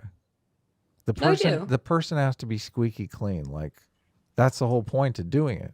But the problem is no one if in the universe is squeaky clean. What? Gina Carano's squeaky clean. What are you talking about? I'm squeaky clean. Yeah, I'm squeaky clean. Yeah, her, not in the way that people perceive her. So that makes. I'm not saying you're wrong. So then you don't understand the argument that we're making. No, I do. I know. Hang on. I understand your argument. Yeah, let's move on. Hang on, please. Okay. Can I yes, please? You can finish your thoughts. Let me explicate. I think you're correct in that Gina Carano has done nothing wrong, but in the minds of the people who think she has done something wrong, she has, and therefore it's going to provide evidence towards them or for them to say that she has done something wrong, even though she hasn't. Right, but you just have to find one person that knows that they're lying, and you can prove that. Because the defamation lawsuit could be against one person. That's extremely difficult. That's the difficult let me just. We know that that's difficult, but when you bring up Richard Spencer, you're making it near impossible. Okay, I was just making fun of Richard Spencer because I wanted to, but can I? No. Let's move on. Let's move on. Real quick. Suing people is nearly impossible. Don't do it. Yes. Okay. That's the end of my statement. This is like a hypothetical that we're. Okay, that's. Calm that's down, Adam. Calm your tits. What do you mean? Hold on. Calm your tits, Adam. It's me that's getting. Aiden's the one. What are you telling me to calm down? Am I being upset? Aiden's I think Adam sounds upset, so that's just me. I'm not. What? I'm not. What? You sound a little triggered. I'm not triggered. I didn't mean. I was triggered earlier. Yeah. See, Aiden was triggered. Rodriguez Medrano for $5 says the paradox of tolerance was about those who engage in violence, not those ones that say something you don't like. True. Yeah. Great point. And Dumb 48 for $5 says crimes have victims. We can count the victims and know that higher crime rates are not due to over-policing in minority communities. There you go. Yeah. Mm-hmm. Carlin Bershenko. Hey, Carlin, didn't see you. Hey, Carlin. Thanks for $5. I'm not here anymore. Says make them define hate speech. Yeah, that would be nice to get to that. We did trip Aaron up a bit when I said it's basically blasphemy laws. I could tell he'd never really considered that. Yes, that was a good argument. Yes. What? Yep. UM536 vids for $20. Thank you very much, UM536. If the disparate murder conviction rate is caused by a bias in the criminal justice system, I would expect to see a corresponding disparity in the unsolved murder rate between the same communities, which is never presented. True. True. Joshua, and another good argument about that, someone else brought up too, is just no one is complaining that the criminal justice system is a misandrist institution, even though majorly men that are being charged with these crimes and pulled over and et cetera, et cetera. Joshua Cornelius for $5 says, these guys want to equate hurt feelings to actionable harm. These guys absolutely love logical fallacies. Doubt. Matthew Van Scoit for $20. Thank you, Matt. Says, the utopia per the guest is to be able to think and state whatever you want as long as you aren't harming. If we have seen social justice disciplines assert that some forms of speech, as in the statement of opinion, is harmful. Yeah, they always tie, and I wanted to get to this, but we kind of got sidetracked on some other point. I got lost. The left always attaches hate speech to harm, to violence, and that's always like the trick, because the line that everyone agrees to is that you don't want to advocate for something that's going to cause violence in speech. So then they try to sort of contort, to twist everything is going to somehow create violence or harm. That's the kind of issue, right? Is that like everything is violence. Right. Speech is violence, which is the problem, right? In that, like, so for example, right now is Pride Month. So if you do not do something that is helpful towards Pride Month, then you're being violent. Mm-hmm. I've seen those sorts of claims, correct? What's uh-oh? What's what? happening? Well, I just thought, she lost her train of thought. Oh. That was my but oh, she brought it back with the Pride No, it was stuff. that if you haven't, if you are not engaging in something that is engaging towards homoerotic. I'm not talking about homoeroticism. Is that the word you're looking for? If you're not putting a freaking rainbow in your bio, then you're somehow not being inclusive, and that's going to make you exclusionary. And this is the kind of part of the left that I find to be very frustrating. If you don't date a trans woman on Pride Month, you're officially transphobic. Well, Jesus Christ! I mean, fucking A. As a bisexual woman, I have to say. Oh, you have no excuses, and you have to be dating a trans. No. There's nobody the LGBTQ plus community hates more than bisexuals. Yeah, you guys aren't real. Hate us. You guys aren't real. Let's be real fucking clear on that. They despise bisexual. No, I'm not joking about that. And other I thought bisexuals you got your own letter. I thought you had a whole letter. No, other bisexuals in the chat will probably know this as well, which is LGB, that bisexuals. What's the B stand for? LGBT. Bitches. But the B doesn't matter. The B does not matter. It does not. But you got a letter. You're in the original 4 letters. What are you talking about? No, they suffer bisexual erasure. Everyone knows that, all women are actually bi. Are you guys actually not aware of this? Oh, I'm aware of it. I don't know what Adam's aware of. I'm not really aware of this. Anything that goes on around me most of the time. Bisexuals, both men and women, are generally not very well accepted by the LGBTQIA. Then why did they give them their own letter? This is not adding up. Adam. They had to. What? They think that bisexual, in general, the community thinks that we are able to be passing as straight people, right? And so therefore we are fakers and stuff. I've never seen a revoke the B hashtag or anything. It's very frustrating. Happens, Adam. It happens. Okay. I'm telling you, it's out there.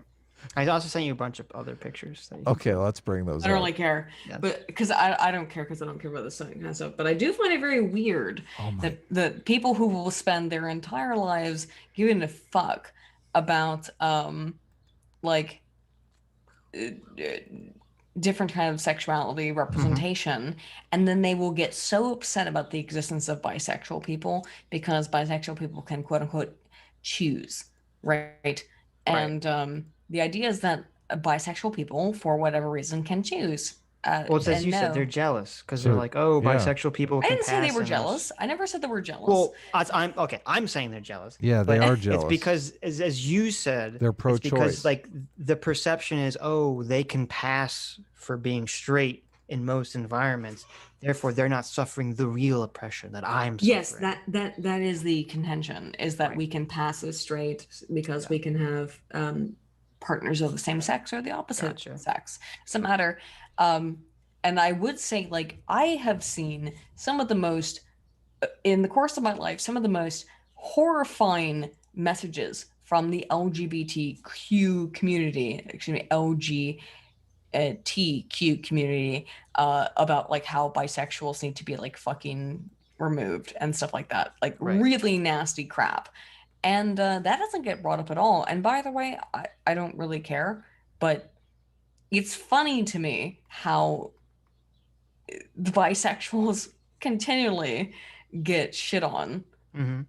Whatever. I mean, Shu said in the chat, she said her next video, I think she said, is about bisexual erasure. I hope Really? Shu Oh, Shu great. absolutely should, because I think Shu is bisexual as well. Oh my God! Did you just out? Did you just Anyway. out Shu? What the? No, fuck? I think I my God. no, but I think I've heard her say it on Twitter is that she's also I know, I'm just bisexual. joking, Oh, I'm no, joking. I know you Speaking guys are fucking with me. I never heard that. This is the first time hearing that. Speaking of being bisexual, Zofrats drew this picture of Nuance Babe, I guess. This is Nuance Bro as a babe? This is Nuance Babe. Oh my Whoa, goodness. wee. Holy There cow. you go. You see, it says Democrat, Republican, Babe of the X work, and she's got a little Sitch bra or Sitch bikini. Oh, you did draw Nuance Bro as a fucking babe. Who Nuance knew? Babe, very Thank you, nice. Zofrats. Who Me knew? gusta mucho. Who knew Nuance Bro had a Sitch bra? I didn't know. Oh, Looks like we all S class. Oh, he does have a We all Sitch know. bra. I didn't even notice. S class. Ooh. yes, we all knew. And also, I didn't talk about it. CT drew that picture of me and Contrast fighting. You can even see that I got the little wrench out because Contrast wants the wrench so badly, and he's never gonna get it. Oh my God. You're Yeah, make teasing. make it real large, Adam. Make it real big. And I'm zooming in on those titties. You're taunting him with that wrench. That's so I know. evil. I love it. I love it. Why are you? love it. What's that's wrong so with big mean. titties? Who cares? Oh, I was. Put it over I have 2 avatars on the screen. Get rid of one of mine. Just put some tits on the avatar. Some Okay, titties well, on there. Let me see if I have any. I don't know. I usually don't have those pictures on my computer. So. Oh my God. Not a Joshua degenerate. Cornelius for $5 says, "This is what happens when you let others do all of the your thinking for you. Postmodernism at its best." Glib facsimile. Hey, Glib for $5 says, "The individual is the only protected class that matters. Everything else is favoritism." Very True. true. Actually, Yeah. that's my big Bill of issue. Is Rights. that I believe the individual is the thing that does matter the most, and unfortunately, we are quickly losing. And this is my fear, right? I'm sure that Adam and Sitch, I think both of you would agree with me that the fear is that the individual will lose their power to have any voice, essentially. Mhm. I'm afraid of the racists myself. Both of those things. J-Mac for $50. Thank you very much. Jay's always giving us so much money. Thank you, Jay. If Jay doesn't have a wrench, he should. I don't know if I actually gave Jay a Yeah, wrench. give Jay a wrench. We need more wrenches. Says, Get some wrenches up. that is not Ben Shapiro's position. Bad faith. Ooh. That doesn't Oh, surprise did me. I do that? That might have been a No, fuck up on my I forget. part. They quoted some Ben. Oh, okay. Is this Quoted some Shu Superman. in this comic? Yeah. That's wanna- adorable. Oh yeah, so CT drew this picture of Shu murdering Wally. I know. It says She all robots is she must anti-transhumanist? die. Yeah, what's Oh, going on? Shu is incredibly against transhumanism. She's and- against us, Aiden. She doesn't. She doesn't know. She doesn't know that you're a transhumanist, though, Aiden. Uh-oh. Yeah. I don't know how many people know I am a transhumanist. So I that's know. scary. Now everyone knows. I know just from talking to you, but I am here a there's transhumanist. another panel here. Yeah, and then the second panel has Adam like crying, Me in pain as horrified. he's watching Wally. Not only that, like if you're against Wally, what the fuck? Why would you hurt Wally? I don't think she would hurt Wally. to be Wally's not. No, and when she was on, she said that she would murder honest. Wally. She said she'd hurt Wally? I Yes. know. Oh, no. Yes, she did. It's terrible. Well, Shoe that's Crew okay. I'm is- going to upload my brain into the net. Be all right. She said she wouldn't do that. Shu said she wasn't going to do I that. would. In a second, I would. There Holy you go. fuck. There you go. Shoe Crew is big time they Luddites basically. That's what they are. That's It's fine. All I want is to use my mathematical ability to calculate pi for like 30 hours a day. Oh my god, that's hell. What are you talking about? That's I mean, hell. 3.14159265358933846. Can you imagine? Can you imagine? Hey, we need. Jesus. 502. We want an. Oh no! Give Fuck, that I can't do Aiden- it anymore. God damn it. Give that Aydin uploaded brain the pi subroutine. Will drive her crazy. Let me just try to calculate pi forever. Oh my god. Don't do it. What's wrong with calculating pi? Everything. That's- Daniel yes. Chahote for $2 says, what is a protected class in a society of equality? True. Joshua Cornelius. Thank you, Josh. Josh gave me a bunch of money today. For $5 says, they do not like the classical liberalism because liberty is the antithesis to their entire philosophy. Well, liberty is being free, and I have to be clear.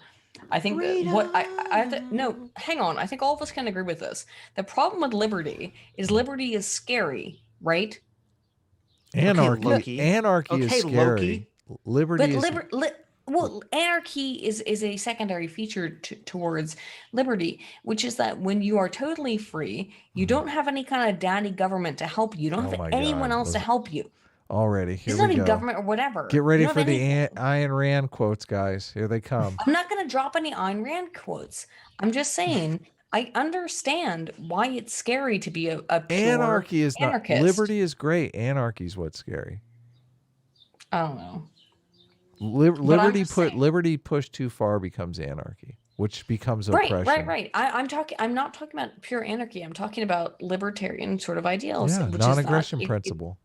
Yes, You but need a I'm saying government that big enough to enforce the non-aggression principle. That's basically what our government is. a government that is the government's only goal should be to enforce the NAP. Yeah. That's it. But it needs to be big enough to do that. Otherwise, there's no NAP. But my point is that anything outside of that is kind of messed up. I thought it was like 4 a.m. where you are. Yes, it is 4 a.m. There's like birds going. It's bananas. 5 a.m. Can you hear my fucking birds outside? Ye- Sorry. Yeah, damn. No, I mean it's not a problem. There's like, why are these birds like screaming at like 4 a.m? Because it's morning time.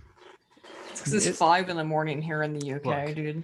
The first and most oppressive lie ever uttered was the song of freedom. For nearly every living thing, choice breeds shame and uncertainty and regret. There's a fork in every road, yet the wrong path is always taken. You were meant to be ruled. The bright lure of freedom diminishes your life's joy in a mad scramble for power. I'm not supposed to be freaking ruled. That's the problem. It's the unspoken truth of humanity that you crave subjugation. Is that a super chat? That was amazing. No, this is Loki when he was giving his. You don't remember that in Avengers? Oh yeah, you're right. Yeah. I don't crave subjugation. You do. Yeah. Come on. Get out of here. We're not buying that. It's okay. Everyone covers a little bit of All right. subjugation. It's all right. Go ahead and believe. Those birds are trying to subjugate you right now. Libertarianism is the ultimate red pill. Libertarianism. Just take I it, my like it. dude.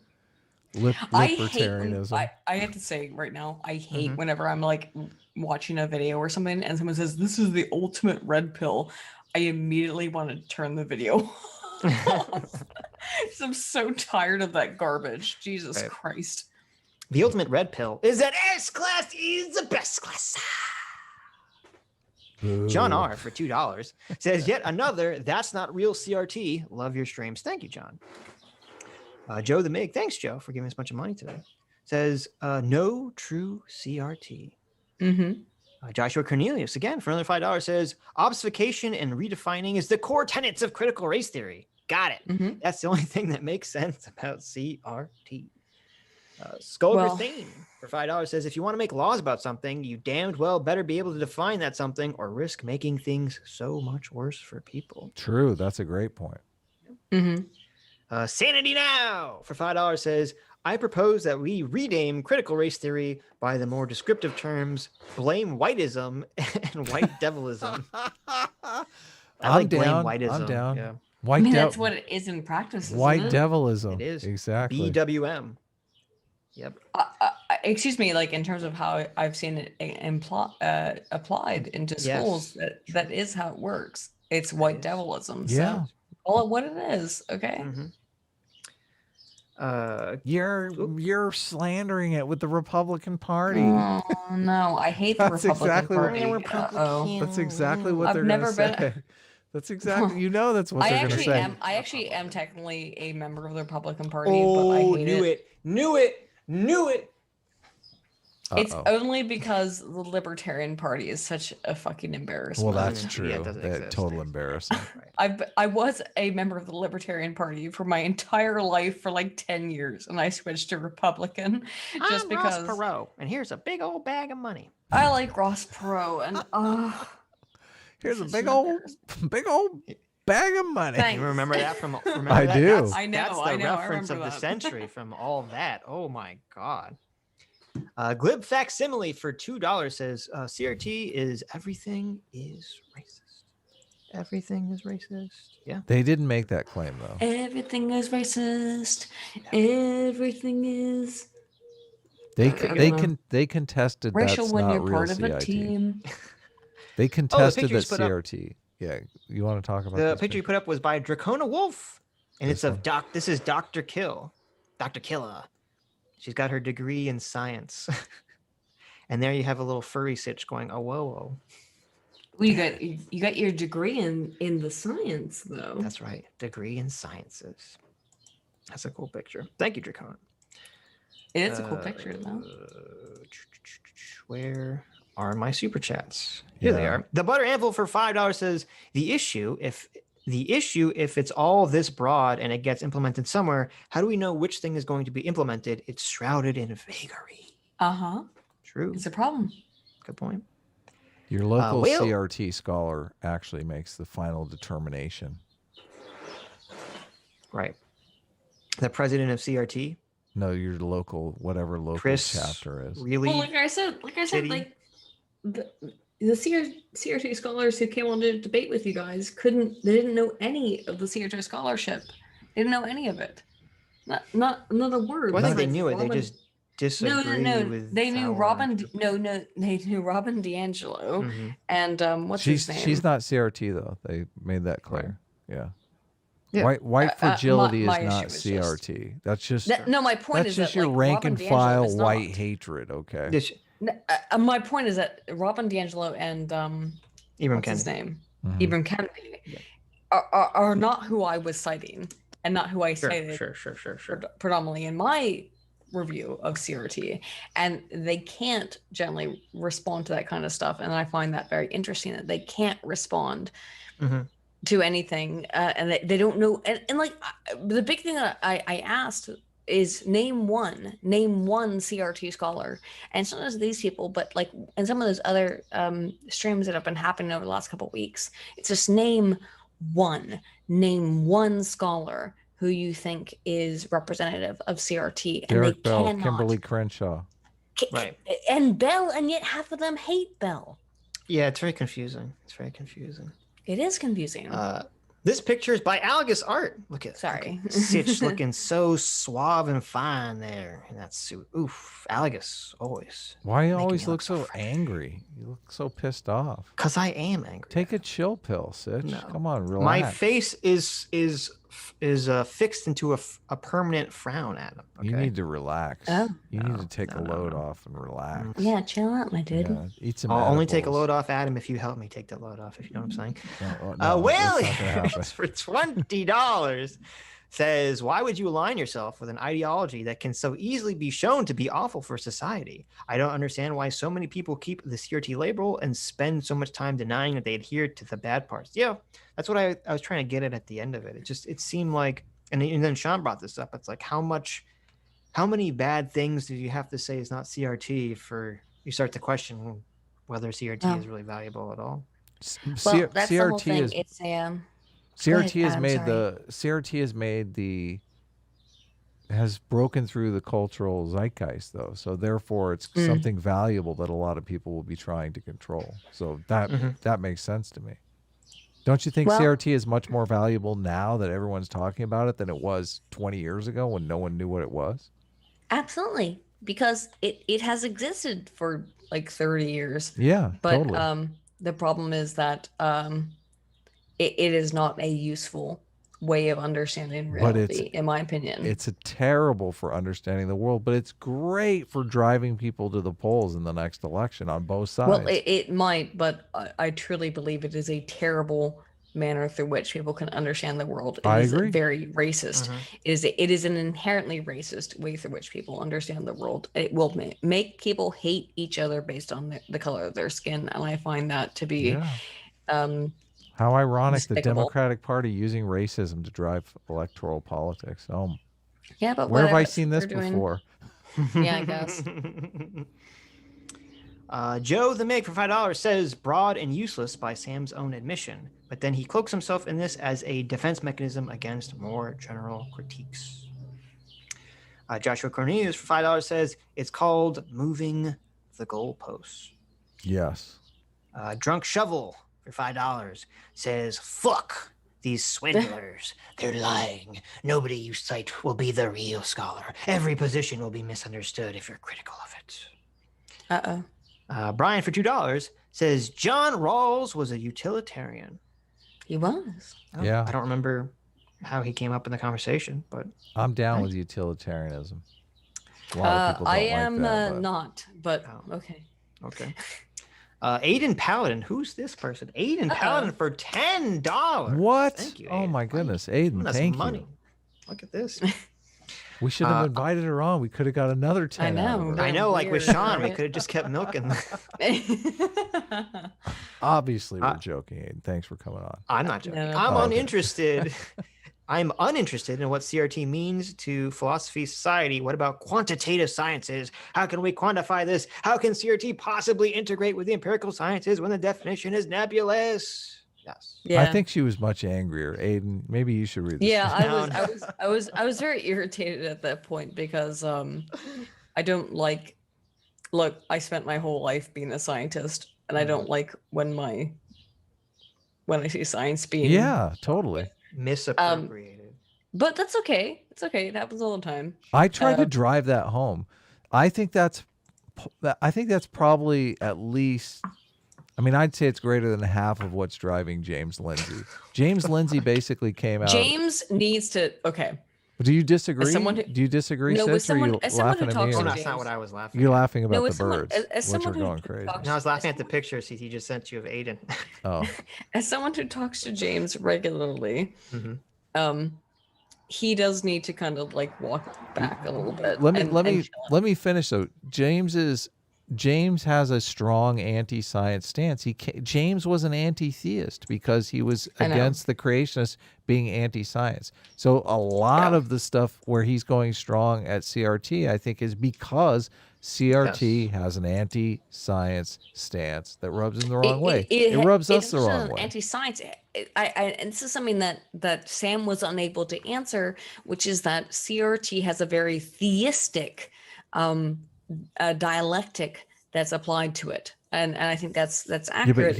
In Sam's eyes, he has an empiricist view of CRT. I know. However, he cannot. And as I asked him, I asked him definitions again. Well, no. I mean, but hang on a minute.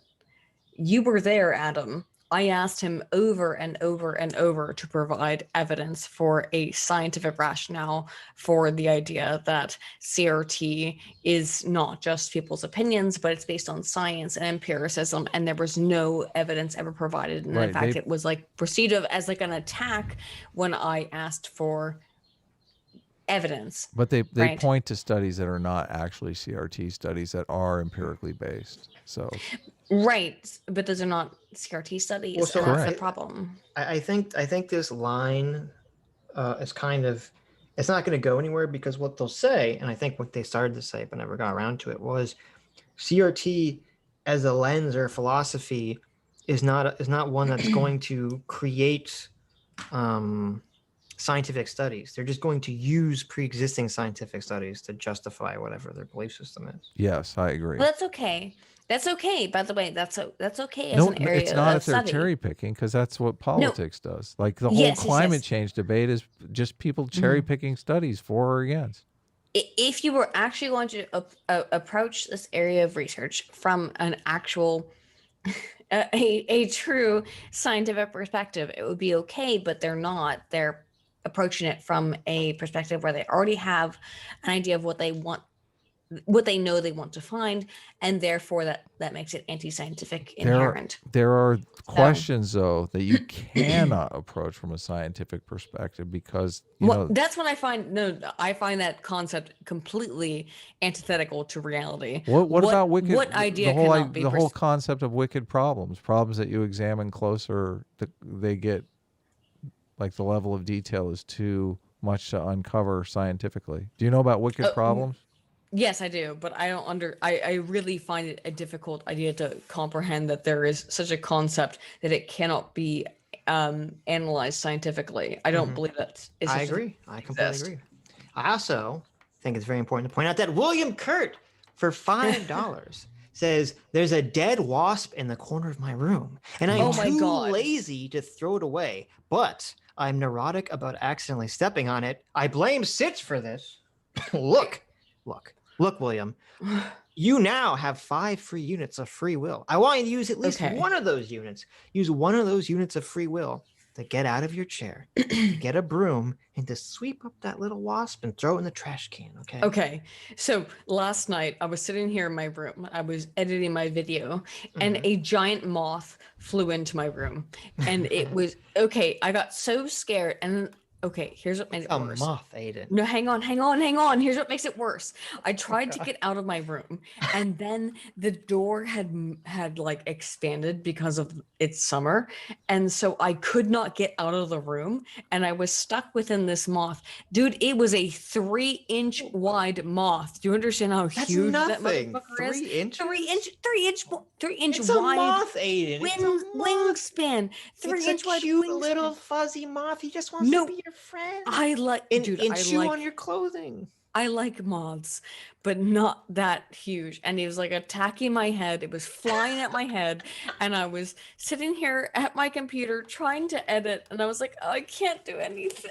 I was so scared of this freaking moth. Oh my god! I was so scared, and I couldn't leave. I couldn't escape because the door.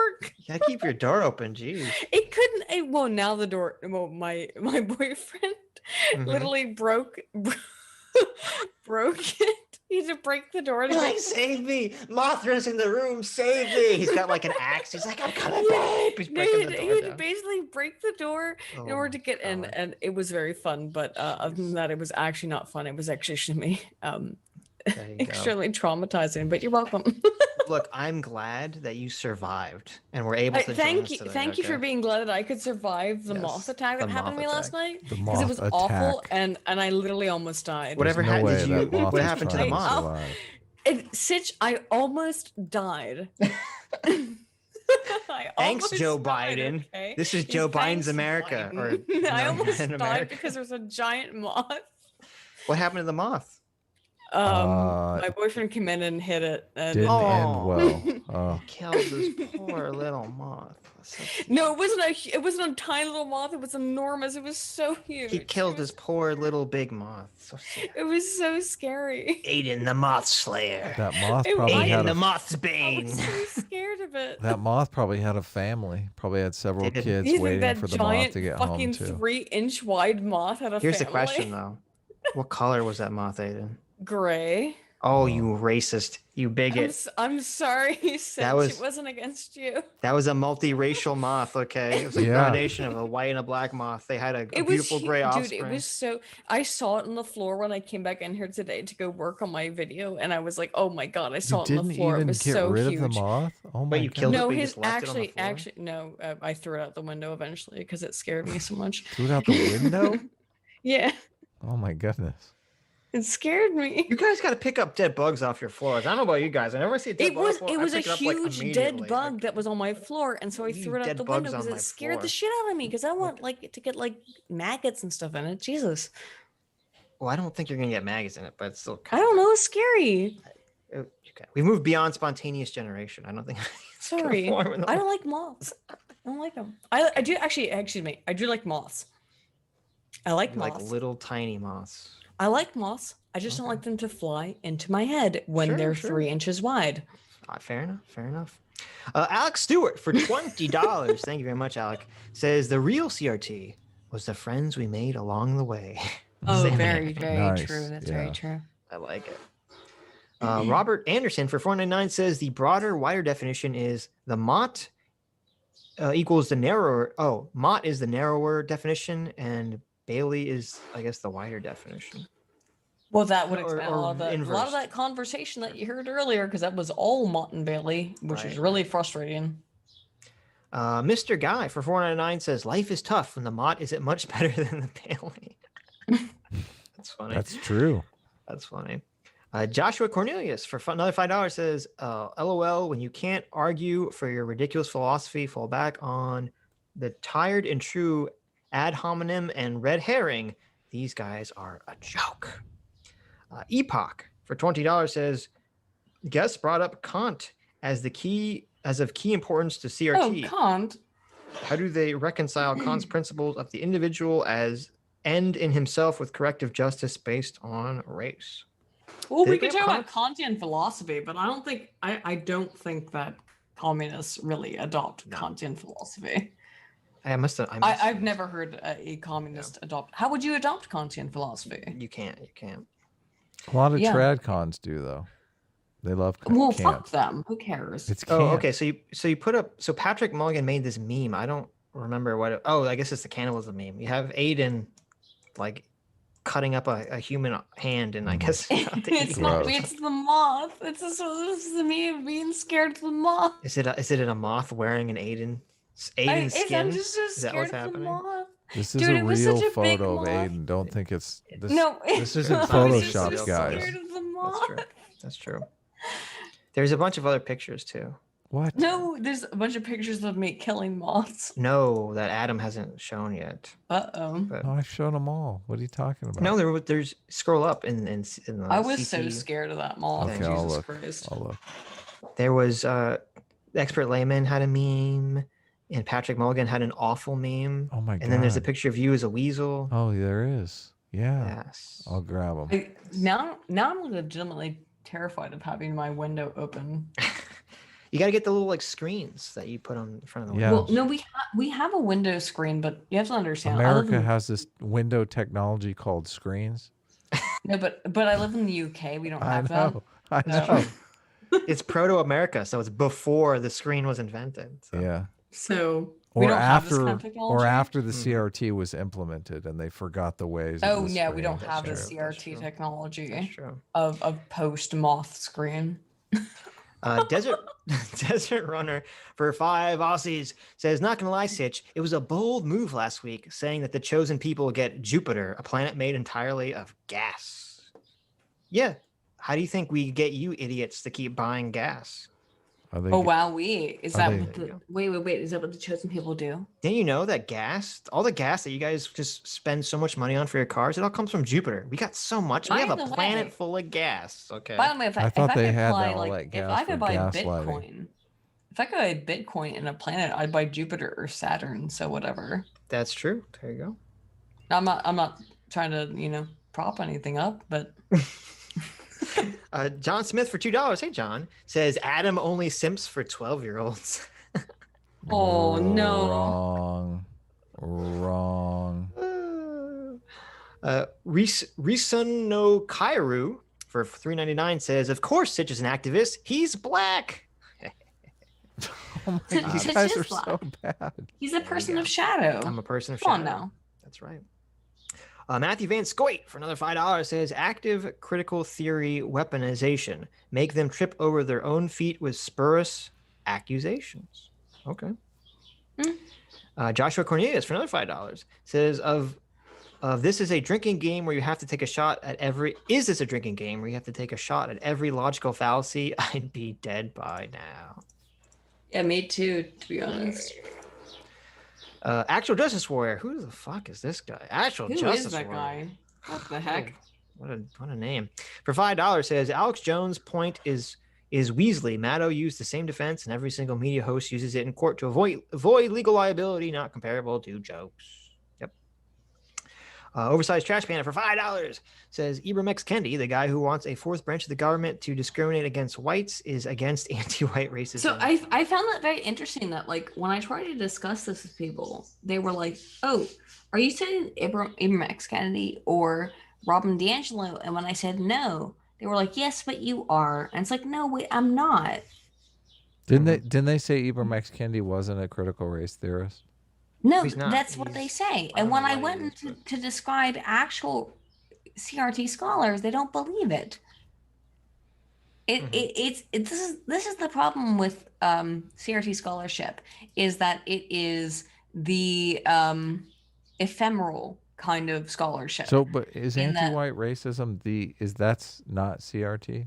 I mean, Derek Bell is pretty anti-white. There is anti-white racism within CRT scholarship, but they will not believe any of it, even if you show it to them. And then if you show it to them, they say, well, that's not real CRT. It's the no true Scotsman fallacy, which is the whole thing that was happening between you and the people you were talking to earlier. Derek Bell is much less anti-white than Ibram X. Kendi, obviously. I don't agree with that. Oh, you don't? Actually. Okay, so you've read, so I take your opinion. I think Derek Bell is like the most anti-white, one of the most anti-white people around.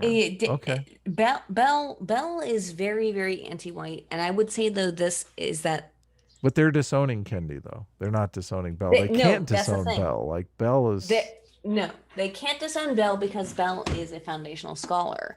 They can't disown Bell, so they have to disown Kendi. Yeah, right. They had to disown Kendi because. And of course, white fragility lady, because she's white. Well, I haven't read Kendi, so I can't. I have read Kendi and D'Angelo, and I would say that the stuff that is in their publications are deeply racist. Sure. Well, I've read Kendi. And that's why they are denouncing these people, because their work is so deeply racist. But I have read CRT scholarship going back to 1991, and going back that far, 30 years ago, it is just as racist as it is now.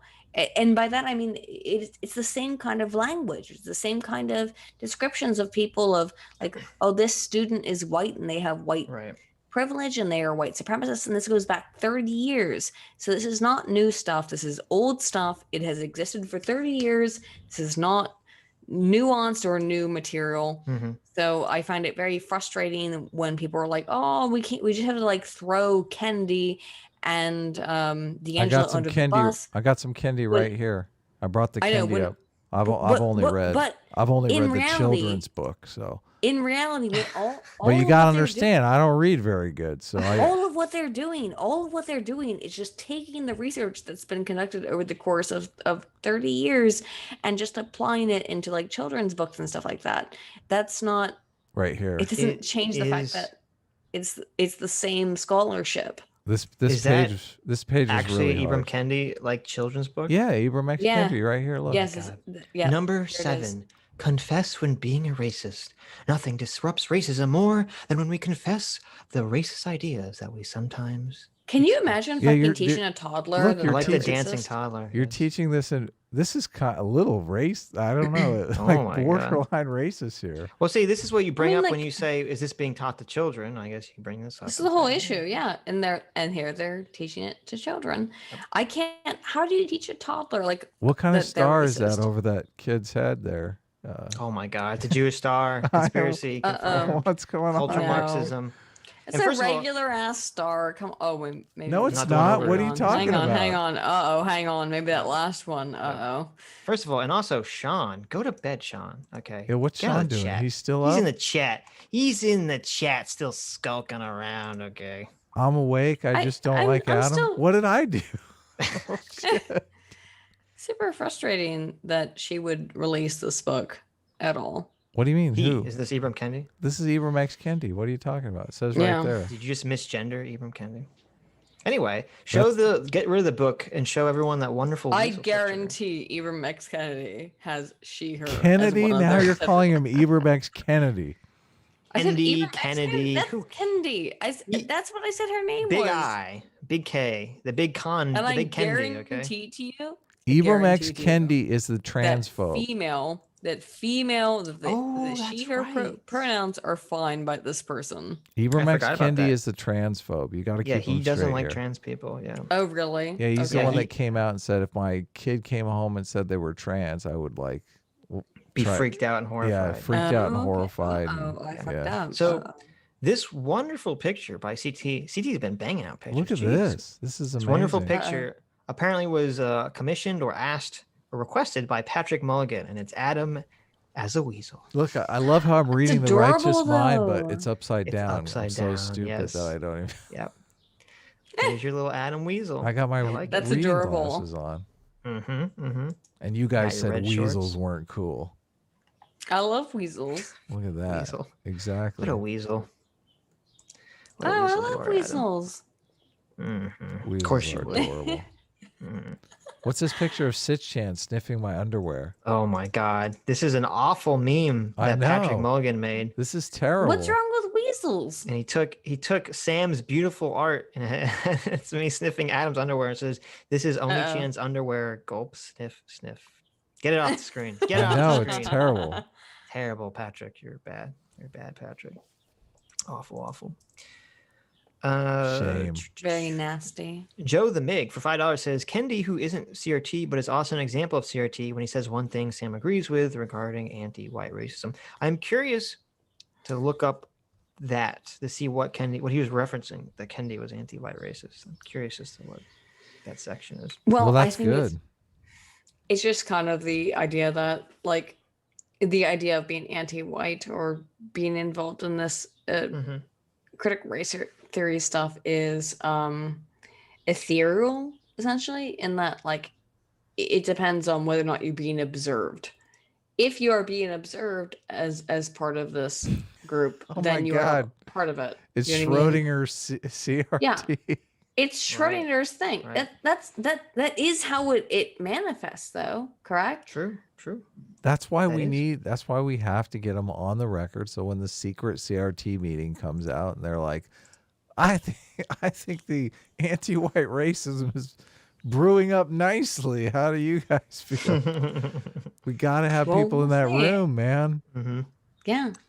Mr. Guy for $5 says height very clearly separates the incompatibility of truth seeking and activism. True. The mot Yeah. is this entire discussion. Joshua Cornelius for $5 says critical race theory is the spawn of postmodernism after it murdered millions in Europe and Asia. Yeah. Whale Ears for $5 says they didn't mean that argument is nonsense. Writers know exactly what they mean when they write. Stop making stuff up to defend your conclusion. Joe the Mig for $2 says it's complicated. Gets Aaron his Tim Pool beanie. Oh God. Yeah. Complicated. Sanity Now for $5 says if being on time is a sign of whiteness, does that mean being late is cultural appropriation? Yeah, you guys did super appropriate some stuff tonight. We did. We I'll did. say. Mr. Guy for $5 says pretty soon the official definition of CRT is going to be the splaining the apologist did, making it more careful than it ever was before. Yeah, that is I do worry about. I worry that, like, when you read a lot of articles about it, you get a lot of the front-facing CRT with bells on it, apologists, kind of definition. Yeah. And then the Bailey, all the the defensible terrible stuff. Yeah, and all the terrible stuff is then being taught in class or wherever. Actually, I got it Society. backwards. It's the mot. So they march out the defendable mot position, but secretly they're doing the Bailey position. Yeah. What is this thing that you just put up? Oh, Ask your children to describe the people in their friend group. This is from the Kendi book. Oh my God. The part I circled is hilarious. You want to teach them this.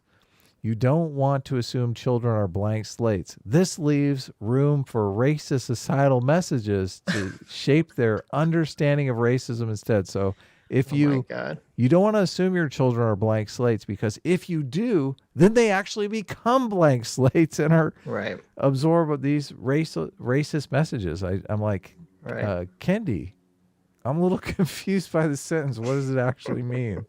Are people blank slates or not? What am I supposed to think? Actual Justice Warrior. Who the fuck is this? Again? Actual Justice Warrior for $5 says when he says colonial knowledge process, he's talking about the scientific method versus storytelling. Don't let him word salad around that. Lucas Henry for they did not know anything about the scientific method, so okay. Lucas Henry for $5 says, just call Sitch and Adam Nazis so we can start the fight. There you go. Alex Stewart for another $10. Thank you, Alec. Says Aaron and Sam with another potential Mott and Bailey. We're not saying colorblindness is insufficient to colorblindness is insufficient. Yes. J Mac for another $50. Thank you very much, Jay. Jay is always Thank you. So kind.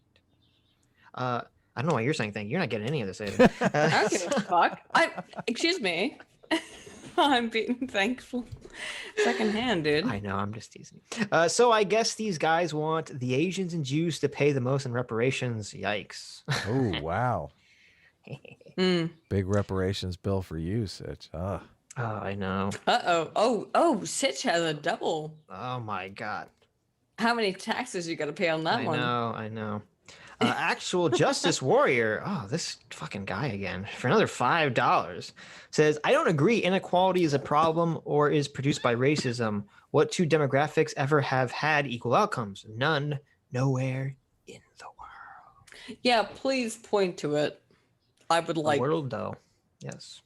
Yeah, please point anywhere in the world where two varying different demographic groups have had equal outcomes. He's going to point to like North Korea, where it's like completely homogenous. I mean, do it. Like, if that's where you have to point to point if to. If you're pointing North Korea for anything, you're on the wrong side. I think you might have an issue. Yeah, probably. Right. But that's probably where they'd go.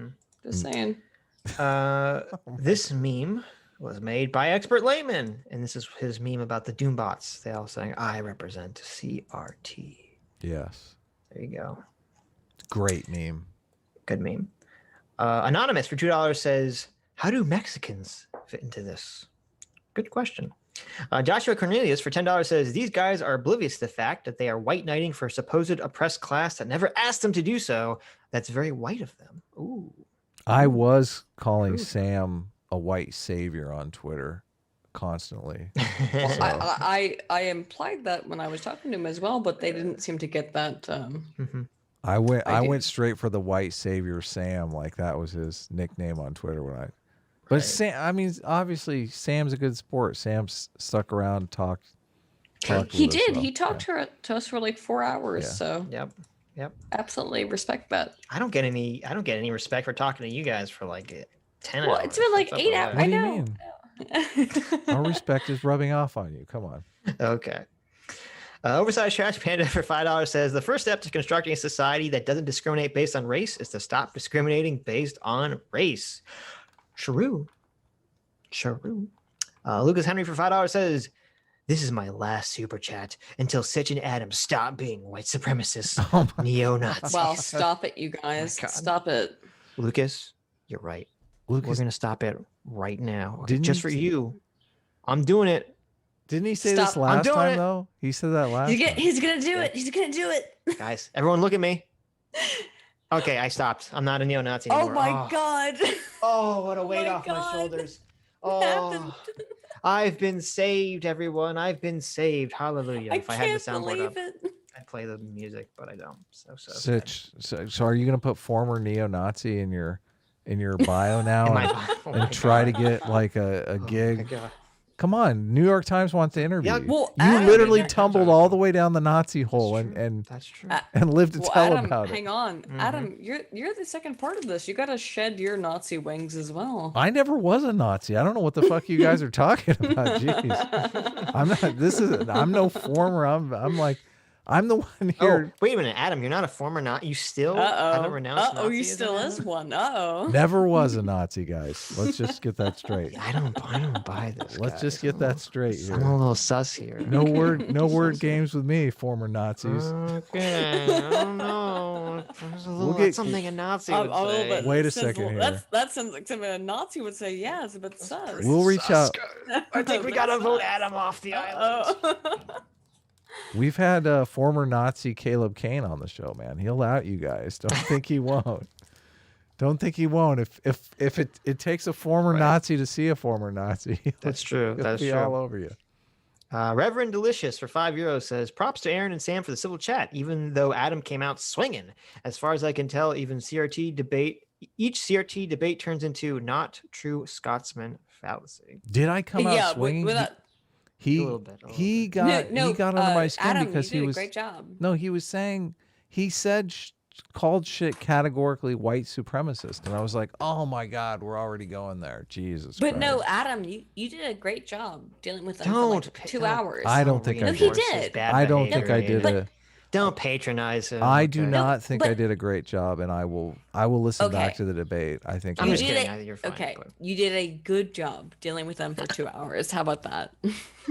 I think I did okay. But... You get a gold sticker. I'm not trying to give you a gold sticker. Don't give me a gold star. I mean, I did amazing, but Adam did okay. No, what do I you didn't do mean? shit. You left the stream for like 20 yeah, minutes. Since you like fucked off. But Oh, that was Adam when did a really great job. when you and Sean were talking. Yeah. Well, I didn't know what. I just Sean muted and I were myself. just like and talking to Sam. Yeah, you guys that were was going on and on. So when you and Sean were It was talking, I just very muted. boring. I muted the stream and I just pulled out my phone and I started playing like a phone game. So. Hell What? yeah. You gotta play what phone game were you playing though? Oh my God! Night of the Full Moon, the best phone game ever made. What? Night of the Full Moon. If you guys like card action RPGs, like deck building. I only play PewDiePie phone games. Oh my so... God! Get out of here. TN for $10 or for $20 because it's a 2-part super chat says if MLK got us to 50% non-racism and reparations will get us to 100%, and we all agree to reparations, who is going to stand up against those and say it was not enough? There will always be people who want more. The way I see it, MLK did get us 100%, and those are not promoting, and those that are promoting CRT are the people that said it was not enough 70 years ago. This pattern will continue if we keep giving in. Now, I don't agree that Martin Luther King got us 100% of the way there, but I do agree with the first part. And I think even John McWhorter or Glenn Lowry or both of them had some point about this, saying that if they got reparations, there would always be the contention that it was never enough. It's not enough. So. This is the thing, and I even brought this up with Aaron, but we didn't get to talk about it. Like the selectorate theory, the stuff Sitch and I talk about a lot, is it feels like this CRT stuff is really a mask to just deliver goodies to the Democratic Party's winning coalition. Right. That's what I think is going on. So, I mean, obviously. Yeah, absolutely. That's absolutely what I perceive it. So if you understand it within that context, and also the super chat makes perfect sense because it will never be enough because you constantly have to be giving goodies to your winning coalition. So you're constantly looking for ways to do that. Yeah, that makes sense. That's a good point. Yeah. Dude Guy McPants for $10 says, this is worse than the Vosh debate. These figs can't hold a conversation, let alone my attention, though they look like they are retaining water well. I disagree. This was like light years better than the Vosh Sargon debate we had on our. Oh, hell kind yeah. of a weird fat comment also. What do you mean? Yeah, right, sure. Joshua Cornelius for $5 says pseudo academics. They are the foot soldiers for postmodernism. J-Mac. Oh my God. J-Mac for $100. Jesus. Oh, wow. Jay's always giving us so much money. I hope Jay's rich. Mm-hmm. I hope Jay is rich. It says, no revolution starts as a revolution. One could call it a remove glasses, slippery slope. Yeah. Mm-hmm. There you go. Yeah, I did like your analogy when you were talking about, we're just getting right up to the cliff's edge. We're not saying jump or anything, but you are right there. That's how this stuff is always framed. It feels like that. Yeah. That's how all the critical research stuff is always framed. They never push you. They generally don't push you like all the way. Well, you can't. Yeah. You can't. In terms of the psychology, you can't push someone over the edge. You have to lead them up to it. They have to push themselves over the edge. I don't think that's why they do it. I think they do it just to have this plausible deniability. Well, that also is a very good reason why, but these aren't anti-white stereotypes. Like, I don't know why you're making the connection between the term whiteness and white people. Exactly. I mean, it makes absolutely no sense to me. It's like, what? No, exactly. I don't know. You're completely correct because like most people don't get the connections because they're not made manifestly clearly. They get the connection. People do get. No, they do subconsciously, but they don't. Everyone consciously. knows what they're talking about when they talk about white. Yes. White supremacy. We know what they're talking know. about. White supremacy this, white supremacy that. Joshua Cornelius, for another $5. Thank Josh. Says, this guy is the blonde guy from Good Will Hunting, regurgitating what he reads, passing it off as his own. Hurtful. Oh. J-Mac, for another $100. Oh, Wow, my God, Jay. Jay, you have so much free. Jay is like has a swimming pool of free will that he's just swimming around in. He's sleeping on free will and rolling around in it every night. Jay says, you can say the same about police reform. Why does it have to be racialized? You would actually get more done by dropping race and looking at quantitative data. Yes, actually, yes, you to would. further your goal. It's about vengeance, not So justice. here's the issue. Something as I, a liberal, can't get behind. Yes, Thank and you. you got to wait for the end of the super chat. Sorry, I got. We have I a got excited. I She got got too excited. excited. We have a I got too system here, excited. but yes, Jay. She heard quantitative data and she was like, I oh know. my God, this is my Jay. I got really hyped, but here's the thing: he's completely correct. And it does go back into what I did originally say about police like 2 weeks ago, which is that, and I was wrong. It was psychopathy, not Machiavellianism, but they're both awful traits. And the reality is that you got to train these people, because the people who are going to be drawn towards police work are probably going to be kind of fucked. Okay. So you have to. You're playing into their stereotypes so hard here, and that's why I get so triggered. That's what I know. That's what triggers Like you. you might as well come out like you understand that these stereotypes are damaging, right, to people.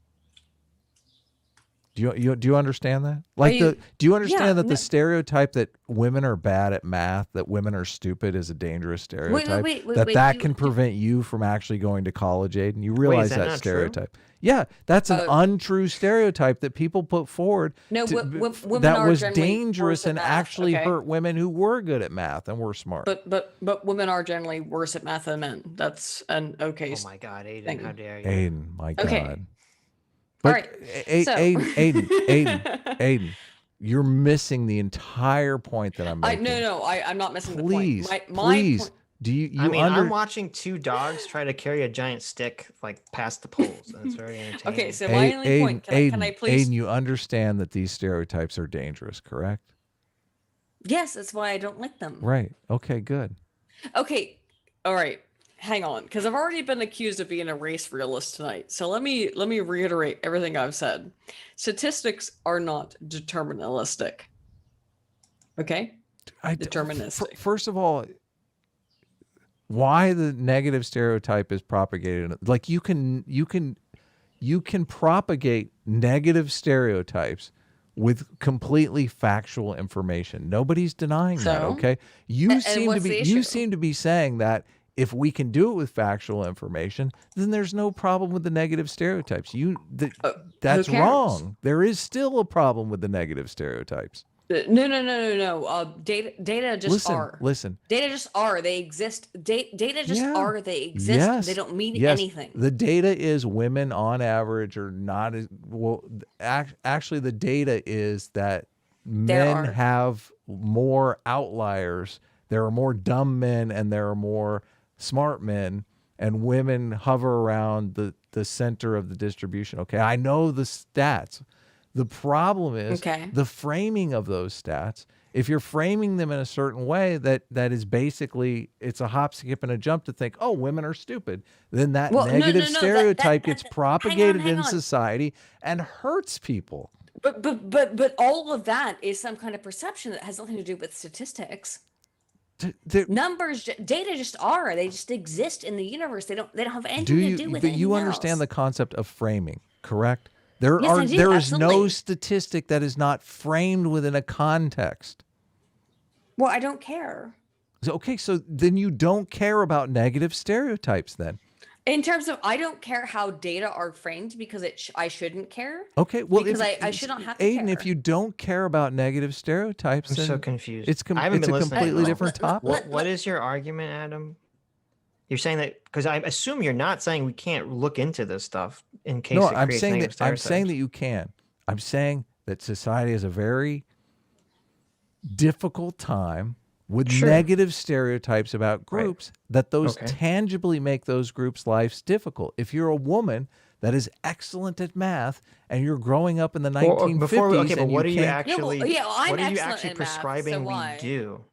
You have to you have to actively fight against the negative stereotypes. If a negative stereotype, I have never had to fight against the negative stereotypes in my life as a woman. Because other people that came before you fought against them, Aydin. God damn it! No.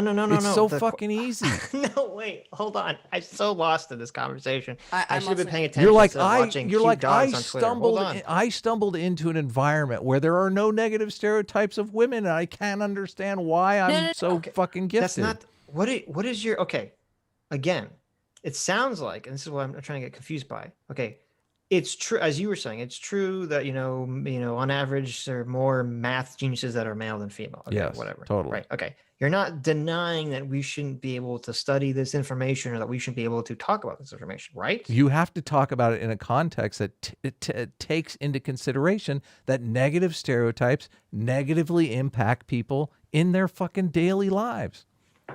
I understand that, but how do you listen? There's a negative. Do that without kowtowing to there is a negative. There political correctness. The framing and the study. The problem here is that people are categorizing different things that are not promoting negative stereotypes as promoting negative stereotypes. They're basically saying if you're studying. Well, it's not the attempt of the access of data. That makes no difference, Aydin, because if you're doing it inadvertently, the outcome is exactly the same. Like, Aydin, yes, you can accidentally shoot yourself with a gun, okay? I have a hard time. You're saying, I didn't. I shot myself, but it was only an accident, so it doesn't really matter. If all you're saying is that when talking about data that can lead to negative stereotyping, people should be careful to put in the proper context. They talk about disagreeing with that. They talk about this in media, like the way that they announced suicides and stuff like that, because they want to be conscious of the outcome of different things. Okay, well, we're not disagreeing with that. But I have a hard time understanding how this applies to women within mathematics. There's a negative. If you don't understand, Aydin, you don't understand. Okay. I probably don't. I am. You came on our live stream and you forwarded negative stereotypes of black people, just with your race. I did. Yeah, your race and IQ stuff. Forwards negative stereotypes about black people. I don't think that Aydin did anything remotely like that. I think it could be characterized as that very easily. I disagree.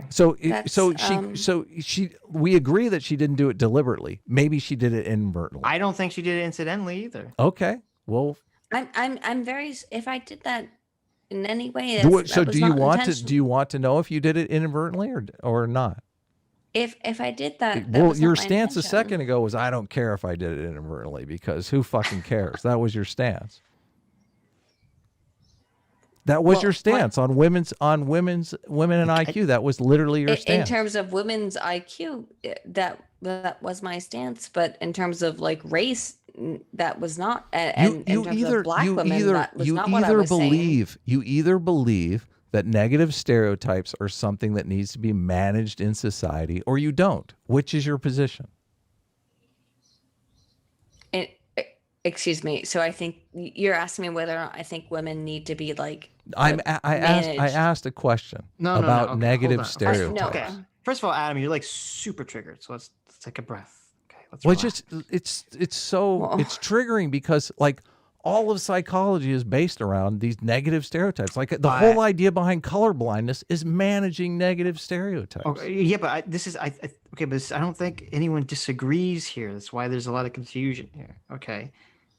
I think I said, and I assume, Aydin, and you can tell me if you disagree with this, that if data that could lead to negative stereotyping is being discussed, it's important for whoever discussing it to put it in the proper context. There we go. Perfectly. Well, yes. You agree? Okay, so there's no disagreement here, right? Yeah. Sounds no. good.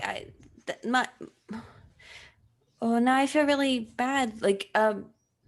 Okay. No, of course. I feel like data should be just understood as it exists, and unfortunately, normally it's not portrayed in ways that are easily understood by people, in ways that are like put into context that are like easily visualized. You never answer my question. Can you answer my question? Hold on. So do you think, Aydin, that it's not that the person talking about the data, do you think they don't have any responsibility if they're just talking about the that's data, my that question. They should just there you say, go. Here's the data. I'm not giving you any context about it. Take it as you will. Data just are. They don't mean anything. Data are. Okay. No, you can have that That's position. a terrible I don't think fucking it's a wrong position. Like, I I think think it's a right awful, or wrong yeah. position. I think it's completely. I think it's completely. I know Adam does. I'm saying I don't really think it's an incorrect position it's to have. fine if you think I'm wrong about it, but I believe that data just are. I believe that data have no inherent emotional or answer my other question. Hold on. We're not talking about whether the data itself is correct. Yeah, exactly. An inherent We're talking about position. the context of it, the framing of it. When people are discussing it. Do you think that a person has a responsibility when discussing data to provide the proper context for the data? You have to ask her whether or not the stereotypes are meaningful or make a difference, because it all hinges on that. Well, it depends on what you're trying to describe the data as. People will take data and they will try to create negative stereotypes about people for political gain. Well, okay. Well, I agree that's a problem. I agree that's an issue. I absolutely agree that's an issue. Well, if you don't fight against that, then if you're ambivalent about it, then it's not an issue, though. And your position seems to be, I'm ambivalent about it. It's just data. Shut the fuck up, Adam. No, I would first of all never say that second part. I mean, you should. That's I say all the time. I'm just trying to lighten the mood a bit. But anyway. Overwhelmingly, my position on everything is that data is as data are, therefore. What is your position on the stereotypes? Because that is the important thing. I'm sorry if I'm so triggered about this, but it's very easy. It's very easy for you to come in here as a woman who has not spent her whole life being looked down on. I think if we talk to a woman who grew up in the 1940s or 50s with the negative stereotype that women are bad at math and stupid, and actually their lives suffered because of that. Let me finish. Go ahead, Adam. Let me finish. I'm sorry. That kind of woman would have a much different outlook on these negative stereotypes, since they actually impacted their lives. So it's for you to come in here and say, oh, that negative stereotype never affected me. Obviously it didn't, because you grew up in a completely different environment. You can't say that the negative stereotypes about blacks in America have not tangibly hurt let's do one topic at a time. Well, how about this? My question is the stereotypes. Do you believe that these negative stereotypes about people impact innocent people?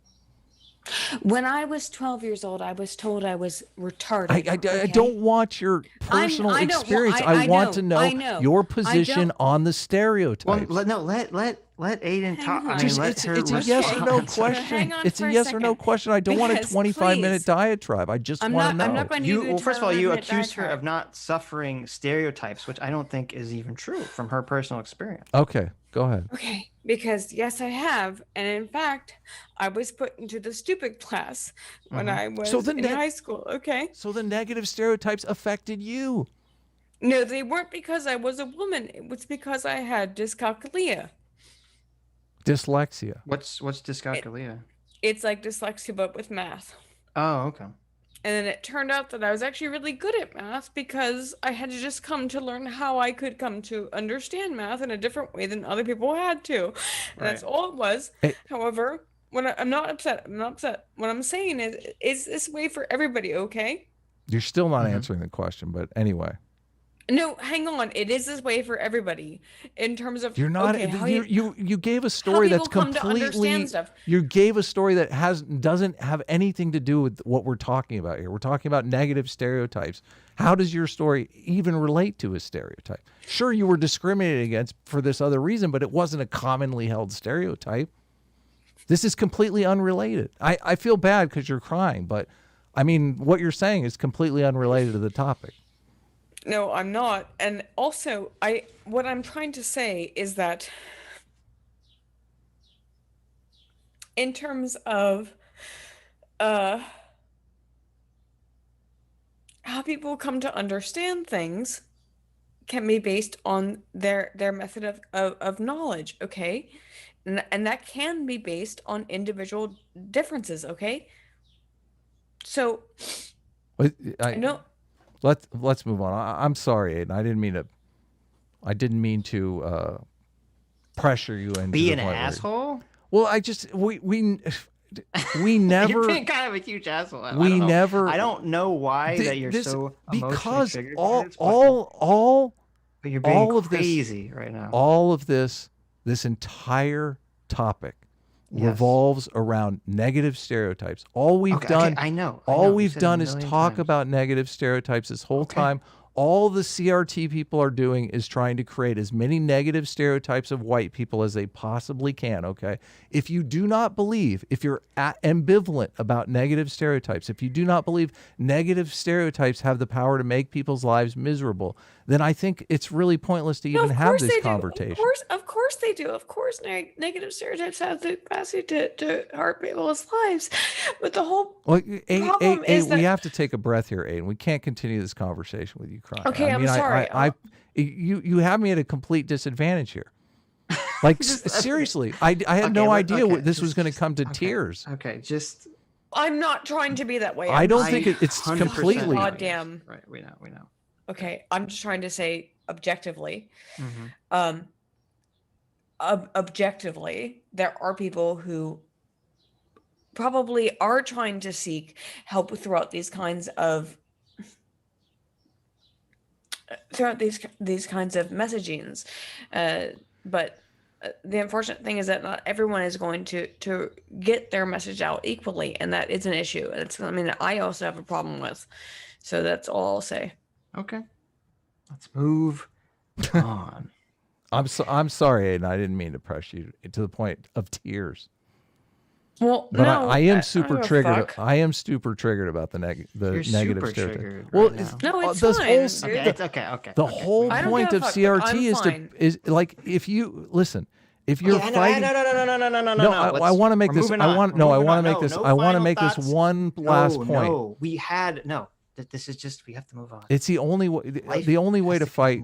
The only way to fight CRT is on these negative stereotypes. That's it. I think you're completely correct. And by the way, I'm sorry I got a little bit upset. But well, if you're going to be, Aydin, no, and I mean this in the best possible way, Aydin. Like I totally respect you and everything, but if we are not able to say that these negative stereotypes affect people, then we have no.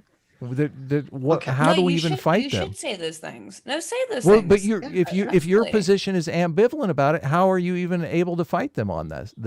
Like, what exactly? What do you want me to fight? Oh my God! I thought we were moving. Yeah, let's move on. And that's why I told you. Hang on. I okay. Let me try to negative white stereotypes you need to fight. Let me try to rephrase this. Okay, good. The best way that I possibly can, and then we can never talk about this ever again, please, God. Which is, Adam seems to be saying, from my view, that negative stereotypes, are bad for society. Okay, that's the first part. Okay, and I think we all agree with that. And the second part is, does a person who's discussing data that could possibly lead to a negative stereotype have any responsibility in trying to provide context to prevent other people from using that data in a negative stereotypical manner? It would be the first thing I would want to try to do, is prevent people from trying to take data and use it in a way that is not okay. So like data. Wonderful. Yeah, we all agree. Thank you, Sitch. Right. Data just exists. I can't. But however, I can't. There's nothing I could possibly do once data exists within the system for me to change how people react to it. Right. So Everyone's going to react to it to some degree. And no matter how many stipulations you or I or anyone puts on it, there's always going to be someone that interprets it negatively, and we can only do the best we can as human beings. Yes. Correct. Okay. I'm glad we all agree. I can move on. With I just our want to say lives. I'm not mad at Adam. Or Yeah, anything. sorry I got I got triggered. Adam, so all this everything the chat comes is back. so against Adam. I know. Well, I'm not. The chat. I'm not. Please the chat don't, loves because the I'm chat. not in any way mad at Adam. I've seen when Aydin comes on, the comments are always viciously against me. Like, shut up, glowing Adam. for Aydin. Yeah. Well, no, Adam, that's not.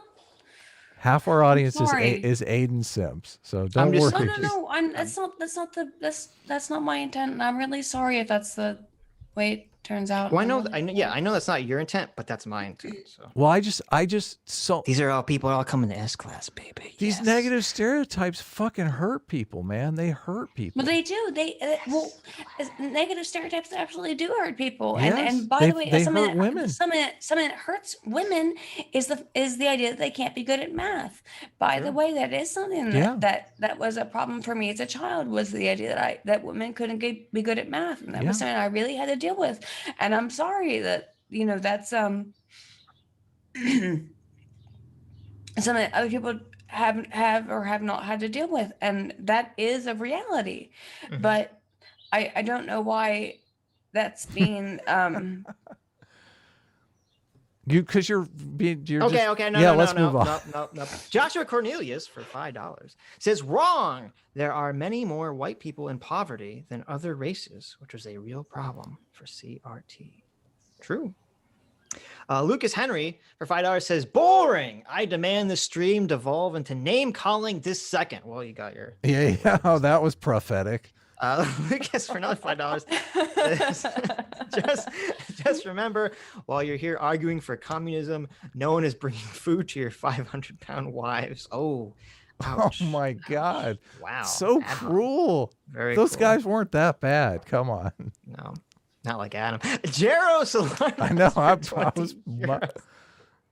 Says, isn't discrimination always bad? You may call it, quote, positive discrimination, but it will still remain discrimination. Just like there is no, quote, positive rape or positive murder.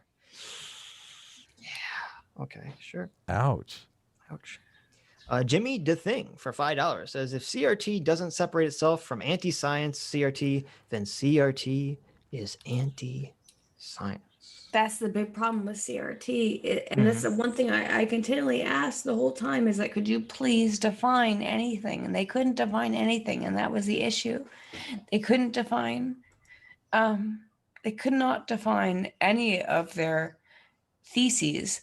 And therefore it makes it very difficult to support the sort of critical race scholarship when you don't have any science to back it up. Yes, definitely. Also, there's one picture and 2 more memes for you to put up, Adam.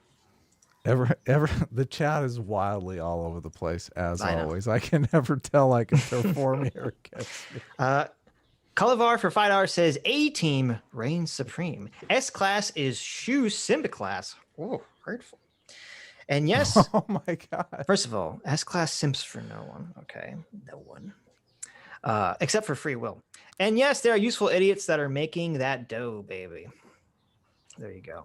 I do like Shoe Crew, though, is so cool.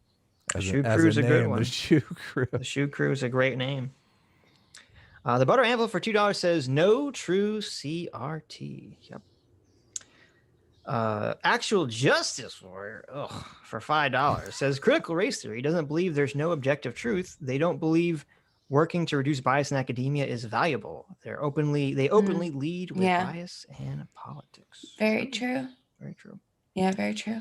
JP for $5 says the pedagogy of the oppressed breaks bad people into oppressor/oppressed. It's part of critical pedagogy and critical social justice used in K through 12 education.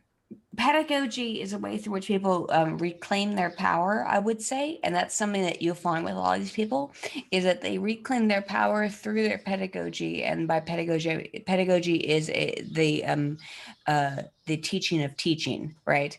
So they teach themselves how to be teachers, and therefore they reclaim their power by being teachers and distributing that power onto other people via being teachers. And that is the fear, and that's why most of us are a little bit afraid of pedagogue who come out of the critical race paradigm.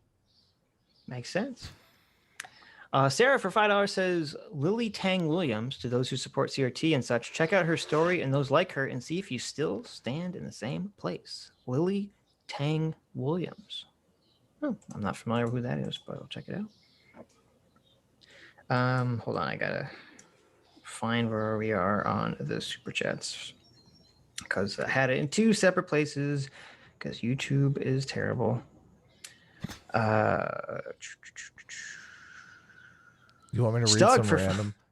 I'll read chats? some random ones. Stug for $5 says, do you guys want a bonus $300 and 250 free spins? There's somebody in the chat who really wants to know, and he's very persistent. I know. Oh my God. We've never been attacked by a bot so hard. Yeah, I'm curious as to why this stream attracted a bot. They're learning. Well, it's because you went after a critical race theorist. I'll tell you that's probably a big part of it. What? Maybe because it didn't even look like there was no link being provided. I don't even know what the benefit of Oh, you don't know because okay, I'll tell you this because it's happened to me. Your mic is doing something funny, Aiden. So sorry. It's happened to me where somebody will post something on their Discord, and then you have no idea. So that happens. Oh, I see. I gotcha. Well, I mean, Sean solution actually worked like a charm, which was to go into the account and to ban that specific phrase the way it was framed. So that worked. But no, you don't want to ban discourse. It's just that no, I meant ban the phrase free spin wheel, whatever the exact phrase was. That guy who was spamming earlier, I didn't know how to ban him. I was trying to, but I couldn't. I just what he was doing, because when I opened my YouTube thing, he was creating 1,000 different robot was creating okay. Yeah, I didn't know what to do about that. Yeah, with the same name. So sorry about that. I tried to ban that guy, but I didn't know. I didn't have any capacity to do it was only doable from my end, I think. Short Fat Taku, hey Dev, for $5 says, what the CRT is this stream? Yeah, it became a strange stream, but whatever. It was cool. That the CRT. Well, no, this was early in the conversation. Yeah. If I could reiterate, I'll reiterate later. Okay, go ahead.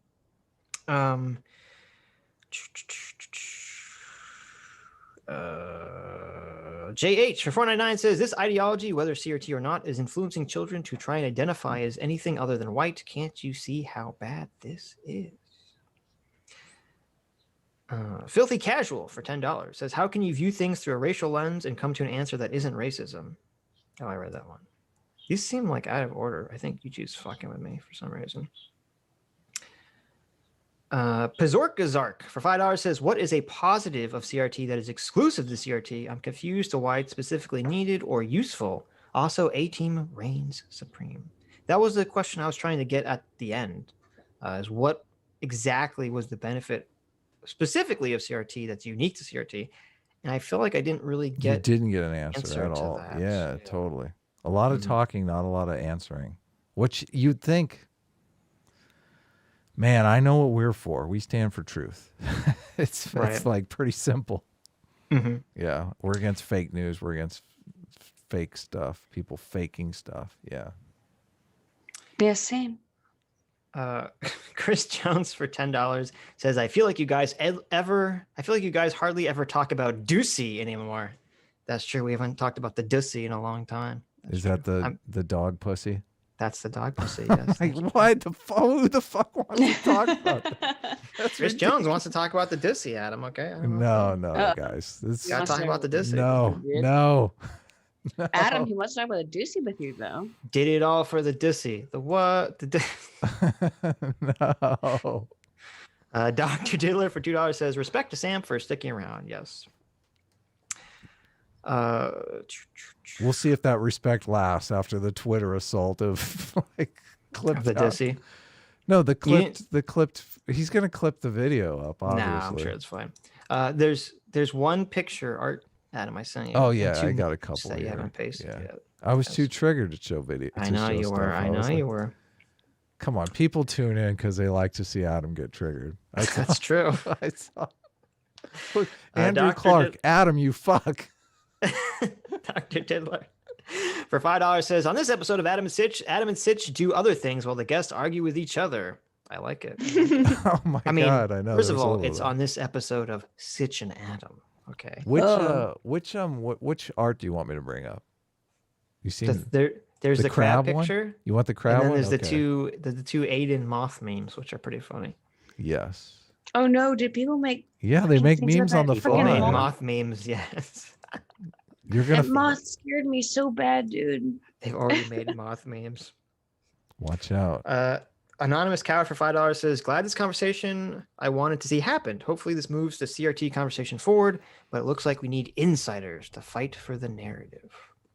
Well, I can provide you with hundreds of papers about CRT. Yes. I really can. The buttery envelope for $2 says the impressions are fantastic. Yeah, they're pretty good. Sam's impressions were pretty spot on. I know. It's so bad. People are gonna like him. He's the bad. He's on the bad side. They're not supposed to like him. Stug for $5 says, I recently saw a story where a guy with 43 IQ was banned from having sex because he's too mentally impaired to consent. What? Just wanted you to know. Oh, that's kind of scary. What to be happened? honest. A man with a 43 IQ was banned from having sex. That's really scary. Sucks. Yeah. How do you ban someone from having sex? I don't know. Yeah, well, they don't want them to have unwanted children. How do you? Yeah, logistically. How do you enforce that? Put a lock on his underwear. I'm confused. They hook up with a 43 IQ woman, and they like have a bunch of kids they can't take care of. I mean, that is what usually happens. Something's going on with your mic, Aiden. Like I don't know if you're. Oh, sorry.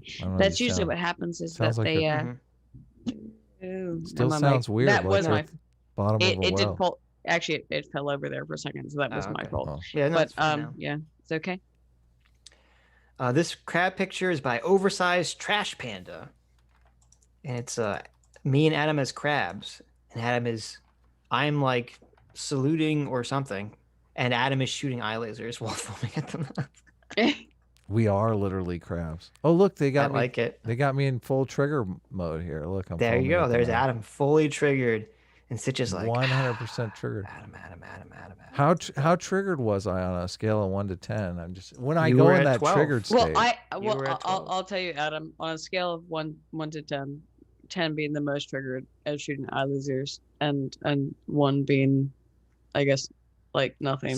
You're like at like a 3. I was like at like an 8. I was at a 3. I think Adam was at like a 12. No. Yeah, I trust Sitch more than me. I'm just like. People are complaining that I haven't cried on stream yet. We'll get there one. Maybe day. I'll cry next week for you guys. How about that? I just got a little bit bullshit. We heard you crying. We heard what was going on. Pardon me, I was not crying. That's right. I was just a little bit upset. Yeah, that's fine. Adam's your mic is still messed up, Aiden. I don't know what's going on. Is it really? Yeah. What? It's right. It's upset. It's like. You hear it too, right? It's weird. The quality sounds a little bit worse. Yeah. Oh, really? But not significantly. But this is my mic in its normal status. I don't know. Maybe you broke it when you knocked it over. It's as it was literally like 5 minutes ago. I don't know what to do. I don't know. I'm sure it's fine. Don't worry about it.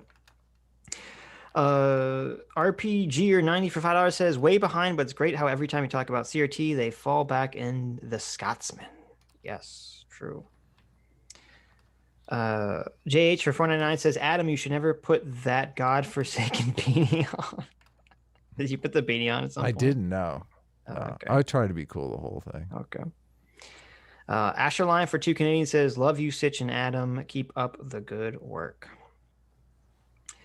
Trapping Akbar 7 for 199 says, "Whoa there, Bessie. Adam, control your elephant." I don't know. This was from like hours ago, so I don't even know what this was in reference to. Was I triggered in the stream? Apparently, he was triggered earlier too. I thought it was pretty good. Dr. Diddler for $5 says, "Vosh, please include me in the video you make on Sitch and Adam, thoroughly endorsing race and IQ or whatever you'll frame this as." There you go, Vosh. Please include Dr. Diddler. Chris Jones for $2 says, "You weren't even talking about race in the IQ talk." Yes, true. Sebastian Service for 5 penises. Thank you, Sebastian. Says, "People get butthurt because they conflate IQ and human worth. Also, luck is greater than IQ, which is greater than parental SES, which is greater than personality, low agreeableness, and high conscientiousness." Yeah, I agree with the... I mean, luck is so much of it, which is so unfair, but... Contrast for $2 Aussie dollars says, "LOL, get JF and Andy on for some low IQ intervention." Oh, no. The Utter Nonsense for $4.99 says, that tree committed the perfect murder. No one to report it." I don't get it. Sorry. Dr. Dealer for $2 says, "Are casino bots part of critical race theory?" Did they do this? Maybe. They did. Crack Rock Steady, our favorite Ninja Turtles villain for $10 says, "I have to admit that A-Team was amazing with the pushbacks during this debate. It would reign supreme if Adam walked back his bad 12-year-old should vote stance. Until then, S-Class is the best class." Boy, I'm losing so many people over the 12-year-olds voting. You are. Yeah, that's okay. See, no one could ever say that Adam is a grifter who does things for popularity. No, he doesn't. Adam and I had that whole discussion about that. Right. Adam will burn his popularity to the ground for some dumb position. I have zero popularity. But no, I respect the fuck out of that. Just don't get You should, sort of, within reason. Sebastian Service for 10 pens says, "If someone tells you that wokeism / critical race theory is not lying commies, just point towards Peru. Intersectionality got enshrined in the law in 2015. The woke morons support the commies now despite being anti-LG." Really? Holy shit. That's a little scary. X-Hammer X13 Thor for $3 says, "Wait for it. Wait for it. Waiting. Wait for it. Okay. S-Class is the best class." Oh, my God. Thank you, Hammer 13. We had to wait for that? You did. Vanessa Flyheight for $10 says, "Haven't caught you live for months, so have my Google Bucks." Thank you very much, Vanessa. I'm glad you could catch us live.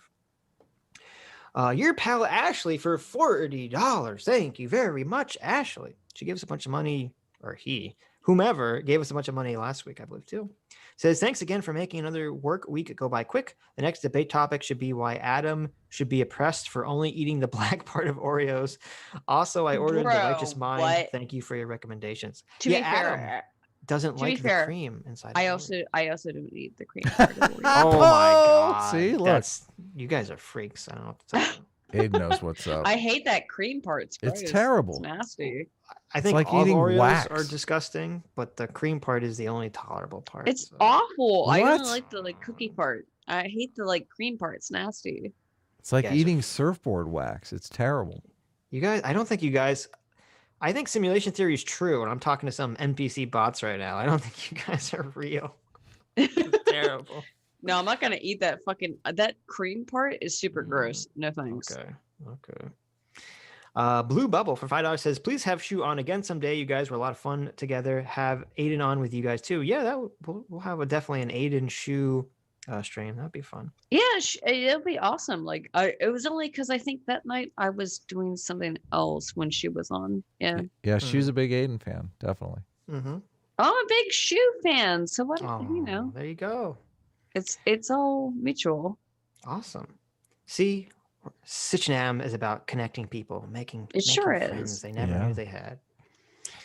Cinema Sleuth for $20 says, "I find it alarming that the core of CRT is essentially amorphous. It reminds me of the saying, 'That wasn't real socialism.' How can you be a proponent of a theory?" Yeah, exactly. How can you be a proponent of a theory that is, for all intents and purposes, loosely defined? Yeah. How do you take a strong stance in favor of that thing that nobody can define? Yeah. Yeah. Well, that's an easy way to define stuff. You Right. can't take a strong position against something you can't define. define. I guess I guess that's a plus in some people's eyes. That's the tactic. Yeah. Okay. Sport Nugget for $10 says, I'd watch a live stream of Aydin watching these live streams.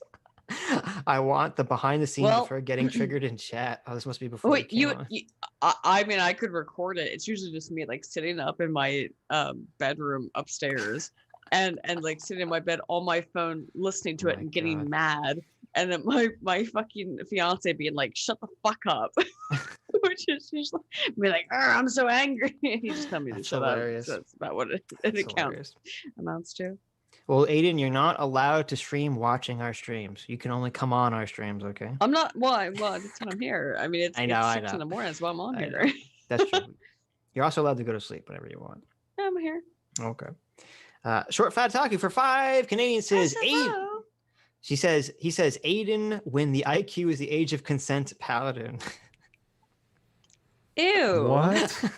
What are you trying to say? I don't know what he's trying to say, Dev. But it's a little sus, Dev. What happened there? Dev, what you trying to say there? I don't know.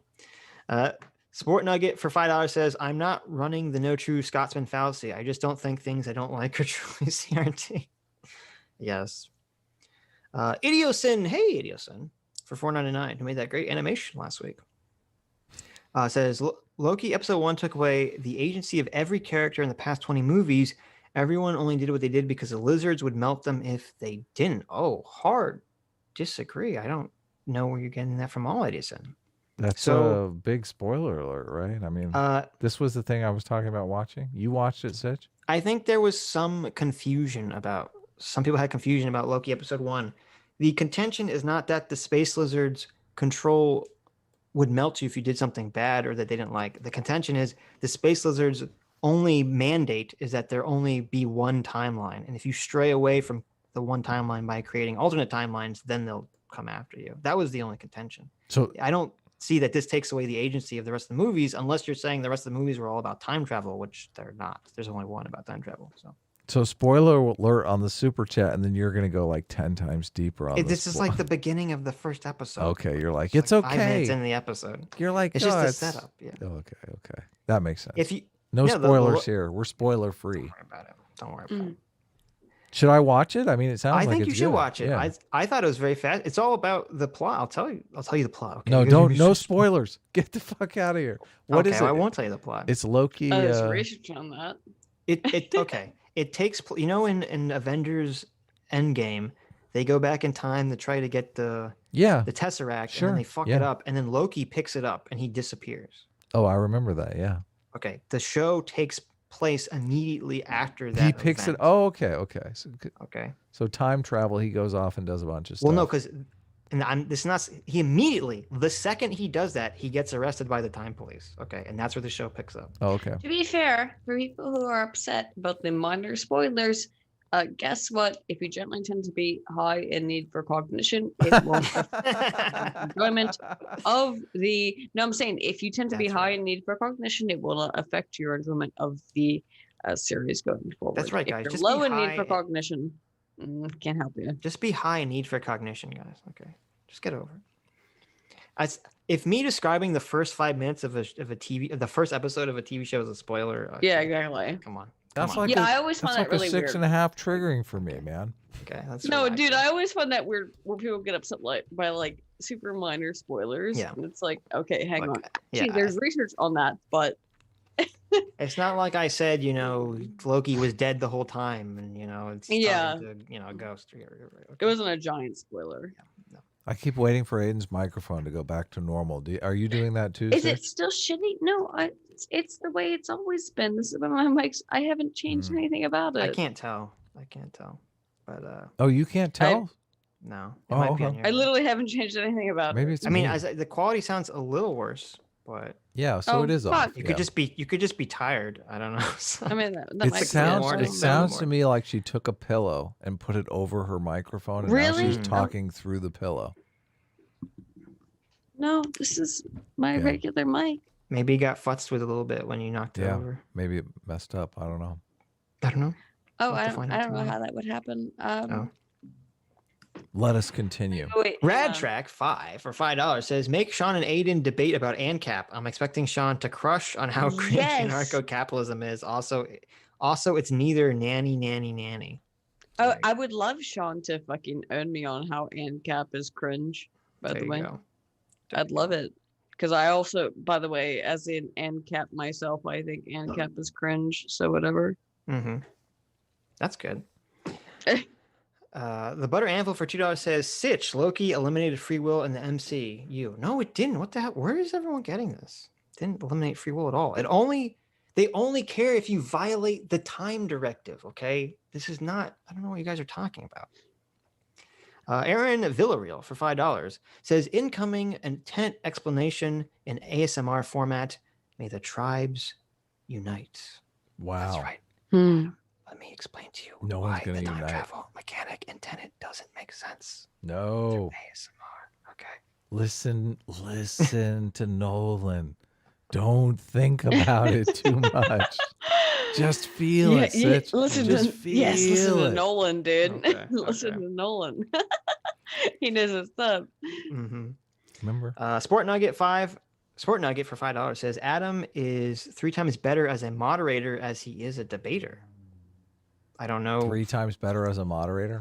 Probably. I don't know what the implication. I don't know if he's saying that you're good at moderating or bad at debating. I'm not sure which one. I don't consider myself a great debater at all anyway. Okay. So, I mean. Okay. Yeah. Sitch is much better. Mahler did a chat. Oh, what did you say? But would you consider yourself to be a masturbator? A master debater? Yeah. No. Dr. Diller says Mahler did a chat on us. Oh. Mahler says it's eliminated free will. I don't understand how you can make that argument. I don't see it. It didn't eliminate free will whatsoever, but I'll see what he said about it. Contrast is so bad. Contrast for 2 Aussie bucks says, her mic broke after being trenched with tears, Adam. Oh, I got a little bit tiny. Oh my tiny bit God. sad. Listen, I'm a big fat fucking bitch, okay? It's all right. I never, I didn't say that. No, it's me. Oh my God. I'm getting triggered. Come on, you guys didn't understand the fucking episode of Loki at all. This is triggering me. Okay. They didn't say that you have to do whatever they said. They explicitly said you could do whatever the fuck you want. You just can't create a new timeline. That's the only time they intervene. Okay. This is not taking away anyone's agency in the previous Marvel movies whatsoever. And actually, shockingly, it does make sense and does align with the time travel in Endgame, because technically the way that Loki lays out time travel and Endgame lays out time travel, if you take something from the past but then return it to the exact point, you don't create a new alternate timeline. So that's why the Avengers wouldn't be actually fucking with the space-time lizards timeline. I don't know. I've been watching Sweet Tooth, so whatever. Been watching what? What's it called? Sweet Tooth? It's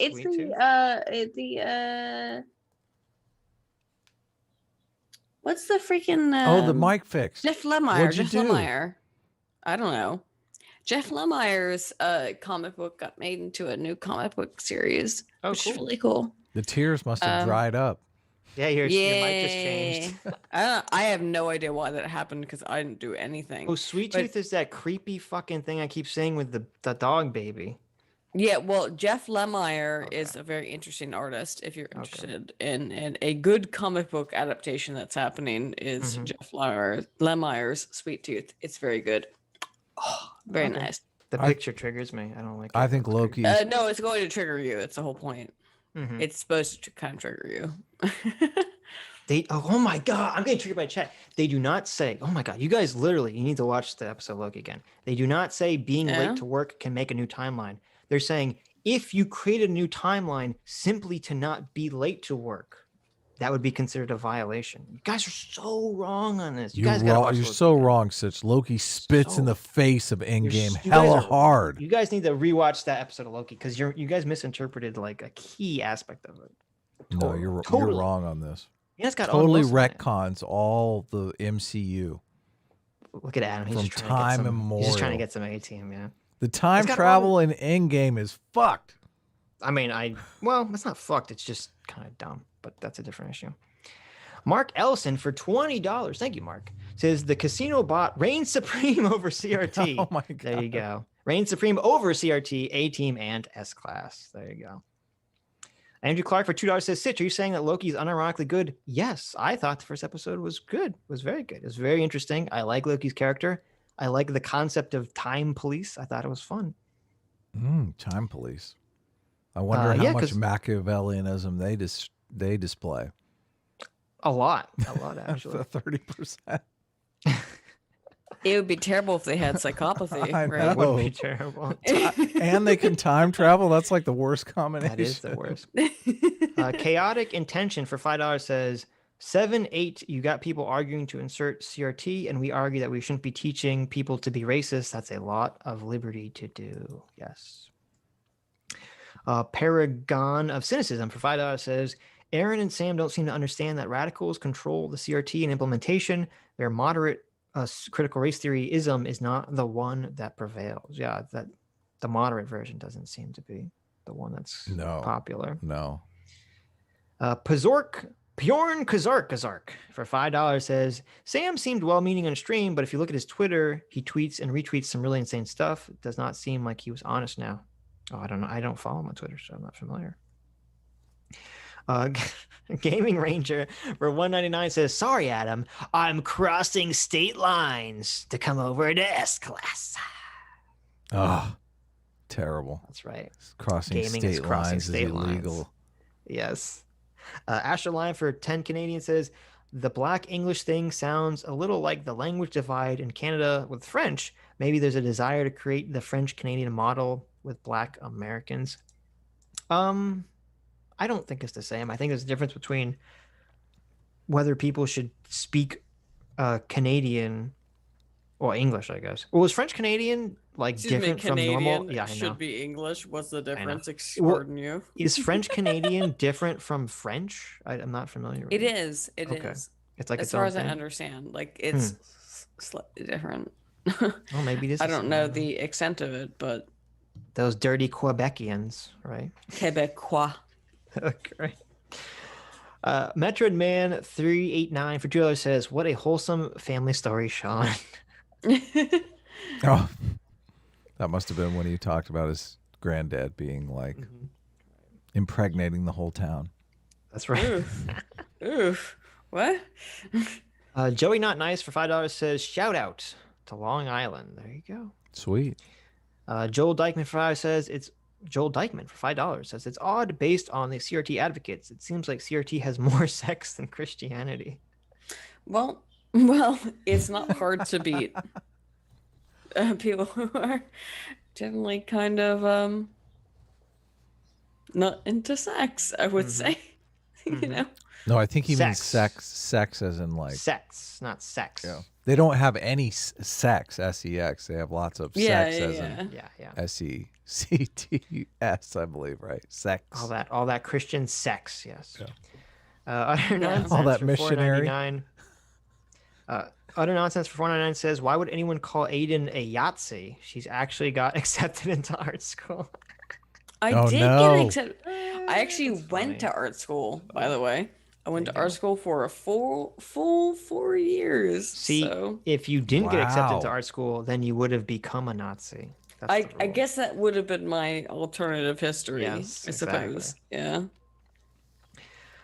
Crack Croc for $5 says, "Old progressive was against wars and authoritarianism. New progressive teaches small kids that people are evil and so are their genitals." Wow. Holy shit. That's funny. Destiny's Tiny Coke for $4.99 says, "Everyone knows systemic racism has its origins in feudalism." True. Very true. Malice for $10 says, "Stereotypes are pretty accurate. I eat beans and hop walls all the time. Also, I heard you sell free will here. I wouldn't know what to do with it. Guess I'll use it to hop more walls." Well, there you go, Malice. You get 10 free units of free will. Use it to eat all the beans and hop all the Is he walls. talking about stereotypes? Yes, he is. Those Adam's are favorite those topic. Those aren't damaging stereotypes, are they? Maybe they are. Hopping walls is a damaging stereotype. Yeah. Because it has to do with immigration policy. I know. But we've moved on from the old stereotype, which is amazing, but it still means the exact same thing. Josie Wales for $5 says, Chatham, can I please get some baby Sitch? I don't know why you're asking Adam for baby Sitch. Doesn't even make sense. You have to ask me for baby Sitch. Yeah, doesn't make any sense. No. The Wooster for $5 says, Aydin, do you think AI, neural networks, and deep learning fix most of the problems with soft sciences and fix the replication crisis? Ooh, good question. The replication crisis is ongoing, by the way. So deep learning and all that kind of stuff isn't going to fix it. It has to be conducted through human experimentation. And that means inherently that we're going to have to re-involve people. You can't do that through self-science replication. You have to re-involve human participants. You have to re-involve human experimentation. Therefore, the problem with that kind of stuff is that it's going to mean that you have to bring people back in to experiment on them, and that is an issue.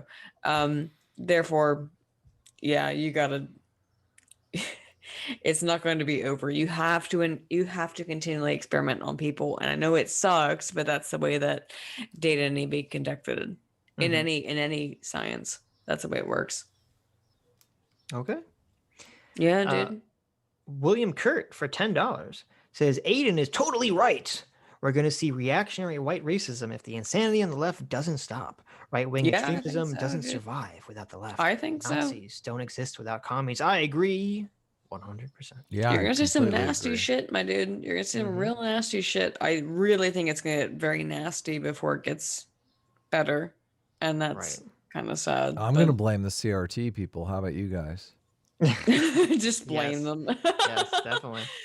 Just blame them for Let's make a pact right now to blame all the CRT people. All right. Everyone cut your fingers. We got to make a blood oath. You know what they're going to say? They're going to be like, oh, this is just Fox News smearing us. Yep, of course. William Kurt for another $5. Thank you, William. Says, scientism is the belief that the only things that exist or are valid are things that can be discovered with science or mathematics. Let me explain what scientism is as a concept. Scientism is the belief that science is a belief, okay? That science is something that exists outside of yourself that you actually can't understand. And that is the problem with scientism, because science is something that everybody here in the chat, everybody can understand. Everyone absolutely has the capacity to come and learn and understand is science. But scientism is the worship of science. And that's where I get scared, is this idea of worshiping science. And that's where it gets a little bit spooky, where people start to worship science as a religion. That's scientism, not science. The only people I ever hear say that, though, are like the Christian creationists or Orthodox Christians who want to talk. Whenever you want to bring up science or materialism or study like that, they conflate that with the worship of science and scientism. They're very quick to say, oh, that's just scientism. Well, that absolutely is a reality that could be a possibility. Right, but they're talking about me, and I don't really, I'm not idolizing science. But they're saying, oh, that's scientism right there. Look at that. You're using evolution. Well, if they're not referring to you, then they're not referring to you, and you can ignore everything. No, they are referring to me as science, like using evolution as scientism in their book. Well, I think there's a distinction to make, which is that, I think eventually everything would be able to be explained through science.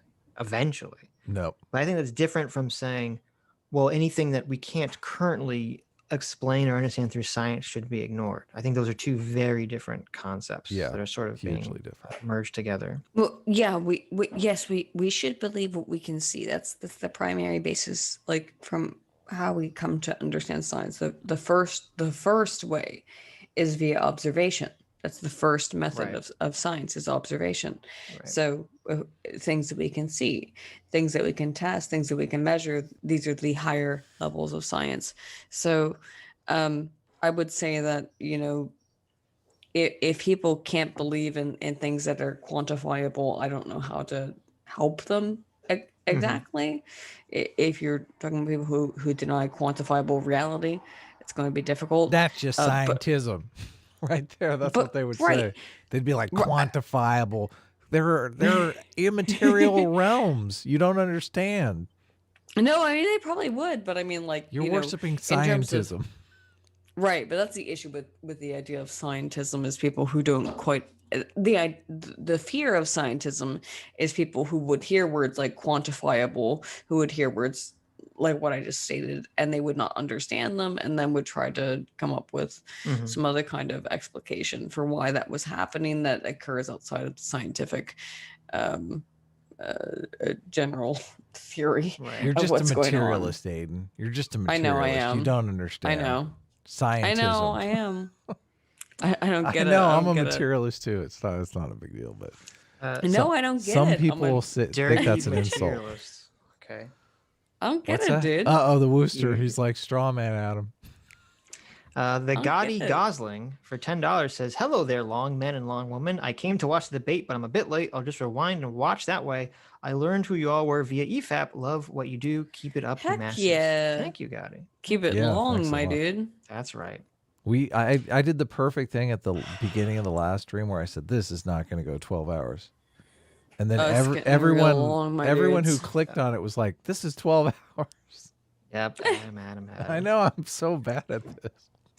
William Kurt for $10. Oh, thank you, William. Says Fuentes is probably an example of right wingers edging closer and closer to actual racism that Aydin brought up. Look at his Twitter feed. It's borderline Sikh Heil stuff. Oh, I hate that shit, by the way. Yeah, I mean, Nick Fuentes is actually a white nationalist. So, dude, he is. He tries to hide it, but yeah. Well, so. I can't tolerate that shit. Yeah, yep.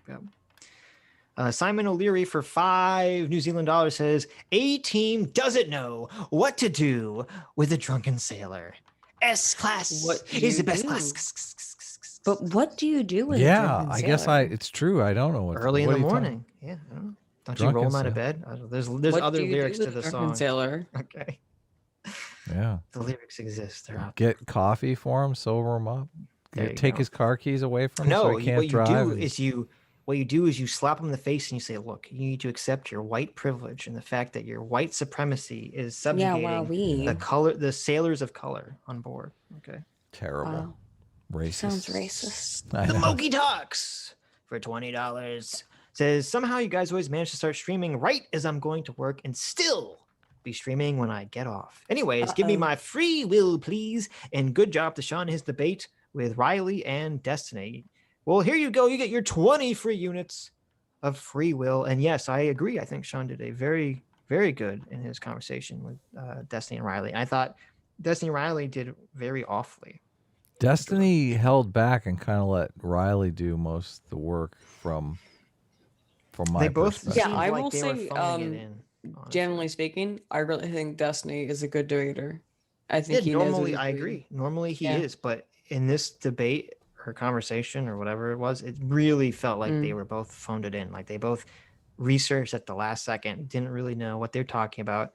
Sean is like 1,000 times more knowledgeable on the subject than either of them was. Exactly. Yeah. Yeah. Patrick Mulligan for $2 Canadian says, "I do not simp, but if I did, it would be for Shu." Wow. Wow. There you go, Shu. If you're sleeping right now, if you fall asleep to our stream, Patrick Mulligan is simping for you. There we go. Shu crew all the way. William Kurt for $5. Oh yeah, you didn't hear it. So Shu said that she's like falls asleep to our streams, and then Adam just rudely wakes her up with his fucking harmonica at the end of the stream. What? That's not rude. That's serenading.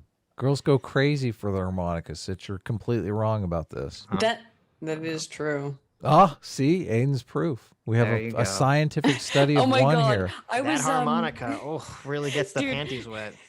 Dude, I was watching an unrelated video, and your stream was up on the background, and Adam just playing.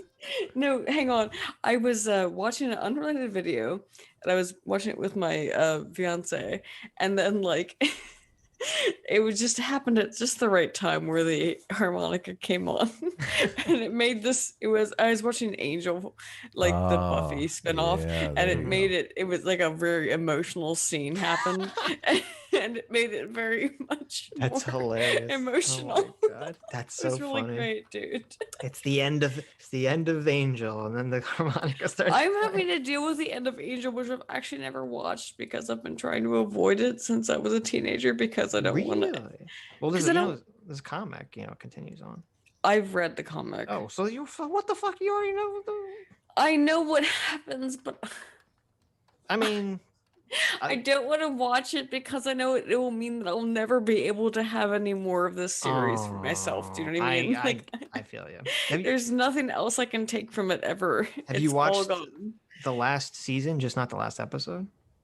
I've watched everything but the last season, and so it's very. The last season's the best season. I know that's what I'm watching right now is the last season, and it's so the best good. season. Oh, the it's last so season's good. amazing. I know, Yes, it's so good.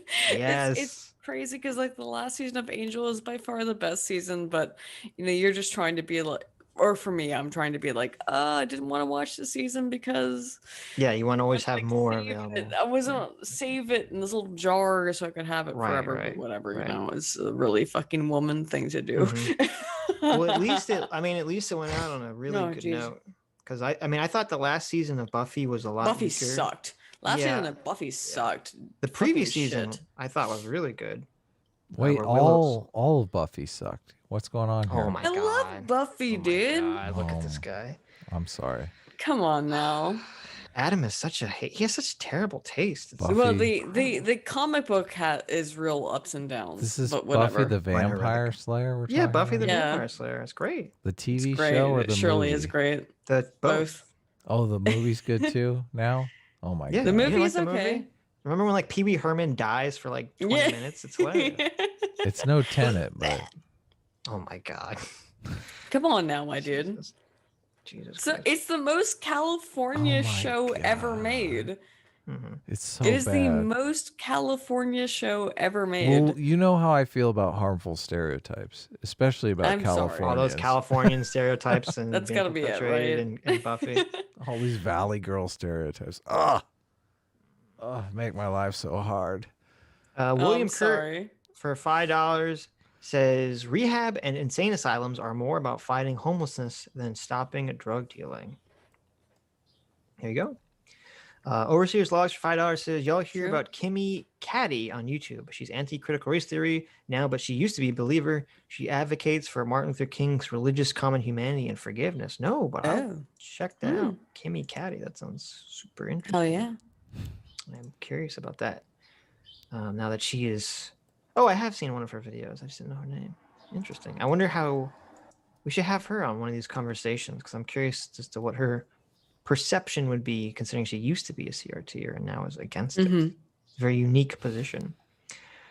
Milk My Mantids. Wow. Okay. That's a good Nice screen name. name. For 5 Hell yeah. Aussie bucks. Says, good day, big fellas. Greetings from down under. Thank you, Milk My Mantids. Is that You even gotta- you know what possible? you gotta I don't even know. Of course it's possible, Adam. You've never tried? Can a man, Sitch. if the wife dies, can the man breastfeed? Of course. Oh, that's a good question. Gender is know. just a social construct, Adam. Okay. Oh, that is true. However, Sex is just a social construct, Aiden. okay, well, I have to wonder how much. I mean, do the man tits work? I mean, That's what I mean. Like, how much? Oh, they work. Like, how much? nah. How, Men mu- have how nipples. much- They don't have the lactation glands. No, or any of that they stuff. have. Excuse me. Men Do have they? nipples. Yeah, but Men have. Wait a minute. What? there's Of milk. course There's a men have milk nipples. producing apparatus though that's actually in women that I don't think is in men. I think we learned that Adam doesn't have nipples. I think that's what we're I'm learning very on stream. confused now. No, I have nipples. Adam, do you not obviously. have nipples? This is a new discovery here for the stream. A team has nipples. Okay. Oh, I'm just very confused. Okay. I'm curious because I've read, and I don't know if this is true or not, that All right. if a woman is not lactating, but she breastfeeds a baby for long enough, she will start lactating. And Yes, I wondered that is if you, true. I wondered if this has been tried with a man. I don't think it works with men. No, Actually, no, I do think. Can you get a man? Can you even get a baby to like to suck on a man, a hairy man? No, I think it could work for men. By the way, I don't know for sure. I don't think men have. See, this is what science the was designed. organ for. inside that produces. See, that's what I was. looked- that was my question. I've looked into the research on this, and What? if There's research on this. look, of course I have. So, men and women's nips are basically the same. The So nip if is, something, but on the if other something- side if where the something milk comes. pulls on it for long enough, it will start to produce lactate. Really? So Well, I have to see this. Yeah. I like study. this. If I type I'm in skeptical. "can man," if I type in "can men" in Google search, the results are "get pregnant." First one. Oh my god. And the next one is "get breast cancer." The third one is "get yeast infections." Oh my The god. fourth one is "can men lactate?" Oh, There you go. nice. So this is a point of Find interest for out. people. Go on an adventure of learning. Can men lactate? S class God. is The milk. short answer is Yes, yes, they under can. certain circumstances. Oh, Yes, they interesting. can. What's the That's what I'm circumstances? telling you. I The- told The you. baby needs milk. Baby needs milk. Is that the What circumstance? the fuck? This is like disgusting, and my brain is like blowing here. Do not search. I wonder if YouTube has lactating male videos. Oh wait a minute. Dude, bruh. Wait a minute. Bruh, he's The critical determination of lactation is prolactin, a hormone that produced by the pituitary gland that stimulates the mammary glands to produce milk. Normally, non-pregnant women can have almost double the amount of prolactin circulating in their body than men, according That's to all some right. research. You Research can has still do shown it. that male prolactin levels can also surge in some circumstances. For instance, oh my God, this is too horrible. I'm not even going to read it. Yeah, Just give us okay. the G-rated version. Yeah. It says in some circumstances, apparently men do have all the plumbing required to lactate. Yeah. It's just Okay, they don't that's- have this Yeah. hormone that That's what I wanted stimulates to it. know. So there you go. Yeah. So when so you people can do it. transition and they take hormones and stuff, they can become lactating. Oh, I they don't can know. develop lactating breasts. That's interesting. I don't didn't know that. if I don't know if it's estrogen that they take that would produce the prolactin. Right. But Right. yeah, but there you go. Well, That's I would awful. say that from what I've read, Mhm. and this is just Mhm. my own perspective on what I've read, is that sometimes men who have sympathetic pregnancy, which is a thing that happens, wherein hold on. what is a sympathetic pregnancy? a sympathetic pregnancy is where like your wife is pregnant, Okay. and men will also gain a huge amount of weight, specifically in their abdomen, Mhm. and also start lactating. Essentially, What? No way. So crazy. yeah, it's a real No. thing that can happen. That can't It's a be. real thing that can happen. Yep, look up sympathetic pregnancy, my dude. Your wife's pregnant and you start lactating? That's some soy Yeah. shit, man, right there. I can't imagine how embarrassing yeah. you're at work. Like, oh, sorry, I'm lactating. My wife is pregnant. Like, oh my I God. mean, to be honest, if I was a dude, if I was, Oh not- man, keep that a obviously, secret. Don't say as a don't talk- lady. But like, if that was the case for my dude, I'm just saying, if I was him, I would Yeah. keep that shit Hell super under yeah. wraps. You got to get one of those lactation bras to hide You don't that want shit. anyone to know about that shit. No. Do some Keep it on the Band-Aids or DL, something. Okay. Dialogue always for $5 says, "Who says that race is the only reason for disparities?" Critical race theorists. Critical race theorists, yeah. Mm-hmm. Stacking damage for $5 says, when racial progress is measured by outcomes, the implicit desire is a quality of outcome. Quality of outcome is at odds with freedom. I agree. True that. We never really got to dive into that enough, but No, anyway. we didn't. We also didn't really get to dive into the fact that the only milk I drink is the milk from Lady Liberty. What is? Wait, what? What is Lady Liberty? Lady Liberty. Mm-hmm. You know? I don't get it. What's happening? What's Is going there a on? joke here? Yeah, I was trying to make a joke. Oh well. 100% I didn't get it. grade I'm so A. sorry. Lady Liberty milk. Yeah, I don't know. Whatever. Just trying Okay. to make a joke. I drink oat milk because I'm lactose intolerant. Yeah. By the way, And also I drink I'm half and trying to half cut 'cause I out love- lactose from my life, so I'm also only trying to drink. Well, there you go. Drink oat milk. So Oat milk's delicious. Is there a It lot is of good. lactose in half and half? That's my preferred milky oh, it's beverage. half and half. Unfortunately, is nasty. That's why I had to cut it What? out because Oh my You god, didn't it's drink so it. It's like all delicious. got a bunch of chemicals and shit in it. it's real doesn't it? heavy. Yeah, it's great. I love it. Half and half is disgusting. You don't like Yeah. half and half? No, I mean, I don't know. It just has a bunch of like gross shit in it. What do you mean gross? Half It has a milk, bunch of half weird cream. chemicals in it, doesn't it? Weird chemicals? What? Yeah. This isn't oat milk. There's no. Oh my god. Oat milk Half is and filled half. with chemicals. Okay, here you go. Half and half. Fat-free Yeah. milk is the first ingredient. So yeah, it has milk Yeah. in it. Corn syrup solids, artificial color, What? sodium citrate, potassium phosphate, mono and diglycerides. You're It's got kidding me. carrageenan in it, which is that seaweed shit, and vitamin A. Oh yeah. How? That's in half and half? What are you Yeah. talking Mhm. about? There you go. I told you it's got a bunch of shit in it. Oh, I have to look this up now. Yeah, sorry. I thought it was just half milk and half cream. What could go No. wrong? No. It's literally called half and half. No. Well, there's so much crap in this kind of stuff. You got to be careful about everything. Yeah, I'm gonna. It's actually look. really frustrating about how careful you have to be about everything you eat. It's really I know, scary, it's actually. awful. There's It's corn terrible. syrup in half and half. That's fucking It's crazy. in every there's Yep. there's corn syrup in I hate everything, which corn is syrup. awful. I run from Ew. corn syrup. I'm trying to get away from it right now, which Corn is like syrup is the you try to worst. escape, you try It's to escape difficult. from it. It's in freaking everything. Yep. Look at this. very true. Dictionary.com, half and half. In two equal parts. Half milk, half cream. Okay, well, I don't think the dictionary is where No, you're look going to at look at this. Look at this. I'm not sure about Noun, that, a but, mixture you of know. milk and cream. There you go. Sitch has to ruin Well, everything. Someone Again, says I'll look Adam's 52 and he looks 25. I'll take some half and half. There you go. The There- half and yeah, half is there the you go. secret to keeping Yeah, you, take a half and half on that yeah. one, Keeping you dude. young. Come There on you go. now.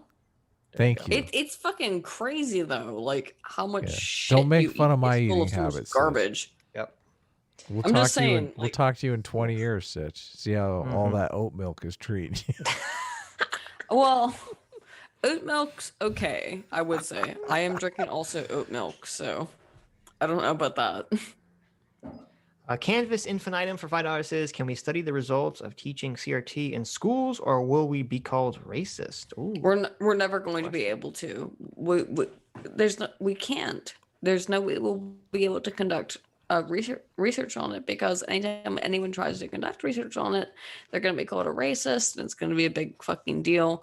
So it's going to be very difficult for us to conduct ongoing research on CRT, and that will be the inherent issue. Mhm. I don't know what to do. Just the way this shit is. Canvas make them do it. Infinitum.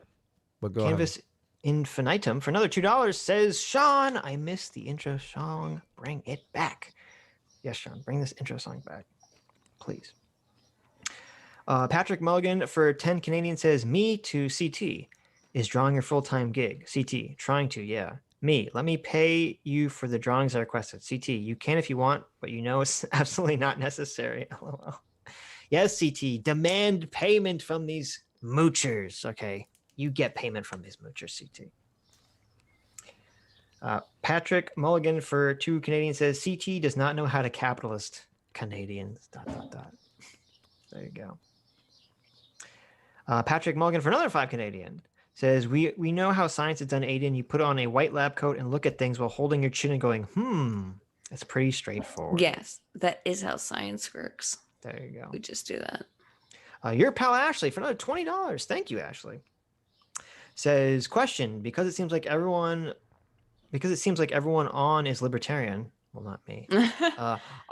Automation replacing humans is in the workforce seems like an inevitability. How does a libertarian ideology exist in a future where humans need not apply? I have a very, very long-winded response to that. Oh, okay. But I won't get We'll into save it it for here. next time then. Yeah. Do you have a video on it? No, but I have a good idea of how I think that works.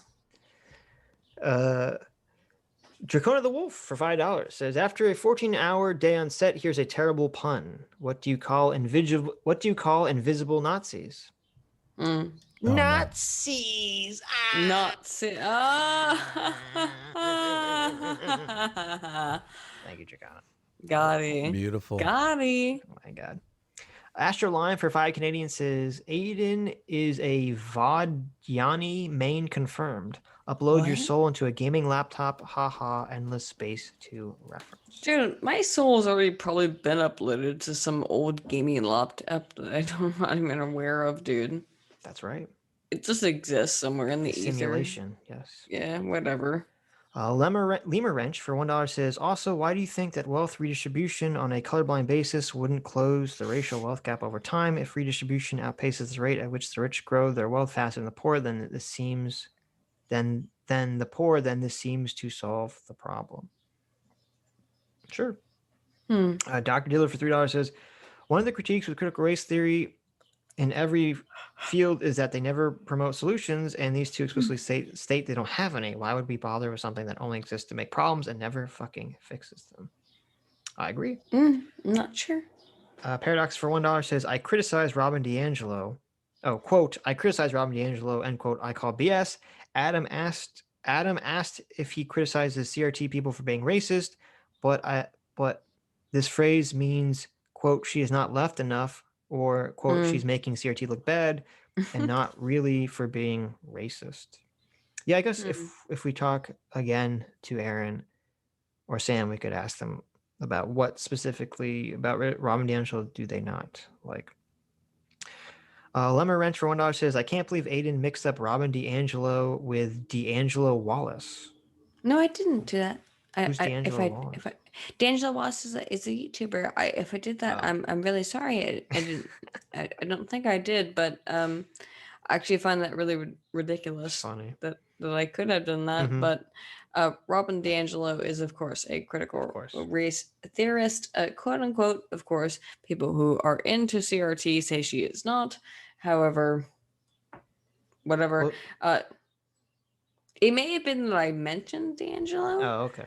I don't know if I did. I don't remember that. But D'Angelo Wallace is someone who I generally enjoy his content. He's not a critical race theorist, by the way. Jeff Carey for $1 says, Are they saying there's 1,619 varieties of critical race theory, or is this some kind of woke hipster? That word I don't know how to pronounce in Islam. That means like when you're hiding the truth. Takia, whatever. Jeffrey Carey for 250 says, these theologians are the dangerous ones. Watch James Lindsay's new video where he goes into social justice as a mind virus. These two are prime examples of it. Interesting if James Lindsay uses the mind virus terminology, because Adam has always had a problem. I'm going to be with that. super triggered. I know. That's interesting. I saw him tweeting about it on Twitter, and I was already I was like, oh my God. Oh my God. Jeff Carey, I don't even know if I should read this. It says, get Adam to read this one. No, I'm not going to read this. I can't. I'm not going to read this, Jeffrey. This is too insulting. What is it insulting me or insulting the No, guy? he did the Sitch and Shoe sitting in a tree, KISSING song. What? What? Okay. That's bizarre. That came out of nowhere, Jeff. Anon for $5 says, Sitch, can you say incest is wincest in the same tone as S class is the best class? What? Should I do that? Or is that No, that's gonna get clipped. I feel like that's gonna be clipped. I'm kind of tempted because it's funny. Yeah. Go for it. Do it, man. Do it up. Okay, I'm gonna do it. Okay, you ready? No. Go for it, dude. No. Okay. Go for it. Go for it. It's happening. Okay, you ready? Do it. Okay.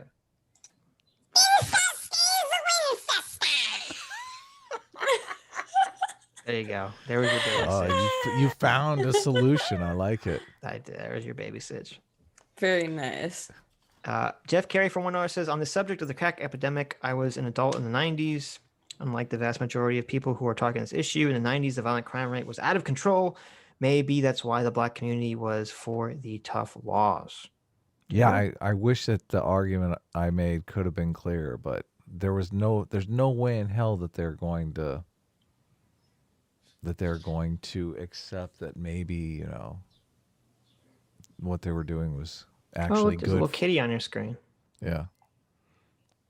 I don't understand how. Let's not get back into it, but you know the argument. Utter nonsense for $3 says Sean and Aydin. Any book or channel recommendations? Also, congratulations on 100K subs, Sean. Oh. Yeah. Any book or channels, Aydin? Well, thank you, but I'm not sure. Well, this channel, obviously. I think they're already subtitled. Yeah. Yeah. Maybe. Well, whatever. So you're on the right track. if you're Awesome. here, Okay. Fair you know? enough. Fair enough. Aydin team, best team for $5. Wow. Says if we refuse to acknowledge Down syndrome, if we refuse to acknowledge Down syndrome matters, how could we develop and offer special ed classes and work programs to help those kids? Failing to get into med/law school would demoralize them more than an encouraging career that they succeed at. Replace with IQ.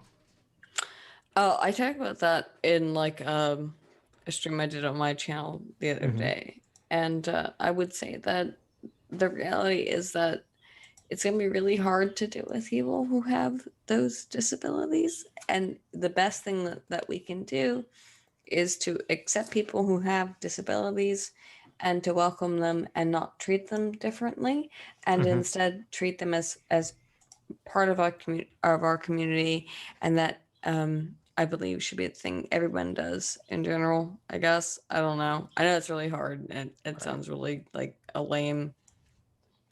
It sounds really corporate, but that is the only way I could say how to respond to something like that. Okay.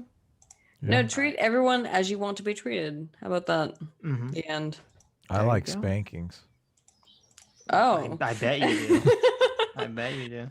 Just treat everyone as you want to be treated, my dude. That's There you go, the end. Gemini. Adam loves spankings. Alrighty. Death by Wait, Sloth. I'm a Gemini. What does that mean? Oh no, there's a guy named Gemini Semini. Oh. You know who else is a Gemini? Jordan Peterson. I'm well, Jordan, JP and I are I have no similar idea. You know who else is a Gemini? Uh-huh. Adam. Yeah. Uh-oh. Oh, You no, know who we're else all is a Geminis. Gemini? Okay. Me. Yes. Oh, we're all. This came up on the last stream, Aiden. You don't remember? It's like 7 in the morning. Okay, she's tired. I know. It's 7 in the. It's literally 7 in the morning. And I'm like about to fall asleep. Don't try to But- dox our birthdays. Let's move on. No, I know you guys did tell me you were all Gemini. Yeah, I remember. Crew represent. I just got Wasn't so Shu fucking Gemini tired. too? Yeah. I think Shu is a Gemini. You were There all we go. Geminis. All yeah. the good people are Gemini. I can't believe that. She was a Gemini? I can't. I I thought get she so was. tired I thought she this was a early in the Cancer. morning. You can go to sleep, Aiden. You're like, Yeah, you don't have to Yeah, actually, stick I will. around, Aiden. I'm sorry. Jeez. I'm trying to be That's fine. entertaining. We got a I bunch will more to actually- get through. I'm trying to be entertaining here. I'm trying to be Someone- entertaining here. You're free. 7 in Someone- the morning. Adam didn't put it Well- up. Someone had a meme that had you running away from Mothra. Well, Adam, Oh, you I were a never put little- it up, You did were I? a little rude to me earlier, A Adam. little but, rude. I was like was off the pretty rude. charts rude. Are you kidding me? Yes. Yeah. However, Here's the Mothra the- meme. however, it doesn't bother me whatsoever, and I hope that we can. We're still No, pals. no hard feelings here at all, ever. Like No, I would well, I never hope let. so. Come on, I'd never let shit come. Oh, that's between right. us. CT said Shu is Cancer, and I said that's appropriate. Yeah, I remember that. Well, I thought it was too. Look who has Wait. the good There you memory. go. well, Adam, you're still my pal, so I. hope Yes. so. Yeah. Oh, there we go. There you go. Anywho, considering it's 7 in the morning for me, I am gonna go pass out because it's Yeah. really early You go and to I'm sleep. not funny anymore. Don't let any moths get you, okay? Yeah. Oh my god, I'm so scared of them actually. Dude, this moth was so huge. Oh. Anyway, I'll talk to you guys later. All right. Good night. Take care, bye-bye. Aiden. Talk to you next Bye. time. Take care, chat. Bye bye. Bye. Bye. Bye. Bye. Death by Sloth for $3 says in the coloring book of the study of humans, quantitative research is meant to draw the picture and qualitative research is meant to color them in. CRT seems to just hand a child a crayon and says, draw whatever. Yeah. True. Unfortunately. Bookmonger for $5 says, Aiden, where your critical race theory bibliography at? Someone retweeted. No, I'll have to ask her next time. Joseph. Oh my God. Oh no. Joseph Kerwin for $5 says, "Did Adam start taking HRT? Why is he so sensitive?" Oh my god. Yeah, I got my testosterone fixed, guys. That's why I went crazy. Hope you guys don't Joseph mind. Kerwin for another $5 says, "I love watching Adam lecture Aydin on the hardships that women have endured. Maybe Aydin could teach Adam to be a man." Oh my this." god. Oh my god. Oh my god. Oh my god. Ooh. That's painful. That is painful. Bam, bam, bam, bam, bam. Why are you that's so painful hilarious. for me. Because What you are were just doing? criticizing the CRT people about lecturing black people. So it's doubly delicious. But I wasn't lecturing her on. Oh, never mind. Joseph Kerwin, you sort of were. Joseph Kerwin for $5. You sort of were. Well, for $5 says, "I've seen this before. You have to take Aydin to IHOP and put pancakes into her." Oh my god. Oh my god. So that's I think how that you works for. I think that works for all females. talk You just about give them pancakes. talk about fucking stereotypes, you guys. I know. Jeez. Sexist I know. stereotypes. I know. Terrible. Just diving right in.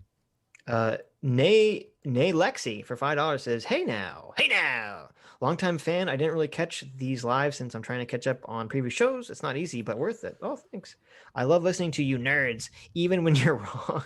Oh my god. I finally ordered a copy of the comic, or rather ordered all 4. Oh, thank you, Nylexi. That's awesome. Yeah. Nylexi for another $1 says, "Oh, and before I go, S-Class is slightly okayer than A-Team." Oh wow. There you go. By a hair. By a hair. Don't you feel Love you all. lucky? I do feel lucky. Thank you. Obi-Wan Ravioli for $2 says, "Read No Treason by Lysander Spooner." No Treason by Lysander Spooner. Sounds good. Patrick Mulligan for 2 Canadian says, "Shu should watch Ghost in the Shell standalone complex." I've never watched Ghost in the Shell actually, so but there you go. You know who's already tweeted? Wait, did Friended make Aydin Paladin cry? You know who's already tweeted that? Who tweeted that? Your favorite person. Lozar1, dialogue always. Look at that. That's terrible. Why is he tweeting that? All over me already. Like as it's happening, he's like, "What? My God, Lozer, don't be that guy. Why are you Don't start stirring shit, shit Lozar. up?" Yeah, exactly. Come on. Hex Black. That's why I muted Lozar. I don't look at him anymore. Hex Blackwood for $10 says, "Good internet mystery solved." Oh, that's right. The mystery was Comcast upgraded us and doubled our bill without our knowledge or consent. What the fuck? That's awful. Really? Fucking Comcast. Here's a tenner. I'm gonna have to look for a new provider tomorrow. S-Class. You know the thing. That's right. Thank you, Hex. I hope you find better internet. Fuck Comcast. Jeez. Mm-hmm. Yeah. I have AT&T, but they try to do the same thing. They all try to do the same thing, where they try to upgrade your shit without telling you. It's awful. Or they say like, "Oh, your plan doesn't exist anymore. The only plan that exists is like way more expensive." It's like, "Oh yeah, thanks. Sure. Kat Branchman for $5 says, "Critical race theorists, quote, critical race theorists don't reject liberalism. Also, quote, Delgado might be saying fuck liberalism." Yeah, I know. There's all over the place. You can't really come out in a debate and say, "Yeah, I'm against liberalism." Like, yeah, he just doesn't. The optics are terrible. I don't know, because like, if we had those people that we'll talk to, I think they would just explicitly say that liberalism sucks. Maybe. I don't think they'd hide it. Maybe. Don't you think there's kind of the secret society going though, that like secretly they all tell each other, "Oh yeah, liberalism is the real problem here," but we can't. I don't think there's a secret Really? society. No. But nobody will believe us if we say that, so we have to keep it, That's to right. ourselves. That's right. Don't you think? Someone sent me a thing on Twitter that was like a video. I haven't watched it yet because I'm streaming. Mhm. Supposedly it's some critical race theorist teacher saying that like, "Oh, you can't, the label is too damaging, so you just have to teach critical race theory without like using the label. You have to be secretive about it." So that's kind of great. interesting. Just what you want to hear when you're sending your kid off to public school. I know, right? Awful. William Kurt for $5 says, next time moths attack, capture it in a jar and put it in the freezer. Used to do this when getting bugs for school projects. Oh my God. Okay, Jesus, William. Is that humane? That is not humane. Make sure you're not a serial killer. James Taylor for $9.99 says, thanks for managing to get these guys on. It's infuriating in the moment to watch, but useful later on to see what conversational tricks the woke pull. Cat Branchman for $5 says, quote, where are the anti-white stereotypes? Oh my God, did you read Derek Bell? Sorry guys, I'm catching up at work, so you probably passed that. I'm triggered. Yeah, I know. The Butter Anvil for $2 says, when did you stop beating your wife, Adam? Hopefully soon. It's a good answer. Havin Backlund for $19.99. Thank you, Havlin. Says, haven't super chatted in a few weeks. Adam butting heads with Aydin over the Dark Triad stuff has put me off of A-Team for a while, but Sitch still makes S-Class lame for his Thomas Sowell hatred. Team homeless. Oh my God. Both. We have politically homeless people in our chat. And our own channel we have got, yes. Wow, that's it's come terrible. Full circle. Come for full circle. Havlin Becklin for $14.99 says, God damn it, not again, Adam. Adam, for the love of Christ. The culture surrounding a piece of knowledge doesn't make the knowledge forbidden. That's it. I'm no longer 18. Oh my God, we lost one. We lost one. I'm not trying to get you guys to change your opinion on stereotype threat. Like whatever you believe is what you believe. But it is common in like media training to be conscious of this kind of stuff. Yes, definitely. Now that we're in a completely different environment where people are, Sitch and I are doing a weekly show that reaches thousands of people, but none of us went to media training before we started doing this show. So we're not necessarily conscious of those kinds of things. So this argument also is the same kind of argument they use with the social contagion stuff, which, I mean, if you're against what's going on, I don't know how we went from having 0.001% being trans to actually they're saying like 2% of women now are reporting as trans. That seems like social contagion. And if you're going to talk about social contagion, we're talking about the same thing, the spread of memes through media. I'm done. Okay. Word on the street is that A-Team is authoritarian team, says Patrick in the chat. Oh, really? That's funny. Kill notes. I'm secular. I'm secular Jew, but I'm not atheist. So my belief in God isn't really honestly attached to Judaism very much. But I guess I still identify as Jew because it's like an ethnic group, I guess, at this point.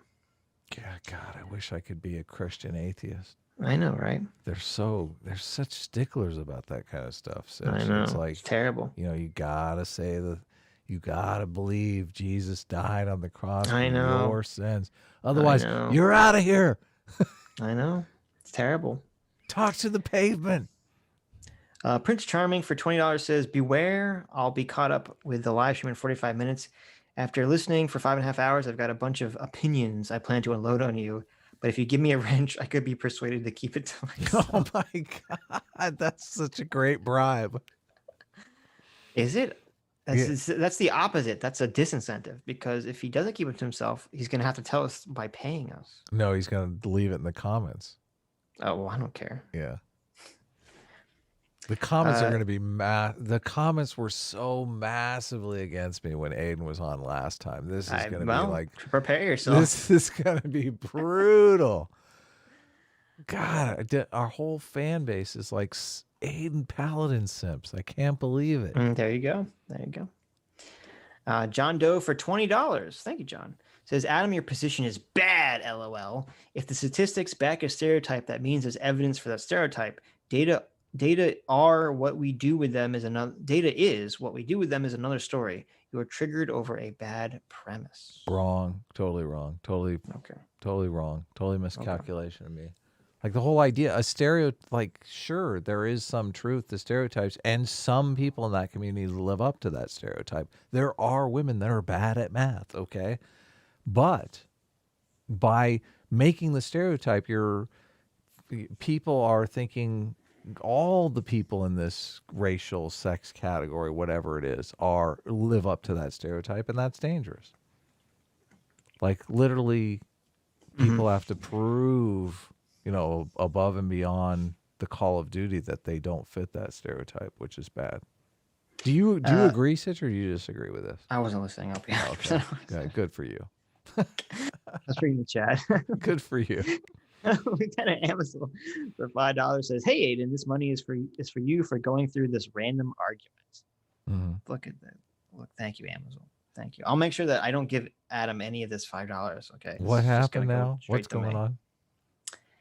He said this money is for Aydin to go through this random argument.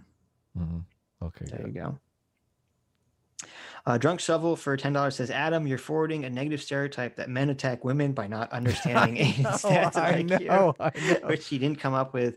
I'm 18, but come on, dude, chill, take a step back and regroup." Well, that's true. That is true. I did forward a negative stereotype about men being hotheads. That's true. We got to that part of the stream, so these are all I know. Oh my God. Let me take my lumps. Holy shit. William Currit for $10 says, "Adam, there simply is an is-ought gap that you're not getting here. Data doesn't speak for itself. Aydin is trying to get you to recognize that the data doesn't speak for itself." No, that's my argument. My argument is the data needs to be framed. Her argument was the data speaks for itself. It's just data. I don't know. I felt like you both agreed and you just weren't giving her time to work out the premise properly. Okay. You're getting triggered. That's how it came off to me, but I'm not sure. I'm not gonna read that. That's mean. No, read it. I deserve it. What is it? Oh, utter nonsense in the chat said Adam went full Isaac. Never go full Isaac. Oh yeah. Adam's about to get simp slapped. In the comments, I like that. Bjorn Kazark for $5 says, "You're presenting a false dilemma, Adam. We don't have to choose between frameless data and not having stereotypes." Okay. Drunk Shovel for $2 says, "Adam, you're literally bullying an autistic." I know. Oh my God. Rowan Gironde for 50 row runs says, "Adam, don't assume the worst and let her finish." Yeah, I get bad. Yeah, when you get angry, you like cut people off. I know. I just want to make my fucking point. I'm like, why is no one understanding me? I'm yelling as loud as I can. Yeah, but that's the problem is that like I've noticed that when you feel like people aren't understanding you, which even when I'm not understanding you or other people aren't understanding you, you just completely repeat yourself instead of finding a way to rephrase it or something. I know. It's bad. I need to work on it. You do. You got to use some of that. You got to trade in some of that free will bucks. What? When I'm in that, there's zero free will. Like I could have a whole safe full of free will and I wouldn't be able to use it. You don't. There's like something standing in the way of it. There you go. Look, you got your little cat behind you. I know. Are you jealous? I mean, I'm a little jealous. Do you have you don't have a kitty cat? What do you? I'm allergic to cats. It's sad. This cat follows me around like a dog. It's crazy. I've never had a cat like that. Mm-hmm. Yeah. Lieutenant Amazon for $10 says, "Here's another 10 sympathy dollars for Aydin." Oh, there you go. I like that. Gaming Ranger for $9.99 says, "Adam, science doesn't tell you not to pee on an exposed wire. It tells you that pee is an excellent conductor. You were saying she's perpetuating stereotypes by displaying data without context is very dumb." Yeah. Gemini for $5 says, "Adam, why are you bullying my favorite statistician on my birthday?" Oh my God. Wow, this is your happy birthday, Gemini. Oh my God. Another Gemini. Wow, Gemini. Well, obviously Gemini is a Gemini, but yeah. Happy birthday, Gemini. You got to sing happy birthday to Gemini like in the Marilyn Monroe Monroe voice. I voice. can't do it.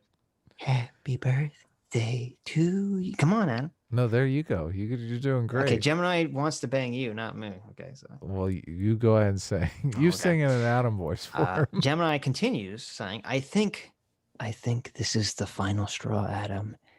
A-team is bully team.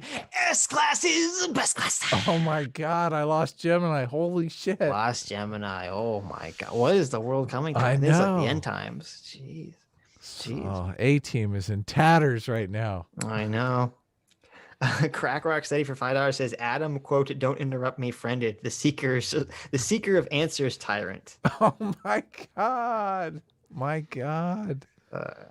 I'm not, I can't listen back. It's too bad. I can't listen You probably back. shouldn't. I'm going to wipe this from my mind. Skullgar Thane for $5 says, the best cure for bullying negative stereotypes is to shine a light on them and to teach/learn how to overcome them and then prove them wrong. Okay. Yes. Having Becklin for $4.99 says, Adam is a jerk. A-Team now supports this. Sean T for $10 says, let's take a breath and change topics to something like, I don't know, IQ or something. Oh my God, no. I love all you. So please chill. Yeah. Allard K for $19.99 says, A-Team. Oh, wow. Okay. There you go, Allard. Sweet. Allard, big fan. Ronan Gironde for 100 Ronins says, is Adam saying people have to regulate themselves when talking about sensitive things while forgetting to regulate himself? True. Okay. William Kurt for $20. Thank you, William. William, you gave us a lot of money today. Thank you very much, William. Says, the is-ought gap is the actual debate here. Aiden is just saying that the data doesn't tell us that what we ought to do with it. The framing is an odd question. Adam, you literally lost your lid on this. Well, I'm not going to lie. Yeah. Get your lid back. That happened, but. Sport Nugget for $2 says, revoking my A-Team. Oh, no. Yeah, I lost. But for another $2, Sport Nugget says, but I'm not necessarily S-class yet. It's okay, Sport Nugget. We'll get you. We'll get him back. We'll get him back. Skeptical. Bjorn Kazark for $5 says, Adam is now anti-free speech and anti-comedy. See, that's painful. That's painful because it's like, I saw that one as it went by and I thought about, I mean, was it popular to have negative stereotypes in comedy routines? I think it was at a time, but it seems like that time has passed. I don't really know that Dave Chappelle could come out and promote negative stereotypes of any group. He doesn't do that, right? Like, what comedians do that? Like well, I mean, I don't know. A lot of comedians do use negative stereotypes for comedic effect to some extent. Yeah, most of the time self-deprecating stuff. True. That's the safest one, is to use a self-deprecate, so a stereotype that's affecting your group or class or race or whatever. Yeah. Sure. Yeah. Definitely. Okay. Chat. Okay, guys. This is very simple. I don't know why you guys are so confused about this. Okay. Literally go back and watch the scene from Loki. It's like a 5-second explanation. Oh, no. Oh my God. Okay. The lizards don't melt you for being late to work.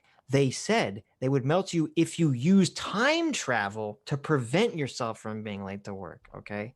That's a big no. So basically you get to work late and then you go back in time to remedy the situation. Yes. And that's the criminal offense. Yes. Okay. The whole point was that they didn't want you to use time travel to change your present. Or I'm sorry, to go back and change the past or change the future. You're creating a new timeline. That was all that they were saying, guys. Okay. So just watch it again.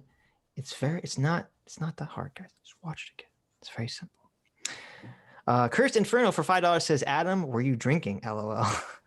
No drinking. Okay. I don't drink or smoke on streams or anything like that. Yeah. No. Cursed Inferno for another $10 says, by the way, don't be mad, Adam. Look at all these super chats. There you go. I don't. It's not worth it though. That's true. That's lose my cool. Oh, look at Sitch. He's like, what? What do you mean, Adam? I agree. That's true. No. Come on, we're trying to improve ourselves here. That's true. I can't go full trigger every single Sunday. That's true. Navy Blue Eyes for $5 says, Sitch, roll up a newspaper and hit Adam on the nose and say, bad Adam, sit in the corner. Oh my God. You kind of did that though. I did. Yeah. Utter Nonsense for 199 says, still love Adam, but he needs a timeout. Oh my God. Wow. The Alabastard for $10. So this one's going to hurt. This one says, the way Adam is behaving is why I left the left. I know. I saw there was a bunch of people calling me SJW and shit like that. Yes. No, it was bad. It was bad. I'm glad it's memorialized in the actual video. Andrew Clark for $2 says, Sitch, I just watched the Loki clip. You're wrong. No! I got to watch the Loki clip. Now you're making me doubt myself. Now I'm going to rewatch it. I'm telling you. I'm telling you. You guys are so wrong. Going hard at you here. You guys are so wrong about this. He really thinks you're wrong about this Loki I'm going to watch stuff. it again. I'm going to watch it again. Do I have to make a fucking video just to explain to people like the fucking time travel of Loki? You should. Or something? It would probably be popular because a lot of people are talking about this Loki show. Oh, Jesus Christ. Okay. I like the way you break stuff down like that. And then I'll do a video explaining why Tenet time travel doesn't make any sense. Don't do that. It would be super. Well, you might have missed the boat on Tenet because a lot of these Tenet videos I've kind of been sucked in on, and they have millions and millions of views, but none of them have your position, your horrible position. I hate. You mean movie. the truth? Doesn't matter. You mean the truth? Yeah, that's true. You ruined my favorite movie for me, Sitch. Mission accomplished. I've watched this movie 4 or 5 times now. Well, look, if I you was were going to watch it 4 or 5 times more, but now I feel like I can't. What was the? What was the term Aydin was using? If you're like a cognitive. I don't know. Whatever. If you were a true big brain Adam, a cognitive simp. Yeah, if you were a true cognitive simp Adam, he'd be able to watch Tenet even though the time travel doesn't make any sense. No, it ruins everything. Okay. It totally ruins everything. The whole time you're going, that wouldn't happen. That can't happen. What? He just dug up the box? What happened? Christian Goins for $5 says, I'm tired of hearing there's no critical race theory in schools. Even if it's not being taught, teachers are being taught to view education through the framework. Oh, true. William Kurt for $10 says, I get why Adam is triggered about it, though. My granddad was a medical GP during the 50s, and he knew colleagues who sterilized black women on the basis of those stereotypes. Totally. Yes. Matter. Holy shit, that's crazy. Yeah, you didn't know this? No. Yeah. That's insane. Fucking eugenics is based on those stereotypes. Jeez. It's fucking horrible. Well, no, shit. I knew that, but I'm just saying that, like, fucking granddad was sterilizing black women. That's insane. It's crazy. Skulger Thane for $5 says, to clarify my point, the first step to solving a problem is understanding if you have one, and then you find ways to either live with it or overcome with it. True. Very, very, very true. Yeah. Gemini for $5 says, I'm so mad. Why are you mean to someone who isn't me, Adam? You're such a cheater. You should bully me and only me. Oh my God. Ronan Gironde for 50. Ronan says, watch Invincible. Marvel is super predictable. Invincible is great. I love that show. So I liked Invincible, but I have one big problem with it. Oh, don't say it, please. No, No. It's not like a logical thing. Some of us just want to enjoy the thing. Okay. It's just my criticism. It's just my let's hear it. Okay. Get ready, guys. Here it comes. Well, I tweeted about this. I don't like Mark's character. He's like a whiny fucking bitch. I can't stand his character. Mark's the main character? Mark's the kid, yeah. Yeah. I like everything else in it, but I don't like Mark. His character is a little weak sauce. Mm-hmm.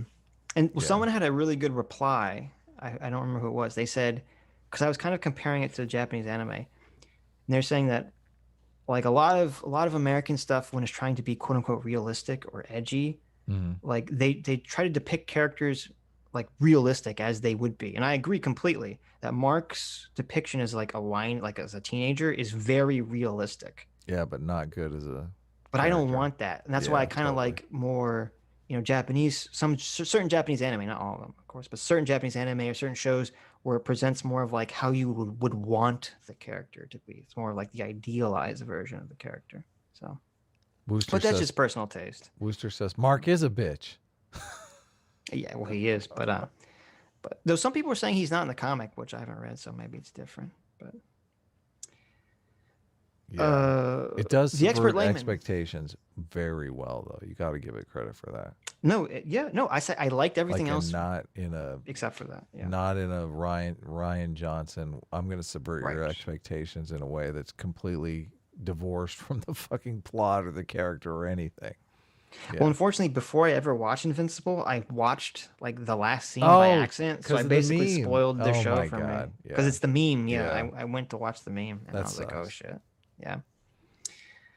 The expert layman for $5 says, "Life is funny. 20 years ago, the only people who could see the threat of scientism were the Christian apologists and assorted nutters." Mm-hmm. Sitch, get into the robot. I cannot stand. My biggest critique. Watching, I have two critiques of Neon Genesis is that I hate Shinji's character and that it devolves into like insanity at the end. But I can't stand. This is my personal thing. I cannot stand whiny bitch characters. Mm-hmm. That's my thing. Any show or movie that has like a whiny bitch main character, I'm just like, ugh. Yeah, I hate weak protagonist. It hurts me. Weak protagonist is fucking. I want you to be awesome. Okay. Nobody wants to follow around your weak protagonist. Right. Complaining about this and that. No, nobody wants. I have superpowers, but I just want to be a normal kid again. Yeah. Oh, fuck off. Nobody falls for that shit. Yeah. Oh my god. If you discover you have superpowers and you're not fucking awesome, then that's not realistic. Yeah. Right. Patrick Mulligan for 5 Canadian says, Buffy and Angel season rankings from favorite to least. The Great, Angel season 5, Buffy season 6, Angel 3, Buffy 2, Buffy 3, Buffy 5, Angel 2, The Decent, Buffy 4, Buffy 7, Angel 1, and by far the worst, Angel season 4, Buffy season 1, Hi Aydin Paladin. Wow. What did I say? I haven't seen Angel or Buffy in any kind of detail to be able to do that, but that's pretty amazing. What was Angel season 4 even about? I don't even remember. Did you watch Angel?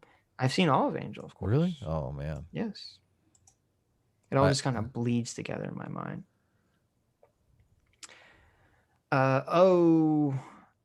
Angel season 4 was really bad. Yes. Okay, I agree with that. Andrew Clark for $2 says, being late to work can create a variant. No, you're wrong. Oh my God. I wish we could play the clip without getting copyrighted. You're so wrong. Mr. 6 for 50. Kazark says, Lindsay's video is about paper. Oh, James Lindsay's video is about paper in which critical theorists say they should spread their ideology like a virus. Chris Hill's yelling at me. No, I agree. I understand completely, Chris. And I had a whole section on this on my unreleased Watchmen video. I understand that Neon Genesis is supposed to be a subversion. Shinji is a subversion of the anime mecha pilot, showing that if an actual child was placed in Shinji's position, they would be traumatized. They wouldn't be the happy-go-lucky anime protagonist, and their father would have to be a psychopath to put them in there. I completely understand that, and I give Neon Genesis like a little bit of a, like, critically, I think Neon Genesis is fine because they have a specific reason for making Shinji like that. I'm just saying from my personal taste, even if there's a good reason for it, I can't stand it personally. I just go, bleh. So I understand that that's why they did it in Neon Genesis. Utter Nonsense for 199 says, how do you two identify politically? Took any tests? I don't know when the last time I took a test was. We identify as enlightened centrists. Utter Nonsense. Okay. Enlightened centrists who know how the time travel works. In Loki. Sure. Remy for 25 euros. Thank you, Remy. Says, thanks for the long show. We'll catch it later, but I know it will be good as usual. Thank you, Remy. Drunk Shovel for $5 says, when did you stop beating your wife, Adam? Hopefully soon. Adam's currently abusive, confirmed. Guess we gotta be A-team again. He gets it. Look at that. You guys are so easy to win back. He said JK. He's just Oh, really? Oh, okay. Sorry. Okay. Don't beat your wives, guys, but you know. That's right. Unless they deserve it. Right. Vile Van Gogh for $5 says, the friction between Adam and Aydin is going to stick out because they both go hard in their beliefs. It's all A-team. Oh, nice. Technically, because they're both A's. William Kurt for $10 says, I think we get so mad and want to repeat and interrupt people because we feel like they're erasing our positions, so we repeat ourselves to inject to reassert our identity. I think you are so fucking correct, William. Damn, that's so correct. That's so right on. That's true. When people argue, unfortunately, their arguments become their identities, and so they take them as like these personal attacks. So, Sport Nugget for $2 says, Adam's starting to win me back with his humility. There you go. There you go. That's good. That's good. Humility is like fucking a tremendous virtue that people overlook these days. Sadly. True. William Kurt for $5 says, I'm happy to debate scientism or stereotypes on your Thursday stream, Adam. There we go. Yeah, that's what. There you go. Yeah. I asked someone in the chat asked me to come to the Discord to talk about it, but I mean, I do a Thursday stream that I like to talk about new stuff, so I just figured share it with everyone, right? You don't do that though, Sitch. You should try it. What, streaming? Yeah, just like on yeah, with random people. It's fun. Yeah, sure, maybe one day, Adam. Maybe one day. Ronan Durande for 100 Ronins says, "Why can't I be both S class and A team?" You can. That was the secret choice all along. You could always be both. Yeah. There you go. Yeah. Drunk Seville says, Adam always wins us back. That's right. You guys are like abuse. You're like abuse victims. You always go back to your Don't frame it like that's terrible. That's terrible. All A teams battered wives now. But Drunk Shovel's the one that made that joke, so it was appropriate. Simon O'Leary for $5 New Zealand dollars says, Adam, if only you knew what to do with a drunken sailor. That's true. That's true. Oh my God.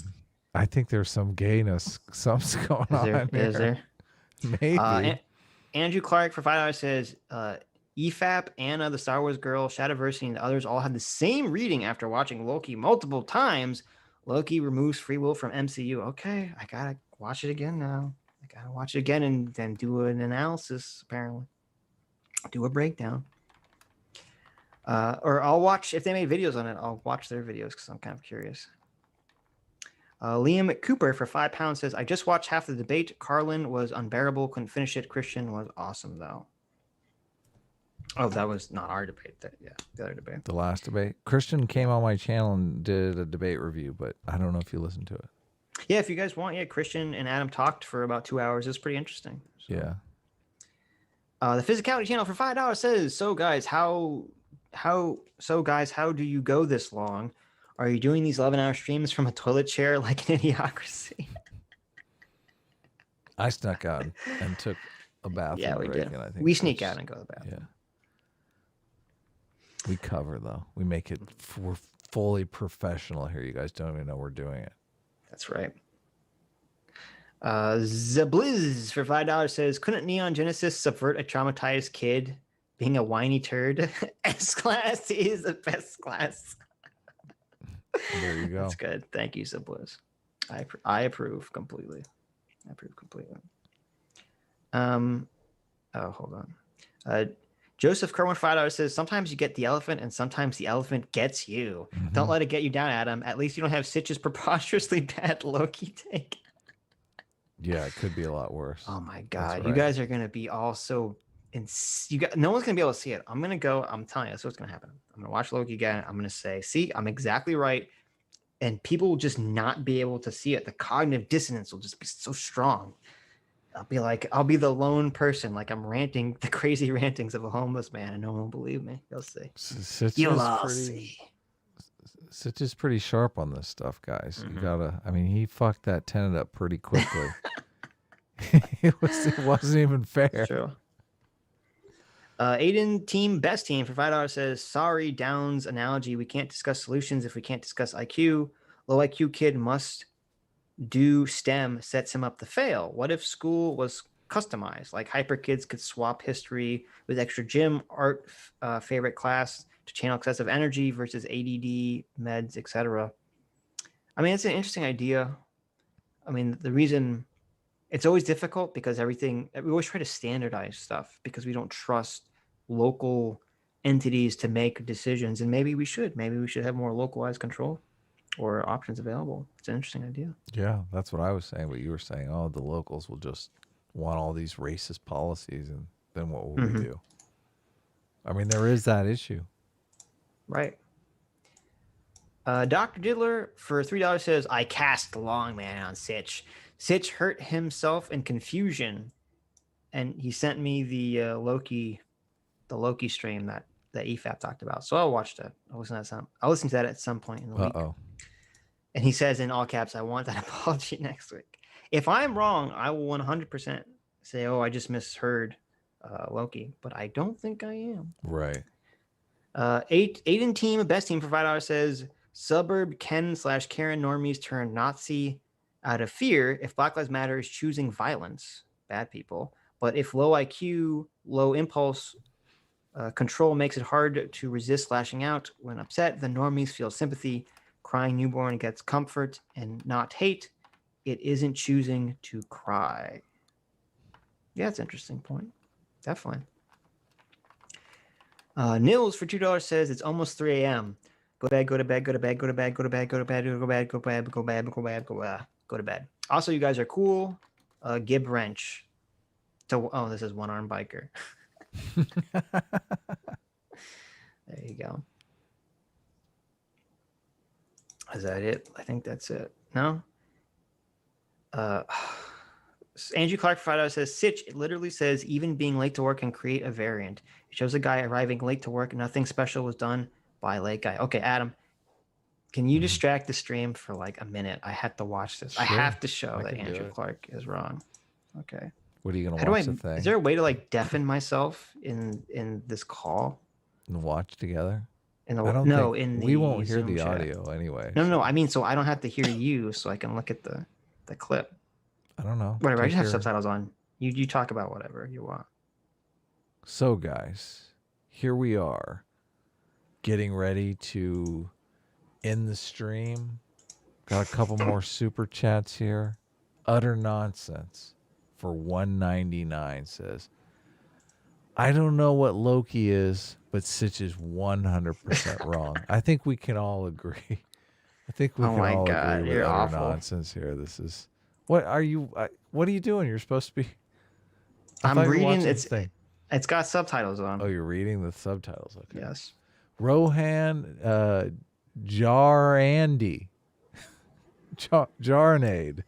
Rohan Jarandia.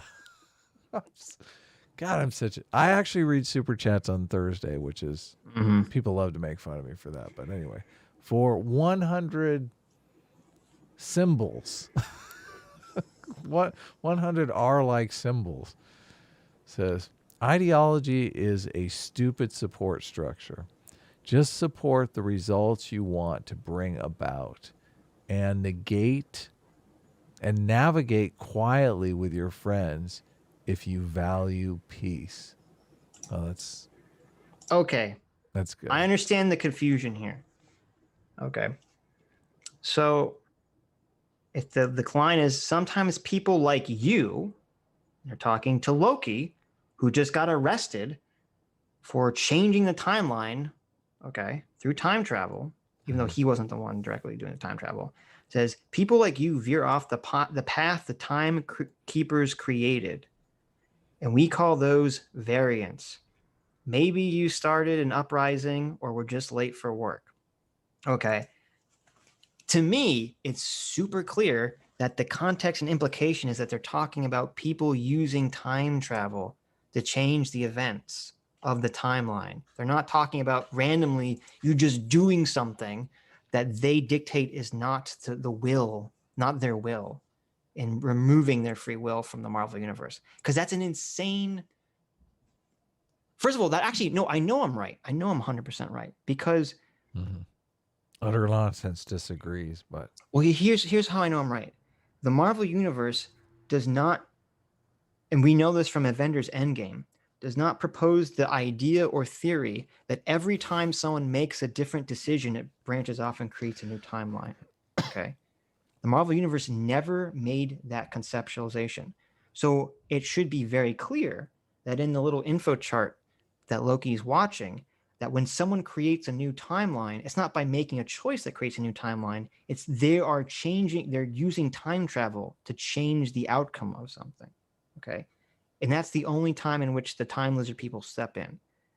And that's, to me, that reading not only perfectly matches with the plot of Loki so far, the plot of Avengers Endgame, but wouldn't destroy all the free will and agency of the Marvel universe. And I don't, your reading of it doesn't make sense, adds new time travel rules that contradict Avengers Endgame and completely destroy the agency of the Marvel universe. So why would you think that the writers of the show would want to do that?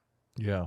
That doesn't make any they sense. should make it unambiguously your reading of it, but evidently there's it's not. They just don't realize that people would take it. I didn't think it was ambiguous when I first saw it. I think they just didn't realize people would take it this specific way. Which is a huge fuck up on their Which part. is a huge fuck up. Yeah. But Vile Van Gogh I understand also the gave us confusion. $5. Right. Vile Van Gogh also gave us $5, and thank you for that. And I think I'm in favor of this. Ideology is stupid. Support structure, just support the results. You want to bring about and navigate quietly with friends if you value peace. I support that, right? You should be moving towards the outcomes that you want. That's right. Jordan Peterson all the way. Not gay Ben for $1.99 says, I'm not gay. Also, Loki is the best Marvel show. So far. Yeah. Okay. I agree. Well, I liked the first couple episodes of WandaVision, and then it came bad, so to be careful. But I'm hopeful Loki will stay good. How do you know SF means so far, not fuck you? I imagine it means so far. Okay. I'm guessing. I'm assuming here. Chris Hill for $5 says, Sitch, I forgot we got a better story of a crybaby mech anime. We got Gurren Lagann. That's true. Our hero was a crybaby for half of it. I'm very conflicted about Gurren Lagann because Kamina is the best character in all fiction, and I don't think he should have ever not been in the show. Mm-hmm. But I agree. That's another weak protagonist.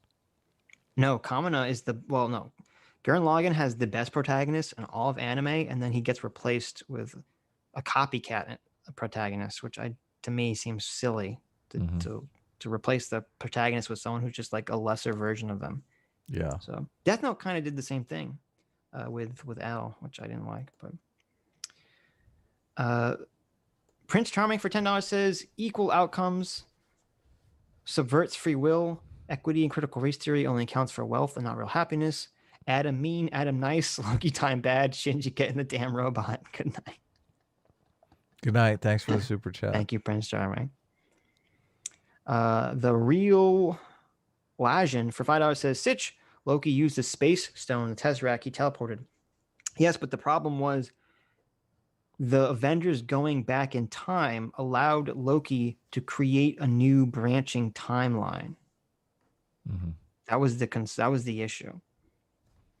By him escaping with the Tesseract, he altered and created a completely different timeline. So the timeline had to be. This is why they would kill, or not kill you, but this is why the time police have to, well, I don't want to give too much spoilers into this. I know. Don't give it all away. Come on. I want to watch this thing. I can't get into this. I'll disagree with you, Sitch, as soon as I watch. But it's on Disney Plus, right? It's on Disney Plus. Oh, yeah. God. We did start Disney Plus. Oh, okay. Sorry.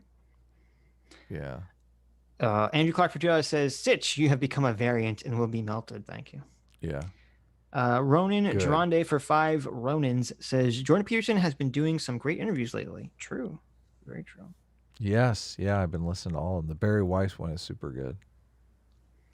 The Wooster for $5 says, did you guys see Glenn Greenwald tell Shank to fuck himself on Twitter? No. Comedy oh my Gold? God, No. but I want to see that. Definitely. That sounds pretty funny. We got to check that out. Glenn Greenwald. Drunk Shovel says, CT, I can't afford another super chat, but tell Adam I still love him. Cool. That's all you could say? What? Cool. Okay. No, I'm sorry. Thank you. He just said, I love you. And you're like, cool. Jesus. Well, say, I love you back, Adam. I love you. There we go. Is that there good? There you go. That's good. That's good. I love you. I love you, Drunk Shovel. Thank you. There you go, guys. You can clip that. A-Team is complete again. You guys can clip that, and you can insert whatever name you want. How did I do? How did I do? You did good, Adam. You did good. Oh my God, I'm exhausted. You don't get triggered during these things. The triggering is like 5 hours of show, and like it saps your energy. It does. It totally does. Yeah. Yep. Oh well. Aydin and I are still besties, you guys. We'll be fine. Yeah, don't worry about it. Yeah. Is this a part? Are we closing out? No. Wait, we have to do one more thing before we stop. Uh-oh. Do you still have that Wash Together room up? Oh, yeah. I do, actually. I don't know if it's loaded in, though. Let me see here. Okay, hold on. Let me get to it, because I never joined the Wash Together room. Did I even send you a link? You did. Oh, look at that. It did come up. Are we gonna react to the thing? Probably react to something. What is it? Is it up? Can the people see it? Yes. Is it Wash Together? Yeah. Okay.